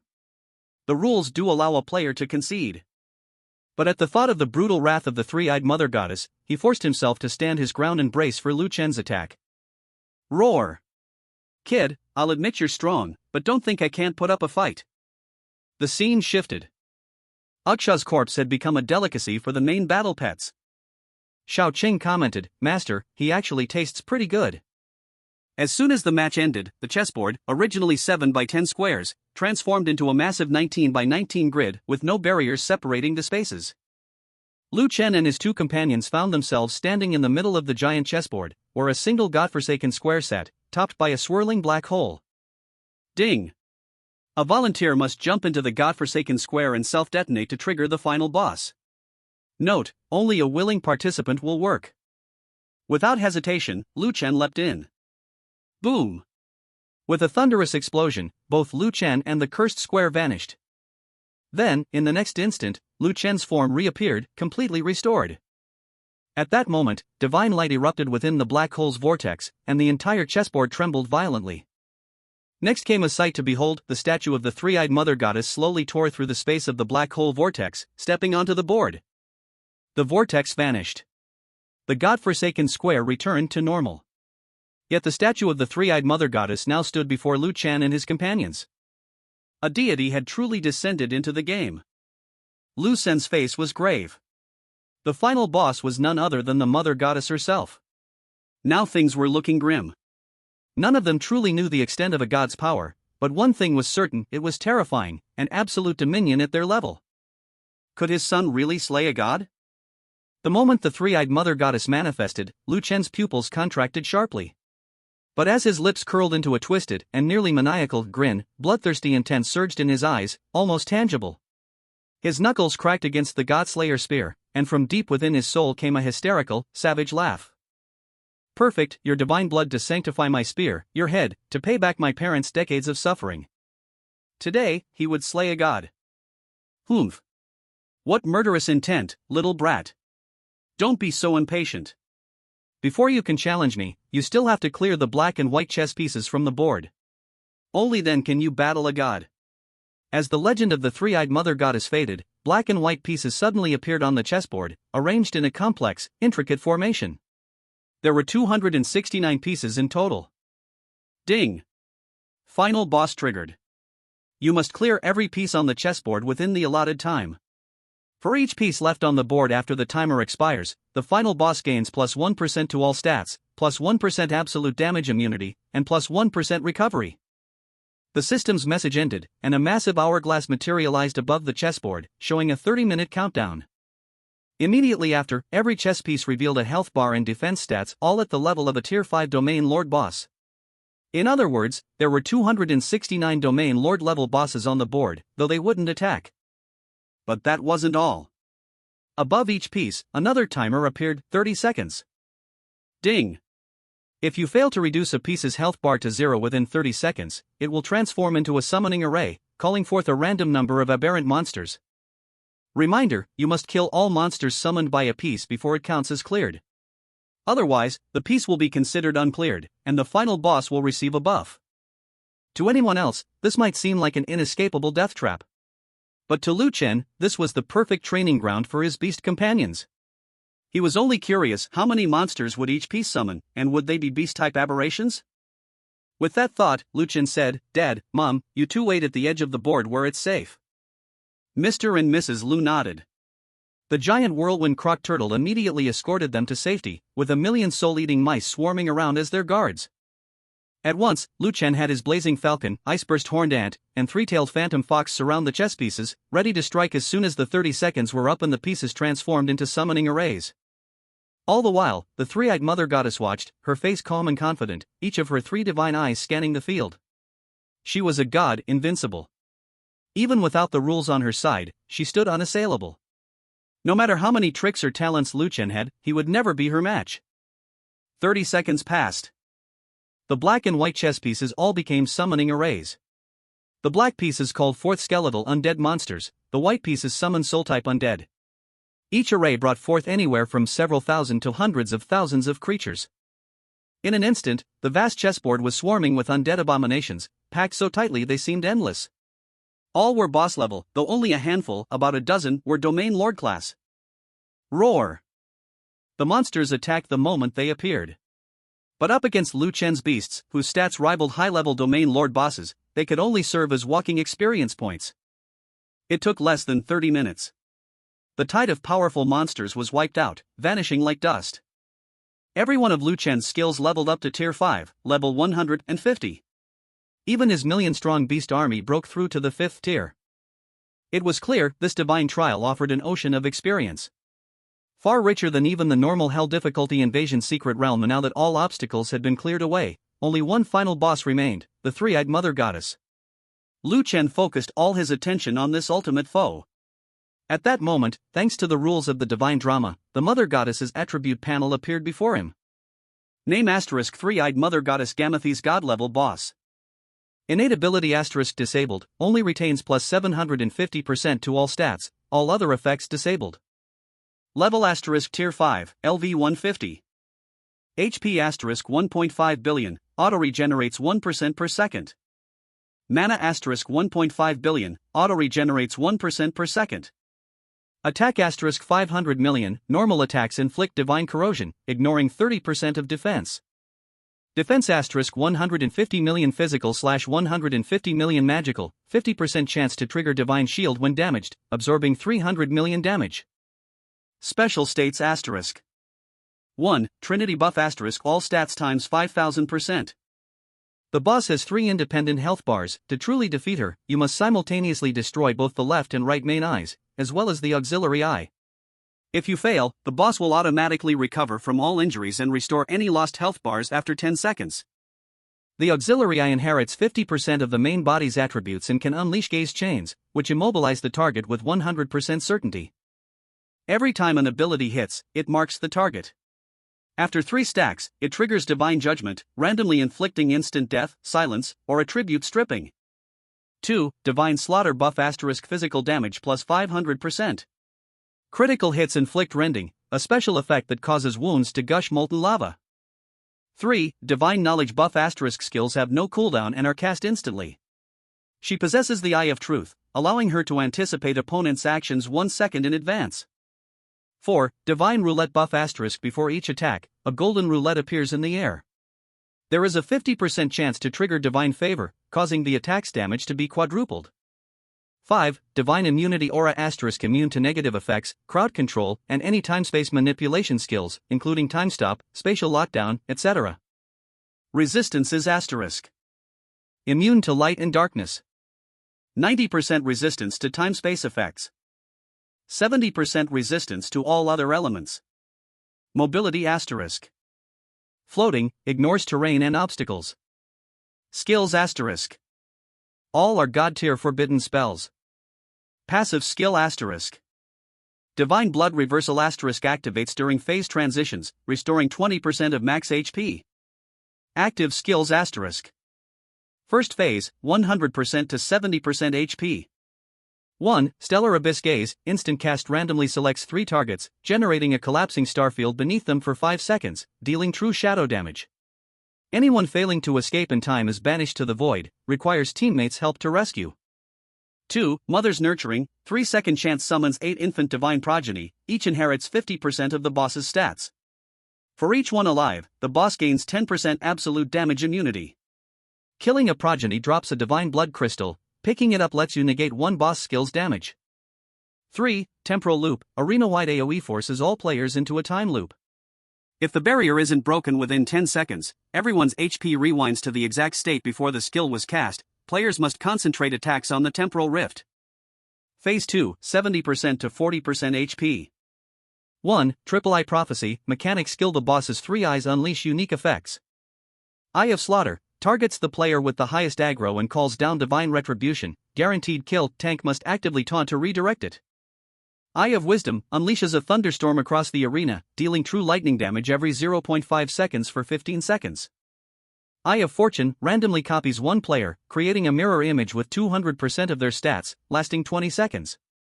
The copy will only attack its original. 2. Domain Collapse, rage skill. The battlefield shrinks inward from the boss's center, touching the edge deals fixed true damage per second. Tip: lasts until the phase ends where the collapse core on the boss's back is destroyed, requires ranged DPS. 3. 1000 Eye Domain, control skill summons 999 floating eyeballs.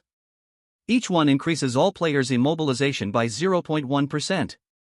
Destroyed eyes explode, causing AoE true damage.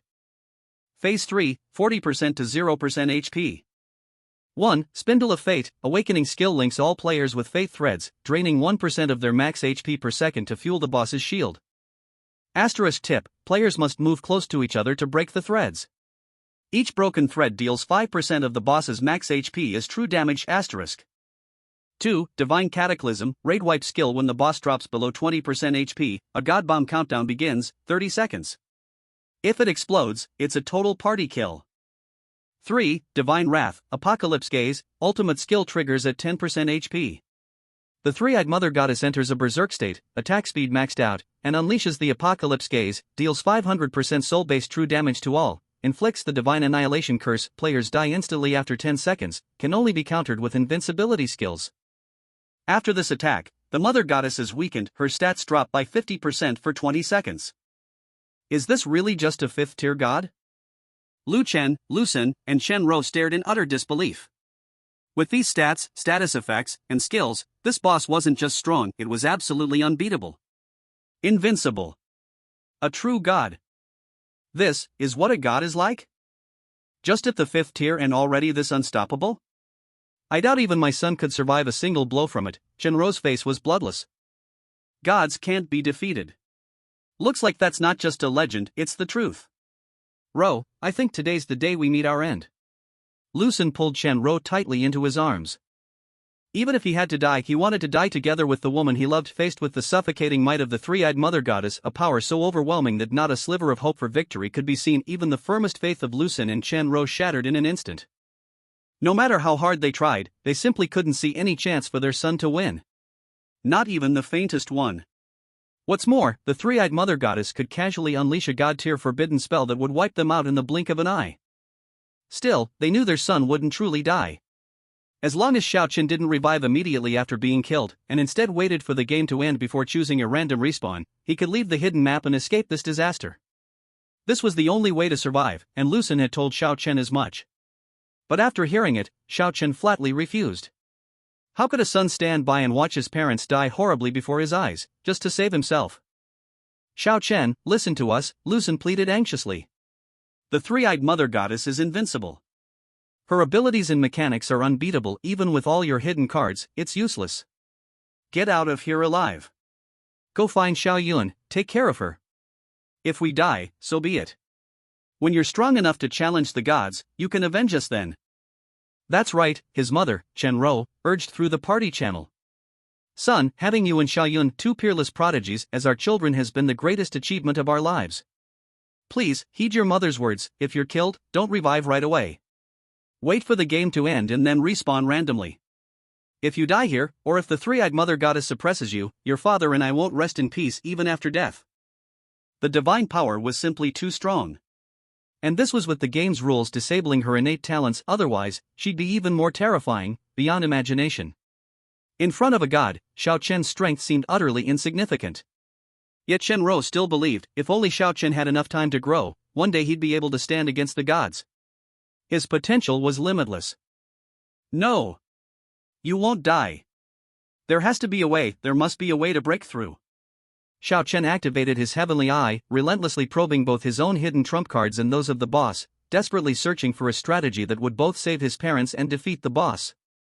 But no matter how he searched, no matter how he analyzed, the survival rate for his parents in this final boss fight was still 0. The god-level boss was simply too powerful, far beyond anything mortals could imagine. Just looking at her stats and mechanics, the three-eyed mother goddess stood utterly unassailable. She hadn't even changed form, still a divine statue, with only her eyes and mouth able to move, the rest of her body petrified and sealed. And yet, this was the most invincible, terrifying 5th-tier boss Xiao Qian had ever encountered. Little brat, a voice echoed, cold and mocking, did you really think that just because you exploited a few resurrection bugs and rule loopholes to breeze through the first 4 acts of the divine play, you'd be able to clear the 5th? Up until now, not a single class changer has ever cleared a god game on 10-star difficulty. The only beings who can stand against the gods are gods themselves. Even if the rules of the divine play forbid me from using my own gifts, from revealing my attributes, special states, or skill effects, I remain invincible. As she spoke, the expression of the three-eyed mother goddess suddenly softened, becoming benevolent.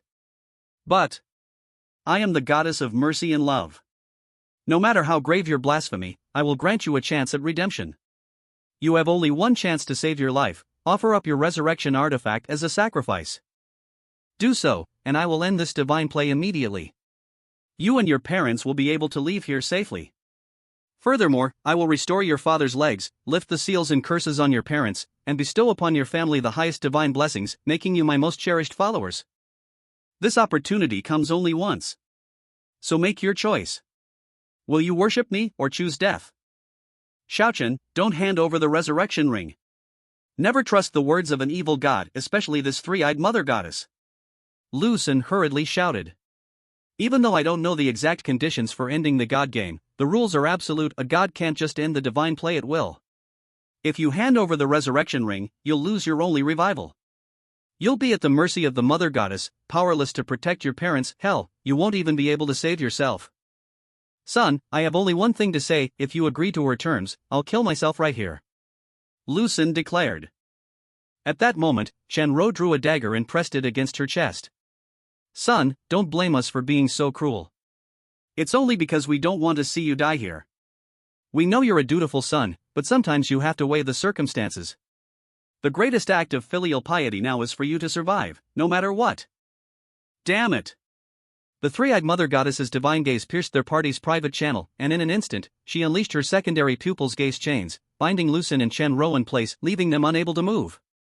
Don't bother, the goddess said coldly. Your parents are now immobilized by my power. You no longer have to worry about them taking their own lives. Now, hand over your resurrection artifact. With it, your family's future will be brighter than ever. You'll become the strongest class changers the world has ever seen. The three-eyed mother goddess unleashed her voice of divine temptation, her desire for the resurrection artifact palpable. Not even she could resist its allure. Even gods more ancient than her would go mad with envy. After all, resurrection, true, rule-bound resurrection, meant invincibility. To possess it was to hold dominion over infinite worlds, to ascend as the mightiest deity, within reach of ultimate power. She could not let this slip through her fingers.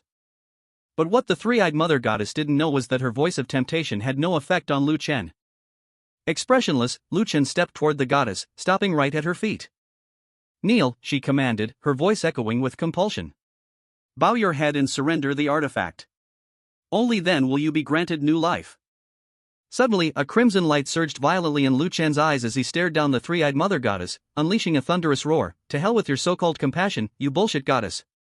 If anything happens to my parents today, even if I have to shatter the heavens and the underworld, I, Lu Chen, swear a blood oath by the rules themselves. I'll carve your divine bones, devour your flesh, and sever your head to offer your blood to my parents' souls. Boom! Lu Chen's words completely enraged the three-eyed mother goddess. She knew then that Lu Chen would never obediently hand over the resurrection artifact. She would have to kill him herself and seize it. Even if there was only a 50% chance of success in taking it by force, she had no choice now. Meanwhile, Lu Xun and Shenro, imprisoned and helpless, heard their son's furious shout. Yet smiles of relief appeared on their faces. They understood. Lu Chen had made his decision. He would not stay behind just to throw away his life. So, at last, they could face death without regret. Lu Chen. Since you insist on courting death, I'll gladly oblige. Watch as your parents die horribly right before your eyes. With that, the three-eyed mother goddess instantly cast the god-level forbidden curse, Stare of the Star Abyss. A collapsing starfield appeared beneath the feet of Lu Chen, Lu Xun, and Shenro. Never mind 5 seconds, even a single second exposed to the goddess's terrifying power would inflict overwhelming shadow damage, more than enough to kill all three of them on the spot. But at that very moment, Lu Chen had already drawn the Godslayer spear he'd prepared.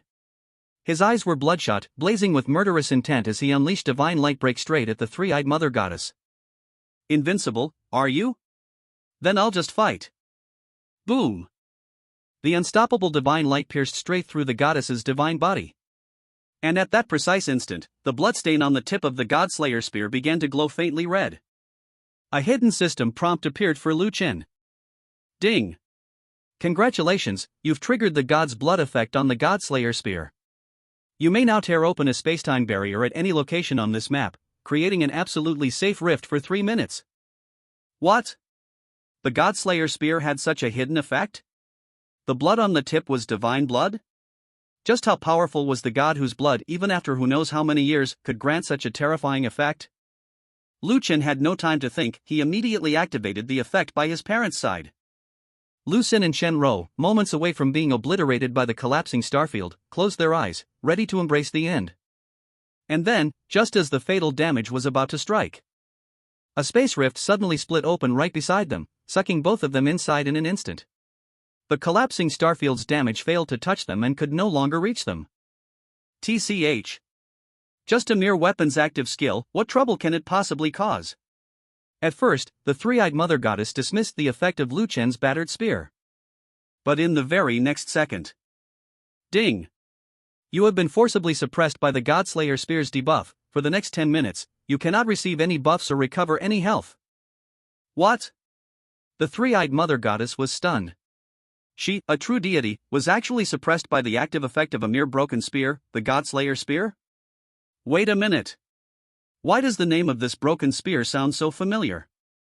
As she watched the peculiar spacetime effect released from the bloodstain on the Godslayer spear's tip, the three-eyed mother goddess finally realized where it came from. Impossible. The Godslayer spear, lost for tens of millions of years, how could it possibly end up in this brat's hands? The three-eyed mother goddess was shaken to her core. This was the main divine artifact of the supreme true god, the beast god. But didn't the beast god fall victim to the schemes of the other two true gods? In the end, the beast god went down with an all-out one-for-one trade, even managing to gouge out the right eye of one of the other true gods before being obliterated, right? Could it be that another god got their hands on the Godslayer spear and then gave it to Lu Chen as a quest reward or something? Suddenly, cold sweat broke out across her forehead. Suspicion gnawed at her. She was caught in a trap. No, more precisely, some unimaginably powerful god was using this brat, Lu Chen, as a pawn in a world-shaking game of gods. And right now, she was just one scene in this grand play. The thought sent a tidal wave of fury surging through the three-eyed mother goddess. No god could scheme against her. Even with her buffs suppressed, unable to heal, and her stats reduced to the peak of a Tier 5 World Lord boss, she would not go down easily. With her god-tier forbidden spells, she could still remain undefeated. She refused to believe Lu Chen could revive infinitely. Seeing Lu Chen's parents protected by the spacetime rift rendered completely invulnerable for 3 minutes, the three-eyed mother goddess guessed this, too, was part of the hidden god's arrangement. Such meticulous planning. Fine. Let's see if your chosen one has what it takes to become the trigger for your divine game. The three-eyed mother goddess activated Mother's Nurture, summoning 8 infant divine offspring. With them, she gained an 80% absolute damage immunity effect, and combined with her innate resistances, she could now ignore more than 95% of all incoming damage. Lu Chen noticed that the three-eyed mother goddess's stats had dropped significantly. Name, three-eyed mother goddess Gamat's god-tier boss, suppressed. Innate ability, disabled, only retains plus 750% to all stats, other effects disabled. Level, Tier 5, LV 150. HP, 50 million. MP, 50 million. Attack, 50 million. Defense, 15 million physical/15 million magical. He also noted that all of the Mother Goddess's special status effects were now grayed out. Aside from her inherent buffs, like 3 separate health bars and her secondary pupils, none of her bonus effects worked anymore. In other words, for the next 10 minutes, the three-eyed Mother Goddess was no longer an invincible god-tier boss. She was now reduced to a peak Tier 5 World Lord boss who could only rely on her own skills to fight. But his parents' absolute protection would only last 3 minutes. That meant he had to defeat the three-eyed Mother Goddess within those 3 minutes, or else his parents would still be doomed. To kill the three-eyed Mother Goddess, you had to strike all 3 of her eyes at the same time, draining all 3 health bars simultaneously, otherwise, she simply couldn't be killed. The collapsing starfield was still inflicting damage, but Lu Chen chose to ignore it. He immediately activated Infinite Forbidden Spell Mode. Thunder Judgment, World Annihilation. Holy Spear, Oath of the End. But his target wasn't the three-eyed Mother Goddess herself. It was the 8 newborn divine progeny she had summoned. Killing the divine progeny had a chance to drop divine blood crystals, which could each nullify one of the Mother Goddess's skills. With the legendary Lucky Charm in his possession, Lu Chen was confident he could get all 8 to drop divine blood crystals. Each divine progeny only had 25 million HP, and even with a maximum of 45% damage immunity, there was no way they could withstand several rounds of forbidden spell bombardment. This brat can revive infinitely? And cast unlimited forbidden spells? The three-eyed mother goddess was shocked once more, realizing that Lu Chen had unleashed the power of the Beast God's medallion. Impossible. That kid actually has the Beast God's medallion? Could the one behind him truly be the Beast God? Wasn't he dead? Was that legendary battle just a ruse? No, that can't be. If the Beast God had survived, the Beast Realm wouldn't have collapsed, and the ancient gods who were replaced wouldn't have perished. What's going on? Did someone inherit the Beast God's divinity? The Mother Goddess's mind was in chaos. Infinite resurrection. Unlimited forbidden spells. Over 1 million beast pets waiting to strike. Just what kind of terrifying godplay trigger had she drawn? The 8 divine progeny were quickly obliterated by Lu Chen's forbidden spells, and each one dropped a divine blood crystal. No way. Is Lu Chen's luck really this monstrous? All of them dropped divine blood crystals? The drop rate is less than 1 in 1,000. The Mother Goddess felt her scalp prickle. With 8 divine blood crystals in hand, Lu Chen could nullify her next 8 skills. If she'd known his luck was this outrageous, she never would have wasted that immunity skill. But deep down, the Mother Goddess knew even without the divine blood crystals, with 3 minutes of infinite resurrection, she wouldn't have been a match for Lu Chen in her current state. Seeing that he still had 1.5 minutes left, Lu Chen commanded his beast pets to attack with full force. Over 3 million beasts surged forward like a tidal wave, swarming the once invincible three-eyed Mother Goddess. TCH. 3 minutes of undying, unlimited firepower? This kid really knows how to play. With his beast pets invincible, and himself invincible too, if this brat ever grows to his full potential, he'll be a disaster for all the gods. The Mother Goddess kept struggling, but faced with Lu Chen's relentless bombardment and the assault of 1 million beast pets, her body was quickly falling apart. Brat, I am a god, I cannot die. Don't think that just because you got the Godslayer spear, you can actually kill a god. You're nothing more than a pawn in the hands of some hidden deity. We will meet again. Just you wait. Ha, ha, ha. A pawn of some hidden god? What does that mean? Lu Chen's gaze sharpened, but he quickly tossed those thoughts aside. Right now, all he wanted was to take down the three-eyed Mother Goddess, avenge his parents after more than 20 years, and bring them back to life, at last. As all 3 eyes were shattered at once, the Mother Goddess's 3 health bars were simultaneously depleted. Lu Chen had planned to use this opportunity to let the Godslayer spear absorb enough divine blood from the three-eyed Mother Goddess. Yet when he plunged the spear into her remains, he only managed to extract 3 drops of divine blood. The moment her blood left her body, what was left of the Mother Goddess turned into stone, and then, under the rules of the divine play, crumbled into dust and vanished. This isn't her true form? Lu Chen stared in disbelief. If this had been the real body of the three-eyed Mother Goddess, there's no way there would be so little divine blood left, nor would her divine flesh have disintegrated so easily. But then, what was going on? Lu Chen was certain that the one he had just fought was the true body of the three-eyed Mother Goddess, so how did she suddenly become a fake? The tricks of the gods truly are endless. Lu Chen guessed that the Mother Goddess, realizing she was about to lose, had used some special divine technique to swap out her real body ahead of time. The one that died here was probably just a stand-in or an avatar. He had thought the three-eyed Mother Goddess was just making empty threats with her dying words. Turns out, the gods really are that hard to kill. The power and cunning of the divine had once again shattered Lu Chen's expectations. Still, no matter what, the final boss of this 5th act of the divine play was dead, and he had cleared the stage. There were only 2 things left weighing on Lu Chen's mind. First, who was the mysterious god behind the scenes that the Mother Goddess had mentioned? Could it be the Beast God? Or was it the Master of the Lost Temple? Of all the gods Lu Chen had encountered, aside from the god of the Blood-Red Forest, there was the Beast God from his advancement quest and the unsealed Master of the Lost Temple. Besides those, there were no others. For now, Lu Chen had no leads, he could only keep this matter at the forefront of his mind. Whether it was the Mother Goddess's ominous promise of meeting again, or the shadowy god moving behind the scenes, both brought a heavy pressure down on him. But Lu Chen was not afraid. On the contrary, this would become his motivation to move forward.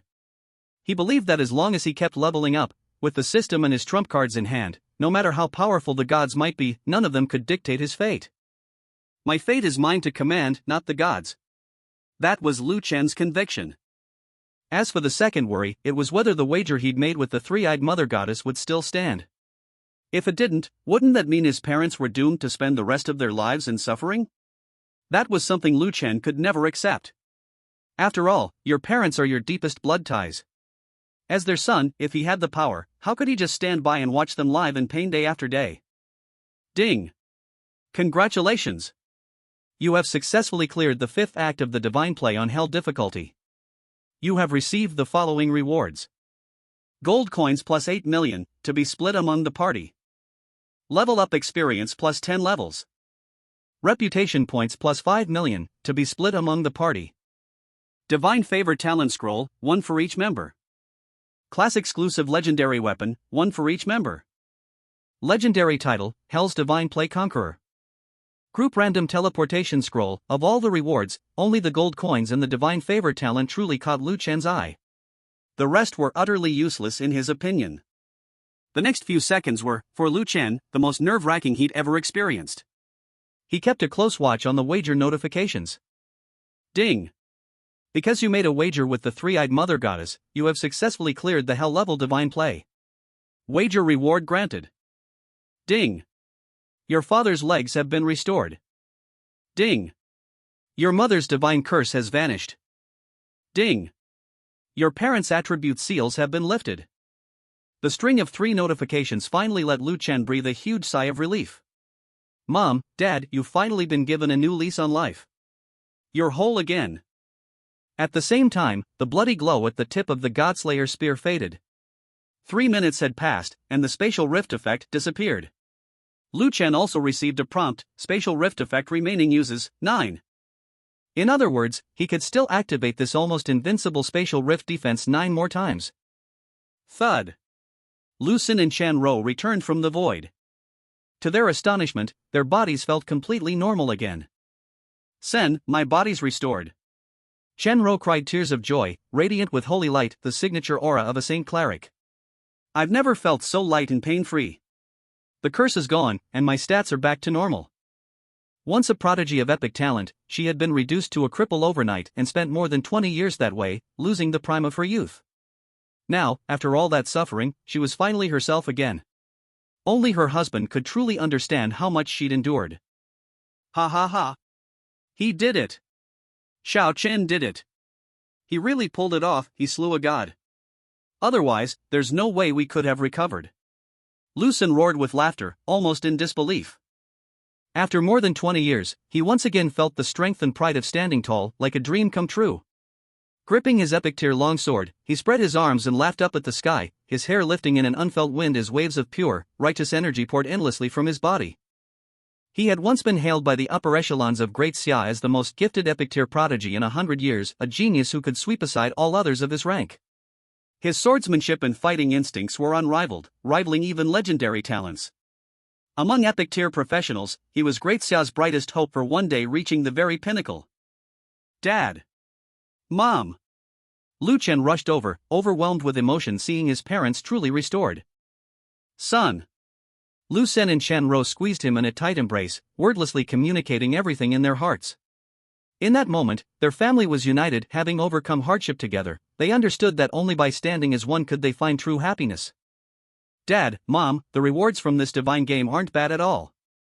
They might just give you both a big boost in strength, Lu Chen said with a lighthearted smile. Only then did Lu Xin and Shan Ro open their reward screens.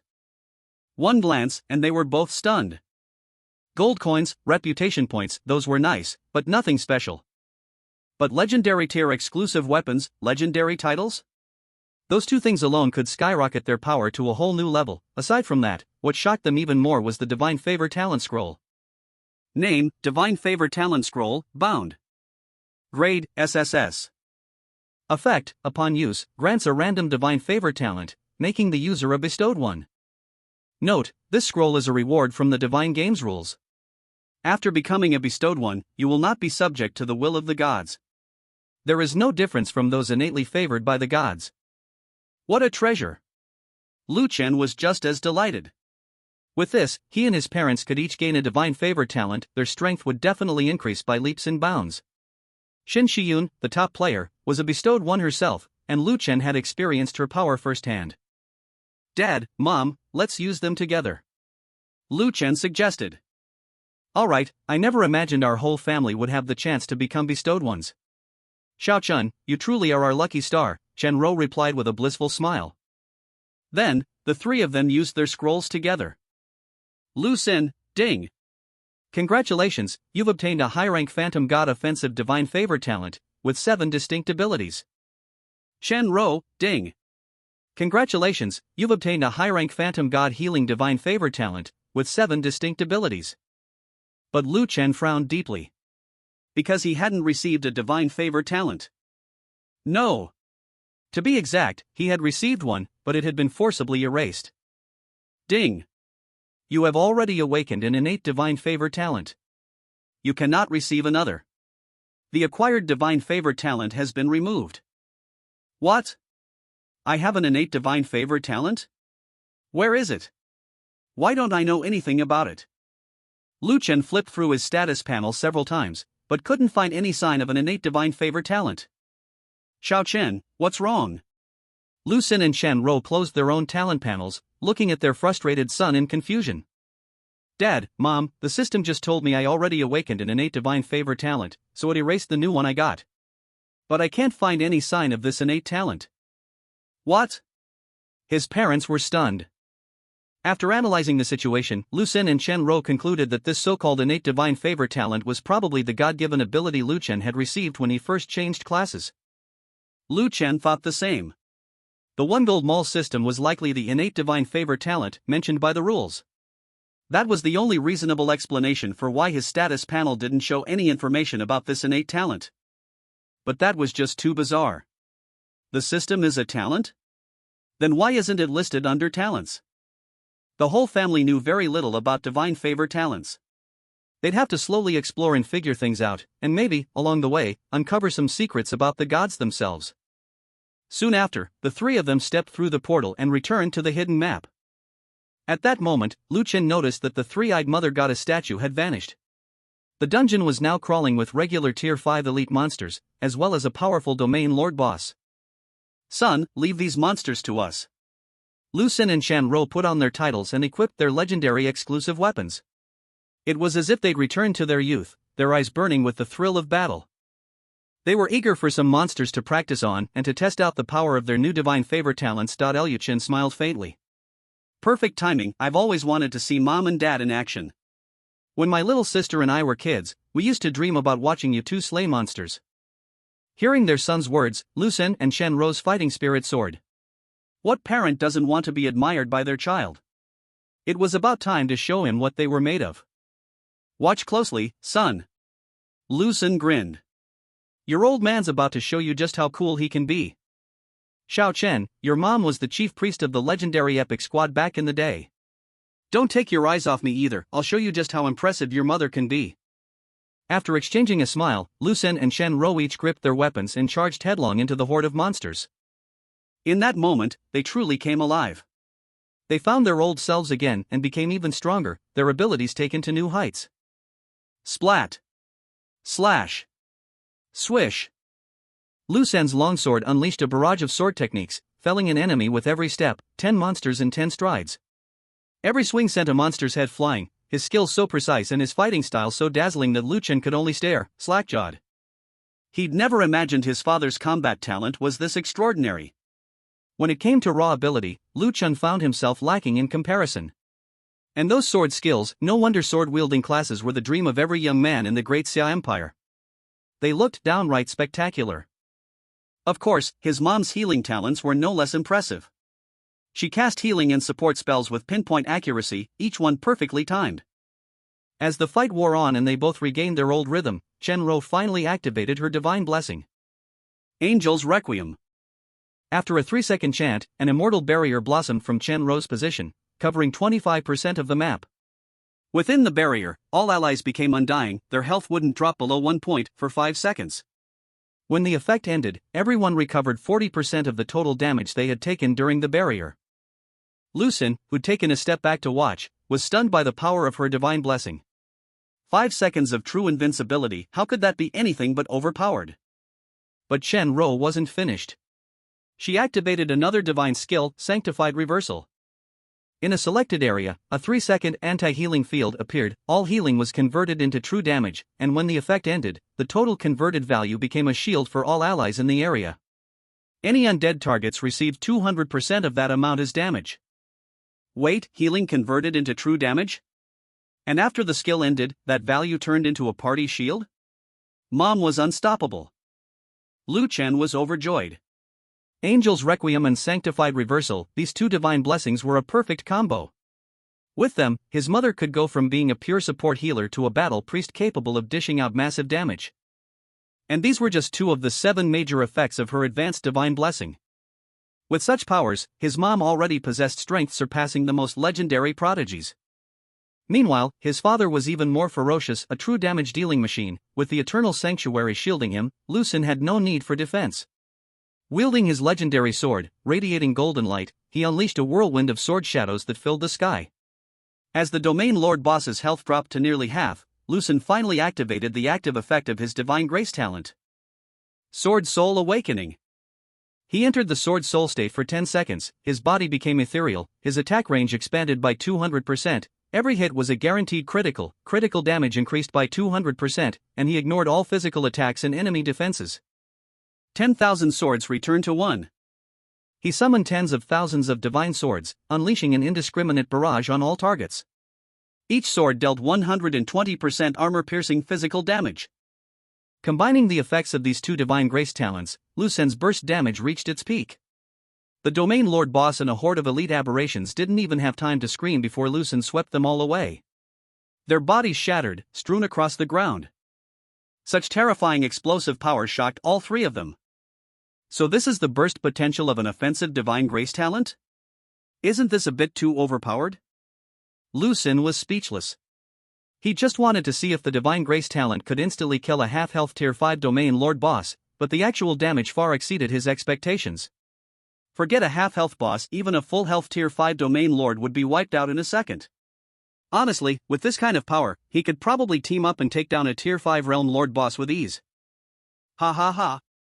With this divine grace talent, is there anywhere in this world I, Lu Xun, cannot go? Standing atop a mountain of aberration corpses drenched in blood, Lu Xun threw his head back and laughed. His hair fluttered in the wind, and his confidence as a true powerhouse returned. He was eager to test himself against the world's greatest heroes.